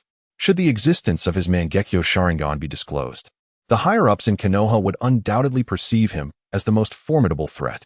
The rebellious sentiments within the Uchiha clan would surge dramatically, emboldened by the power of the Mangekyo Sharingan. At that juncture, the situation would spiral beyond Fugaku's control. If he had already made a choice, perhaps such an outcome would not have been disastrous. Regrettably, Uchiha Fugaku remains indecisive within the village and his clan, becoming increasingly ensnared in this quagmire, rendering him progressively beleaguered. Observing Uchiha Fugaku's face, which continuously shifted in expression, Konoha sighed softly and said, "Uncle Fugaku, please remember one thing. If you do not wish your indecision to affect Itachi and Shursui, I urge you to contemplate your course of action from this day forth. I do not wish for you to regret your choices when Itachi is capable of standing on his own and turns against you. You still have the power to choose, not for the sake of betrayal, but to ensure that everything remains within your grasp. My fate is determined by me, not by fate. I simply wish for Itachi's destiny to remain unshackled by others." With those words, Konoha leaned on his cane and departed. As he watched the frail figure recede into the distance, Uchiha Fugaku found himself in a prolonged state of contemplation. Suddenly, his eyes widened, and a crimson hue rapidly spread across his pupils, transforming into the profound Mangekyo Sharingan. With the emergence of this eye, the surroundings shifted like a mirage, creating ripples that altered the very fabric of reality. In that moment, Uchiha Fugaku was no longer in the forest, but had instead materialized within his home. The sounds of battle echoed incessantly around him. The once closed door was thrust open, revealing a shadowy figure wielding a blade, its eyes gleaming with the crimson of the Mangekyo Sharingan, Uchiha Itachi. Upon seeing Itachi's youthful yet blood-stained visage, Uchiha Fugaku could not help but smile bitterly, extending his arms toward the edge of Itachi's blade. With a sickening thud, blood splattered, and the ethereal environment shattered like glass. When the scene restored to normalcy, Uchiha Fugaku found himself gasping for breath, his back soaked with sweat. He fell into silence, contemplating the direction in which Konoha had departed. Lord Fugaku, there you are. Itachi has been searching for you everywhere. Uchiha Shursui rapidly approached from the distance, noticing Fugaku's pallid complexion, his expression shifting with concern. Lord Fugaku, has something occurred? Do you require my assistance in seeking aid from the third Hokage? The Hokage has stated that should any member of the Uchiha clan encounter difficulties, I may request his help. He affirmed that we Uchiha are an inseparable part of the village. The third Hokage? Uchiha Fugaku regained his composure, observing Shursui, who incessantly spoke of Sarutobi Hiruzen, and fell into a momentary silence. After a brief pause, he patted Shursui on the shoulder and said, Heh, Shursui, you need not worry. Rest assured, whatever the situation may be, I shall be here to support you. Do not forget, I am the head of the Uchiha clan. With these words, Uchiha Fugaku turned and departed. Shursui, bewildered, rubbed the back of his head, still unclear about the meaning behind Fugaku's statement, yet he hurriedly followed suit. As the two departed, Konoha emerged from the shadows, enveloped in silence. He had long suspected that Uchiha Fugaku had awakened the Mangekyo Sharingan. However, the awakening of the Mangekyo Sharingan would bestow 3 distinct ocular abilities, one for each eye and a combined technique for both, known as Susanoo. These abilities were unique to each individual. In Konoha's estimation, one of Fugaku's ocular powers was likely related to Genjutsu. It was evident that Fugaku had recently cast a powerful illusion upon himself. According to the original narrative, this Genjutsu was so formidable that even Uchiha Itachi, who had similarly awakened the Mangekyo Sharingan, fell helplessly into its grasp. The text further recounts that due to the coercion from his clan and the isolation imposed by Konoha's higher-ups, Uchiha Fugaku ultimately resolved to instigate a coup. At that time, he contemplated utilizing the Mangekyo Sharingan to control the Nine Tails. Had it not been for Itachi's timely betrayal, exposing Fugaku's intentions, it is likely that Fugaku would have succeeded in his ambitions. This implies that one of Fugaku's ocular techniques is indeed a powerful Genjutsu, potentially rivaling that of Shursui's, if not surpassing it. Presently, the unexpected counteraction from the third Hokage, Sarutobi Hiruzen, took Konoha by surprise. Based on Konoha's deductions, if in 2 days, his storytelling tavern continued to operate recklessly, Sarutobi and Danzo would undoubtedly intervene. Should they choose to act, it could lead to genuine peril. Konoha held great confidence in the strength of Empress Hancock. However, this was still Konoha, the Hidden Leaf Village. Relying solely on Empress Hancock would be insufficient. If Konoha wished to survive, Uchiha Fugaku would indeed serve as a formidable ally. Most importantly, Konoha hoped that one day, Itachi would not turn his blade against him. Currently, Konoha's objective was to secure more time, leveraging storytelling to bolster his defenses. The spring sunlight grew increasingly warm, akin to scattered gold. On the training grounds of the Uchiha clan, Konoha wielded a wooden sword, delivering successive strikes. With a resounding crack, the wooden sword struck the ground with immense force, shattering upon impact, while the earth beneath it fractured under the tremendous pressure.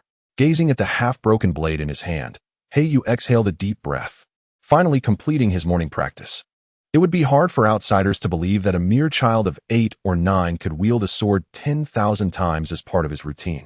Hei Yu, shall we go to school together today? Uchiha Izuna approached, rubbing his sleepy eyes and carrying his backpack. The sight of the drenched Hei Yu instantly brightened Izuna's gaze. Hei Yu shivered slightly and hastily discarded the broken blade, saying, I can change my clothes and head to class, but if I take a shower, we will miss breakfast. As he spoke, he pulled Uchiha Izuna along, heading outside the compound. After their last experience, Hei Yu genuinely worried that Izuna might suddenly suggest, let us shower together. The process was indeed quite exhilarating, yet if it happened too often, and Izuna learned that he could see things afterward, the consequences would be unimaginable. Hei Yu, what are you afraid of? This isn't our first time. I can help you wash your back. A continuous stream of playful calls emerged from Uchiha Izuna's lips. Hei Yu's expression darkened. He quickly replied, Izuna, stop calling that out. At this rate, we could write a whole book. He then added, by the way, don't you love desserts? Let me treat you to some dango. It's quite filling. Filling? Izuna's eyes sparkled as he jumped onto Hei Yu's back, giving him a hearty bear hug. Hei Yu, this is quite generous of you. I've decided to help you wash your back 10 times in return. Feeling the warmth on his back, Hei Yu nearly spat out the drink he had almost consumed. Was he destined to be caught in the fate of a pair of lovebirds? The Konoha dango shop, while perhaps not as famous as Ichiraku ramen, remained one of the most beloved spots for merchants, travelers, and local residents alike, especially among the youth and women who could hardly resist the allure of sweet treats. As breakfast time arrived, the dango shop was already bustling with patrons. Young people sat in groups, indulging heartily. Under Uchiha Izuna's guidance, Hei Yu managed to squeeze into a corner seat. However, his presence attracted glances from returning ninjas and students preparing for school. The legend of Wang Lufei had indeed gained significant notoriety within the ninja world. Yet, this did not alter Hei Yu's standing in Konoha. The Uchiha clan's awkward position, coupled with Hei Yu's blind status, meant he faced more disdainful stares than the average person. After all, it was undoubtedly easier to bully a blind Uchiha than to confront one who could see and fight. Moreover, jealousy is a fundamental aspect of human nature. The tale of Wang Lufei, as recounted by a blind Uchiha, was for many merely a stroke of ill fortune, a sign that fate had gone awry. Listening to the whispers and the mixed jibes around him, Hei Yu felt the weight of their judgment. Uchiha Izuna's brows knitted in displeasure as she expressed her discontent. Brother Konoha, let us refrain from indulging in dumplings next time. These individuals are utterly detestable, and their words are exceedingly harsh. It would be better for us to depart. As she spoke, Izuna grasped Konoha's hand, intending to leave. However, just as she stood, Konoha firmly held her back and said, "Little Izuna, is it not a pity to relinquish what you cherish simply because of another's words? Furthermore, they do not deserve to dictate our choices with mere utterances. They may voice their opinions, but we shall enjoy our dumplings. Would that not infuriate them?" Izuna paused, then blinked her large eyes, resembling a doe, and smiled. Brother Konoha is absolutely right. They are not worthy compared to the dumplings. She then sat down, diving into the dumplings with fervor. Konoha couldn't help but chuckle. Hey, blind one, weren't you planning to leave just now? Why are you still occupying this spot?" A somewhat arrogant voice suddenly interrupted. Konoha furrowed his brow and looked up. Indeed, trouble was brewing anew. If his memory served him, the flamboyantly dyed youth before him was none other than Asuma Sarutobi, the son of the third Hokage.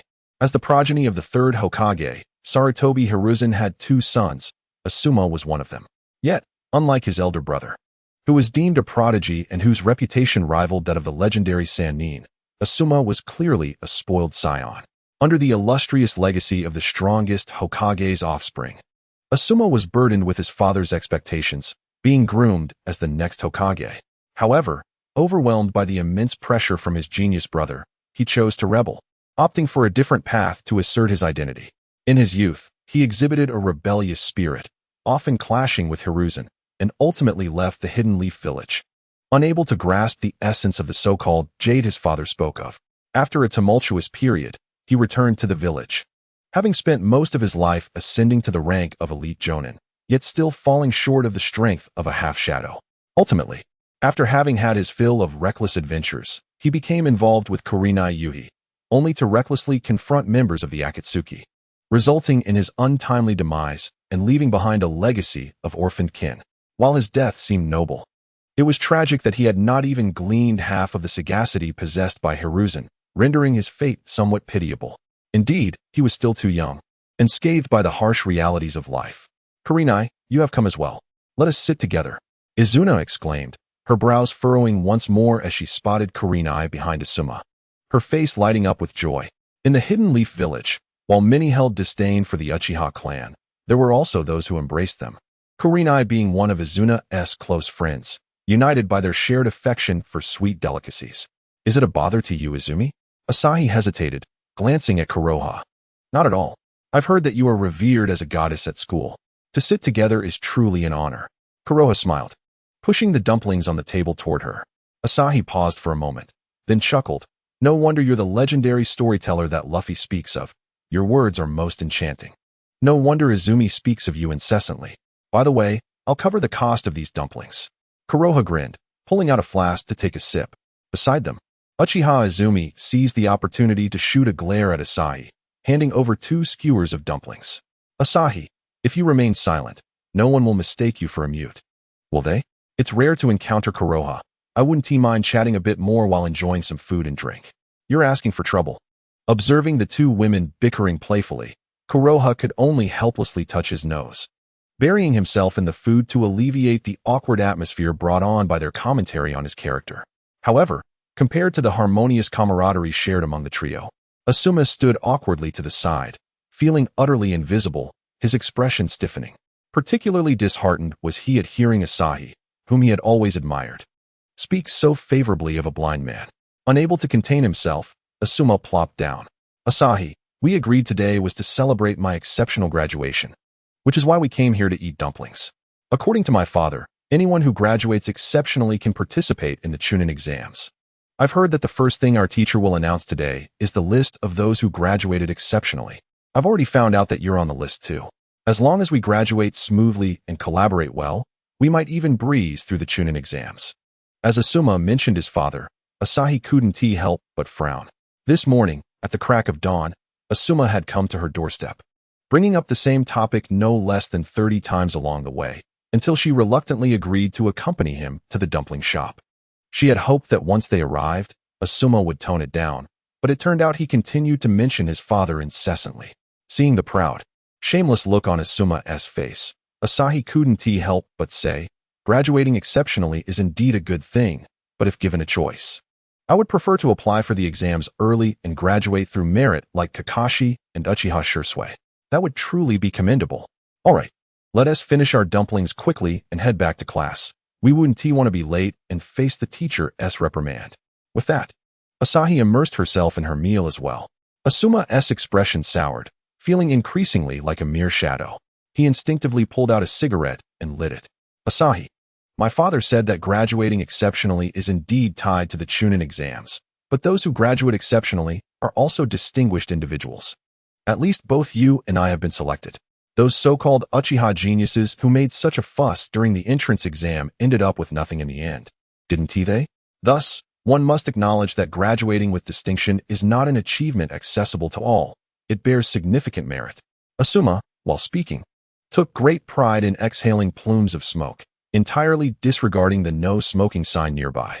Meanwhile, the previously engrossed Kurenai Yuhi and Izumi Uchiha wrinkled their noses, suddenly finding the dumplings in their hands far less appetizing.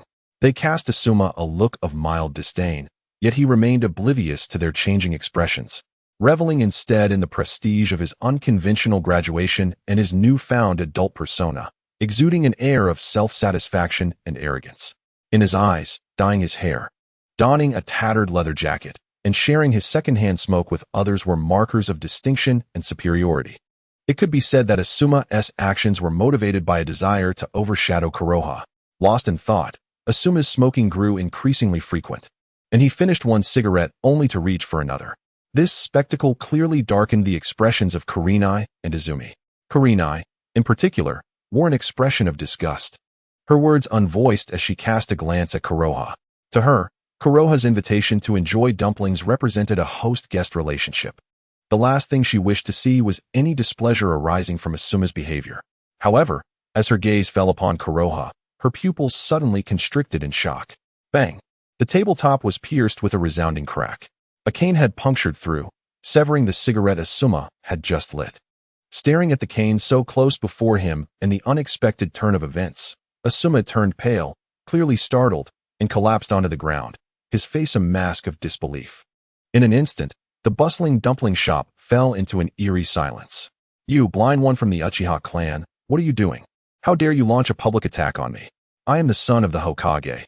This is a grave offense, and I shall have you taken away. Asuma suddenly regained his composure and bellowed in outrage. To find himself sitting on the ground, terrified in front of a crowd, was a profound humiliation for him, especially after moments before he had been boasting brazenly in Kurenai's presence. The outcome was utterly unacceptable to him. Konoha, what are you doing? Kurenai exclaimed, snapping back to reality. Konoha retracted his cane and replied coolly, I apologize. Smoking is prohibited here, and he has caused you distress. If the security team were to be called, it is he who should be apprehended for this. Prohibited smoking? The audience was momentarily taken aback, gazing at the thick wooden table now marred by the forceful puncture. Many were left in stunned silence. Smoking in public is indeed strictly forbidden in the Hidden Leaf Village, yet Asuma, being the son of the Hokage, typically received only mild admonishments from shop owners. Now, with Kuroha's decisive action, the table lay shattered. The precision with which he split the cigarette in two was nothing short of astonishing. Such an act could easily be deemed outrageous. Had there been even the slightest deviation, the force exerted by Asuma Saratobi during this process could have resulted in a grievous injury. One cannot help but wonder if a mere slip could lead to a hole punctured through his head or face. Observing the remnants of the gaping hole on the table, an absurd thought crept into the minds of the onlookers. Is one truly risking their life over a cigarette? The once bustling dumpling shop was suddenly enveloped in an eerie silence, with every gaze fixated upon Asuma Saratobi. They were incredulous that the son of the Hokage, known for his reckless demeanor, would simply let this incident slide. Feeling the weight of their stares, Asuma finally regained his composure. As the Hokage's son, he had never experienced such public humiliation, especially in front of someone he admired. This was an affront to his dignity. Enough was enough, at least in Asuma's eyes. He felt compelled to reclaim his honor. Uchiha Kuroha, you've sealed your fate. Asuma roared, rising to his feet once more. Instantly, the tension in the room escalated. Regardless of who was right or wrong, the spectators were eager to see how Kuroha would respond. With a resounding thud, the sound of impact reverberated like thunder. The cane, once tightly gripped in Kuroha's hand, was thrust into the ground, piercing the floor just inches from Asuma's trousers. The heavy floorboards absorbed the force, leaving Asuma in a state of shock, collapsing to the ground. Gazing at the cane embedded in the floor beneath him, his face turned as pale as a sheet, drenched in cold sweat. One thought consumed him. Would the young lad be terrified into submission? The dumpling shop fell into a silence so profound that one could hear a pin drop. The onlookers regarded Kuroha with disbelief. They had presumed that a blind man would merely be a storyteller, never anticipating that he would unleash such a devastating display of skill. Should he falter, it was conceivable that Asuma would live with regret for the rest of his days. Hey, nay, have we finished the dumplings? Time is fleeting, and we ought to head to class. Kuroha approached Asuma, who instinctively retreated to the corner, scrambling to distance himself. Observing this scene, Kuroha could only shake his head in exasperation. After extracting the cane from the floor, he turned and walked towards the counter. Apologies for damaging your property, Kuroha said to the owner, offering some currency as compensation. The owner, still in shock at the sight of the pale-faced Asuma, hurriedly pushed the money back. Kuroha, my son and I are both avid fans of the legend of Monkey D. Luffy. Consider this a treat from me. Furthermore, your little spectacle has inadvertently set a fine precedent for my humble establishment, so I cannot accept your money. Next time you visit, you'll receive a 30 discount. A 30 discount? Uchiha Izuna hastily caught up, her eyes suddenly sparkling with excitement as she eagerly exclaimed, Can we also partake? At this moment, Uchiha Izuna quickly pulled her dear friend Han closer. Haha, I never imagined that the young proprietor Hei Yu would possess such a captivating confidant. Henceforth, all visits from you shall enjoy a generous 30 discount. Observing the extravagant display of generosity from the owner, Hei Yu could only helplessly touch the tip of his nose, contemplating how he ought to express gratitude to Asuma Saratobi. Otherwise, he would never have encountered such a delightful opportunity to enjoy food and drink at a discount. One couldn't help but wonder if, in future encounters at other establishments, he could replicate the delightful surprises he experienced with Asuma. Feeling Hei Yu glance back, Asuma, who had retreated to a corner, involuntarily shivered. If Asuma were aware of Hei Yu's current thoughts, he would undoubtedly deliver a few sharp slaps to himself for his foolishness in trying to show off in front of Hei Yu. Such bravado could indeed be perilous. Thank you, esteemed boss. I shall certainly frequent this place more often, Hei Yu replied with a smile, retracting his gaze and departing with Uchiha Izuna, leaning on his cane. After casting a brief glance at Asuma Saratobi, Kurenai Yuhi promptly turned and left as well. With the departure of the three, the once quiet dumpling shop erupted into a flurry of chatter. Goodness, how is it that Uchiha, the blind one, is so formidable? I thought he was merely a storyteller. Yet his prowess is unmatched. Can ordinary folk accomplish such feats of creating holes in both table and floor? TCH. Did you not hear about the freshman exam 3 days ago? This Uchiha blind one achieved the highest score at the Konoha Academy, surpassing even Uchiha Itachi, who was regarded as a genius in his own right. Some say he is the strongest freshman in history, even outshining Kakashi Hatake and Shursui Uchiha. By the way, do you think Uchiha intentionally avoided critical strikes, or truly cannot see? I'm curious to witness the moment he lands a hit. How twisted are you? If he had struck, it could have been fatal, although his younger brother seems rather diminished. The dumpling shop buzzed with excitement. Asuma Sarutobi snapped back to reality, feeling the weight of the surrounding whispers and pitying glances. His face flushed with embarrassment as he shouted, akin to a pig being slaughtered, "I shall not let you off." Uchiha Hei Yu. Within the confines of Konoha Academy, the morning bell tolling for class signaled the start of a new term. Having lived 2 lives, Hei Yu had long grown accustomed to the commencement of school. However, due to the sudden announcement of the Chunin exams by the 3rd Hokage, Hiruzen Sarutobi, and the agreement from the 4 great shinobi villages, Hiruzen felt it imperative to maintain dignity before outsiders and avoid any embarrassment on home turf. Thus, the 3rd Hokage resolved to empty his coffers, bringing forth all the talents and elites previously concealed within Konoha. Although today marked the first day of school, it also served as a graduation ceremony for those who had been promoted outside the norm, to showcase the allure of the academy and the might of Konoha, as well as to effectively indoctrinate the new students. Both old and new students gathered in anticipation of the official responsible for this extraordinary graduation ceremony. Hei Yu sat in his chair, gently caressing the book of essential knowledge for new students in his hands, a smile involuntarily gracing his lips. "You can't see the contents of this book, can you? Then you must be Uchiha Hei Yu, the blind storyteller?" A melodious female voice chimed in. Hei Yu turned to look, and the first thing that caught his eye was a girl of about 8 or 9 years, with long purple hair and a somewhat aloof expression.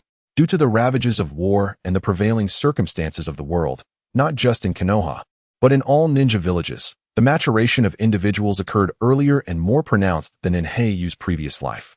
If Hei Yu recalled correctly, it was not uncommon for children as young as 8 or 9 to find themselves on the battlefield. Marriages at the tender age of 14 or 15 were abundant, and reaching 16 or 17 before tying the knot was considered late, let alone waiting until after 20. One could say that the purple-haired girl beside Hei Yu had already blossomed into a graceful figure, clad in a form-fitting ninja outfit and fishnet stockings that accentuated her physique entirely. Sensing Hei Yu's gaze, the girl furrowed her brow and said, "My name is Yuzuki Yuin, and I am a member of the graduating class, thus your senior. I am merely intrigued by you." A storyteller who has reportedly made quite a splash during the new student assessments, exhibiting talent beyond ordinary individuals. "Alas, you are not a wielder of blades. Otherwise, we could spar together. By the way, the first lesson in your handbook states a detailed account of the successive Hokages. It recounts how the first Hokage established the Hidden Leaf Village, while the second Hokage refined it, albeit falling short midway. Thankfully, the 3rd Hokage, Sarutobi Hiruzen, was appointed in a time of crisis to assume the role of Hokage. The 3rd Hokage is renowned as the strongest Hokage in history, having guided the struggling Hidden Leaf Village into a period of prosperity. He is proficient in 7 chakra natures and masters all the jutsu of the Hidden Leaf, earning him the title of Professor of Ninjutsu among our younger generation, a goal we all aspire to achieve. Uft. Hei Yu could not contain his laughter, nearly spewing the drink in his mouth across the room. If not for his life motto of cherishing fine wine, that sip would have undoubtedly soared 3 or 4 meters away. Of course, he could hardly blame himself. He simply had not anticipated the lengths to which the 3rd Hokage would go to indoctrinate the youth and establish a glorified image of himself within the Hidden Leaf Village. It was truly remarkable how he had managed to bestow upon himself the title of the strongest Hokage in history. Indeed, the adage that a thick skin renders one invincible holds true in all circumstances. One could only wonder how the 1st and 2nd Hokages would react if they were aware of such fabrications. If Senju Hashirama were to witness the chaos and internal strife plaguing the village, he would surely be incensed. Ultimately, however, the blame lay squarely on the shoulders of the 3rd Hokage, Sarutobi Hiruzen. Compared to the 1st and 2nd Hokages, he lacked the absolute power to command respect. Hei Yu firmly believed that had Hiruzen's strength reached the level of Senju Tobarama, not only would figures like Tsunade and Mito be tamed like kittens, but the Uchiha clan would also have been spared persecution and the emergence of rebellious sentiments. It could be said that all these troubles stemmed from a deficiency in strength. It is precisely for this reason that the third Hokage, Sarutobi Hiruzen, felt compelled to hastily fabricate the title of the strongest Hokage in the annals of history. Uchiha Kuroha. What is it that brings a smile to your lips? Have I erred in my statement? Yuzuki Yuin furrowed her brows and spoke in a somber tone. Kuroha, roused from his reverie, shook his head and replied, My apologies. I was merely lost in thought and hope you do not take offense.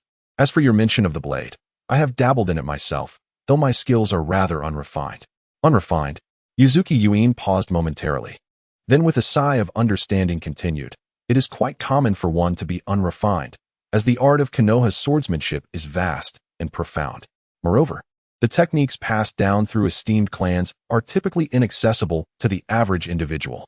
If you wish to learn, I comprehend the challenges you face. Should you encounter difficulties in your pursuit of mastering the blade, feel free to seek my guidance. I shall offer you some insights. As she spoke animatedly, resembling a chatterbox, Kuroha's mind drifted to a matter of considerable importance. 3 days prior, during a guaranteed 10 consecutive draws, he recalled acquiring not only the random summon card for the Empress Hancock, a remarkable stroke of fortune, but also 3 other unexpected items. The first was a chameleon album, capable of manifesting the likeness of any individual desired. It bore resemblance to Doraemon's treasures, seemingly special, yet somewhat impractical. The second was a beginner's insight rune, which allowed one to learn ninjutsu of A rank or below within a designated time frame. The third item was the Azura Revelation. Initially perplexed by its esoteric name, Kuroha eventually grasped that upon activation, it could bestow upon him a random skill from the Azura. Uchiha Kuroha, what was it that amused you just now? This is a moment when Lord Danzo is addressing us. Please pay attention, interjected Hei Yu, who stood upon the stage. Yuzuki Yuin's cheeks stiffened, and instinctively she lowered her head, attempting to evade Hei Yu's gaze. Such a deft movement indicated that this was not her first time being distracted during class. Kuroha, returning to the present, helplessly touched his nose, preparing to take the blame when Danzo's voice resonated. Hei Yu, let us not be overly stern. Remember, Kuroha is but a first-year student, and it is his first day. His understanding of classroom decorum is naturally limited, and we can be quite forgiving. By the way, since we will soon be reading the names of those who have graduated with special distinction, we require a volunteer to serve as a demonstration. Kuroha, would you be so kind? Me? Kuroha was momentarily taken aback, having never anticipated Danzo would make such a request. However, he was equally curious about Danzo's ulterior motives. Kuroha needed to ensure the tavern opened smoothly. Such encounters were unavoidable, and only through them could a turning point be achieved. My apologies for dragging you into this, Yuzuki Yuin murmured, lowering her head in remorse. Kuroha smiled and shook his head as he descended amidst the gazes of many, leaning upon his cane. Meanwhile, Akane and Izuna, who had been assigned to a different corner, displayed expressions of concern. Only Sarutobi Asuma gnashed his teeth and shot a glare at Kuroha. Recalling the scenes that had transpired earlier at the dumpling shop, he had already become the subject of ridicule throughout the school. Is Shursui all right? Is Kuroha unscathed? Uchiha Itachi could not help but inquire. Shursui furrowed his brow, glancing at the composed Kuroha, and shook his head, saying, Do not worry, Itachi. If any issues arise, I can intercede on his behalf. However, one could only blame Kuroha for his lack of discretion, choosing to create a stir in such an inappropriate setting. Observing Shursue's complaints, Itachi fell silent.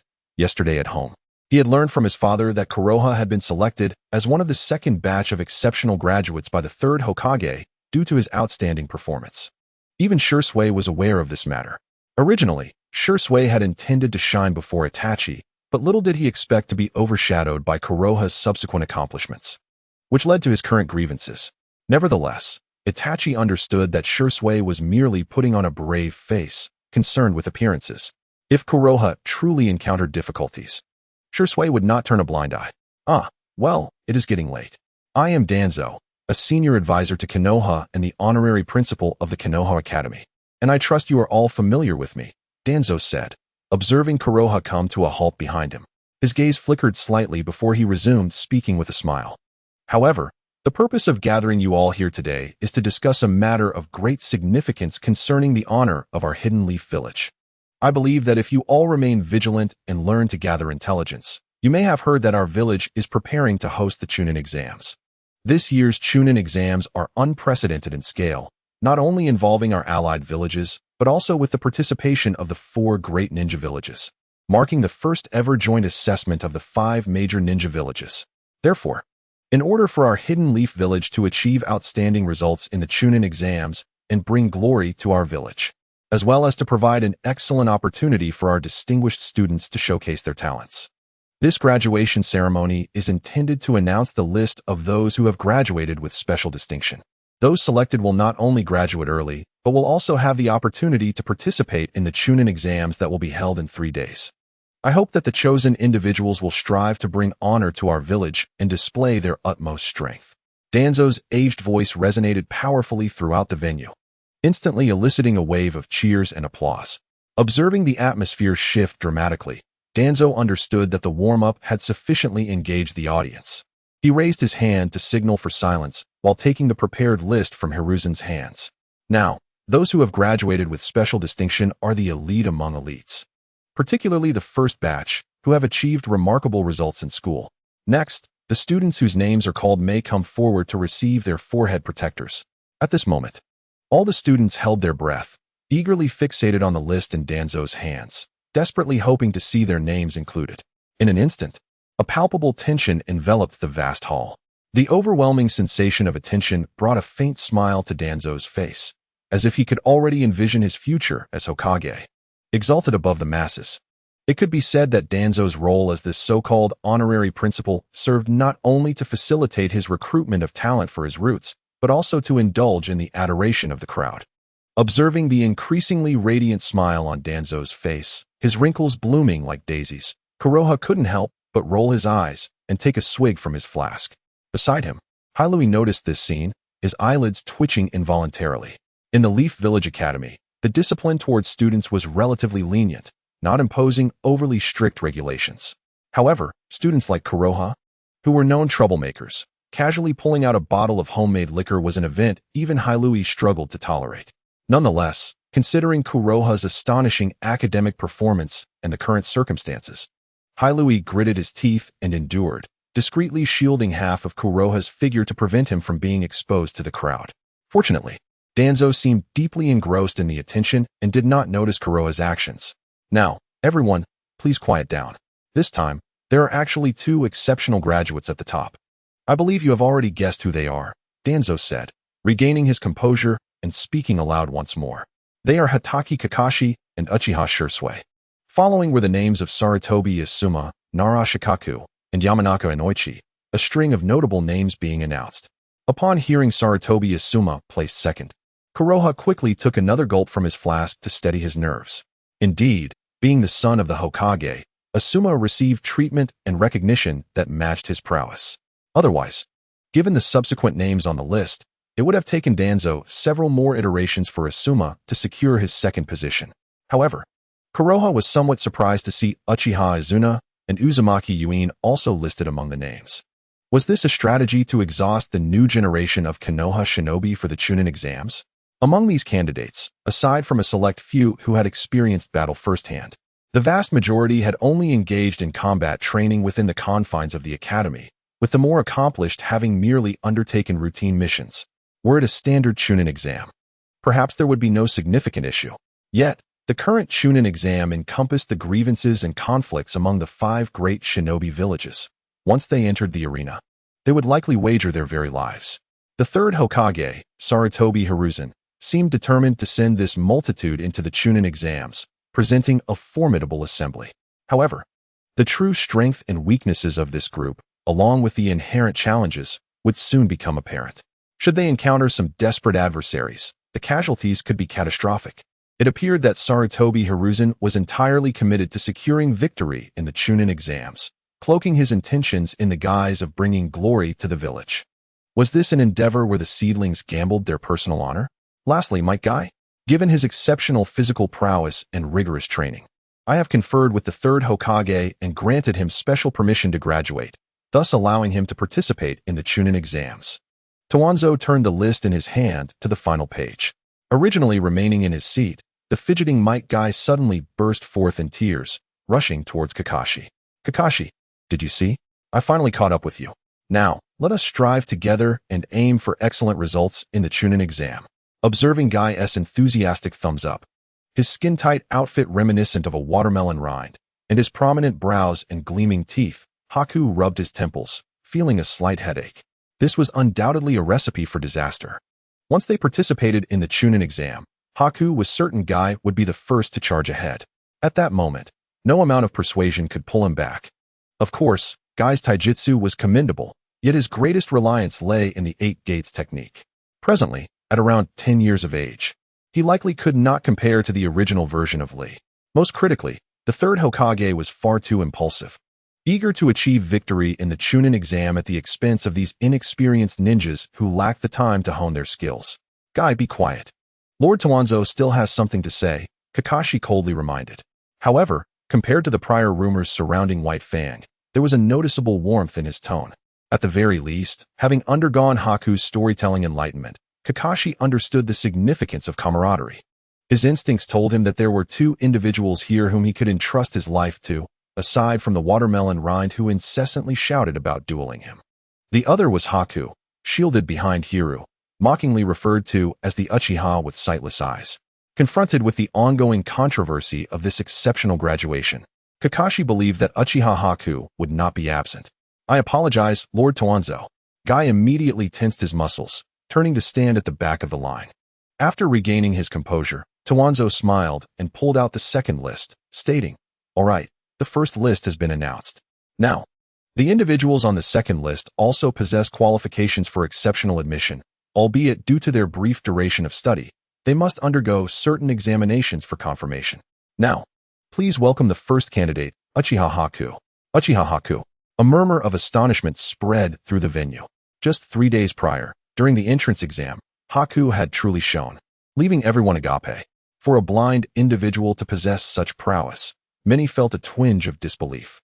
Yet, facts spoke louder than words, and there was no room for further debate. However, to enter the second round of exceptional graduation just after starting school, was this a jest? In an instant, the room was filled with skeptical gazes. Sensing the shift in atmosphere, Haku quickly realized that Tawanzo likely desired this very effect. All right, everyone. I understand that you have significant confusion regarding this decision. Tawanzo smiled broadly, adding, however, please rest assured, this second assessment list differs from the first. Specific examinations must be completed to achieve exceptional graduation. To prevent any misunderstandings, I shall have Haku come up to demonstrate. With that, Tawanzo turned to glance back. Haruai found himself momentarily stunned. Today's unconventional graduation ceremony seemingly lacked this particular segment. Lord Danzo, he ventured hesitantly. Danzo's gaze fell upon Haruai, instantly silencing the words that were about to escape his lips. He then smiled warmly, assuring, "Fear not, Haruai, this is merely a trivial matter. My intention is to allay the concerns of others, which is why I have resorted to this unorthodox approach. I trust that Konoha will not mind showcasing his talents to everyone." As those words echoed, all eyes swiftly turned to Konoha. Kakashi and Uchiha Shursui furrowed their brows, completely taken aback by this unexpected turn of events. "Konoha, if you have no objections," Haruai asked through gritted teeth, casting a series of discreet glances. However, he soon found himself wryly smiling. Only he could attempt to convey meaning to a blind person through gestures. "Rest assured, Teacher Haruai, I possess a modicum of confidence regarding this examination," Konoha replied, leaning on his cane and stepping into the spotlight. Haruai paused for a moment, observing Konoha's silhouette, feeling an inexplicable sensation wash over him. Did he truly perceive his subtle movements? Yet, as this thought flickered through Haruai's mind, he quickly chuckled at his own absurdity. A blind person could not possibly see. Danzo's smile broadened as he produced a scroll, remarking, "Truly commendable for one so young to manage a storytelling tavern. This is but a minor task. Given your recent enrollment, if we were to proceed with a special graduation, it might invite unwarranted rumors. To prevent such occurrences, I have arranged for you to publicly demonstrate some ninjutsu, allowing everyone to grasp the difficulties associated with an unconventional graduation. This scroll contains ninjutsu that I have mastered. Generally, learning such techniques requires numerous prerequisites, among which the most convenient is familial inheritance. This scroll, originally meant for trusted transmission, I now present to you for the greater good. The first technique, wind release. Vacuum sphere, I have translated into Braille for your convenience. Please attempt to practice it. Should it prove too challenging, I shall provide an alternative.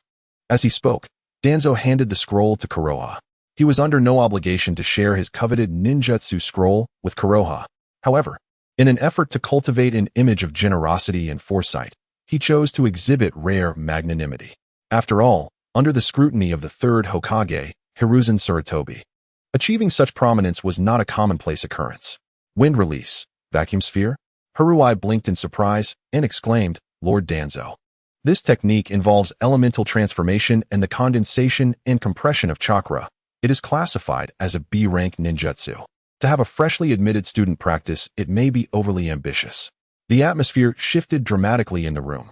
Most onlookers had anticipated that the examination proposed by Danzo would resemble the typical body flicker technique, at most AD or even C-rank ninjutsu, as the examination subject.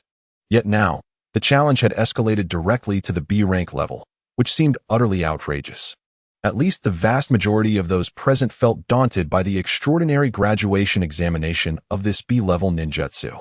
Lord Danzo, allow me to demonstrate, Kakashi suddenly interjected. Asuma Sarutobi, who had initially been eager to witness the public failure of Kurohane, hoping to mend his own bruised spirit, found his plans thwarted by Kakashi's unexpected intervention. Lord Danzo, let me take this on. Kurohane is my clan's junior, and this matter should properly be entrusted to me. Uchiha Shursui chimed in, equally unable to contain himself. The emergence of the two renowned figures, known as the wood industry twin stars, took many by surprise. Hiruzen paused momentarily before eagerly glancing at Danzo, hoping he might reconsider. Danzo, though somewhat taken aback, was already prepared for such unexpected occurrences as a man of ambition. He tightened his grip on his cane and smiled, saying, Hee, Kakashi, Shursui. It is indeed an honor to witness your willingness to step forward. As the honorary principal of Konoha Academy, I take great pride in this, as it proves that you will undoubtedly be trustworthy allies in the future. However, this demonstration is to affirm the fairness of the extraordinary graduation examination. Allowing Uchiha Kurohane to take the lead is intended to allay any concerns and prevent him from being embroiled in disputes later. Therefore, the choice of demonstrator cannot be altered. Should Kurohane indeed falter during the demonstration, I will select a ninjutsu of lesser difficulty as the evaluation standard.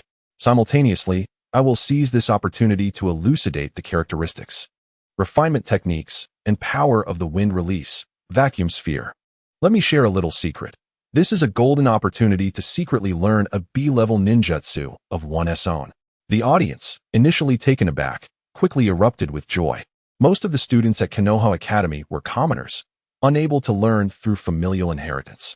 Their options were limited to exchanging completed missions for ninjutsu, guidance from their instructors, or purchasing techniques with money.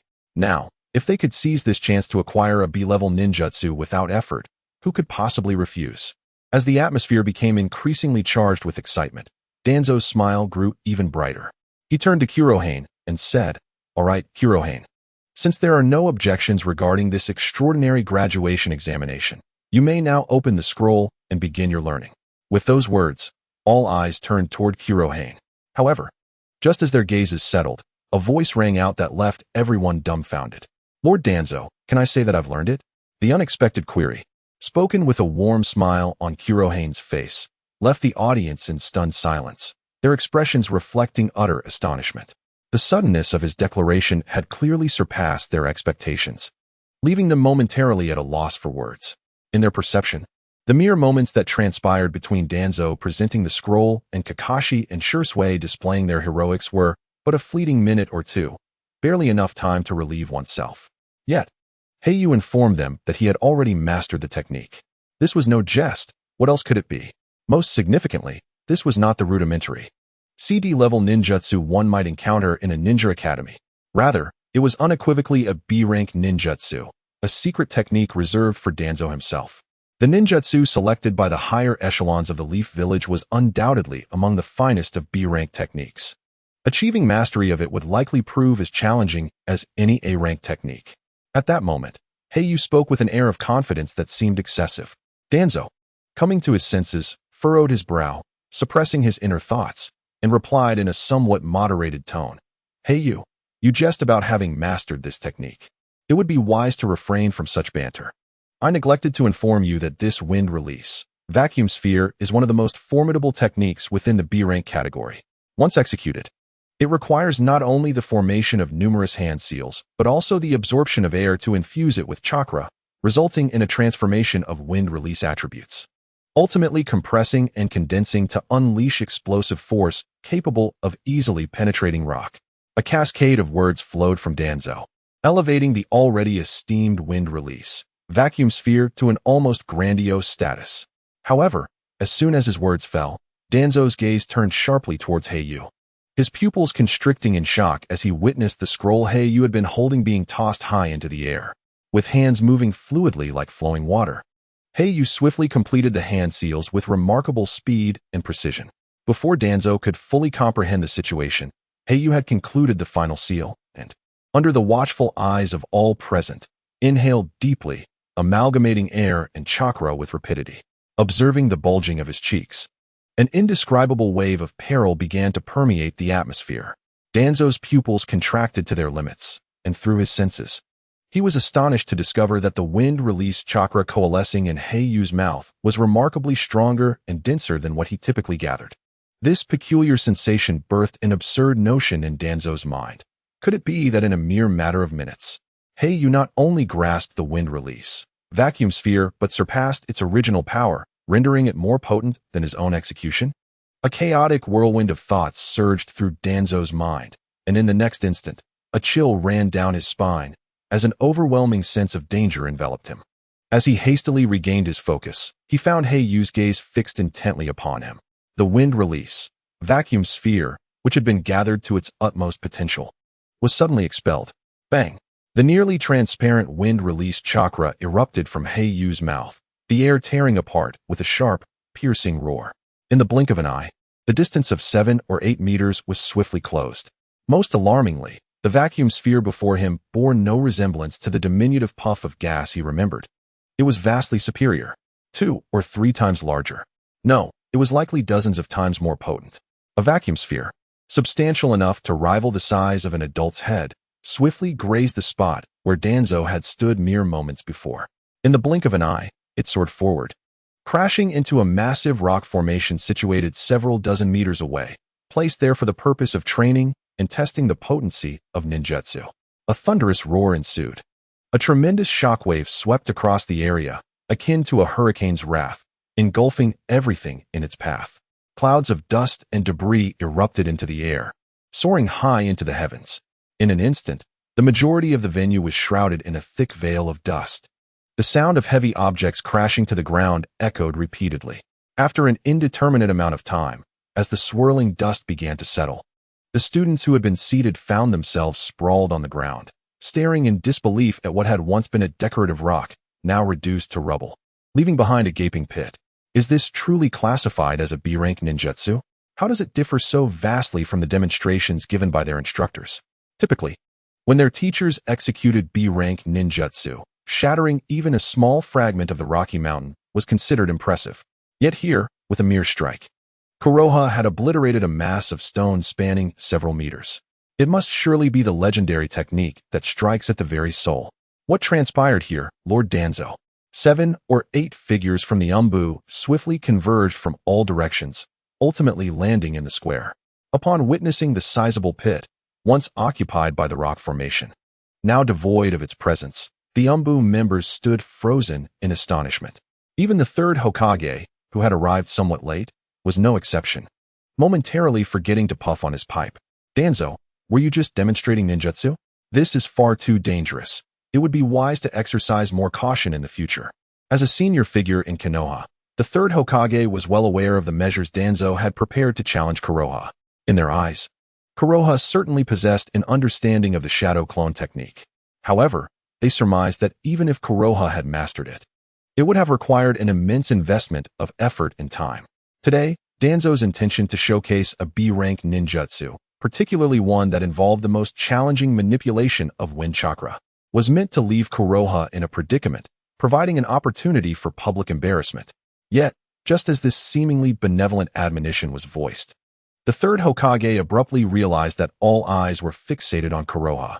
An utterly absurd thought swiftly surged through Sarutobi Hiruzen's mind. T3rd Hokage. This wind release vacuum sphere was executed by Uchiha Konoha and bears no relation to Lord Danzo. Hei stammered, regaining his senses first. As a teacher at the Konoha Academy, Hei was merely a chunin, with his most formidable technique being a B-rank fire release ninjutsu that he could barely control. Among the 5 elemental natures, lightning and wind release, due to their inherently dynamic chakra transformations, posed a far greater challenge in terms of mastery compared to earth, fire, or water. A slight miscalculation could even lead to self-injury during the execution of the technique. Despite being a chunin, Hei had never dared to attempt it.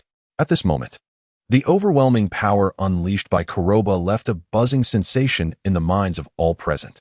Was this a sign that the teacher had become inferior to the student? The vast venue had suddenly plunged into an eerie silence. The hurriedly arrived Umbu ninjas and the 3rd Hokage stood frozen in place, their gazes fixated on Kuroba, their expressions reflecting sheer astonishment. With a single strike, he had obliterated the special rock formation designated for the ninjutsu test. According to Hei, this was the result of a B-rank ninjutsu, the wind release, vacuum sphere. Yet, how could such a casual display of power, shattering several meters of rock and creating a deep pit several meters wide, truly compare to their understanding of the vacuum sphere? To them, it felt as if there existed an insurmountable chasm between ancestors and descendants. Hei-sensei, this B-rank ninjutsu is indeed formidable. However, I suspect it pales in comparison to the one wielded by Danzo-sama.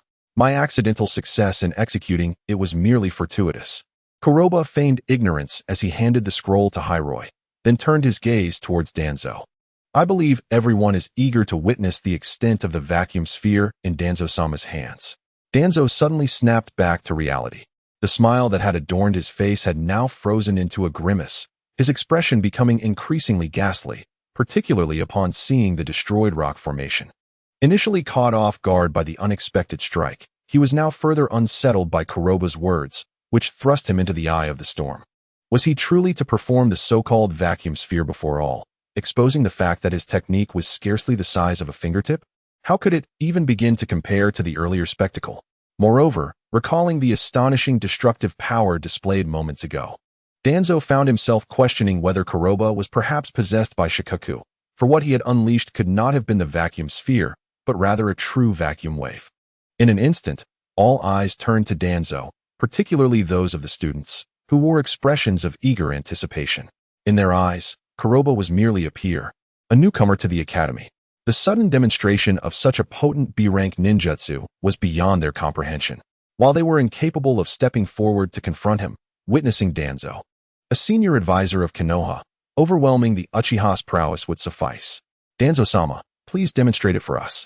Danzo-sama, didn't you just say you would teach us the wind release, vacuum sphere? If we learn it, could we not also become so powerful? Good heavens! If a B-rank ninjutsu holds such strength, what might an A-rank, or even the legendary S-rank ninjutsu entail? The atmosphere became fervent as excitement rippled through the crowd. The collective attention and the cacophony of voices overwhelmed the space. It was the first time Danzo found himself feeling intimidated by such a scenario. In the depths of Danzo's heart, the prospect of unleashing a wind release technique identical to the vacuum sphere wielded by Konoha seemed an insurmountable challenge, one that would exhaust him entirely. Yet, a terrifying thought, previously overlooked, surged forth within him. The hand seals and the steps of chakra refinement that Konoha had just executed bore an uncanny resemblance to those of the vacuum sphere. Yet the power he manifested was akin to that of the vacuum wave. Such a disparity was nothing short of astounding. If this truly was a mutation of the vacuum sphere, had Konoha indeed mastered the B-rank ninjutsu he held in high regard in a mere 2 minutes? This chaotic train of thought left Danzo utterly astounded, rendering him momentarily speechless. Beside him, the 3rd Hokage's expression darkened to an extreme. The very adversary he had frequently clashed with, one who had persistently plagued his thoughts, now displayed an unexpected shift in demeanor. All of this transpired under the keen gaze of Sarutobi Hiruzen. Faced with a Danzo who seemed indecisive and caught in a dilemma, Hiruzen once again donned a warm smile. After taking a deep drag from his pipe, he addressed the gathering. Esteemed colleagues, Danzo, as a senior member of our Konoha hierarchy, has indeed immersed himself in wind release techniques for many years, thus enabling him to perform such formidable jutsu. However, every ninja possesses techniques that are fundamental to their survival and should not be carelessly demonstrated in ordinary circumstances. It is already quite generous of Danzo to share this with us. If we were to request a personal demonstration, it could be deemed inappropriate. Should an enemy lurk in the shadows and witness Danzo's display, it could lead to dire consequences for him. At this point, the third Hokage exhaled another cloud of smoke. Smiling as he continued, "By the way, representatives from the 4 great ninja villages have begun to arrive. It is imperative that Danzo go to greet them. Thus, I shall entrust the subsequent matters to Hiroshi." Danzo's murky old eyes flickered back to life, igniting with a spark as he glanced at this opponent with whom he had battled for most of his life, revealing a rare expression of gratitude. In that fleeting moment, he had no time for words and hastened his departure, eager to escape the scene. Yet, after just a few steps, he encountered the last figure he wished to see. Blocking his path, "Danzo-sama, I actually have an uninvited request. Could we perhaps have more of these graduation assessments?" Konoha, leaning on his cane, smiled like a neighborly youth. "I have no elders at home, and if I were to learn a few more ninjutsu, given your generous nature, I am certain you would not mind." Danzo was taken aback. Gazing at Kuroha's beaming smile, he felt on the brink of madness. The conundrum he had devised, which had turned into a spectacle beyond his own capabilities, now prompted a request for additional ninjutsu. Was this a jest? No. The thought of the scrolls, beyond the wind-release vacuum sphere he had rendered into a form of braille, reminded him that there were other techniques he had intentionally included, meant to showcase his generosity and bolster his image, among which were his trump cards. At this moment, Hirohane unexpectedly requested an additional few ninjutsu techniques. Could this individual possibly master all the techniques inscribed on the scroll? The thought of learning 8 or 10 ninjutsu within a mere 2 minutes briefly flickered in Danzo's mind before he swiftly suppressed it. The recent events had left him utterly unprepared, casting doubts upon his very existence. He vehemently rejected this absurd notion. In his eyes, even the most prodigious genius, the esteemed Tobarama Senju, who had innovated various ninjutsu and forbidden arts, could hardly achieve such a feat in 2 minutes. Moreover, the only ninjutsu he had translated into braille from the scroll was the wind release, vacuum sphere. Even if Hirohane were truly intent on learning other techniques, he would first need to overcome this hurdle. Danzo's heart, which had been in turmoil, gradually settled. He forced a somewhat stiff smile and remarked, Hirohane, your eagerness to learn is commendable. However, today as preparation was rather hasty, and my spontaneous decision to have you demonstrate publicly was merely to instill confidence in the others. I have not adequately prepared other ninjutsu. The third Hokage is currently awaiting my presence for an important discussion. We shall defer other matters for now." With that, Danzo hurriedly departed, as if his feet were greased. The third Hokage, Hiruzen Sarutobi, cast one lingering glance at Hirohane before promptly following suit. At this moment, he was eager to ascertain what had transpired from Danzo's lips. Observing the abrupt departure of Danzo, the esteemed advisor and honorary principal of the academy, along with the hurried exit of the third Hokage, the students who had initially been brimming with enthusiasm found their fervor waning significantly. They had been eager to witness whether Danzo's wind release, vacuum sphere surpassed Hirohane's. However, with events having unfolded in this manner, they could only suppress their confusion and resolve to inquire with their parents upon returning home. "Well then, everyone, since Lord Danzo has pressing matters to attend to, allow me to oversee the unconventional graduation ceremony and distribute the headbands that symbolize our status as ninjas." Hiruzen suddenly regained his composure, surveying the transformed atmosphere of the venue, hesitating to proceed further. Faced with Hirohane's formidable wind release, vacuum sphere, he dared not display his inadequacies before a master. Watching Hiruzen hurriedly distribute the headbands without any intention of adding further examination stages, Hirohane helplessly retrieved his flask for a sip. "Ding. Host, please note that the duration of the basic insight symbol has concluded. Kindly check the ninjutsu you have learned." The ethereal voice echoed in his mind. Hirohane felt the profound clarity and lucidity that had enveloped him recede like a tide. He had anticipated Danzo's scrutiny, yet he had never imagined that Danzo would unwittingly deliver a pillow to a sleeping person. Hirohane had been troubled by the absence of an opportunity to learn ninjutsu and enhance his combat prowess while holding onto the basic insight symbol. Tawanzo presented the scrolls of ninjutsu he had mastered as if he were a benevolent deity bestowing wealth upon the fortunate, observing the plethora of B-rank ninjutsu inscribed upon them. Hei Yu experienced an unexpected thrill at being targeted in such a manner. Utilizing his basic insight technique, Hei Yu swiftly absorbed all the B-rank ninjutsu within a mere 2 minutes. If Tawanzo were to discover this, one could only imagine the extent of his fury. "Teacher Hei Yu, does this mean I have graduated with distinction?" Hei Yu queried, gazing at Hei Yu, who was approaching with the coveted forehead protector. Hei Yu paused, momentarily taken aback, his raised hand hesitating as he contemplated his response. Finally, biting his lip, he stammered, "I believe Lord Tawanzo mentioned that if you could successfully demonstrate the technique, you would be eligible for graduation. Given that you have obliterated the testing rock formation, I suppose it qualifies as a success. This forehead protector is rightfully yours." As Hei Yu accepted the Konoha forehead protector from Hei Yu's hands, the students present erupted in astonishment. Though they dared not voice their thoughts, the sight of the shattered rock formation instilled a palpable fear among them. They worried that Hei Yu might unleash his prowess upon them next. The thought of a potential catastrophe loomed large. However, the mere fact that Hei Yu had recently enrolled at Konoha Academy and achieved graduation after only half a day's instruction was bound to create a sensational stir if it became known. Was this truly a case of graduating upon entry?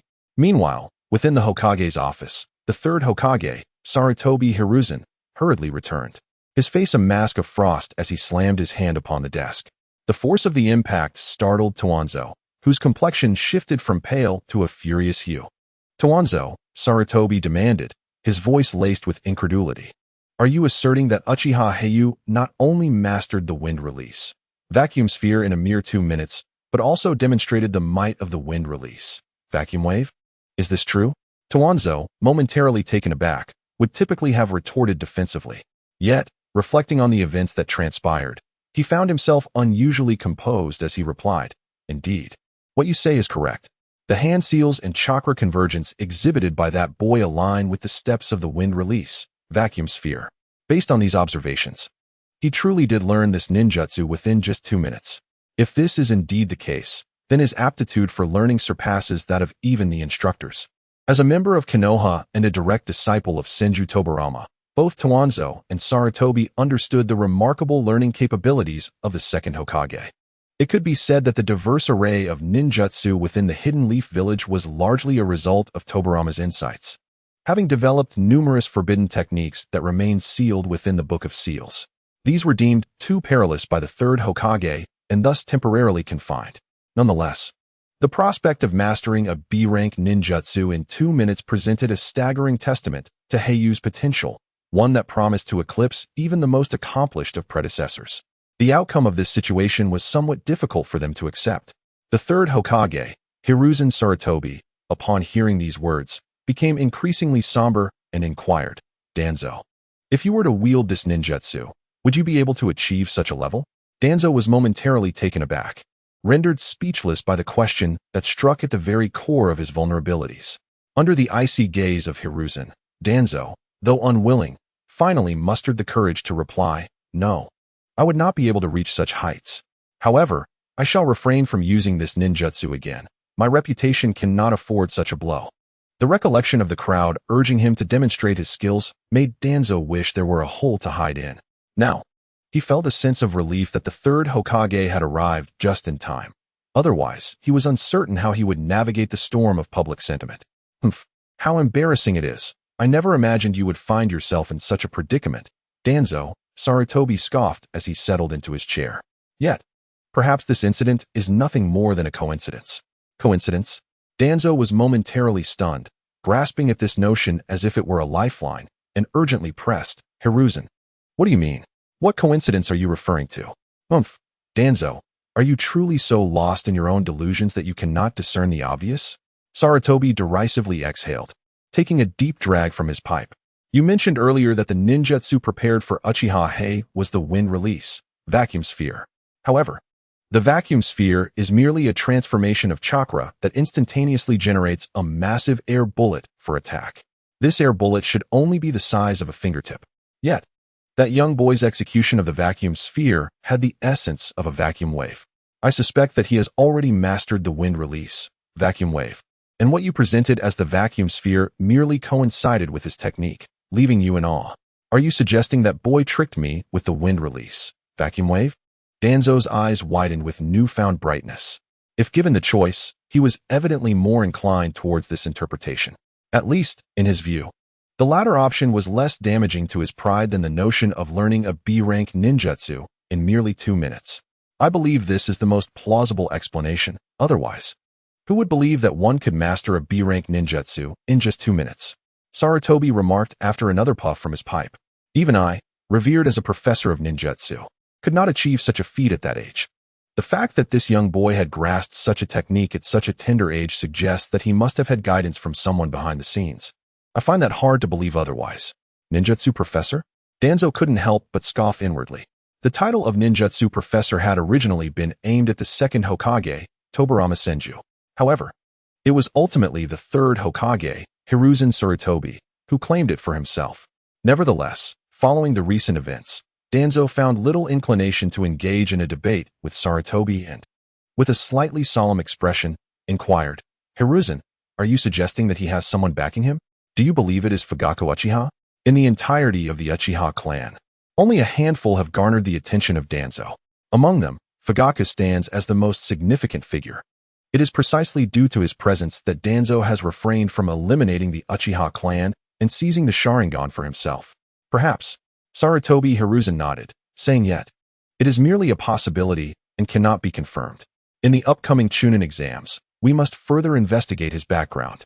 If it turns out that this entire affair is indeed a self-directed scheme by the Uchiha clan, their value will be considerably diminished. Danzo fell silent. In the Konoha village under their control, there was no need for the so-called flourish of flowers. The Uchiha clan is undeniably powerful.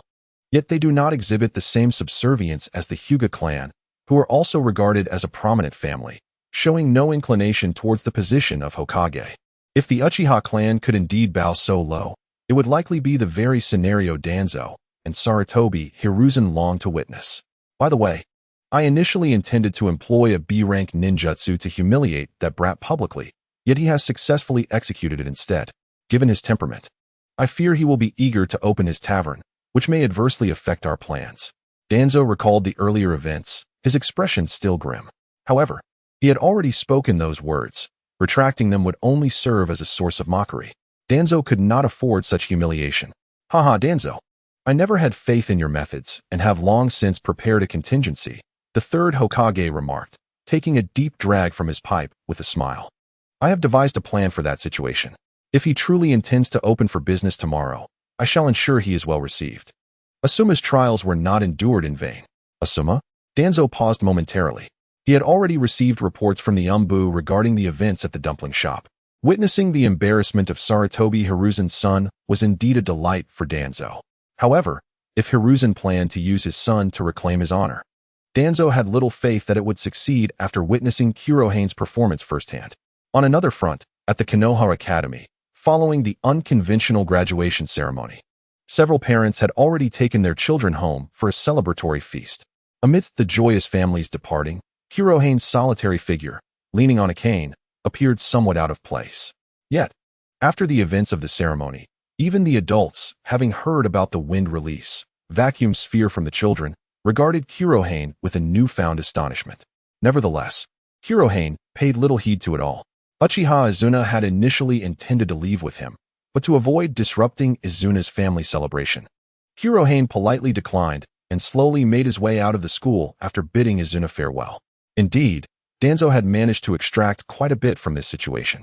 Yet, in the face of the impending Chunin exam and the storytelling tavern that is set to open tomorrow, Kuroba was acutely aware that matters would not unfold so simply. The only course of action left was to utilize the fleeting moments available to him to fortify his abilities. The rudimentary insight rune he had just employed had taken Kuroba by surprise. At this juncture, the sole shortcut remaining was the revelation of Azura. From the very beginning, Kuroba had delved into its study, yet the system's description was exceedingly vague, encapsulated in a mere sentence. Upon activation, there existed a probability of gaining a fragment of Azura's power.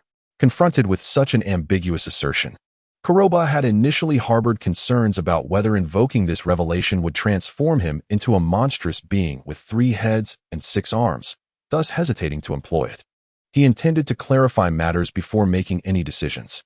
Alas, with the sudden announcement of the Chunin exam and the ill intentions of the 3rd Hokage, Sarutobi Hiruzen, Kuroba found himself compelled to muster his courage and plunge forward. "Uchiha Kuroba, do you not see me?"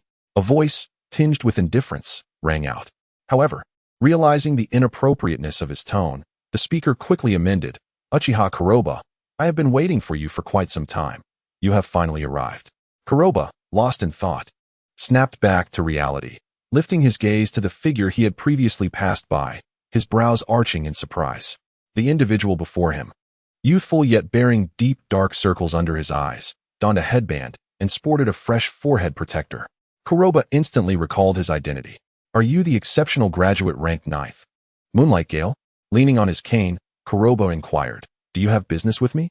In the Hidden Leaf Village, the art of swordsmanship held significant esteem. Besides the original Konoha White Fang's unique technique, the Moonlight clan, to which Moonlight Gale belonged, was famed for its traditional Konoha swordsmanship. Regarded as the strongest and most orthodox style, it held considerable renown within the ninja world. Regrettably, if Kuroba's memory served him correctly, in the original narrative, Moonlight Gale met an untimely demise before achieving any notable success. During a confrontation with the Sand Village's advisor, Maki, he was slain, leading to the premature widowhood of his beloved Yuzuki Yuin. This event left many viewers incredulous, as it could be argued that Moonlight Gale was indeed the first Konoha ninja to fall in battle. Now, suddenly obstructed in his path, was this a jealousy-fueled confrontation? "Gale, step aside," came the aloof voice of Yuzuki Yuin. Observing her approach, clad with a great sword, Kuroba resignedly took a swig from his gourd to steady his nerves. Could this be the fabled burden of romantic debt? Indeed, being excessively handsome could also be a source of vexation. "Yuin, Moonlight Gale stammered, but upon meeting her gaze, he fell silent, yielding to her command and stepping aside. As Yuzuki Yuin brushed past him, she finally stood before Kuroba and remarked, "Uchiha Kuroba, I underestimated you during class earlier. Originally, I merely relished the thrill of sparring with swordsmen, yet you have compelled me to make an exception. I wish to formally challenge you. Should you emerge victorious against me, I shall unconditionally grant you one request." "Unconditionally grant me a request?" Hei Yu paused momentarily, appearing somewhat taken aback. Indeed, fame begets controversy. Initially, Hei Yu intended to decline, but upon reflecting on the Azura revelation, he hesitated before responding. "What if I lose?" "Humph. It appears you possess some self-awareness." Yueguang Jifeng could not help but interject. Before he could finish his thought, the penetrating gaze of Uzuki Shien swept over him, causing Yueguang Jifeng to abruptly seal his lips. Uzuki Shien, satisfied, withdrew her gaze and coldly stated, "If you lose, I shall require nothing. I merely wish to ascertain who among us is the stronger." Observing Uzuki Shien, gripping her ninja blade with unwavering resolve, Hei Yu finally comprehended why, in the original narrative, she ascended to the ranks of the Umbu while Yueguang Jifeng remained merely a special jonin. It was the indomitable spirit to traverse even the shadows. Much like Danzo's previous remark about Guy, his heart lacked the determination to brave the darkness, thus disqualifying him from being part of the Umbu. Presently, gazing at Uzuki Shien, whose fierce demeanor radiated intensity, Hei Yu resignedly took a sip of his drink and expanded his perception to a radius of 1 kilometer. He discovered that the vicinity was devoid of students. This was indeed a secluded path, unlikely to be interrupted during their duel. "Let us engage in combat here, then." "Here?" Yueguang Jifeng's expression faltered as he replied, "This place is too close to the school. Should a teacher happen upon us, we may face punishment." "Yueguang Jifeng, silence yourself. Do not forget that we have graduated and are now true genin. Such sparring amongst genin is not uncommon, and there is no issue should a teacher witness it." Uzuki Shien warned sternly. "Moreover, I must caution you to refrain from chattering incessantly. Otherwise, do not blame me for my lack of courtesy." Observing Uzuki Shien, who was brimming with confidence, akin to a fiery pepper, Hei Yu found himself momentarily dumbfounded, questioning whether he had misread the original narrative. In the source material, Uzuki Shien was portrayed as a deeply affectionate presence, akin to a delicate bird dependent on Yueguang Jifeng. When she donned her mask, she transformed into a ruthless Umbu assassin. Yet, without the mask, she was to exude an aura of tenderness. Now, upon speaking, she emanated an unmistakable assertiveness. Could it be that Yuegwang Jifeng had yet to ignite any spark with Azuki Xian? This notion swiftly crystallized in Hei Yu's mind. Currently, both Yuegwang Jifeng and Azuki Xian appeared to be around 7 or 8 years old, still blissfully naive. They were far removed from the likes of the hapless Sarutobi Asuma. If even Sarutobi Asuma could not win over Yuhi Kurenai, how could the wooden-hearted Yuegwang Jifeng hope to succeed? Hei Yu, I, Azuki Xian, seek your guidance. With a resounding clang. As her words fell, the ninja blade in Azuki Xian's grasp was drawn forth. Its cold glimmer radiated an enchanting, yet formidable aura. As Hei Yu beheld the blade pointed at him, he exhaled a deep, weary breath, sealing his flask and fastening it at his waist. Originally, I intended to test the Azura revelation bestowed by the system to discern its true nature. However, since someone has approached me voluntarily, I shall regard this as an additional target for trial. Nonetheless, I silently prayed that the system would not conjure any bizarre occurrences. A frightful visage with green skin and fangs would suffice to induce tears. System, I wish to employ the Azura revelation. Ding. Please hold on, host. Ding. Congratulations, host, on successfully utilizing the Azura revelation. The system is now matching you with the power of the Azura from myriad realms. A series of ethereal notifications echoed within Black Feather's mind. Before he could fully comprehend the situation, a colossal force surged forth, akin to a torrent, striking his consciousness. Boom! Black Feather perceived a thunderous roar resonating within his mind. A cascade of information pertaining to the Azura rapidly imprinted itself in his thoughts. An inexplicable heat, akin to searing flames, swiftly spread across his right hand. He hastily opened his eyes, momentarily disregarding everything else, and glanced at his right hand. The sight that met his gaze caused his expression to shift dramatically, revealing disbelief. This was the demon hand. If Black Feather's memory served him right, it was the most defining trait of the demon swordsman, a transformation wrought by malevolent energy on the continent of Arad. Astonishingly, he had conjured this through the Azura revelation acquired via the system's lottery. Could it be that the description of the Azura revelation granted him a portion of the Azura's power, specifically that of the demon swordsman from Arad? As he observed the fading demon hand and the ghostly visage marking his arm, Black Feather found himself momentarily bewildered. Upon reflection, the Azura revelation had once stated that it would align the Azura's power with the host's characteristics. Presently, Black Feather wielded a staff sword and possessed the affliction of blindness. Not long ago, he had also gained the ability of clairvoyance through the system. When all these elements coalesced, was he not indeed an embodiment of the Azura? It was evident that the system was astutely perceptive, otherwise, it would not have provided such precise enhancements. The atmosphere around them abruptly descended into a profound silence, with even the circulating air seemingly suspended in stillness, engendering an inexplicable sense of oppression. It felt as though an invisible hand was gradually tightening around their hearts. With this sensation intensifying as time progressed, observing Uchiha Black Feather, who stood motionless, leaning on his cane with closed eyes, a premonition gripped Yuzuki Yukino. She sensed that if this situation continued to evolve, she might face defeat without a fight.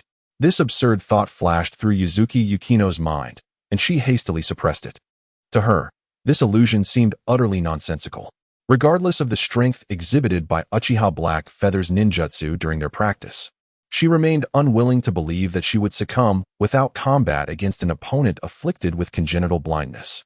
Amidst the tumultuous thoughts racing through her mind, Yuzuki Yukino took a deep breath, tightened her grip on her katana, and raised her voice resolutely. Uchiha Black Feather, I, Yuzuki Yukino, challenge you. Please enlighten me. A crisp voice reverberated through the forest. Moonlight swiftly regained his senses and said, Shun, cease your calling. He may have realized that he cannot contend with you and has chosen to withdraw. Perhaps we should leave it at that. As he spoke, Moonlight's gaze involuntarily drifted towards the school, as if he were apprehensive about the appearance of their teacher. However, at that very moment, Black Feather, who had his eyes tightly shut, abruptly opened them. An indescribable energy surged within him, erupting like a thunderclap. The dense, unrestrained aura of malevolence was unleashed, enveloping him in an overwhelming tide. In an instant, a vivid scarlet hue swirled behind Black Feather. morphing before the eyes of the onlookers into a fearsome visage of a demonic Asura. A potent and inexplicable malice erupted forth, akin to a volcano in full eruption. In that fleeting moment, Black Feather transformed into a being reminiscent of an Asura, radiating an aura that struck terror into the hearts of all. Mizuki Shiyuin found herself the immediate target of this overwhelming presence. Before her, Black Feather appeared as an endless black hole, tugging at her very soul with insatiable force. Every muscle in her body tensed to its utmost limit, as her instincts screamed with a heightened alertness, warning her of the grave danger she faced, not merely a person, but a terrifying Asura demon. Actually, I possess some knowledge of swordsmanship. Moonlight swiftly, lend me your blade. Black Feather's voice was cold and commanding. Startled, Moonlight swiftly hastily threw his ninja blade towards Black Feather. At that moment, a singular thought consumed Moonlight's mind, absolute obedience to his peer before him. It seemed that this was the only path to finding a semblance of safety. Yet, upon witnessing the ninja blade land in Black Feather's grasp, the already fearsome atmosphere shifted dramatically. If before, Uchiha Black Feather had been a hunter of souls, now, wielding the blade, he embodied the very essence of a ferocious Asura demon. Both Mizuki Shiyuin and Moonlight swiftly felt their hearts constrict under the weight of this formidable presence, as if an unseen force was suffocating them. Was this truly the opponent I selected? Am I genuinely challenging a person, or am I confronting a monstrous Asura demon? At that moment, Mizuki Shiyuin's instincts warned her that against the Black Feather, armed with a ninja blade, her life hung by a thread, even if she chose not to strike. This sensation, a profound dread penetrating her very soul, was something she had never encountered, not even when facing her father, or the esteemed Moonlight Hakio, known as one of the 8 colors of Konoha. Cold sweat trickled down Mizuki Shiyuin's body. Merely standing still rendered her unable to move even a fraction. It felt as though any slight motion would invite a fatal blow. The only option left to her was to remain rooted in place, praying for a glimmer of hope to emerge. As time passes, even if Yuzuki Yuyaka remains stationary, it feels as though her strength is being rapidly siphoned away. Even the hand gripping the ninja blade becomes imbued with a sense of fatigue. In an instant, the entire forest is enveloped in a peculiar standoff. Hei Yu, witnessing this scene, momentarily stands in astonishment, then helplessly smiles wryly. The Asura demon hand from the continent of Arad has brought him greater astonishment than he had anticipated, initially believing it to be merely a consolation prize. Hei Yu comprehends the true nature of the weapon only after liberating it completely, what a cannon firing at a mosquito entails. The sight of Yuzuki Yuyaka and the Moonlight Gale standing idly illustrates perfectly what a mosquito truly is. At least, in Hei Yu's eyes. He has underestimated the formidable nature of the demon hand. However, considering the current state of Yuzuki Yuyaka and the Moonlight Gale, the prospect of honing his skills with them may be overly ambitious. Perhaps he will seek another opportunity in the future. With a resigned sigh, Hei Yu dissipates the tangible aura of the demon energy surrounding him, flipping the ninja blade in his hand and driving it into the ground before the Moonlight Gale. "Oh, I don't want to die," exclaimed the Moonlight Gale, collapsing onto the ground in shock, staring at the blade embedded before him, half buried in the earth. He is utterly dumbfounded. Just moments ago, he had contemplated stepping in should Yuzuki Yuyaka falter in her challenge, ready to teach Hei Yu a lesson. Now, that thought has vanished entirely. If circumstances allowed, the Moonlight Gale might even consider slapping himself to confirm he isn't dreaming. Well, let's discuss the challenge another time. You should continue your training for now. After observing the ominous mark of the demon on his arm, Hei Yu took a swig from his flask, leaning on his cane as he brushed past Yuzuki Yuyaka, intending to return to the Uchiha clan's encampment. With a thud, Yuzuki Yuyaka's taut nerves suddenly relaxed, and she sank to the ground, gasping for breath. Watching Hei Yu depart, she called out urgently, "Uchiha Hei Yu, who exactly are you? Who am I?" Hei Yu paused, leaning on his cane and taking another sip from his flask. "I am a blind man. If there's nothing else, I shall take my leave." Blind man. Yuzuki Yuyaka stood frozen, utterly unprepared for such self-deprecating humor from Hei Yu. As he turned to leave once more, she hastily interjected, "Uchiha Hei Yu, this is no time for jest. I proposed this challenge, and having lost, I stated I would grant you any request. What is it that you desire?" Her urgent voice echoed through the forest. The Moonlight Gale was momentarily taken aback. He had fantasized countless times about the rewards of victory. Yet every encounter had concluded with his defeat, leaving him no opportunity to voice any demands. Now, with Hei Yu having won without even engaging, he found himself presented with a most coveted chance. How could he not feel envious? Hei Yu halted once more, turning to gaze at the resolute expression on Maoduo Xian's face. Enveloped in a momentary silence, Xian's demeanor appeared somewhat unnatural, particularly when meeting Hei Yu's eyes, which should have been blind, evoking an inexplicable sense of unease within him. In that fleeting instant, a tinge of regret washed over him, not merely for having made such audacious claims, but for having foolishly challenged someone so inscrutable. You've worked up a sweat. I, too, wish to indulge in a bath. Let us go together. Hei Yu approached Xian, taking her hand firmly before turning to leave. Never mind. I do not relish spending a woman's money. I shall treat you. The soft utterance of his words struck Xian and the swift winds of the moonlight like a bolt from the blue. The suddenness of this request was utterly unforeseen. Indeed, they were still young. Yet, amidst the tumult of conflict in the Hidden Leaf Village, those permitted to attend the academy were undoubtedly individuals of precocious maturity. While they remained naive regarding matters of romance, they were not entirely oblivious. Who would dare voice such a proposal as bathing together? What was more, Hei Yu acted with unreserved boldness, leaving Xian no opportunity to resist or refuse. Had this occurred with others, Yueguang Jifeng would undoubtedly have applauded Hei Yu, viewing him as a paragon among their peers. However, this situation unfolded with his childhood companion, a reality he found impossible to accept. Uchiha Hei Yu, you have gone too far. Jifeng could no longer contain himself. Xian, jolted from her reverie, felt her cheeks flush with crimson for the first time, revealing a hint of panic. She had anticipated Hei Yu might make some request, whether it be for a meal or a kiss. But never did she imagine his proposition would be so audacious as to suggest bathing together. Was this to be in a state of undress, face to face? The thought left her yearning for someone to shatter the awkwardness. As for Jifeng, the persistent shadow who had always trailed behind her, she had never regarded him seriously. Yet, it was evident she now sought to exploit a vulnerability in him. What's wrong? Hei Yu glanced back, his tone teasing. Do you wish to join the bath as well? Come along. I could invite you too. But do hurry. I shan't wait for you. With that, Hei Yu once again pulled Xian along. Xian's mind went blank. In that final moment, as a flicker of hope ignited within her, it was extinguished upon witnessing the beaming expression on Jifeng's face and the gleam in his eyes. Was this truly a moment of delight? Any burgeoning fondness she had felt dissipated entirely. As they proceeded, Hei Yu led the way with his cane, one hand firmly grasping Xian's. A mere 5 or 6 meters behind, the moonlight hurriedly ambled along the path, casting a gentle glow. Beneath its evasive demeanor, one could still discern a flicker of joy and urgency. It felt as if one wished to sprout wings and soar directly into the bathhouse. What was originally just a few miles from the school had transformed into an agonizing journey.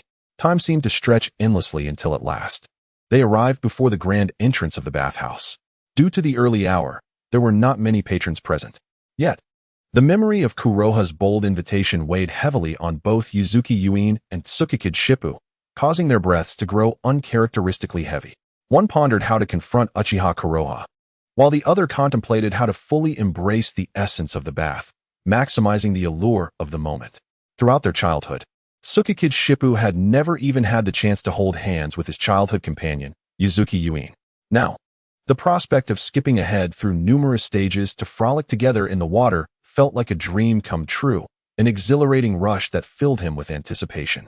Could anything be more delightful? If not for Yuin's presence, Shippu would have laughed uproariously.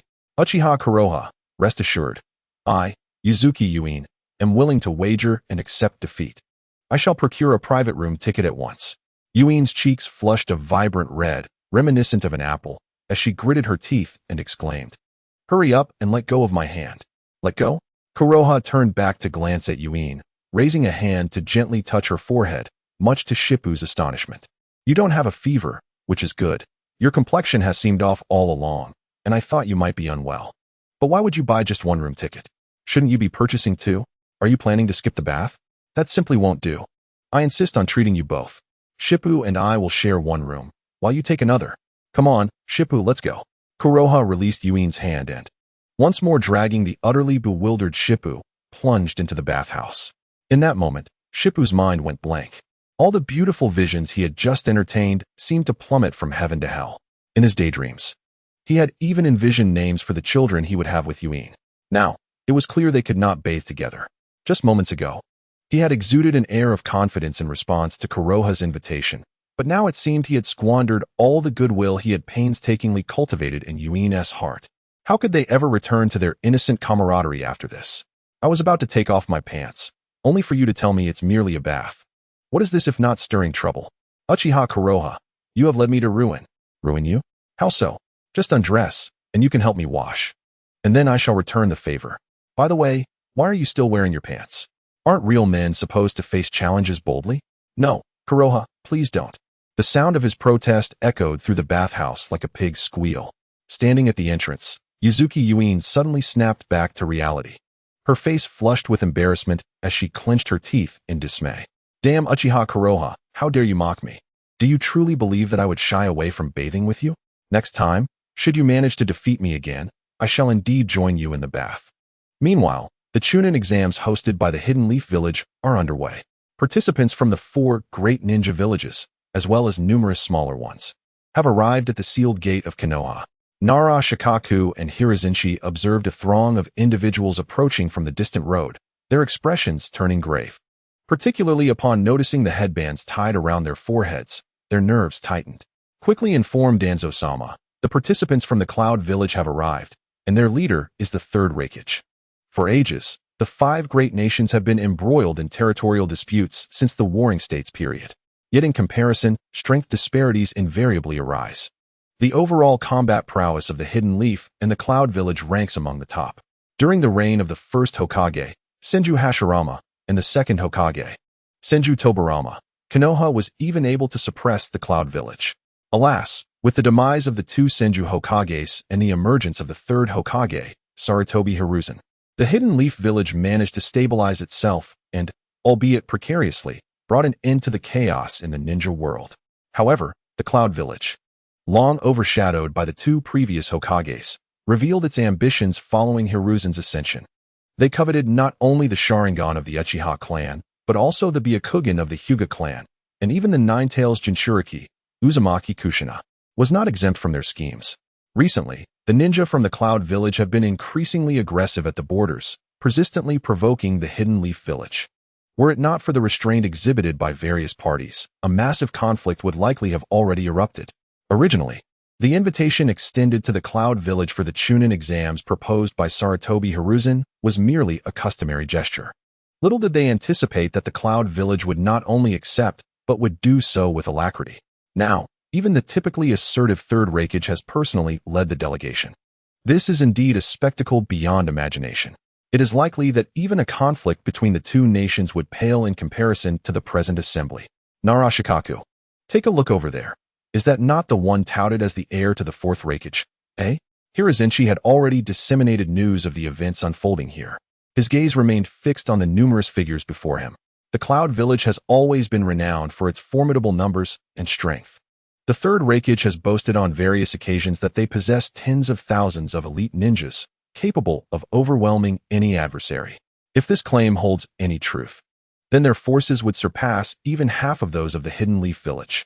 Nara Shikaku and Hirazinshi could not ascertain the veracity of such a statement. However, gazing upon this intimidating assembly, Nara Shikaku began to suspect that this contingent of several dozen individuals could very well equate to 1,000 elite ninjas. Are they truly here for the Chunin exams, and not to wage war? Is this indeed the sealed gate of the Hidden Leaf Village? The 2 figures, carved from wood, wore sinister smiles. Initially, it was indeed the decision of the third refuge to lead the Chunin exams. However, after careful contemplation, the third refuge altered his course of action. Given that the Leaf Village intended to leverage this opportunity to showcase their supremacy over the other 4 great ninja villages, the other 3 villages were uncertain in their responses. Yet, for the Cloud Village, which had always been a rival to the Leaf Village, this affront was intolerable. It was precisely for this reason that the third refuge resolved to make an appearance in person, rallying nearly all the elite forces of the village.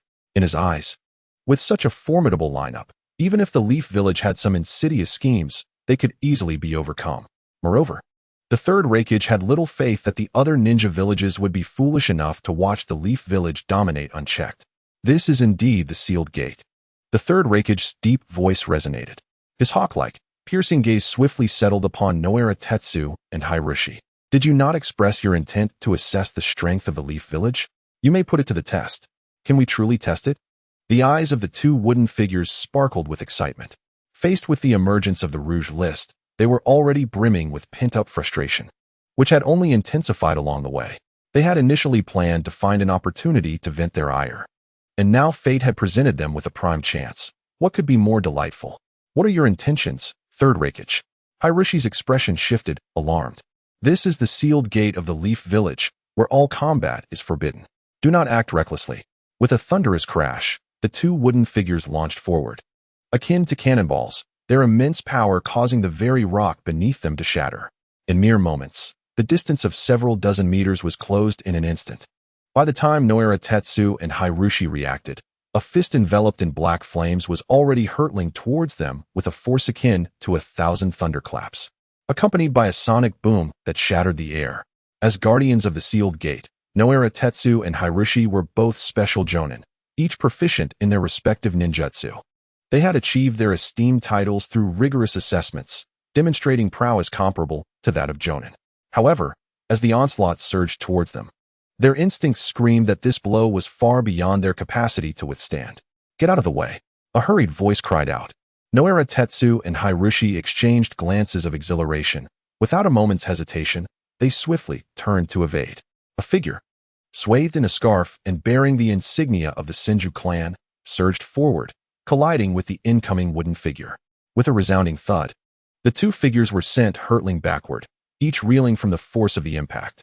The epicenter of the collision between the two individuals seemed unable to withstand the force of the impact, collapsing into a large pit approximately 4 to 5 meters in diameter. Amidst the swirling clouds of dust, the two wooden figures halted their advance, their faces etched with grim expressions as they regarded the one who had intervened. Remarkably, during the previous clash, aided by a portion of the tailed beast's power, she found herself at a disadvantage, retreating 3 or 4 steps more than the assailant. This was a profoundly humiliating experience for the two wooden figures, who had intended to assert their dominance. Who on earth are you to dare obstruct me? One of the wooden figures spoke coldly, observing the young man before them, whose expression was reminiscent of a stoic warrior. An unmistakable chill emanated from him. He belongs to the Senju clan. The mark of the Senju is evident upon him, remarked Ai, who stood nearby. However, I recall that the Senju clan has either perished in battle or been disbanded. None should bear the Senju insignia any longer, save for 2 exceptions, Tsunade Senju and her brother. Brother of Tsunade Senju? The two wooden figures paused momentarily. The Senju clan gained prominence in the shinobi world largely due to the exploits of the first and second Hokage. Their triumph in the Valley of the End, where they bested Uchiha Madara, established the Senju as the preeminent clan in the world of ninjas. Unfortunately, following the strategies of the second Hokage, Senju Tobarama, aimed at unifying the hearts of the people of Konoha, many of the newly born descendants were forced to migrate and change their surnames. The Senju clan suffered tremendous losses in subsequent battles, with their elite forces decimated and both the first and second Hokage ultimately perishing. This led to a gradual decline in the clan's numbers, leaving only Tsunade and her brother, Shitoku, to bear the Senju name. I am Shitoku Senju. Though my current reputation pales in comparison to that of my sister, I vow to surpass her one day and become the strongest of the Senju clan, a figure akin to the Hokage, declared Shitoku, relaxing his clenched fists and revealing an iconic expression of pride. As the sole male descendant of the first Hokage, few dared to question Shitoku's bold proclamation. Shitoku, be silent. A figure arrived with astonishing speed, akin to an eagle soaring through the sky, ultimately crashing down with immense force. The impact was reminiscent of a meteor descending from the heavens. Boom! The ground shattered violently, the tremendous shockwave radiating outward like ocean waves. Debris rained down upon the third Reikage, and others gathered at the entrance like a torrential downpour. Lightning release, heavy thunderstorm. Ai roared, stepping forward with determination and delivering a mighty punch into the void ahead. Boom! The swirling dust was instantly dispelled by his strike. As the two fists collided, a deafening explosion echoed like thunder. A massive shockwave swept through the arena, the thick layers of the ground seeming unable to bear the weight of such overwhelming power. Fracturing inch by inch, spreading like a spider's web. The expressions of everyone present shifted dramatically. Without a moment's hesitation, they quickly retreated, sensing the impending chaos. As the crowd steadied their footing and the swirling sands dispersed, the first figure to catch the eye was Tsunade. Clad in her ninja battle attire and adorned with a forehead protector, her expression as frosty as ever. Truly, she was the legendary Tsunade. Her punch retained the same captivating power as before. A rare smile graced AI's face as he offered his praise. The gathered cloud ninja were left in astonishment, including the two wooden figures. Oh, my elder brother is actually smiling. How unusual. It seems he is not a stoic after all. He can indeed smile, Kairabi exclaimed, breaking into song. For the first time, the crowd nodded in agreement with this unconventional performance. After all, AI, as the heir to the next Hokage, was notorious for his sour demeanor. Shut up. I merely had a facial spasm, AI retorted, his smile abruptly frozen as he shot a glare and barked angrily. Besides, Tsunade is a member of the blush list. Is my laughter truly so out of place? Normal, of course, but we Cloud Ninja Village have 3 members too. Why aren't you laughing? Todai remarked, sporting a knowing expression. Todai? AI shouted in exasperation. Enough, AI. As a senior member of the Cloud Village, you should be well aware of the decorum required in other ninja villages, Tsunade replied, her demeanor turning icy once more. You are currently in our Leaf Village, causing such a ruckus. Do you truly disregard my authority? If you believe your lightning release chakra mode has improved, I would not mind a spar. AI's expression soured instantly. He had anticipated a friendly exchange with this dreamlike figure, only to be met with hostility at their first encounter. Haha, AI, I never expected you to hit a wall. I thought your foul temper couldn't tolerate such matters. A hearty laugh echoed from a distance, drawing everyone's attention. The previously tense atmosphere was further heightened. It was a sand ninja, leading a contingent that included the 3rd Kazekage. It was surprising to see so many of them gathered. My heavens, look over there. The 3rd Tsuchikage is also present. No, the 3rd Mizukage has arrived too. What is happening? The leaders of the 4 great nations have all come together. This has never occurred outside of peace talks. The scene erupted with excitement. The hastily approaching Leaf Ninja also displayed drastic changes in expression. For years, many had felt a sense of pride in the growth and strength of the Leaf Village, believing they could stand alone among the 5 great nations. However, standing before them now were 400 to 500 elite ninjas from the 4 great nations, led by the 4 Kage, creating an overwhelming sense of pressure for the handful of Leaf Ninjas present. A wildly absurd thought quickly took root in their minds. If the elites of the 4 great ninja villages, under the leadership of their Kage, were to launch a surprise attack on the Leaf Village at this moment, could they truly withstand such an assault? Facing the hundreds of ninja gathered at the gates, a wave of uncertainty washed over them. They are acutely aware that, in addition to the visible ninjas, there are hidden operatives accompanying them. The number of these covert personnel is not insignificant compared to their overt counterparts. This implies that, beyond the 500 or 600 present, the clandestine ninjas may well exceed 1,000, perhaps even reaching 1,000 or 2,000. Such a force is formidable on any battlefield. The disquieting thought that the ninjas from the hidden Leaf Village amount to merely a few dozen heightens the tension among all. Some of the younger ninjas, who have yet to experience the battlefield, are already drenched in sweat, unable to wipe the beads rolling down their foreheads as they grip their kunai tightly. Their faces etched with vigilance as they stare at the 4 great nations ninjas gathered before the sealing gate. Tsunade's expression also darkened slightly. The scene before them has clearly surpassed their control. She quickly gestures to Shomatsu behind her. Upon receiving the signal, Shomatsu hastens into the depths of the hidden Leaf Village, fully aware that the convergence of the 4 great ninja villages poses a significant challenge to their own. The unspoken pressure is palpable. If they fail to manage the situation properly, it could become a source of ridicule in the ninja world. With this thought, Senju Shomatsu clenches his fists. If he could attain the heights of Senju Hashirama and Senju Tobarama, he might single-handedly stand before the sealing gate and confront all that lies ahead. In the Hokage's office, Sarutobi Hiruzen, with a pipe clenched between his teeth, gazes at the fading image in the crystal ball, a smile creeping across his face. The prospect of Uchiha Kuroha disregarding his orders and insisting on opening for business tomorrow fills him with morbid anticipation. Just the thought of a promising seedling facing a Waterloo-like defeat in front of so many onlookers brings him immense satisfaction, as it embodies the crushing of genius in its infancy. Sarutobi could hardly believe that he would entertain such a notion, yet he finds himself in agreement with it for the first time. Danzo, leaning on his cane, deliberates over Sarutobi's plan and finds it remarkably feasible. This bold strategy is something even he, a master of intrigue, had not anticipated. According to the itinerary, the 4 great ninja villages should be arriving today. Should that imp insist on opening for business, he will have no one to blame but himself for the humiliation he will face before the 4 great villages. It is high time to temper his arrogance. I must admit, I am rather looking forward to the arrival of the 4 great ninja villages. With a chuckle, Sarutobi taps his pipe, reveling in the thought of vanquishing Uchiha Kuroha's bravado. Yet, if this opportunity can allow his ungrateful son, Asuma Sarutobi, to shine before the 4 great ninja villages, it would be a most fortuitous event. In essence, Sarutobi's scheme is indeed designed to undermine Uchiha Kuroha, but more significantly, it paves the way for Asuma Sarutobi to earn an opportunity to showcase himself before the 5 great ninja villages right after graduating from the Hidden Leaf Academy. Not only will the reputation of the Sarutobi clan be greatly shaken, but more importantly, in the future, should Sarutobi Hiruzen or Sarutobi Asuma seek to maintain their positions or even ascend to the role of Hokage, it would undoubtedly bolster their influence. Such a multifaceted advantage is a prospect too enticing to overlook. Observing the beaming countenance of Sarutobi Hiruzen, Danzo's expression turned increasingly grim, particularly as he recalled how his recent schemes had been thwarted by Kuroyu. For one who operates as a clandestine puppeteer behind the scenes of the Hidden Leaf Village, this was an egregious affront.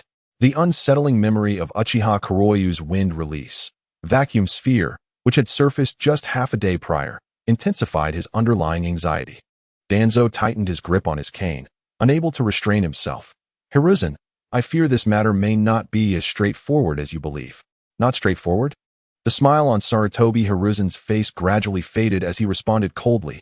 Danzo, what do you imply? Do you doubt my capability? Let us not forget, I am not someone you can compare yourself to. Otherwise, the seat of Hokage would not be occupied by me. Danzo's countenance darkened immediately, rendered speechless before the assertive 3rd Hokage. Bang! The tightly shut office door was suddenly flung open, shattering the previously oppressive atmosphere. The expressions of both the 3rd Hokage and Danzo turned icy. This was the Hokage's office, and such an unceremonious intrusion was indeed a grave offense. They found solace in the fact that their recent conversation contained no vital information that could be leaked. However, the reckless intruder would certainly face their ire, especially upon the arrival of Senju Rope Tree, who provided an opportunity to chastise this young man who incessantly boasted of aspiring to be Hokage. 3rd Hokage, Danzo. It is a relief to see you both here. Senju Rope Tree exclaimed, seemingly oblivious to the tension, his face alight with elation. The 4 great ninja villages have all arrived simultaneously. According to my sister, we have gathered at least 2,000 to 3,000 elite shinobi from each village, led by the respective Kage. Concerned about potential developments, his sister wished for the 3rd Hokage to personally intervene. Thousands of elite shinobi? The expressions of Sarutobi Hiruzen and Danzo shifted dramatically. Just moments earlier, they had been contemplating how to leverage this situation to subdue Uchiha Kuroya's audacity and establish Sarutobi Asuma's authority. Little did they anticipate that the representatives from the 4 great ninja villages would indeed arrive, bearing a veritable trump card. The assembly of thousands of elite shinobi was no mere collaboration against the Hidden Leaf Village. If this were true, it would herald a nightmare for them. Rope Tree, is what you say truly the case? This is not a time for jest. Sarutobi Hiruzen's expression darkened as he urgently pressed for clarification. The levity he had once felt had vanished entirely. It is a rare occasion to ascend to the esteemed position of Hokage. Yet if simultaneously targeted by the 4 great ninja villages, the survival of Konoha would indeed seem more formidable than reaching the heavens. Beside him, Danzo exhibited a flicker of urgency. Compared to Sarutobi Hiruzen, Danzo had once held the title of Hokage, savoring the taste of power. He was left anxiously waiting. If the village were to be destroyed, what worth would his title hold?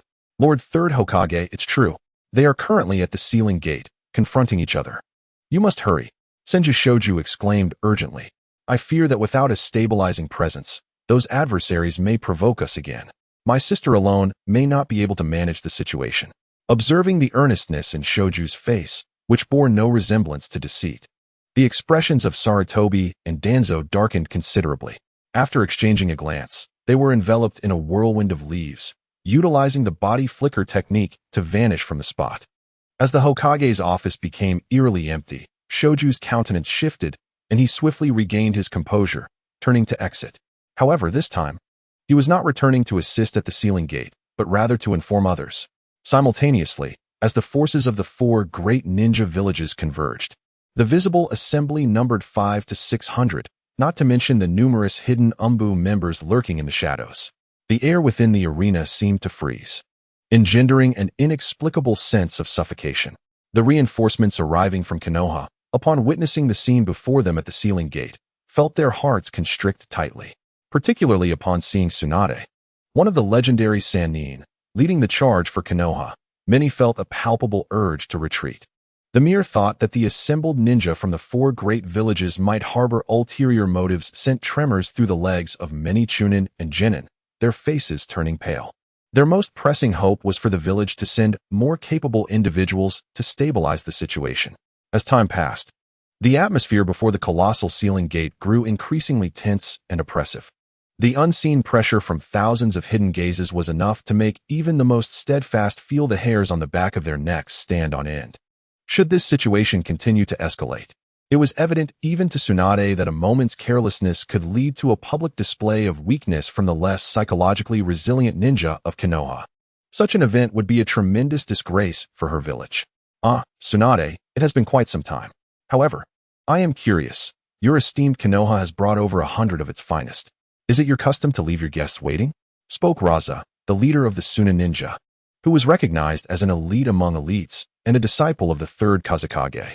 In such a scenario, he wielded considerable influence. Undoubtedly, as young individuals of the same era, who among us has not harbored a few romantic fantasies in their youth? Tsunade, as the princess of the Senju clan, epitomizes both strength and beauty. It can be said that in an age where innocence reigns, there are few male beings who remain untouched by her allure. Even the notoriously fickle Jiraiya finds himself deeply enamored with Tsunade, which speaks volumes about her extraordinary charm. Thus, upon learning that Tsunade has ascended the ranks of the coveted beauty list, the elder gentlemen in her company are instantly reminded of their own youthful days. Even Rasha is no exception. Rasha, silence yourself. Your half-baked iron sand cannot withstand a single blow from me. Be wary, lest I strike you down. Tsunade exclaimed, her expression darkening with fury. Haha, Rasha, today is your day of reckoning. But heed my advice, do not argue back. Lady Tsunade truly knows how to fight, AI interjected, unable to restrain his amusement. Witnessing his former rival's misfortune is indeed a delightful experience. Although love has waned over time, they once shared those moments. AI. You should be cautious yourself, Rasha retorted, somewhat disgruntled, before suppressing his earlier nostalgia. After all, he was accompanied by his fiancée, Kaguya, and he preferred to avoid stirring jealousy. With a change of tone, he continued, Tsunade, let us set aside the jesting for now. We ought to discuss matters of significance. The 4 great ninja villages have sent their leaders, which underscores their regard for your Leaf Village. Is it your intention to keep us at bay? If your village fears it cannot contend with the might of the 4 great ninja villages, we can certainly reduce our numbers entering the village. Just say the word publicly, and we shall not make things difficult for you. Haha, Rasha, for the first time, I find myself in agreement with you. AI laughed heartily, leading the chorus of approval from the others present, including the inhabitants of the Rock and Mist villages, who nodded in agreement. Among them, the representatives of the Earth and Water Shadows stepped forward, signifying their presence. In an instant, all eyes converged on Tsunade. The sheer weight of thousands of gazes bore down upon her, causing even her nerves to tighten, and her muscles involuntarily tensed. Tsunade possessed a degree of confidence in her strength. However, facing such a formidable assembly left her feeling utterly unprepared for survival against the tide. Not to mention the multitude of over 100 ninjas gathering behind her. While the numbers of Leaf ninjas were steadily increasing, Tsunade understood that without a qualified leader to anchor them, they would simply be overwhelmed by the pressure. Most importantly, she could not fathom what event could compel the usually indifferent Four Shadows to personally visit the Leaf Village. Lady Tsunade, the third Hokage and Danzo have arrived in person. The entirety of Nohara's body was drenched in perspiration. Upon spotting the rapidly approaching figures in the distance, he could no longer contain his anxiety and cried out urgently. The Leaf Ninjas present displayed a flicker of elation, their spirits instantly invigorated as they turned to gaze behind them. Even the representatives from the 4 great ninja villages were not immune to this reaction. Sarutobi, Hiruzen, and Danzo, accompanied by dozens of Umbu ninjas, hastened toward the scene. Throughout their journey, they had already speculated about the gathering of the 4 great ninja villages. Yet, upon witnessing the assembly before them, their expressions shifted slightly, revealing a hint of solemnity. As high-ranking officials of the Leaf Village, they were somewhat familiar with the elite faces from the other villages. Now, as they surveyed the scene, it became clear that the majority were ninjas whose names they recognized. This indicated that the participants from the 4 great villages were indeed their finest. Such audacity evoked a sense of dread that surpassed even that of wartime. Was this truly a gathering for the Chunin exams? Even Sarutobi Hiruzen, the 3rd Hokage, could not suppress a flicker of doubt. However, this doubt was swiftly subdued. If the 4 great ninja villages had indeed gathered with the intent to participate in the Chunin exams hosted by the Leaf, it would undoubtedly add a significant feather to Hiruzen's cap in terms of achievements to boast about in the future. Moreover, it would allow for an additional entry in the forthcoming curriculum of the ninja school. As the 3rd Hokage, renowned for his charisma among the Hokage lineage, he envisioned this Chunin exam attracting the 4 great ninja villages, with the 4 Kage leading the charge. Such an accomplishment would not only enhance his prestige, but also enrich his illustrious record. With this thought, a broader smile spread across Sarutobi Hiruzen's face, as he eagerly anticipated presenting himself before Tsunade to showcase his prowess. However, just as this notion blossomed in his mind, a wave of commotion erupted among the 4 great ninja villages. Before Hiruzen could fully relish the moment, the words that reached his ears caused his expression to stiffen abruptly. Good heavens! Was that the stunning red-haired beauty, Uzumaki Kushina, the Nine-Tails Jinchuriki from the beauty rankings? According to the descriptions on the list, she embodied both strength and beauty, rivaling even Tsunade, one of the legendary 3. Furthermore, the intelligence reports indicated that her counterpart was none other than Namikaze Minato, who was also present. Look over there. The strongest of the legendary 3, Jiraiya, who was once assessed by Uchiha Konoha, has also arrived. And wait, take a glance at Hatake Tsukumo, the White Fang of the Leaf, who, after enduring public scorn for a failed mission, has been drowning his sorrows in alcohol. He too is here. He has been personally evaluated by Uchiha Konoha as someone capable of assuming the role of Hokage, just like Jiraiya. The atmosphere shifted dramatically. The previously tense standoff shattered in an instant. Initially, the 3rd Hokage, Sarutobi Hiruzen, and Danzo, who had entered with beaming smiles, found their expressions abruptly frozen. The treatment of being publicly disregarded evokes an overwhelming sense of invisibility. Had it not been for first-hand experience, the 3rd Hokage, Hiruzen Sarutobi, would have never fathomed such a fate befalling him. Upon landing beside Tsunade, both Jiraiya and Kakashi Hatake swiftly approached, albeit deliberately maintaining a half-step behind the 3rd Hokage. Having witnessed various events, they were acutely aware of the operational styles of Hiruzen and Danzo. Nevertheless, as members of the Hidden Leaf Village, they resolved not to sever ties as long as neither the 3rd Hokage nor Danzo posed a genuine threat to the village's foundation. Moreover, confronting the leaders of the 4 great shinobi villages, they ought to align on the same front.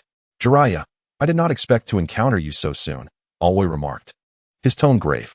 I have heard you have mastered the legendary Sage Mode, surpassing even the forbidden arts. I shall seek your wisdom on the matter in due time. He held a profound respect for this rival, recognizing that the struggle between Jiraiya and himself was indeed justified. Now, with the revelation of Jiraiya's mastery through the tales of Monkey D. Luffy, it became evident that their mutual admiration for the same woman implied that neither's prowess nor discernment could be underestimated. Simultaneously, in the Sunagakure, the somewhat aged Chiyo stepped forth, casting a disdainful glance at Konoha's White Fang. Humph, your survival is quite surprising, White Fang. I am relieved someone was able to draw you back from the brink of death, granting me the opportunity for vengeance on the battlefield. When the time comes, I shall be sure to express my gratitude. She then turned her attention to the other contender on the Konoha's list, Kushina Uzumaki. Indeed, as the rumors suggest, Your fiery temperament is as pronounced as your striking appearance. Even I cannot diminish your worth. It seems Uchiha Kuroha was not mistaken. You are deserving of your place on the list. From the misty village, Mei Terumi emerged from the crowd. Observing the red-haired girl of her age, the blue-haired Mei instantly recognized her as a formidable rival, one worthy of life and death comparison. As the three spoke, the previously tense atmosphere dissipated, drawing attention away from Hiruzen Sarutobi. Standing amidst the gathering, Hiruzen's smile began to falter, and after taking several deep puffs from his pipe, he noted that the focus of attention had yet to return to him. This public disregard was intolerable for Hiruzen, compelling him to scan the surroundings. Eventually, he regained his composure, his expression radiating warmth as he proclaimed, "Ladies and gentlemen, I welcome you to the Chunin exams hosted by the Hidden Leaf Village. Initially, I was concerned that your myriad responsibilities would prevent your attendance. To my astonishment, not only have all esteemed individuals made their presence known, but they have also graced us with their very shadows. Were it not for the clarity of our intentions, outsiders might mistakenly believe we were convening a meeting of the five shadows. This indeed elevates the stature of our Hidden Leaf Village and brings honor to me, the initiator of the Chunin exams. Should anyone be eager to delve deeper into the matters of the Chunin exams, I invite you to accompany me to the Hokage venue for a detailed discussion." The abrupt voice that pierced through the ongoing conversations redirected everyone's gaze back to the third Hokage, Hiruzen Sarutobi. With the renewed attention of the crowd, the smile upon Sarutobi's face blossomed even brighter. Yet, just as this smile graced his lips, an unexpected and sharp voice interjected. "Humph, Sarutobi, you remain as ever, fond of embellishing your own image." The third Tsuchikage, Onoki, stepped forward disdainfully, uttering a scoff. "Rest assured, I am unaware of what others think of me. However, I have come solely for the sake of the legend of Wang Lufei. The Chunin exams are merely a secondary interest, compared to those who proposed the list of merits. I am far more intrigued by the latter. Thus, there is no need for extensive discussion regarding the Chunin exams. After 2 days of travel, my old bones are weary, and I have little inclination to concern myself with such matters. Whatever you wish to discuss can be taken up with Huangtu. Here for the legend of Wang Lufei." The ninjas present momentarily faltered. They had not anticipated that the third Tsuchikage would take such a dismissive stance, particularly in the presence of the third Hokage, Sarutobi. It felt exceedingly audacious. Yet, before they could fully comprehend the gravity of the situation, the usually silent third Raikage also stepped forward, stating, "I have already entrusted the affairs of the Chunin exams entirely to A and the 2 others from the Hidden Stone. Therefore, there is no need for me to be briefed on the details. I have come as well to observe who can recount the legend of Wang Lufei. As for other matters, they can be disregarded." I too followed the third Kazekage, chiming in. Initially, the presence of these 4 powerful leaders was thought to be a show of support for the Chunin exams. Instead, it became evident that the 3 great leaders of the ninja villages were here solely for the legend of Wang Lufei, with the Chunin exams merely a peripheral concern. For Sarutobi, who had just moments ago boasted of his own glory, it felt as though he had been struck by numerous slaps, leaving his face flushed with embarrassment, the muscles in his cheeks twitching uncontrollably. However, considering that only 3 of the Kage had spoken and that the third Mizukage had yet to express his stance, a flicker of urgency crossed Sarutobi's face. "Mizukage, rest assured, I will manage the Chunin exams with due diligence. You may feel free to immerse yourself in your readings," declared the watermelon-headed Kisame Hashigaki, bearing the sword Samahata. The third Mizukage responded with a cold acknowledgement before sinking back into silence. Thus, the atmosphere grew inexplicably tense and quiet. With the 4 influential leaders of the ninja villages assembled, leading a host of elite shinobi gathered in this momentous occasion.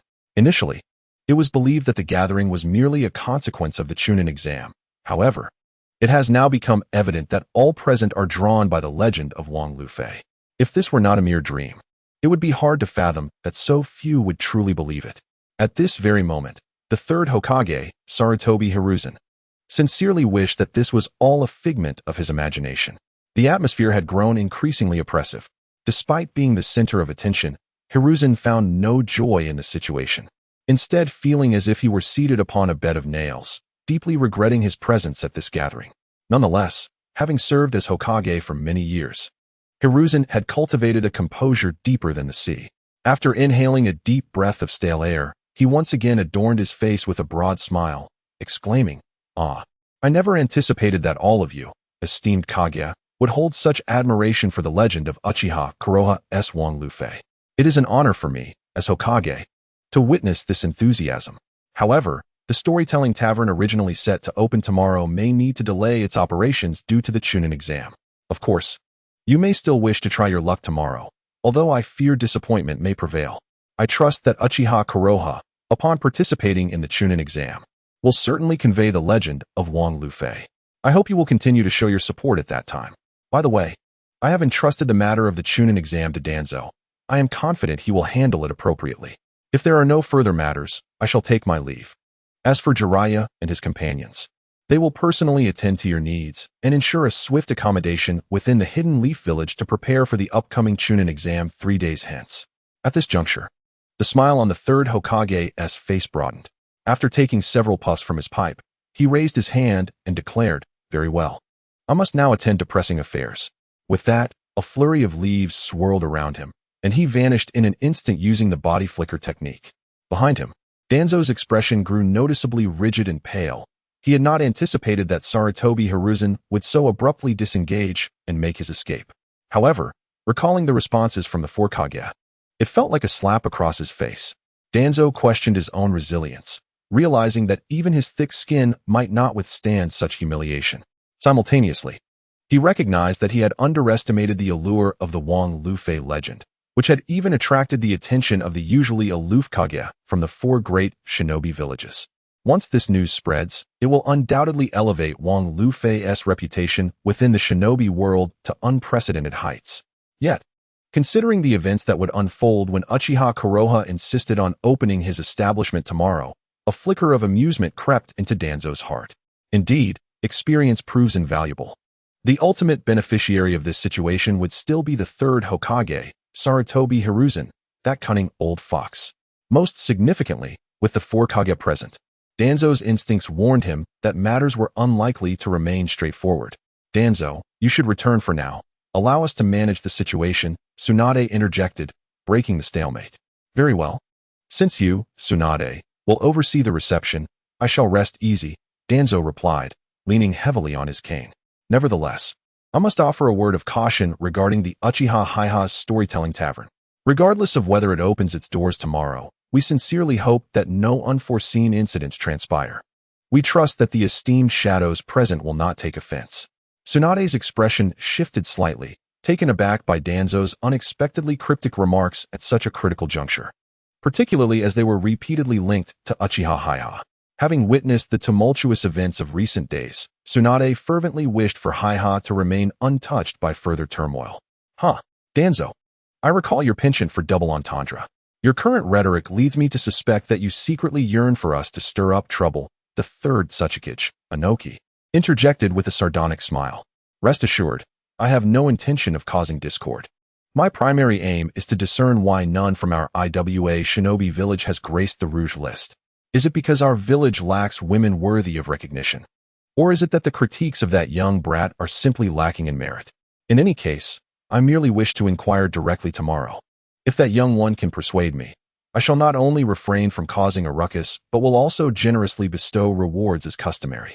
Simultaneously, I will allow everyone to witness what truly constitutes the most beautiful woman in the ninja world." The most beautiful woman in the ninja world?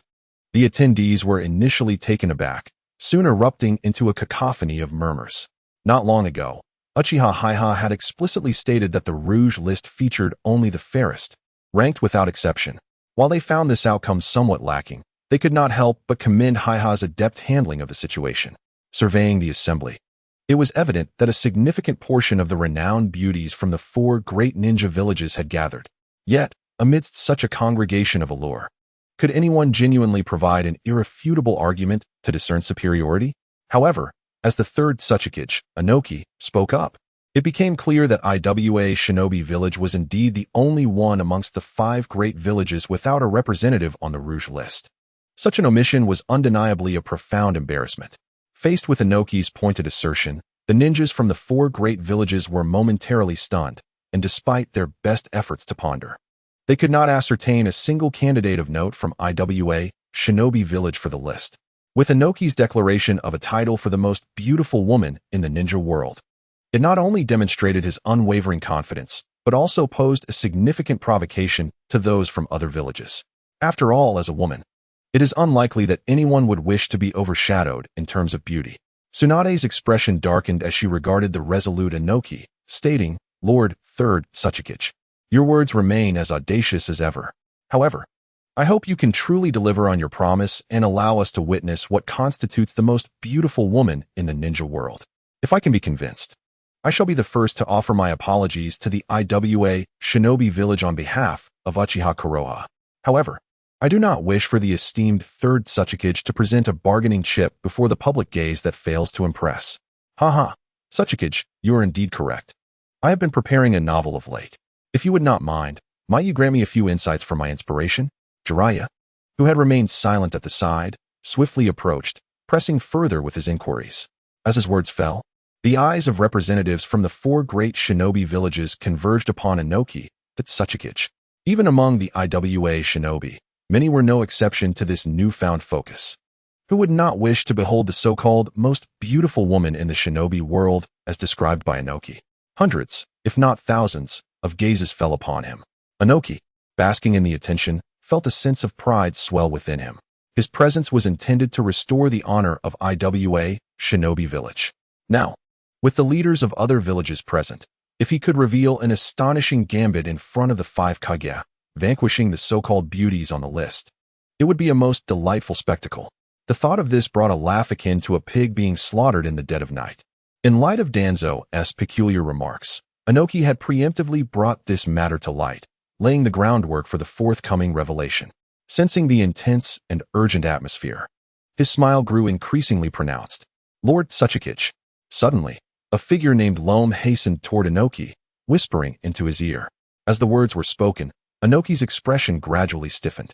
He turned to glance back at the crowd, noting the absence of a certain tall and graceful silhouette among the massed dumbu.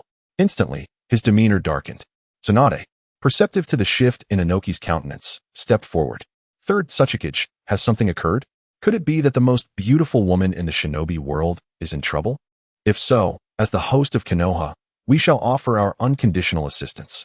From the outset, Tsunade had doubted the claim of the most beautiful woman in the shinobi world. It was clear that something amiss was brewing within IWA Shinobi Village. If it were indeed related to this alleged beauty, it could bode well for Uchiha Konoha's tavern. In an instant, all eyes in the gathering were fixed upon Inoki. They did not wish for the intrigue surrounding the most beautiful woman in the shinobi world to wither away before it even blossomed. "Humph, Tsunade. There is no need for further probing. I am the Tsuchikage of IWA Shinobi Village, and my presence here carries the weight of my village's honor. This is not merely a matter of reputation. It is a matter of integrity, and I will not allow IWA Shinobi Village to be shamed. As for the most beautiful woman in the shinobi world, I speak with conviction. When I confront Uchiha Konoha, you shall see for yourselves. If there are no further matters at hand, I would like to suggest that Tsunade should guide us to our accommodations, in accordance with the hospitality traditions of your esteemed Konoha village, rather than merely standing outside the sealed gates." Tsunade's expression shifted slightly as she regarded the situation with her characteristic assertiveness, her reputation as Hokage on the line. Regardless of the existence of the so-called most beautiful woman in the ninja world within a Wagakure, it is evident that Inoki possesses a card capable of rivaling the allure of the most coveted beauties. At present, Inoki's determination to withhold the revelation of this beauty until tomorrow is palpable, and Tsunade finds it prudent to refrain from further inquiries. Meanwhile, Jiraiya sighed softly, placing a reassuring hand on Tsunade's shoulder, saying, "Well, since Lord Tsuchikage has decided to wait until tomorrow to disclose the truth, let us be patient. Everyone has traveled far and surely feels weary. We will arrange accommodations for you all, and I trust that you are eager to hear the legendary tales of Warlord Luffy before the Chunin exams, as well as partake in the excitement surrounding the most beautiful woman in the ninja world. Therefore, I ask for your cooperation in patiently waiting here. If there are no pressing matters, please refrain from leaving the camp, for I would hate for anyone to miss out on the festivities due to being expelled from Konoha or placed under house arrest. Such an occurrence would surely lead to regret." With those words, Jiraiya exchanged knowing glances with Kakashi and the others, efficiently organizing the tasks at hand. Notably, the typically unruly ninjas from the four great villages were now wholly engrossed in the anticipated tales of Warlord Luffy and the allure of the most beautiful woman in the ninja world. Upon entering Konoha, they exhibited an unusual level of decorum, seemingly apprehensive that any misstep could result in their expulsion or confinement, thereby missing the chance to witness the storytelling firsthand, which would surely be a source of regret. The tales of Warlord Luffy had already swept through the ninja world, and the opportunity to attend one of his storytelling sessions would surely be a tale to boast about upon returning to their villages. Now, with the Tsuchikage wagering his honor and introducing this reputed beauty, the anticipation was palpable. It would be foolish to miss such an extraordinary event. This overarching atmosphere of compliance among the four great villages left the Konoha ninjas tasked with maintaining order in a state of astonishment. Jiraiya, unable to contain his thoughts, mused, "If one day the novel I penned could attain the same level of renown as that lad's, I would die a fulfilled man." It is remarkable that the five great ninja villages, usually rife with conflict, could unite peacefully for the sake of a single storytelling session. Even witnessing it firsthand, I would question my own senses. As for your rather colorful writings, perhaps it's best to leave them aside. Regardless of whether the storytelling tavern opens tomorrow, I fear that lad will encounter his fair share of troubles. Tsunade rolled her eyes at this, only to be reminded of an important matter. Jiraiya, you mentioned yesterday that you were uncertain about mastering Sage Mode, yet Konoha seems entirely confident. Is this truly the case? Jiraiya regained his composure, watching as the representatives from the four major ninja villages passed through the ceiling gate, a rare solemnity overtaking his expression. Indeed, the incident that day was so sudden that I did not ponder it thoroughly. Later, while sharing drinks with you, I experienced a peculiar illusion, although I did not give it much thought until Danzo publicly prompted me to demonstrate my abilities. It was then that I realized I had genuinely mastered it. Moreover, it is even more refined than the Sage Mode I originally possessed, leaving both Sage Masters astonished afterward. During this time, I have been in pursuit of answers and ultimately arrived at an uncertain conclusion. Listening to stories seems to have made me stronger. Tsunade was momentarily taken aback, her gaze fixed intently on Jiraiya's aged face. Were it not for the absence of his usual playful demeanor and the presence of utter seriousness, she might have impulsively struck him away. However, her profound familiarity with Jiraiya made her acutely aware that he was speaking sincerely at this moment. Yet, the notion that listening to stories seems to have made me stronger was difficult for even Tsunade to believe. "Jiraiya, you cannot be serious," she interjected. This jest is far from amusing. While Uchiha Kuroha's storytelling was indeed unexpectedly brilliant, the idea that merely listening to his tales could enhance one's strength is something only a fool would believe. In acknowledging her blunt remark, Tsunade felt it was somewhat excessive and inappropriate. However, in light of Jiraiya's claims, it appeared that only this explanation could adequately convey her disbelief. Observing Tsunade's skeptical expression, Jiraiya let out a resigned laugh, deflating like a balloon. "Well, no matter how one looks at it, this is something that cannot be clearly articulated. Nonetheless, I do hope, Tsunade, that you will take the time to listen to more stories. Who knows, it might truly benefit you. If we miss this opportunity, I fear that seeking out stories in the future will become increasingly difficult." Tsunade's expression shifted slightly as she inquired, "Jiraiya, are you concerned that our teacher may not tolerate Kuroha's storytelling tavern?" Jiraiya nodded with a wry smile. Earlier today, news circulated within the Leaf School that Danzo had instructed Konoha to publicly demonstrate the wind release, vacuum sphere, to ask a newcomer to perform a B-rank ninjutsu in front of everyone. Was Danzo being well-intentioned, or was he deliberately setting that boy up for failure? It is not difficult to deduce the answer. However, what gives me a sense of relief is that Danzo indeed encountered a setback with that boy. Encountered a setback? Tsunade exclaimed, her face a mask of shock. Are you saying that Danzo had Konoha publicly perform a B-rank ninjutsu, and he succeeded? It seemed that this young lad was deceptively formidable, managing to execute even a B-rank ninjutsu with such ease. Nevertheless, if this were simply the case, it could only affirm that Uchiha Konoha was a genuine prodigy, undoubtedly deserving of our village's investment in his development, which should prevent our teacher and Danzo from taking further action against him. In Tsunade's perspective, both Danzo and the third Hokage, Hiruzen Sarutobi, employed somewhat dubious methods in their management of the village. Nevertheless, they spared no effort in nurturing the younger generation of Konoha. Otherwise, the emergence of exceptional talents such as the legendary Sannin and Minato Namikaze would not have been possible. The fact that Konoha could execute the B-rank wind release vacuum sphere during Danzo's scrutiny should have warranted greater attention from both Hiruzen and Danzo. Yet, Tsunade remained steadfast, treating the village as a home for all, much like the first Hokage. Jiraiya sighed in resignation, shaking his head. Do not forget that this boy hails from the Uchiha clan. His lineage alone renders him a unique figure within the village. Most importantly, this young lad has indeed caused Danzo public embarrassment. Moreover, I neglected to mention that he publicly transformed the wind release vacuum sphere into the wind release vacuum wave, a strike powerful enough to shatter the test boulders at the academy. Given such performance and background, do you truly believe that the likes of our mentors, alongside Danzo, would remain passive, merely applauding? Remember, even Konoha's White Fang, who stands above the Sannin, was cast aside by them, let alone Konoha from the Uchiha clan. Tsunade was left in a state of shock, momentarily stunned. She was acutely aware of the intricate power dynamics at play. However, upon Jiraiya's revelation that Konoha had advanced to the level of the legendary S-rank ninjutsu, her astonishment deepened. Such talent and capability could scarcely be described as mere genius. It bordered on the extraordinary. On another front, the third Tsuchikage, Inoki, who had recently entered Konoha, wore a somber expression as he lowered his voice, addressing his subordinate. Tsuchi, are you certain that Boa took advantage of the chaos to enter Konoha and assured you of her return? Do not take this lightly. I just made a bold declaration before the leaders of the 4 great ninja villages, vowing to claim the title of the most beautiful kunoichi in the ninja world. If I cannot locate Boa before the tavern opens tomorrow, I shall lose face as the Tsuchikage. If you cannot resolve this matter, do not blame me for being ungracious. Observing Inoki, usually affable, now resorting to such harsh words, Tsuchi felt a pang of bitterness. He understood that Inoki's frequent invocation of me was indicative of his fury. Nevertheless, the thought of Boa's breathtaking beauty and grace weighed heavily on his mind. It was not just Tsuchi who felt this way.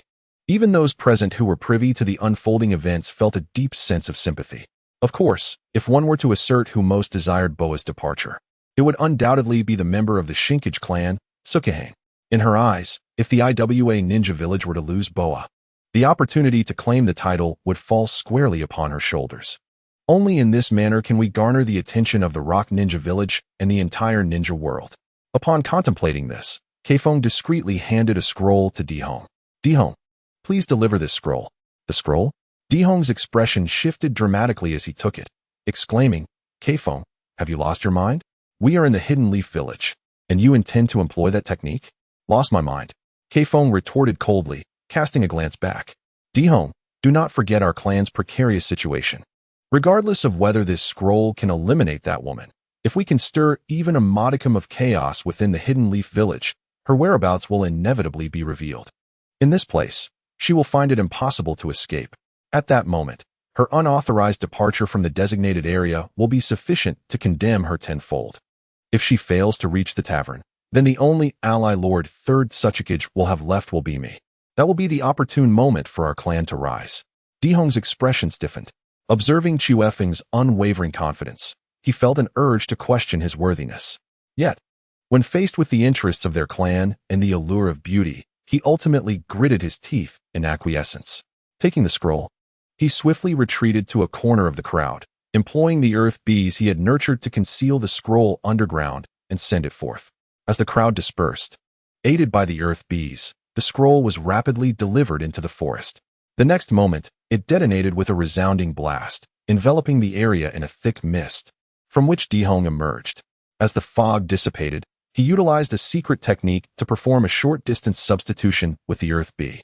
The figure that had just departed was merely a decoy formed from the earth bee he had cultivated. This ninjutsu bears resemblance to the Oil Woman's clan's insect clones, perfectly suited for evading detection and slipping past enemy surveillance. Undoubtedly, the primary reason for his successful infiltration was the sheer number of visitors in the Hidden Leaf Village, which caused lapses in the village's surveillance system, granting Dihong an opportunity. Initially, Dihong need not have taken such risks. He could have activated the contract scroll prepared by Keifeng using the Chiharu clan's secret technique and waited in the shadows for the results. However, The memory of the breathtaking beauty he had glimpsed at the Chiharu clan's residence ignited a fervent passion within him, causing his blood to boil. A bold idea flashed through his mind. White Fang's plan was to eliminate his rivals, preventing Hancock from reuniting with figures like Onoki and others. By creating a disturbance, he could lure the Hidden Leaf Village shinobi to encircle Hancock. If he could intervene in time to rescue her and subsequently hide her away, he would achieve both the beauty and the mission, an irresistible combination. The thought of saving the goddess who had haunted his dreams, making her fall for him through an act of heroism, thrilled him. To win over Hancock, regarded as the most beautiful kunoichi by Onoki himself, was a tantalizing prospect that stirred his spirit. Have they discovered Boa's whereabouts? The earth bee gazed at the venomous bee emerging from the soil, its eyes gleaming with anticipation. Under the venomous bee's guidance, it eagerly followed, feeling as though taking just one more step would bring it closer to the embrace of a beloved. Within the bathhouse, Uchiha Konoha leaned against the edge of the hot spring, glancing back at Tsukuyami Shirfong, who huddled in the corner, grabbing a gourd of wine from the ground. He took a sip and sighed in resignation. It's always like this on the first try. One becomes accustomed to it with time. However, judging by your expression, it seems you need not assist me further. If there are no pressing matters, you may return home. Am I allowed to leave? Tsukuyami Shirfong sprang to his feet, his face alight with excitement. Without a second thought, he turned to grab his clothes and made a hasty exit. As Tsukuyami Shirfong rushed out of the bathhouse, the female manager outside felt her cheeks flush slightly, reflecting on the sounds she had just heard. She would have truly suspected some taboo scene was unfolding inside had she not known beforehand that two children, merely 8 or 9 years old, were bathing. The particularly high-pitched cries had been quite disconcerting. That fellow left in quite a hurry. I merely helped him with a casual back rub. Yet it seems as though I had bullied him, Konoha mused, rubbing the tip of his nose. After putting on his clothes, he noticed a book that had fallen to the ground. The bold cover surprised him. If memory served, it was a forbidden text from Jiraiya's collection, Paradise of Affection. To his astonishment, the usually reserved Tsukuyami Shirfong had a penchant for such literature. No wonder a simple back rub had elicited such a reaction from him. It appeared Jiraiya had already piqued his interest. Konoha picked up Paradise of Affection and casually tucked it into his pocket, his brow furrowing slightly in surprise. Having experienced numerous events recently, including the schemes of Danzo and the third Hokage, Sarutobi Hiruzen, Konoha was acutely aware that a moment's carelessness could lead him to a grim fate. Upon entering the bathhouse, he had activated his sensory abilities, monitoring everything within a kilometer radius. Ordinarily, when Tsukuyami Shirfong dashed out, Mitsuki Yuin should have still been soaking in the women's bath. A mere glance at the ground's Paradise of Affection had caused him to lose track, and upon regaining his focus, he realized Yuin was nowhere to be found in the female bath. This unexpected outcome was indeed startling. It was truly said that temptation could be lethal. Regarding the cover of Paradise of Affection, Konoha admitted he was not entirely immune to its allure. Had she found it? Was she coming this way? Konoha raised an eyebrow as he swiftly sensed Mitsuki Yuin's movements. However, when he regained his composure, he discovered she was merely a veil away. Was this an audacious venture into the male bathhouse? Uchiha Kuroba, I, Yuzuki Yuin, am willing to accept the wager and accompany you in a bath. Yuzuki Yuin, clad in a bathrobe, hurriedly rushed in, a samurai sword in hand. Indeed, she had been bathing alone in the women's bathhouse moments ago. However, as time passed, the bitterness within her heart became increasingly inescapable. The words of her father echoed in her mind.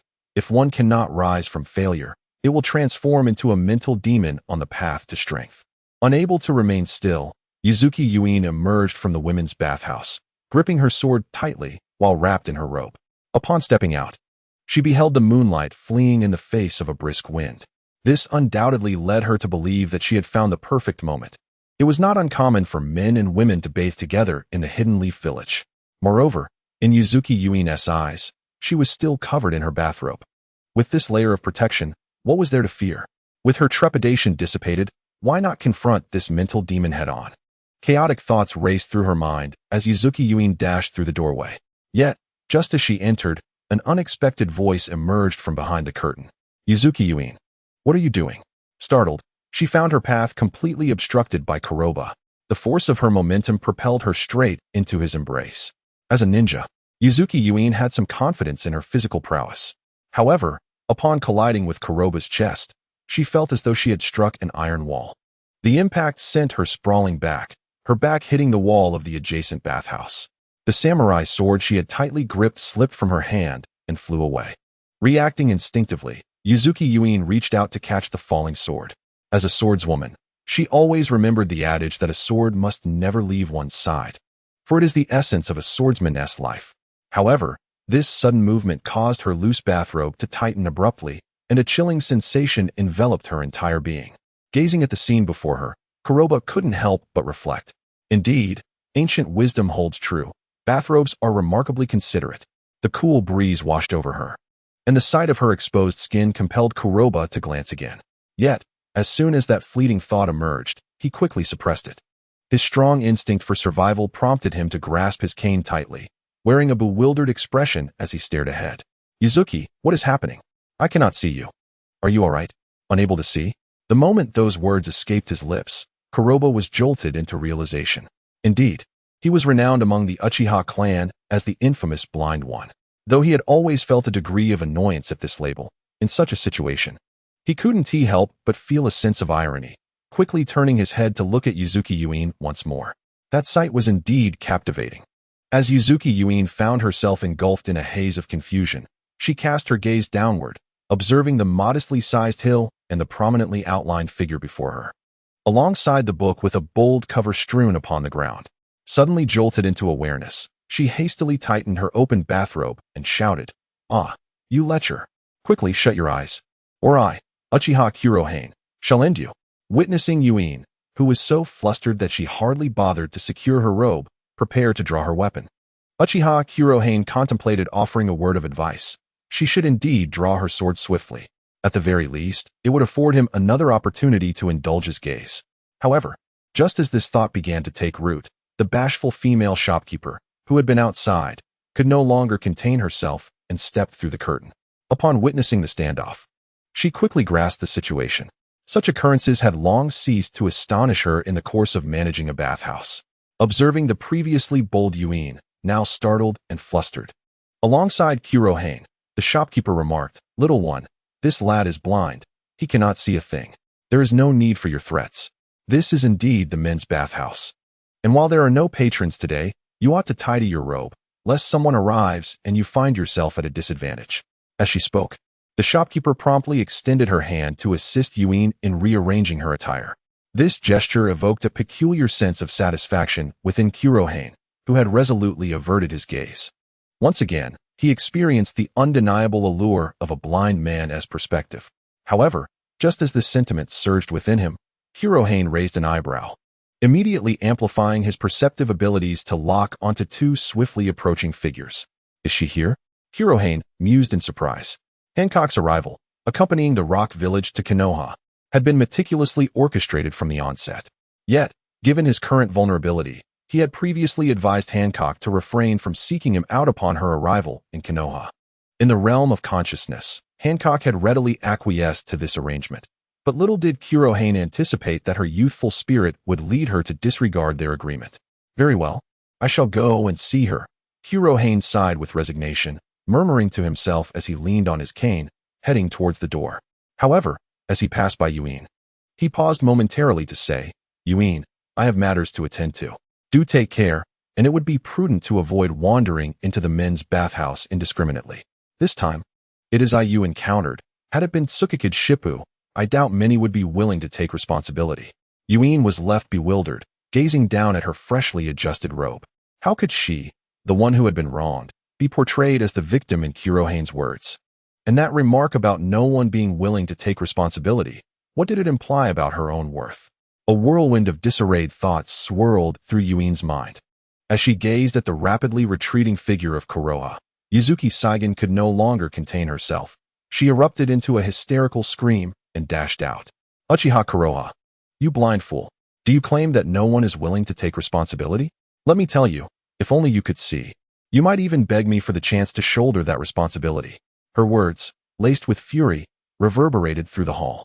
Initially, she had intended to stealthily return and seek out the cherished tome, the Moonlight Gale, that belonged to her late father. Yet, the scene unfolding before her instilled a deep terror, prompting her to hastily turn and flee. She had no desire to be branded with a negative label by Yuzuki Saigen over this incident. Just as Konoha exited the bathhouse, the cacophony of her wrath echoed behind him. With a resigned touch to his nose, he reflected on the fact that women were indeed incomprehensible creatures. However, the imminent approach of Hancock and her following companion compelled Konoha to temporarily set aside thoughts of Saigen. He understood well that if this matter were mishandled, his meticulously crafted plans would likely be thrown into disarray. At last, she has arrived. Leaning on his cane, Konoha lifted his gaze towards the adjacent forest. The hurried arrival of Yuzuki Saigen clearly indicated that she too had heard the murmur, instinctively following Konoha's gaze. However, the moment her eyes landed upon the graceful figure emerging from the woods, her pupils constricted and her eyes widened in disbelief. She was truly breathtaking. In that instant, Saigen felt as though she had been struck by lightning. Her mind went blank. The slender form before her, clad in a fitted tactical ninja suit, displayed every curve exquisitely. Standing nearly 6 feet tall, paired with a visage of unparalleled beauty, Saigen found herself utterly entranced, rooted to the spot. Previously, upon viewing the list on the Rouge rankings, even when encountering esteemed figures like Tsunade and Kushina Uzumaki, Saigen had firmly believed that, should the rankings reflect such standards, she too would undoubtedly ascend to their heights in due time. Yet, upon witnessing the sudden emergence of this captivating woman, she felt a profound sense of insignificance, as if a firefly dared to compete with the moon's brilliance. To describe the beauty of the woman before her in a single word would be to say she eclipsed all others, rendering the Rouge rankings obsolete. Konoha, you must look at this woman. She is simply too beautiful. Even your Rouge rankings cannot compare. Saigen, overwhelmed with excitement, seized Konoha's arm and urged him fervently. Unfortunately, when she beheld the warm smile adorning Konoha's face, her exhilaration abruptly froze, and she ultimately expressed a hint of regret. Uchiha Konoha, I apologize. It was unintentional. I simply forgot that you cannot see. Yet, I truly lament your inability to witness this beauty. She surpasses the entire Rouge rankings. Uchiha Konoha was momentarily taken aback, gazing at Hancock, who had unexpectedly transformed from her typically revealing long dress into a ninja tactical outfit. This attire, which seemed utterly unremarkable on others, took on a breathtaking allure when adorned by Hancock, accentuating her exquisite figure and curvaceous lines. It was nothing short of exhilarating, evoking a visceral reaction from any observer, regardless of gender. Indeed, this was the power of allure. Even the desire for modesty could not conceal it. According to Yuzuki Weiing, it would be a true misfortune to be unable to witness such a scene. Uchiha Konoha felt no inclination to dispute this, particularly as he beheld the plain ninja tactical gear transformed into something extraordinary by Hancock. She epitomized the legendary beauty that was spoken of in hushed tones. Meanwhile, the following figure, Daihun, found a slightly concealed shadow approximately 17 or 18 meters away and, upon settling in, his expression shifted dramatically to one of shock. Throughout the journey, he had speculated on Hancock's reckless departure from the IWA shinobi delegation upon her arrival in Konoha, wondering where she had ventured. He had never imagined she would head straight to a bathhouse. Initially, he thought it might be the folly of a woman enamored with her own beauty, seeking to cleanse herself of the dust of travel. However, the outcome left him astounded as he hastily retrieved a photograph from his possession. The likeness in the image was unmistakably that of the youth emerging from the bathhouse. Could he be the renowned storyteller of Monkey D., Luffy? Did Boa Hancock know of his whereabouts in advance, coming here to settle a score for not being featured on the list? A flurry of chaotic thoughts raced through Daihun's mind, and this revelation filled him with unexpected delight. On their way, Oenoki had repeatedly emphasized that the emergence of the list could signify hidden figures seeking a blind individual as a proxy. If they could eliminate this blind man, it would be a monumental achievement that could draw out the puppeteer behind the scenes. Even if they failed to kill him, it would still create a sensation, presenting the perfect opportunity for heroism. The prospect of such a plan succeeding filled Daihun with joy, envisioning not only accolades, but also the chance to win over a beauty. Suppressing his excitement, he glanced at Uchiha Konoha, who leaned on a cane, and couldn't help but shake his head with a hint of schadenfreude, remarking, unfortunately, "This lad is blind. Otherwise, were he to behold Boa's beauty, the list would seem trivial. She is, after all, a goddess beyond reach." standing behind Konoha. Yuzuki Yuang was equally entranced. With Hancock's appearance before the sightless Uchiha Konoha, she too felt a pang of regret and remarked, "Uchiha Konoha, did you not create a list? Had you the gift of sight, you would undoubtedly proclaim her as the true goddess. At this height, I fear that even in adulthood, I shall never reach it." Observing the somewhat entranced Yuzuki Yuin and the intense emotional fluctuations sensed within, I am aware of an unwelcome guest lurking in the shadows. Uchiha Konoha cannot help but marvel at the formidable spiritual influence of Hancock's sweet fruit. It is indeed extraordinary. In the original narrative, once Hancock's fruit is unleashed, even a Marine Vice Admiral would struggle to withstand its power. Konoha believes that in the world of shinobi, even a jonin might find it impossible to be entirely immune. This could certainly be deemed a devastating weapon on any battlefield. However, considering Hancock's current presence, which must remain concealed, Konoha resignedly retrieves a gourd and takes a swig of the potent brew.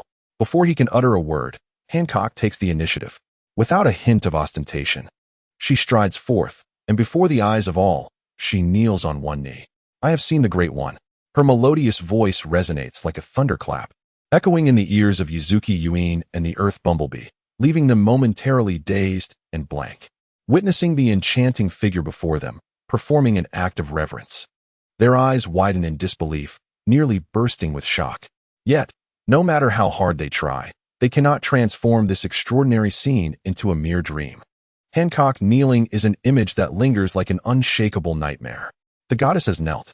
Just moments ago, they lamented Konoha's inability to witness the breathtaking beauty that eclipses even the most illustrious figures on the list of captivating women. They never imagined that this goddess, whom they revered, would actually kneel before a blind man. Had they not seen it with their own eyes, they would never have believed such a reality. "Uchiha Konoha, what is the meaning of this? How do you know her, and who is she?" Yuzuki Yuin, unable to contain her curiosity, strides toward Hancock. "Please, get up. This man is unworthy of such deference. You are so beautiful, yet you cannot even secure a place on the beauty list. It is only because he is blind that he fails to recognize your worth." "Blind?" Hancock, shaking off her previous deference, raises her head proudly and snorts, prepared to retort. However, a chilling sound of slicing air suddenly cuts through the atmosphere, followed by a barrage of shuriken descending like a torrential rain. "No, it cannot be. She is the goddess meant for me alone. How can she kneel before a blind man? You shall perish." The Earth Bumblebee, hidden in the shadows, is utterly twisted with rage. The scroll in his hand, nearly crushed, is none other than the contract scroll from the Hornet. Watching the goddess of his dreams bow in reverence to someone he holds in utter contempt is simply unbearable. In his eyes, it desecrates the very image of the goddess he idolizes. With a sudden flurry of movements, he weaves a series of hand seals. The scroll clenched between his teeth unfurls. Boom. Summoning technique. Giant killer hornet. A thick mist envelopes the surroundings. A massive murder hornet, towering at 5 to 6 meters, was summoned from thin air, instantly shattering nearby trees. Yuzuki abruptly awoke, her senses assaulted by the whistling shurikens and the sudden emergence of the hornet, which loomed like a small mountain. She found herself momentarily paralyzed, caught off guard by such a flamboyant assault. This was her first encounter with such an extravagant attack. For a fleeting moment, she forgot to act, her eyes wide as the shurikens rapidly magnified in her vision. The chilling sound of the air being sliced echoed throughout the scene. As she beheld the imminent danger enlarging within her gaze, the instinctual sense of life and death crisis, honed by years of rigorous training, jolted her fully awake. All the knowledge she had absorbed while shadowing her father surged to the forefront of her mind, and the combat experience ingrained in her body erupted in an instant. With a swift motion, she unleashed the Konoha-style sword technique, Sun and Moon Slash. The katana in her hand was drawn with fervor. At that moment, she felt an unexpected surge of gratitude for her earlier encounter with Uchiha Konoha, which had indeed frightened her to the core. However, it had inadvertently provided her with a taste of life and death combat experience, enabling her to act with the fluidity of a flowing stream in this pivotal moment. Without an iota of hesitation, the katana, which she had struggled to master in executing the Sun and Moon Slash, was now wielded with unparalleled finesse. The cold gleam of the blade sliced through the void, its trajectory resembling a full moon, forming an impenetrable defense that sent the approaching shurikens hurtling away. Clang, Clang, clang. 1, 2, 3, 5, 7. With a single sweep, 7 shurikens were deflected amidst a shower of sparks, propelled away from her. The hornet, lurking in the shadows and poised to swoop in for a heroic rescue, was momentarily taken aback. Such swordsmanship had been witnessed by him on the battlefield, but only by Chunin and Jonin could such a silky smooth technique be executed. Yet, here it was, performed by a girl of merely 8 or 9 years. Shattering his preconceived notions. Had the young ninjas of Konoha become unnaturally formidable in the time he had been away from battle? Just as doubts flickered through his mind, the hornet's eyes brightened with a glimmer of delight. Indeed, Yuzuki Yuki's swordplay exceeded his expectations. However, relying solely on this technique, it was a fool's errand to think she could fend off the numerous shurikens aimed at her. As her defensive stance began to wane, the last 3 shurikens surged forward, bypassing the protection of her katana and heading straight for her heart. Faced with the imminent specter of death once more, Yuzuki Yuki's instinct to evade kicked in, her body twisting to escape. Alas, having already surpassed her limits, a second breakthrough was but a distant dream. Her gaze instinctively flickered to the side, seeking Konoha. Yet, the thought of his blindness brought a bittersweet smile to her lips. In such dire circumstances, she had little faith that Konoha could protect himself, let alone rescue her. Concealed in the shadows, the ground bee observed with glee as it prepared to strike down an unsuspecting victim. With a swift motion, it unleashed the wind release. Great breakthrough. Black Feather executed a series of hand seals with a single hand, then thrust downward into the void before him. As a C-rank ninjutsu, the great breakthrough was not merely about inflicting damage. It was capable of conjuring a tempest in an instant. Boom.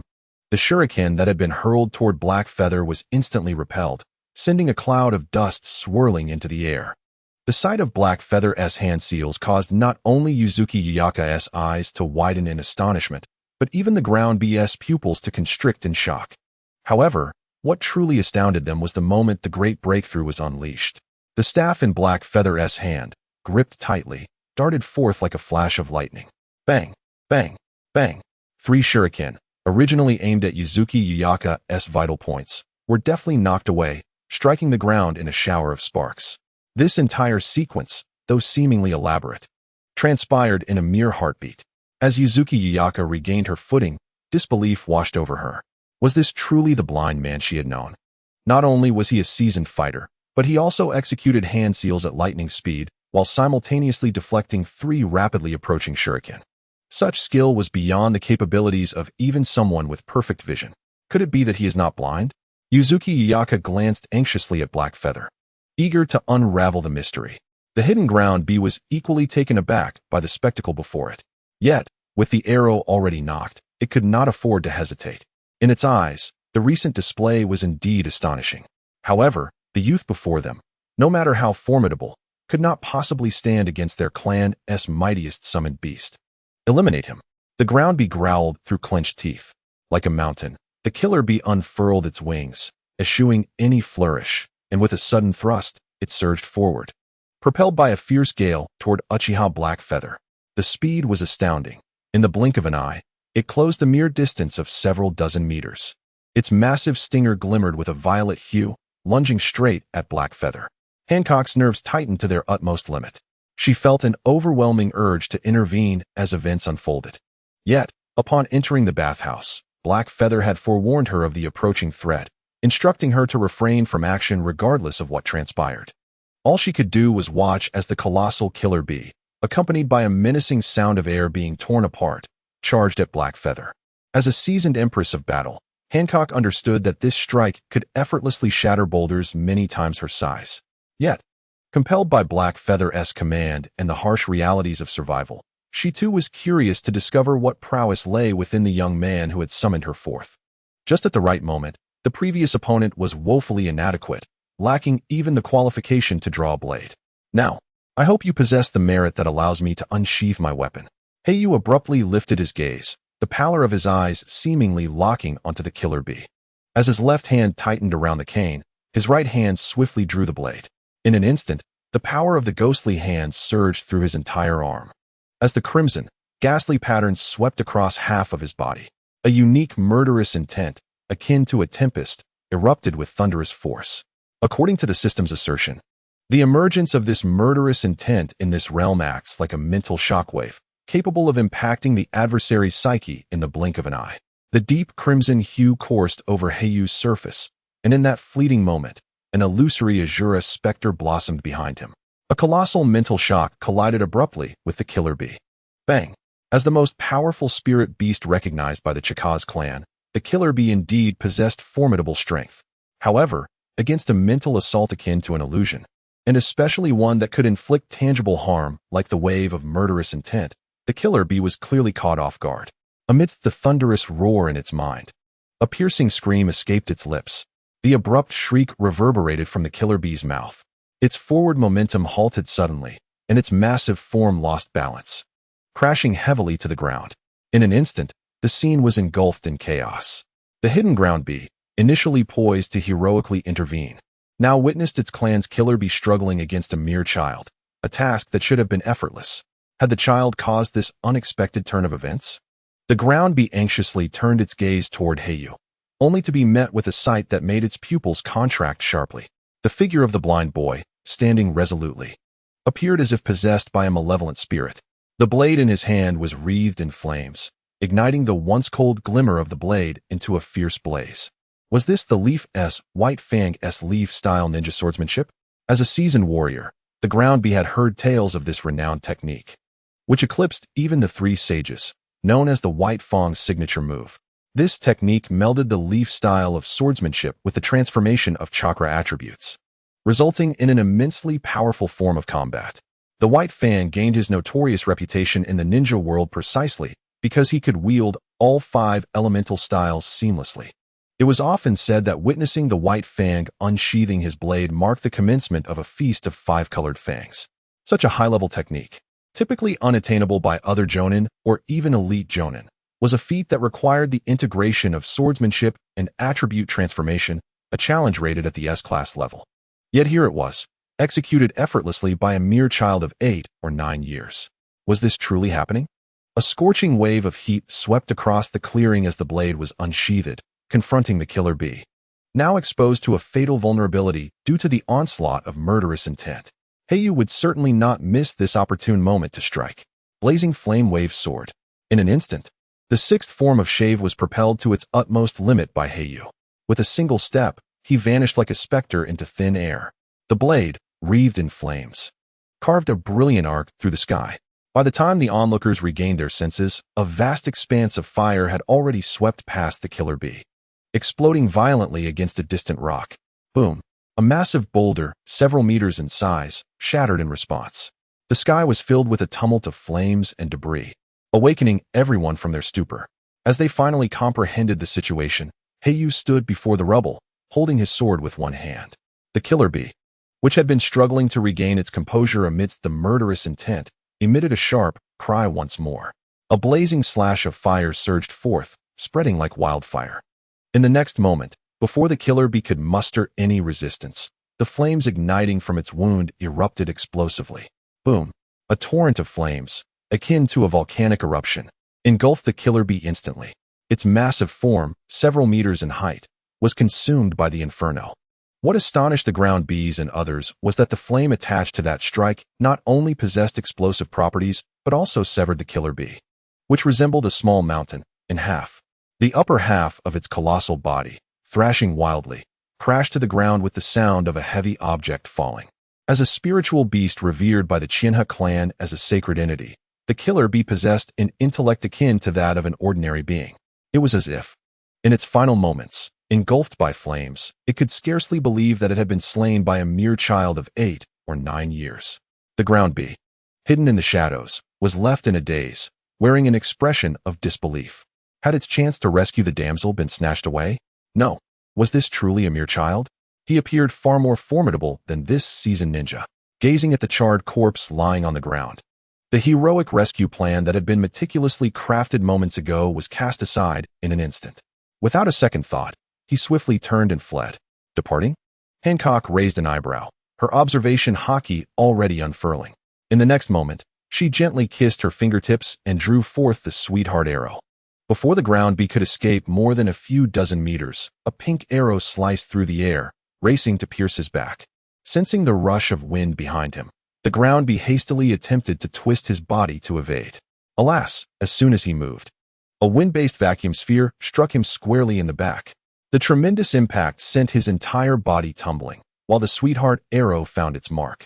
The force of inertia propelled him headlong into a nearby tree. Bam! The ground was instantly left dazed and confused. Regrettably, in such a critical moment, there was no time to linger, and he frantically attempted to rise from the ground.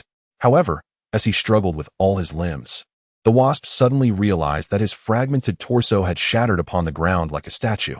Not only was his body in disarray, but his arms and legs were also severed and scattered across the floor. Most alarmingly, the petrifying signs were swiftly spreading throughout his form. Before he could utter a scream, he had wholly devolved into a shattered statue, lying in pieces upon the ground. Witnessing this scene, Hei Yu helplessly touched the tip of his nose. Indeed, this sweet fruit was as perverse as ever. Nevertheless, it was evident that lingering here was unwise. All that had transpired occurred within just a minute or two, and even the bathhouse proprietress remained undisturbed. However, the shadowy guards surrounding the area would soon arrive. Should they fail to depart before their arrival, a plethora of troubles would undoubtedly ensue. "Hancock, will you manage to extricate yourself unscathed?" Hei Yu inquired, glancing at Hancock beside him. Hancock had already regained her accustomed high demeanor. Yet in the presence of Hei Yu, she still tempered her stance and nodded, saying, "Rest assured, Lord Hei Yu, I possess observation haki and other means. They will find it exceedingly difficult to locate me. However, my decision to meet you in secret was indeed reckless, and I have caused you trouble." Observing Hancock's apologetic expression, Hei Yu smiled and shook his head, saying, "Hancock, this is a trivial matter. There is no need for self-reproach. It is I who should be grateful for your efforts. Henceforth, you need not address me as Lord repeatedly. Simply calling me Hei Yu will suffice. This, of course, is an order, and you cannot refuse." Hancock was momentarily taken aback, never anticipating that Hei Yu would emphasize such a detail at this critical juncture. Ever since being summoned to this world by the system, Hancock had been aware of her subservience. Bound by an unwavering loyalty to her summoner, she retained memories of her original world and could even choose to die to break the summoning. Yet, in this world, it seemed unlikely that anyone would willingly seek death. Simultaneously, Hancock was curious about the identity of the one who commanded her loyalty from the depths of her soul. "Hancock, what troubles you?" Hei Yu raised an eyebrow, observing Hancock standing dazedly in place, prompting his inquiry. Regaining her composure, Hancock smiled charmingly and replied, "It is nothing, merely that you seem somewhat extraordinary. If there is nothing further, I shall take my leave. Until we meet again tomorrow, my lord." With those words, Hancock flickered and vanished at an astonishing speed. When she reappeared, Hei Yu merely used his mind's eye to locate her figure 100 meters away. Hei Yu was somewhat surprised, but soon reconciled with the reality. Hancock was the only empress among the 7 warlords and a paragon among female pirates. Without extraordinary prowess, she likely would not have survived to this day. Watching Hancock depart, Hei Yu turned to face Yuzuki Yuin. Yuzuki Yuin's expression changed, and she instinctively took a step back. Clutching her chest, unable to suppress her words, "Uchiha Hei Yu, you don't intend to silence me, do you?" "Silence you?" Hei Yu shot her a sardonic glance. "Have you been reading too many cliched novels? However, it seems that leaving now may not be feasible, and I must impose upon you a slight inconvenience." "Inconvenience me?" Yuzuki Yuin was momentarily taken aback, but before she could fully comprehend the situation, Uchiha Konoha had already grasped her hand tightly and turned to stride towards the bathhouse. By the time Yuzuki Yuin regained her senses, Konoha had led her into the mixed-gender bathhouse. As she felt the wave of steam enveloping her, her cheeks flushed a deep crimson, and her mind went blank in a cacophony of confusion. To be compelled to bathe without prior agreement seemed rather unfair.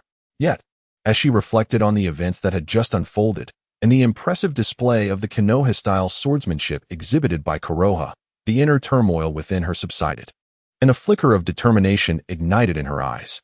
She gritted her teeth and declared, "Konoha, I can provide cover for you, but afterward, you must instruct me in the art of swordsmanship.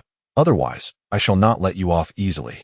Konoha, taken aback by Yuzuki Yuin's resolute demeanor, found himself at a loss.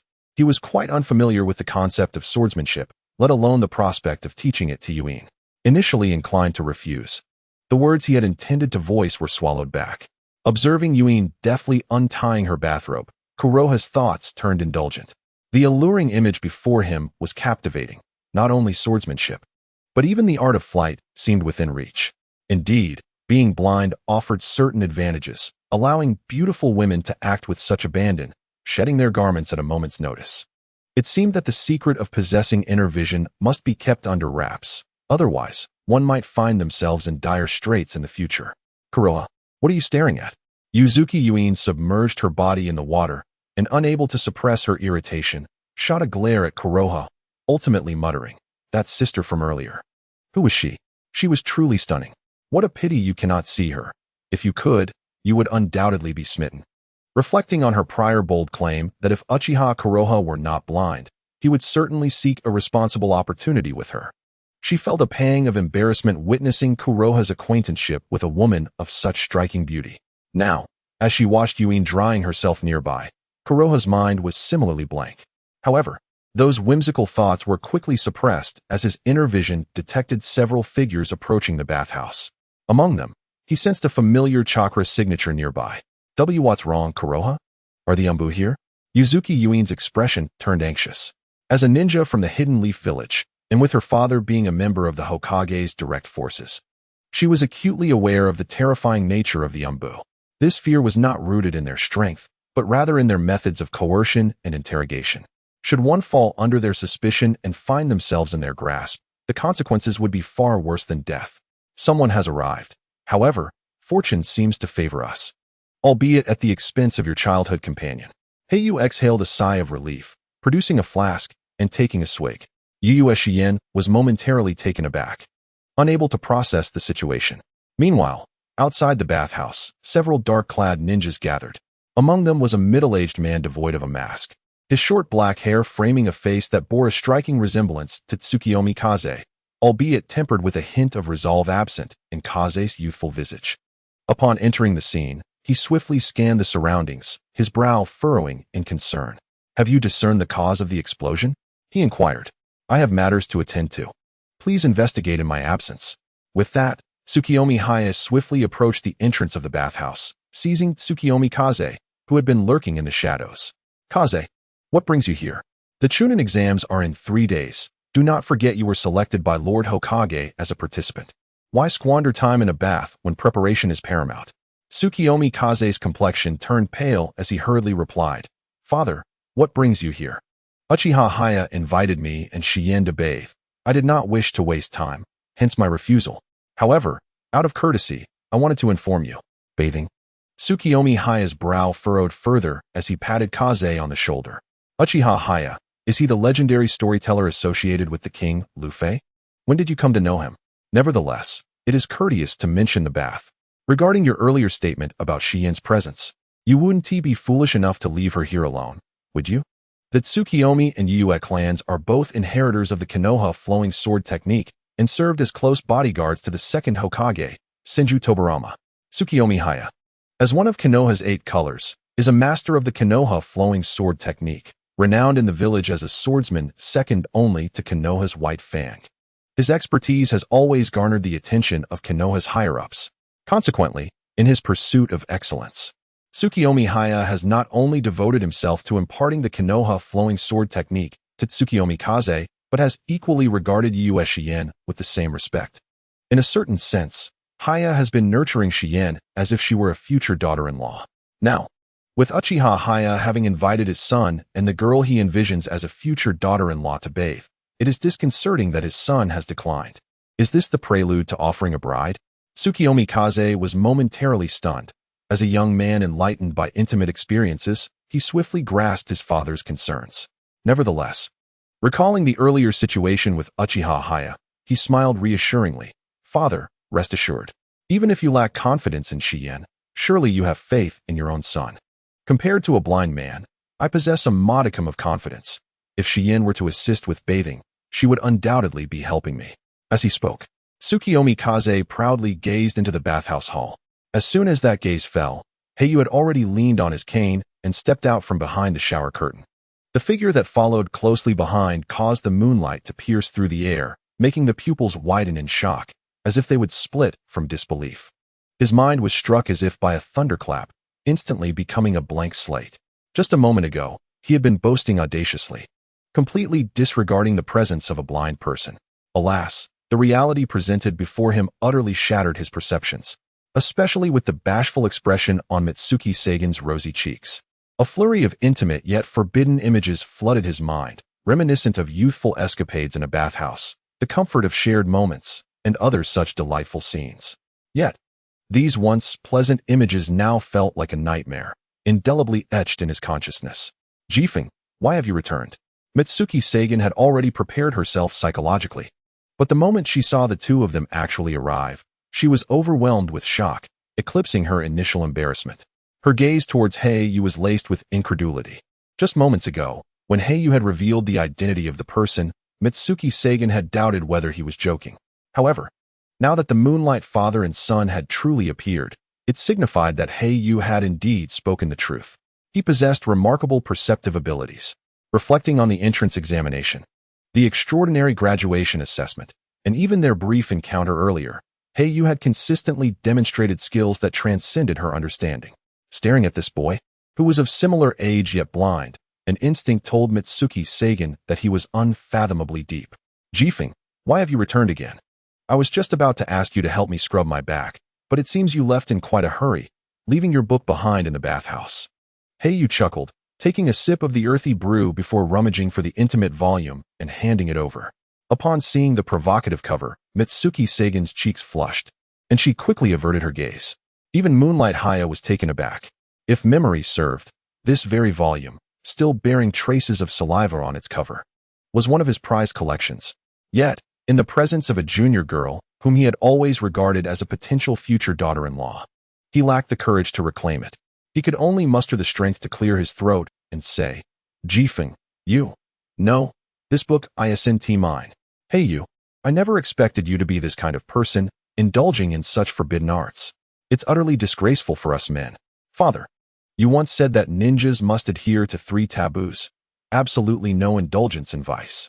Yet here is Hei Yu, carrying such a risque book. This surely violates the ninja's 3 taboos. Moonlight Jifeng suddenly snapped back to reality, erupting into a frantic outburst. Moonlight Haya's expression stiffened, and as he gazed at the fervent Moonlight Jifeng, he nearly succumbed to the urge to slap him on the back of the head. Here stood 3 individuals. Aside from Mitsuki Seigen, there was a blind boy and his son. And now, he was being told that this book belonged to the blind boy? Who would believe that? At the very least, Moonlight Black Knight could scarcely believe that Yuzuki Yuin would be convinced. With a resigned sigh, he cast a wistful glance towards Moonlight Swift Wind. One couldn't help but ponder whether this was truly his own flesh and blood. Not only had he barred the opportunity for a shared bath, but he had also spoken untruths with his eyes wide open. It seemed that he would need to exert himself more in the evenings and cultivate a new persona. Lord Black Knight, there are scorched remnants outside, along with traces. And in the distance, a shattered statue. No other discoveries have been made. It is possible that someone was here earlier, practicing ninjutsu. A member of the Umbu approached swiftly to report. Moonlight Black Knight quickly regained his composure, surveying the surroundings before seizing a chance to extricate himself. With a somewhat strained smile, he said, Yuin, Uncle has matters to attend to. Come visit my home sometime. I shall demonstrate the Leaf Village sword technique for you and Swift Wind to lay a solid foundation for the Chunin exam in 3 days. Swift Wind, hurry and retrieve the book. Do you genuinely believe a blind man can read? Who would buy such nonsense? It's utterly foolish. Moonlight Swift Wind was bewildered, watching as Moonlight Black Knight turned and departed, wishing he could find a hole to burrow into. Black Feather, touching his nose, took a sip of his earthy brew. At such a critical moment, revealing Moonlight Swift Wind's true nature could only elicit a silent apology. However, Black Feather couldn't help but feel a tinge of envy. Moonlight Swift Wind had a commendable father who, even at the last moment, created opportunities for him. Regrettably, having a foolish son, one wondered if the illustrious Moonlight Black Knight would spend the night training a new persona. Observing Moonlight Swift Wind make a hasty exit without even retrieving the book, Black Feather returned to his thoughts, raising an eyebrow as a glimmer of cold light approached him. Clang! Black Feather deftly maneuvered his cane to block the icy gleam. Rolling his eyes in exasperation. Yuin, what are you doing? Just out of the bath. And you already intend to silence someone? Silence someone. Yuzuki Yuin shot him a fierce glare, retracting her katana. Reflecting on the recent events, she gritted her teeth and said, Uchiha Black Feather, tell me honestly. Can you truly not see? What had transpired was too sudden, leaving Yuzuki Yuin's mind in disarray. After the comedic interlude involving Moonlight's swift wind, she gradually found her composure. Recalling the scenes that had unfolded, a deeply skeptical thought flashed through her mind. Feeling the intense heat, as if it could peel back her heart to reveal the truth. Yuzuki Yuin sighed and took a swig of her drink. Indeed, being blind was no easy feat, especially for one who enjoyed inviting others to bathe. A moment's carelessness could tarnish a lifetime's reputation. Observing the exasperated Black Feather, a sense of foreboding surged within Yuzuki Yuin. Uchiha Black Feather, please tell me what you saw in the bathhouse. What did you see? Helplessly, Hei Yu took a sip of his drink to calm his nerves. He certainly could not divulge to Matsu Yuin that he had seen everything he should and shouldn't have. The only course of action was to forcibly suppress his thoughts, donning an expression of innocent bewilderment as he said, I have been blind for 8 years. Would you believe me if I claimed to have seen everything? Yuin, you surely don't think I could see anything, especially after sharing a bath with me just moments ago? You rogue. Matsu Yuin erupted in anger, completely taken aback by Hei Yu's sudden reversal. The memory of her previous boldness in the bath caused her cheeks to flush a deep crimson, and she gripped her katana tightly, gritting her teeth as she declared, Uchiha Hei Yu, if I discover that you can see, I will certainly kill you. If I cannot, I will make sure to find a way. At this point, Matsu Yuin could no longer continue. Her fury propelled her to turn and storm away. Watching her retreating figure, Hei Yu helplessly touched the tip of his nose. Considering his current strength and the emergence of the storytelling system, he believed that Yuin could not harm him now, nor would she be able to in the future. Hence, her final words became pivotal. If she could not kill him, was she planning to hold him responsible? With this thought, Hei Yu let out a sigh, tightly gripping his cane as he made his way out. Indeed, being handsome came with its own set of troubles. Meanwhile, at the temporary encampment in Iwa Shinobi Village, after arriving, Ju Feng eagerly entered his room. Lord Ju Feng, you are in such a hurry that you've neglected the meeting called by Lord Kuratsuchi. Is there something of utmost importance? Draped in a half-black cloak, Hei Feng was the first to lose his composure after closing the door. This trip to Konoha for the Chunin exams was seen by their Shinkaku clan as a crucial opportunity for resurgence in Iwa Shinobi Village. Unfortunately, the unexpected appearance of Hancock had completely derailed their plans. Nevertheless, participating in the Chunin exams and arriving at Konoha was still a fortuitous turn of events. However, Ju Feng's actions were undoubtedly sowing seeds of unease within Hei Feng. Hei Feng, have you not noticed that Di Feng is absent? Ju Feng said with a smile as he sat cross-legged, eagerly producing another scroll. A contract scroll? Hei Feng was momentarily taken aback. This was Konoha, a place where even the Tsuchikage, Anoki, would not dare to act recklessly. Ju Feng's sudden unveiling of the contract scroll was far beyond his expectations. Ju Feng, you cannot possibly be suggesting that Di Feng secretly took the scroll and left the Iwa Shinobi forces to seek out Boa? Hei Feng recalled the beauty that surpassed even the most enchanting figures within Anoki's eyes. However, causing a ruckus in Konoha seemed exceedingly reckless. Haha, Hei Feng, you are indeed too cautious. It was a wise decision to send Di Feng to handle this matter, Ju Feng replied with a cold chuckle. Rest assured, that woman ventured out on her own, and whatever transpired is entirely her own doing.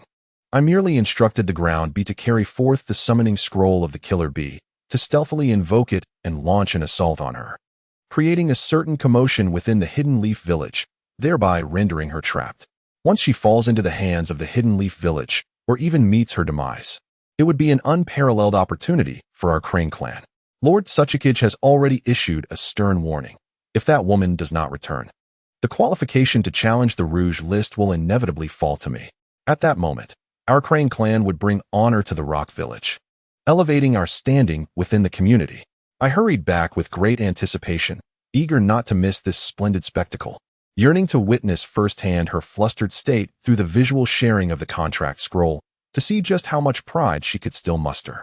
As I contemplated this, the bee could hardly contain its excitement and unfurled another contract scroll, visual sharing of summoning technique. With a swift bite to its index finger, the bee began to soar. As the final hand sign was completed, it pressed its palm against the contract scroll.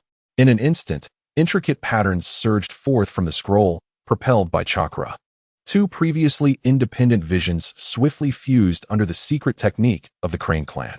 The thought of soon witnessing Hancock's dismayed expression intensified the thrill on the bee's face, its eyes brimming with eagerness.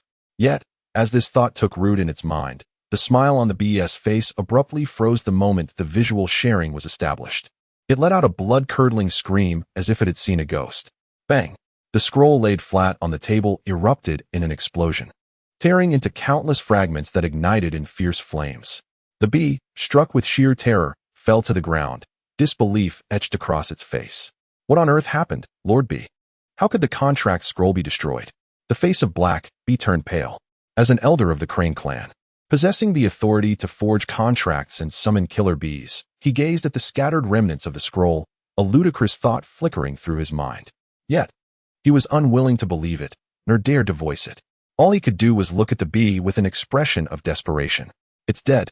Our sacred beast of the Crane clan is dead. The bee suddenly snapped back to reality, panic-stricken. In that fleeting moment of visual sharing, I saw a blaze engulfing my entire vision, and by the time I processed it, the killer bee was cleaved in two, reduced to ashes by the flames. The killer bee's last words were a fragmented warning. Beware of the blind. Beware of the blind. Black Bee was left bewildered. Their Crane clan, indeed, had gradually weakened following consecutive battles.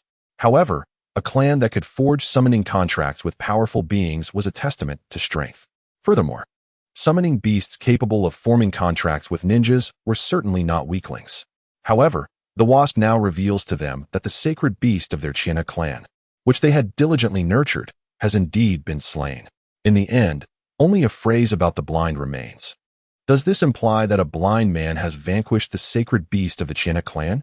If this is true, does it suggest that the blind is extraordinarily powerful, or that the sacred beast is lamentably weak? The cramped room fell into profound silence as they gazed at the ashes of the burnt contract scrolls on the ground.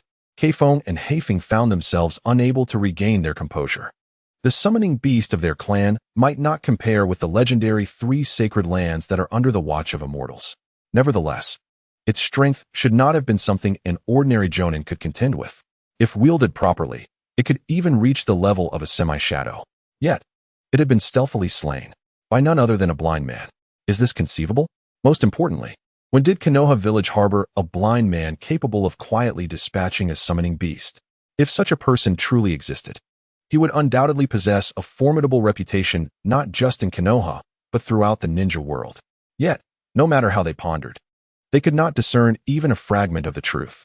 The atmosphere in the room grew increasingly tense and oppressive. As they observed the scattered contract scrolls and the ashes from the fire, Heifeng's gaze fell upon the side tome of Wang Lufei's legend, and an absurd thought flickered across his mind. Kaifeng, do you suppose the blind man who killed our clan's sacred beast could possibly be Uchiha Kuroha? Uchiha Kuroha? Kaifeng stood frozen, casting a glance at the fallen tome of Wang Lufei's legend, before erupting in fury.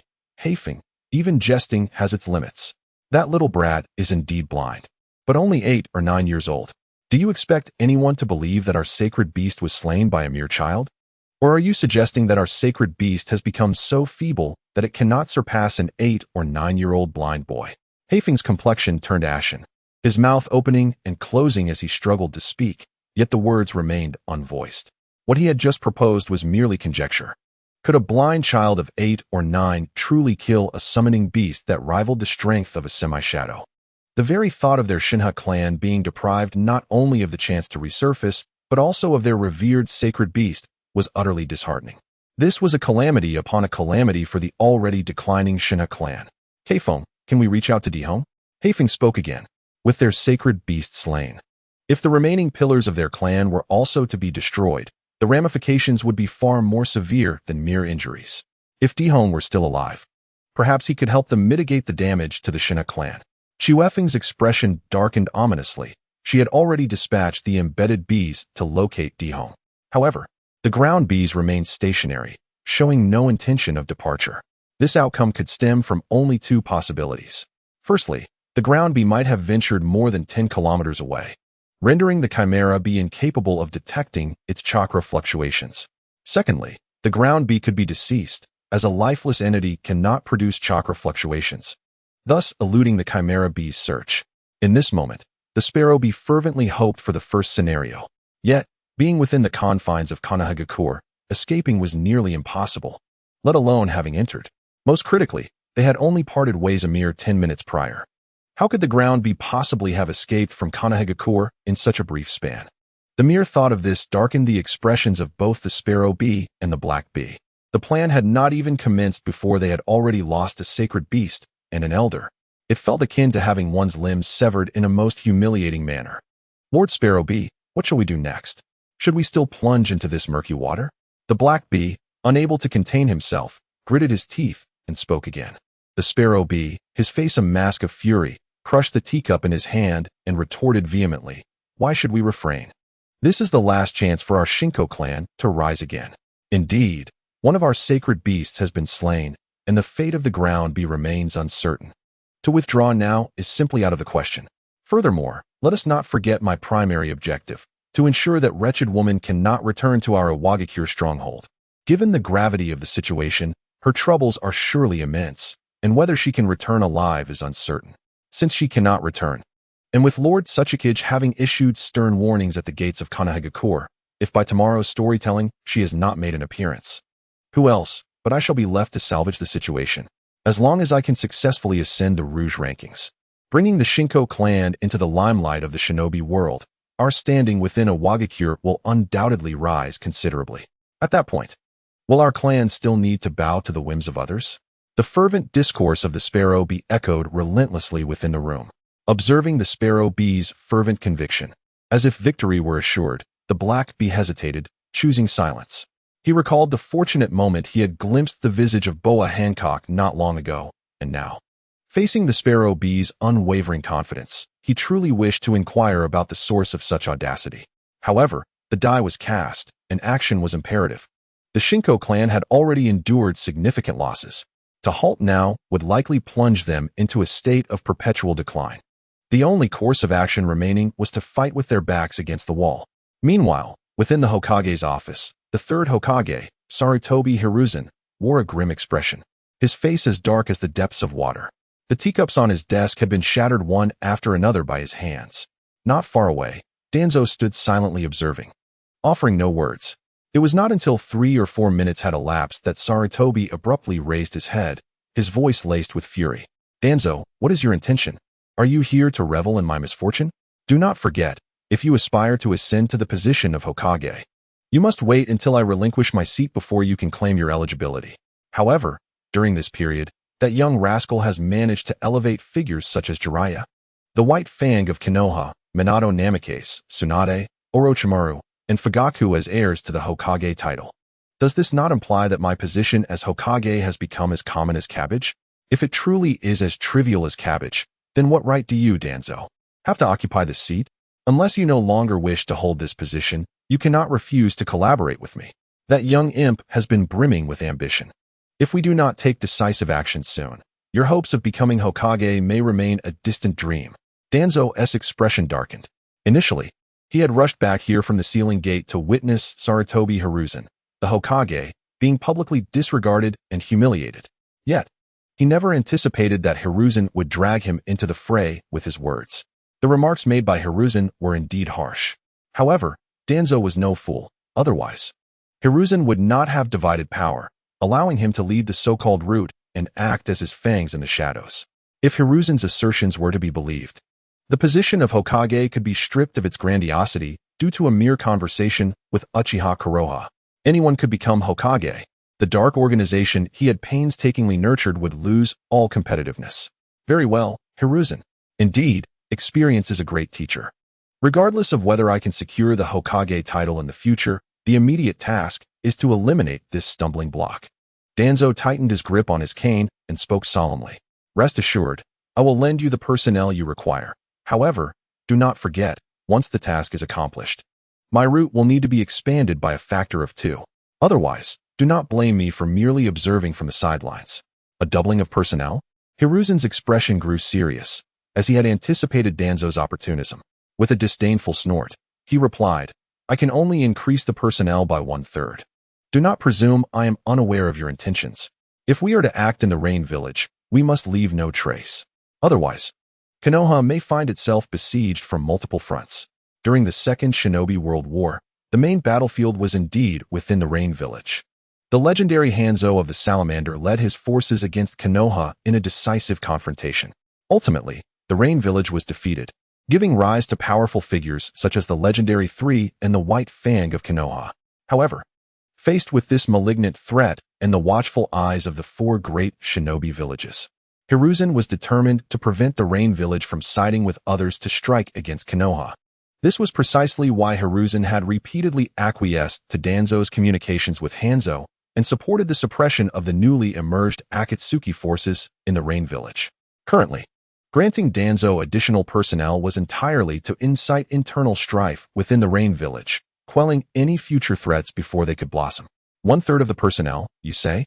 On the visage of Danzo, a faint smile of satisfaction emerged, as this outcome exceeded his expectations. "Rest assured, I will handle this matter with utmost care," he declared. Yet, it appeared that the three individuals leading the Akatsuki were students of Jiraiya. "Do you truly need to consult me over such trivialities?"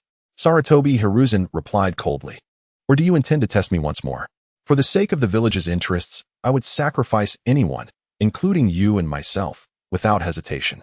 Therefore, Danzo, I trust you will not forget this. Otherwise, the one who will ultimately claim your head shall be me. Now be on your way."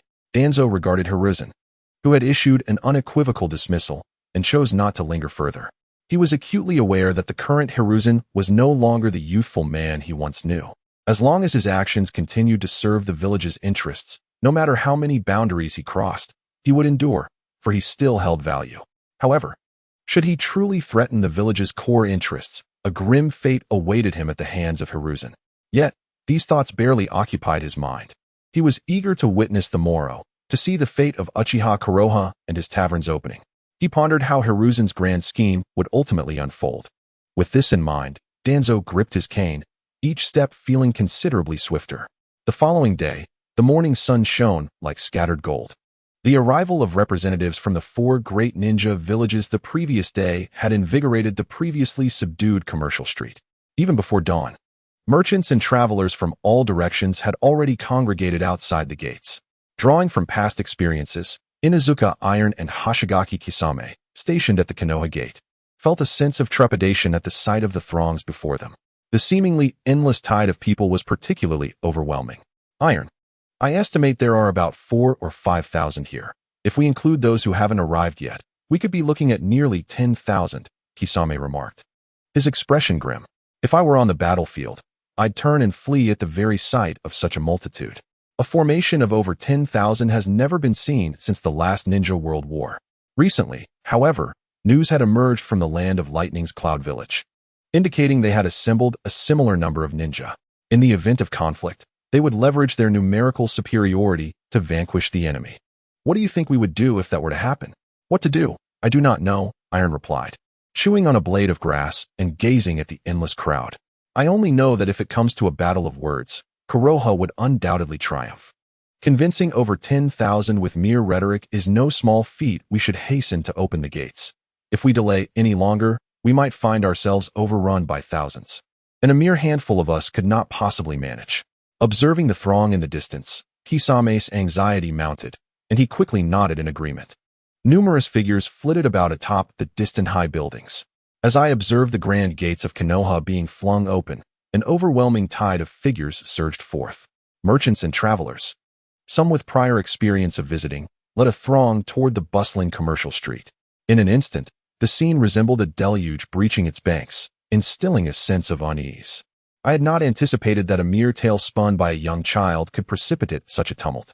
The arrival of thousands, akin to a formidable army from any other village, would surely place Konoha at a critical juncture of survival. Perched atop a high building, 7 or 8 figures materialized. At the forefront stood the diminutive figure of the third Mizukage, Kagaya Yagura, leading the delegation from the Mist Village. Following closely were the elite members of the village, including the formidable Terumi Mei. The speaker, unmistakably, was the skilled tactician of the Umbu, the pufferfish demon, Sujetsu. Terumi Mei furrowed her brow and, after surveying the surroundings, remarked, Suigetsu, we are presently under the watchful eyes of Konoha's Umbu. Such words could easily jeopardize our relationship with Konoha, should they fall into the hands of the wrong individuals. It may escalate into a conflict between our two nations. Throughout the years, Terumi Mei had opposed the decision-making led by the third Mizukage, which placed the 7 ninja swordsmen in significant positions within the village. This opposition was not due to a lack of strength among the swordsmen. Rather, it stemmed from their exceptional prowess, rooted in the blood-stained policies of the past. Their bloodthirsty nature could only foster a detrimental atmosphere within the Mist Village if they were granted positions of power. Upon hearing her words, the members of the 7 ninja swordsmen turned their gazes toward Terumi Mei, their faces alight with sanguine smiles. They had long since grown accustomed to the presence of this princess of the first Mizukage. It could be said that had it not been for the vast family backing her, this audacious individual who dared to challenge the swordsman would likely have met an untimely demise in obscurity. Suigetsu licked his lips, a sinister chuckle escaping him. Oh, Princess Terumi Mei, you remain ever the same, burdened by such worries. Setting aside the fact that our Mist Village fears not Konoha, even if they were to tear apart the facade and declare war upon us, consider this, under the guise of peace these years. The denizens of Konoha have turned into delicate seedlings, utterly incomparable to the vigorous youth of our Mist Village. I firmly believe that in a true confrontation, our forces could easily overwhelm them tenfold. Moreover, if a mere utterance were to sow resentment in Konoha, I suspect their true fear lies in their own inadequacy, unable to withstand even a mere 10,000. His deep voice resonated without a veil, echoing across the observation deck. The remaining members of the 7 ninja swordsmen joined in hearty laughter. For ages, they had stood as symbols of strength within the Mist Village, and were feared throughout the ninja world. In their undertakings, they have long grown accustomed to reckless abandon. With the presence of the third Mizukage leading the way, what fear could they possibly harbor? The countenance of Terumi Mei darkened instantly, and she hastily interjected, Esteemed third Mizukage, why do you not admonish them? The relationship between our two nations is no trifling matter. Enough, Terumi Mei, the third Mizukage replied calmly. What Suigetsu said was merely thoughtless banter. Our Mist Village stands on equal footing with the Leaf Village. We need not be overly cautious. Moreover, in recent years, all major ninja villages have been amassing strength, and tensions have been steadily rising. If it were not to uncover the hidden secrets of the legends surrounding Monkey D. Luffy, we would not have gathered here today. Since war is inevitable, let us seize this opportunity to demonstrate to the Leaf Village the resolve of our Mist Village. Time is of the essence. Although the Leaf Village has reserved a position for us, we should make our way there promptly. At this juncture, Kagura Yuzora glanced back at the throngs of people below. If mere words could rally such a formidable assembly for an individual or a faction, it would indeed be a nightmare for the 5 great ninja villages. Therefore, such burgeoning sentiment must be quashed in its infancy. With that, Kagura Yuzora turned and departed first. Suigetsu and the others followed closely behind. Observing their retreating figures, Terumi Mei fell into a profound silence. Is it that my ideals no longer resonate with the Mist Village? Why does no one wish to heed my words? Beside her, Ao remained equally silent. As a close guard of the Hozuki clan, his standing within the village was not insignificant. However, in comparison to the influential 7 ninja swordsmen, he felt a considerable distance from true power. Both he and Terumi Mei could be regarded as notable yet powerless figures of the second tier. After a lengthy silence, as Terumi Mei expressed her self-reproach, Ao finally spoke. In the past, the first Mizukage held the third Mizukage in high regard, believing him to be worthy of cultivation. The second Mizukage's Blood Mist Village plan was ultimately rejected by the third, yet regrettably, upon assuming office, the third Mizukage inexplicably did not abolish the Blood Mist Village. Instead, he intensified its practices. Initially, many within the village voiced their dissent, but as time passed, those voices dwindled. Terumi Mei fell into deeper silence, fully grasping Ao's concluding remarks. The village's opposition to the Blood Mist was not due to a lack of courage to speak out, but rather a grim reality where dissenters had quietly perished in battle. At present, the idea of overturning the Blood Mist seemed utterly implausible. Voices of opposition were virtually non-existent. Yet, the thought of Kagura Yuzora, once favored by the first Mizukage, now seemingly transformed, ignited her ire. Ao, Do you think Kagura Yuzora is merely putting on an act? How else could he deceive the first Mizukage into grooming him as his successor? If only I were a few years older. I would not have to endure such indignities now. With a resigned smile, Chin gazed at the still childlike and somewhat youthful-looking Terumi-Mei, offering her words of comfort. Princess, this matter has troubled many, even within the ranks of the Byakuren clan. Regrettably, you are still quite young. Numerous individuals believe that the third Mizukage seems to have transformed into an entirely different person. However, such changes may have been necessitated by the circumstances. For now, our priority must be to address the upcoming Chunin exams and to uncover the secrets that lie behind the legend of Wang Lufei. Terumi-Mei nodded in acquiescence, though the thought of the seemingly transformed Kagaya Yashiro filled her with a sense of frustration. Nevertheless, considering the interests of the village, she resolved to set aside her grievances and hurried alongside Qing towards the commercial street. Simultaneously, with the arrival of merchants and travelers, the other three great ninja villages, as well as the local villagers of Konoha, flocked towards the bustling commercial street. Following the previous conflict during the storytelling event that had devastated the area, this opportunity, coupled with Jiraiya's personal investment, led to the reconstruction of the commercial street into a grand plaza centered around the Uchiha Heiha's storytelling tavern. While the plaza was indeed vast, accommodating only a few thousand at most, it soon became inundated with over 10,000 visitors, creating a bottleneck that rendered movement nearly impossible. Had it not been for the presence of ninjas and Umbu members maintaining order, the entire plaza would have descended into chaos. Jiraiya, it seems your purse was not sufficiently generous. Had we constructed a colossal coliseum, we might have accommodated all these individuals, Tsunade remarked playfully from atop a rooftop. Surveying the throngs below, you underestimate the allure of the storyteller, Jiraiya retorted, his face contorted with bitterness as he rattled his now empty wallet. I must have overestimated my own resources. Why did I insist on undertaking this endeavor? I wonder when I will ever recoup my losses. Yet, the number of attendees has far surpassed our expectations.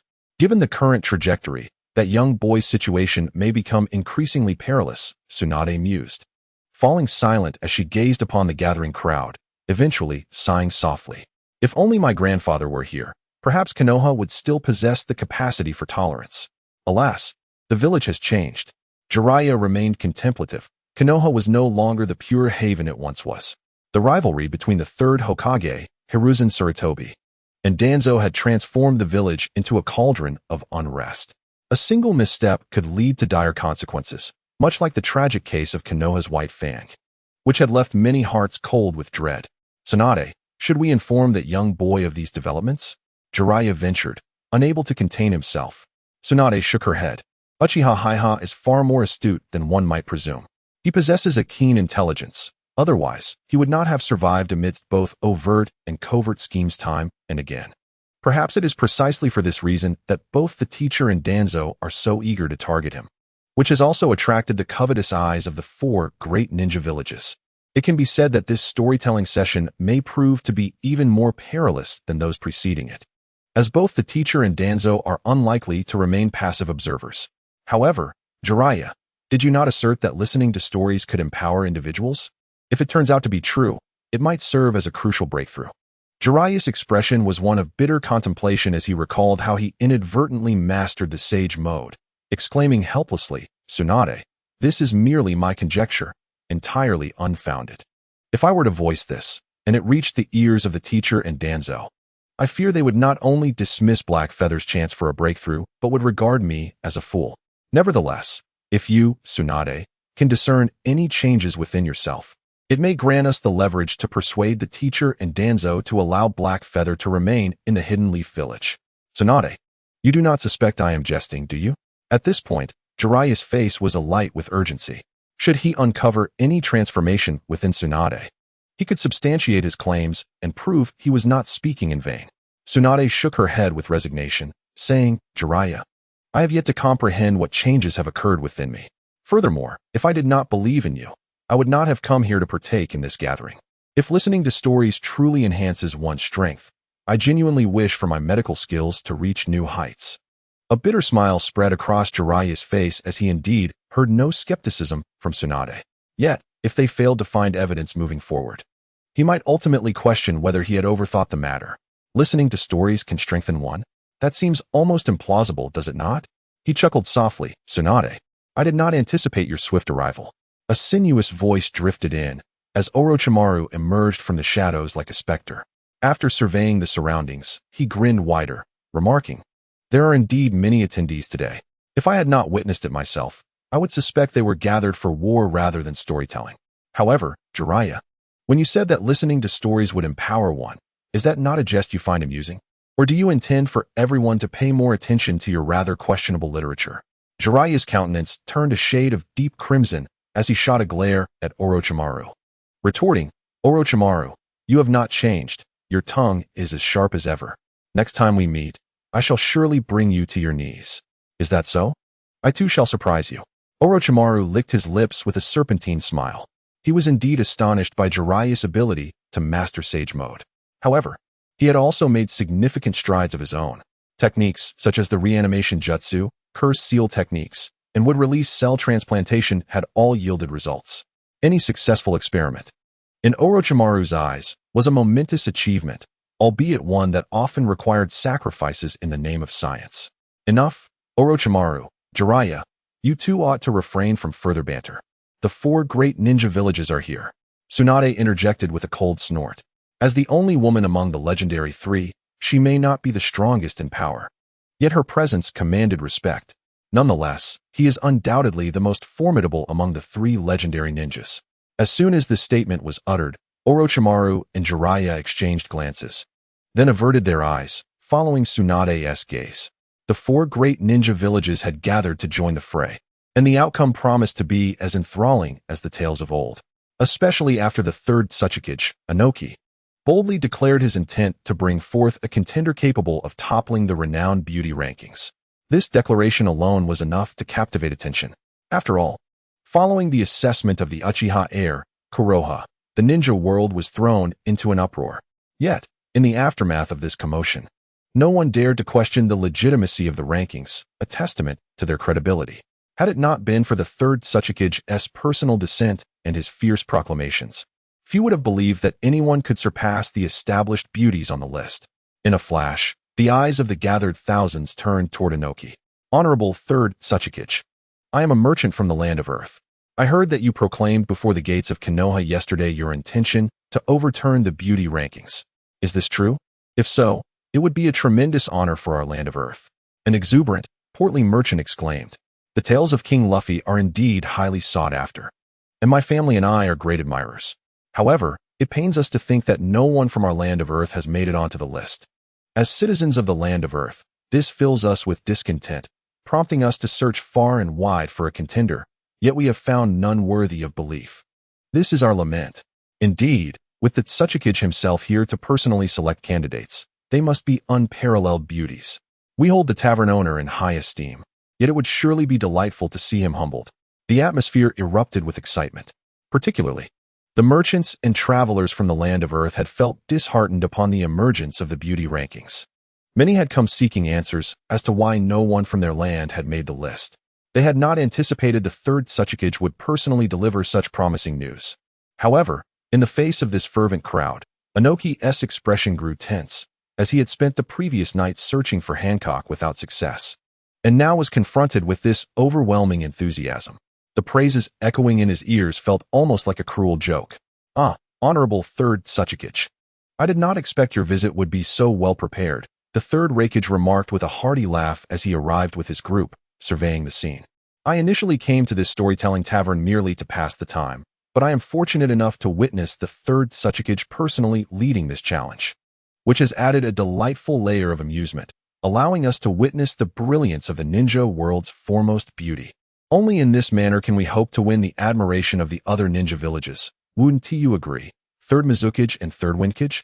The citrus tree, accompanied by a cadre of mist ninjas, made its entrance, and even the 3rd Kazekage was no exception. Faced with the remarks from the 3rd Raikage, they indeed refrained from responding. However, their expressions spoke volumes. They harbored an undeniable curiosity about the recently emerged beauty of the ninja world, Uchiha Kurohane, whose status on the charm rankings they dared not dispute. Observing the shift in atmosphere and the penetrating gazes around them, Inoki, the Tsuchikage, could hardly suppress a twitch of his aged visage. If given the choice, he would gladly have slapped himself multiple times to retract the boastful claims he had made the previous day. Yet, with the situation escalating, he had no option but to steel himself and take a seat. Following closely behind him, Fang scanned the crowd, yet failed to locate a familiar figure. As her taut nerves relaxed, a flicker of excitement graced her features. She understood fully that Hancock's continued absence was, without a doubt, fortuitous. It not only suggested the possibility of Hancock encountering trouble, but also indicated her potential rise as the face of a Wagakure, capable of turning the tide in a battle devoid of bloodshed, a monumental achievement indeed. The gathering was indeed substantial. Asuma, how did you manage to find this place? Among the throngs, a group of shorter individuals appeared slightly out of place. Leading the way was none other than Sarutobi Asuma, flanked by his recently graduated students. This is a place I reserved in advance. Just because others couldn't manage it doesn't mean I, Asuma, cannot, he declared, a cigarette dangling from his lips. Unable to contain his laughter, he turned back to offer a warm smile. Hong, I've prepared seats for you here, along with some snacks. Everyone, feel free to indulge today. Oh, and I must inform you, a grand spectacle will unfold today, in a grand gesture. Sarutobi Asuma had invested all his pocket money to secure the venue, along with provisions and refreshments, ensuring even the most renowned dumplings of Konoha were included. This was all due to the advanced knowledge imparted by his father that he would have the chance to redeem himself for the embarrassment he suffered at the dumpling shop the day before. The thought of regaining his honor in front of a vast audience, particularly in the presence of the illustrious Uchiha Kurohane, was nothing short of exhilarating. It could be said that upon learning of the plan, Asuma had awoken with a smile more than a dozen times the previous night. Asuma, what good fortune has befallen you? I heard you were soundly thrashed by Kurohane at the dumpling shop. Mike Guy inquired, walking on his hands, struggling to articulate his words.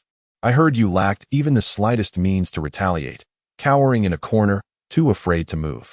Is Uchiha Kurohane truly that formidable? Do share your experience. I need to find an opportunity to challenge him. His words pierced Asuma's heart like a needle, causing a pang of discomfort within him. Today was undoubtedly the moment for him to reclaim his honor. Little did he expect that before he could restore his reputation, he would be publicly humiliated. Observing the oblivious Mike Guy, who remained unaware of his missteps, Asuma felt a deep sense of regret for inviting this muscle-headed individual. Asuma, if you are here to confront Konoha over yesterday's incident, that might be ill-advised. Red, who had just taken a seat, rose with an icy demeanor. In the dumpling shop, your behavior has been excessive, smoking indiscriminately, disregarding counsel, and even contemplating violence. It was only because of your actions that Konoha was compelled to respond. And he did not even strike you with full force. Everyone is here to listen to the tale of Monkey D, Luffy, and the unfolding saga. If you disrupt the storytelling for your own selfish interests, many will surely be displeased. Furthermore, given the crowd, I advise against exposing others to secondhand smoke. Asuma's expression hardened at these words. The cigarette he had considered elegantly poised between his fingers suddenly felt cumbersome. Gazing at the frosty countenance of Red, who seemed to erect an impenetrable wall between them, Asuma's demeanor shifted repeatedly. After several deep breaths and clenching his fists multiple times, he finally subdued his inner fury and replied with a smile. Red, you are not mistaken. My inaction at that moment allowed him to prevail, and I assure you it will not happen again. However, if your intention is to listen to the storytelling, you may find it exceedingly difficult to do so. Difficult to hear? The expressions of Red and the others changed instantly. Had these words been spoken by anyone else, they would have surely been dismissed as nonsense. Yet, Asuma bore the esteemed title of the Hokage's son. To utter such a statement at this critical juncture could not be without basis. Was there truly trouble brewing beneath the surface? Just as this thought took root in their minds, a familiar voice cut through the air unexpectedly. Asuma, you remain unchanged. Was the last lesson not sufficient? And do refrain from creating second-hand smoke in the presence of women. Otherwise, do not blame me for making you swallow your cigarette. Konoha, leaning on his cane and guided by Izuna, emerged with a gentle voice and a warm smile. In that moment, Asuma's expression froze, revealing sheer terror akin to seeing a ghost. Though he had refrained from striking yesterday, the encounter had indeed shaken him to his core. Recalling Konoha's thunderous response, the mere thought of it felt perilous. One misstep could have resulted in a fatal outcome. After spending several hours last night validating his capabilities, Asuma still felt a sense of impotence, as though he were unable to lift a weight. This very reason fueled his eagerness to seize today's opportunity to restore his confidence and regain his former glory. With this in mind, Asuma desperately longed for the appearance of his father and hastily declared, "Uchiha Konoha, continue your arrogance for now, but in the future, I shall ensure you are rendered powerless." As the words fell, before anyone could regain their composure, Asuma hastily extinguished the cigarette in his hand. This swift action left onlookers utterly astonished. It was indeed a case of uttering the most ruthless words while engaging in the most cowardly actions. Yugao, with a cold glance, felt her heart weighed down by disappointment. Her childhood companion, akin to an unwelcome adhesive plaster, evoked a tinge of disdain within her. What began as a mere mistake, a folly of youthful rebellion, could have been easily forgiven had Asuma acknowledged his error with sincerity. However, his inability to counter the situation and subsequent display of bravado, only to back down in an instant, rendered him unworthy of consideration. In contrast, Konoha was indeed indulging in drink, frequently seen with a flask in hand. Yet, despite Yugao's keen observations, Konoha exhibited no signs of drunkenness, nor did he ever behave inappropriately under the influence. His interactions were characterized by a meticulous attention to detail. To Yugao, the comparison was unnecessary. Indeed, one could not measure a man against another without recognizing their inherent differences. Konoha, my father wishes for me to remind you that today's storytelling is no easy task. If possible, I hope you do not overexert yourself. Kakashi, who had remained silent and icy as if afflicted by a perpetual frown, suddenly spoke up, causing the tension among the group to spike. If Asuma's earlier bravado could be dismissed as mere boasting, Kakashi's words carried the weight of finality. The first thought that crossed their minds regarding this so-called trouble was that it must pertain to the Hidden Stone Village. In their view, the troubles stemming from storytelling could only be linked to the disputes over the beauty rankings. If it involved the so-called world's most beautiful woman, they were more than willing to observe. After all, they could hardly believe that the Earth country could produce a contender capable of overshadowing the renowned beauties on the list. Konoha was somewhat taken aback. Earlier on his way, he had received knowing glances from Jiraiya and Tsunade, indicating that today's events would not unfold without complications. He had also encountered Orochimaru, the mad scientist, who had indirectly hinted at some revelations, though Konoha had chosen to disregard them entirely. He had not anticipated that the recently liberated Konoha White Fang would take the risk of being ensnared again by Danzo and Hiruzen Sarutobi, sending Kakashi to deliver a message. Observing Kakashi, now a stark contrast to the dark figure from the original tale, Konoha chuckled and took a sip of his drink. Kakashi, please convey to Lord White Fang that I appreciate his goodwill. However, my presence here today to engage in storytelling signifies my confidence in conducting it successfully. As for the so-called challenges, I shall cleave through them with the cane in my hand. The calm demeanor of Konoha, paired with his resolute words, left the audience momentarily stunned, their expressions betraying their surprise. Was this blind man truly exuding such commanding presence? No. It should be noted that from the moment of participating in the entrance examination of Konoha Academy, Konoha has exhibited an unparalleled dominance that sets him apart, evoking an inexplicable sense of conviction in others. In comparison to Asuma Sarutobi, there is certainly no sense of hollowness. Kakashi's gaze flickered, after a deep breath.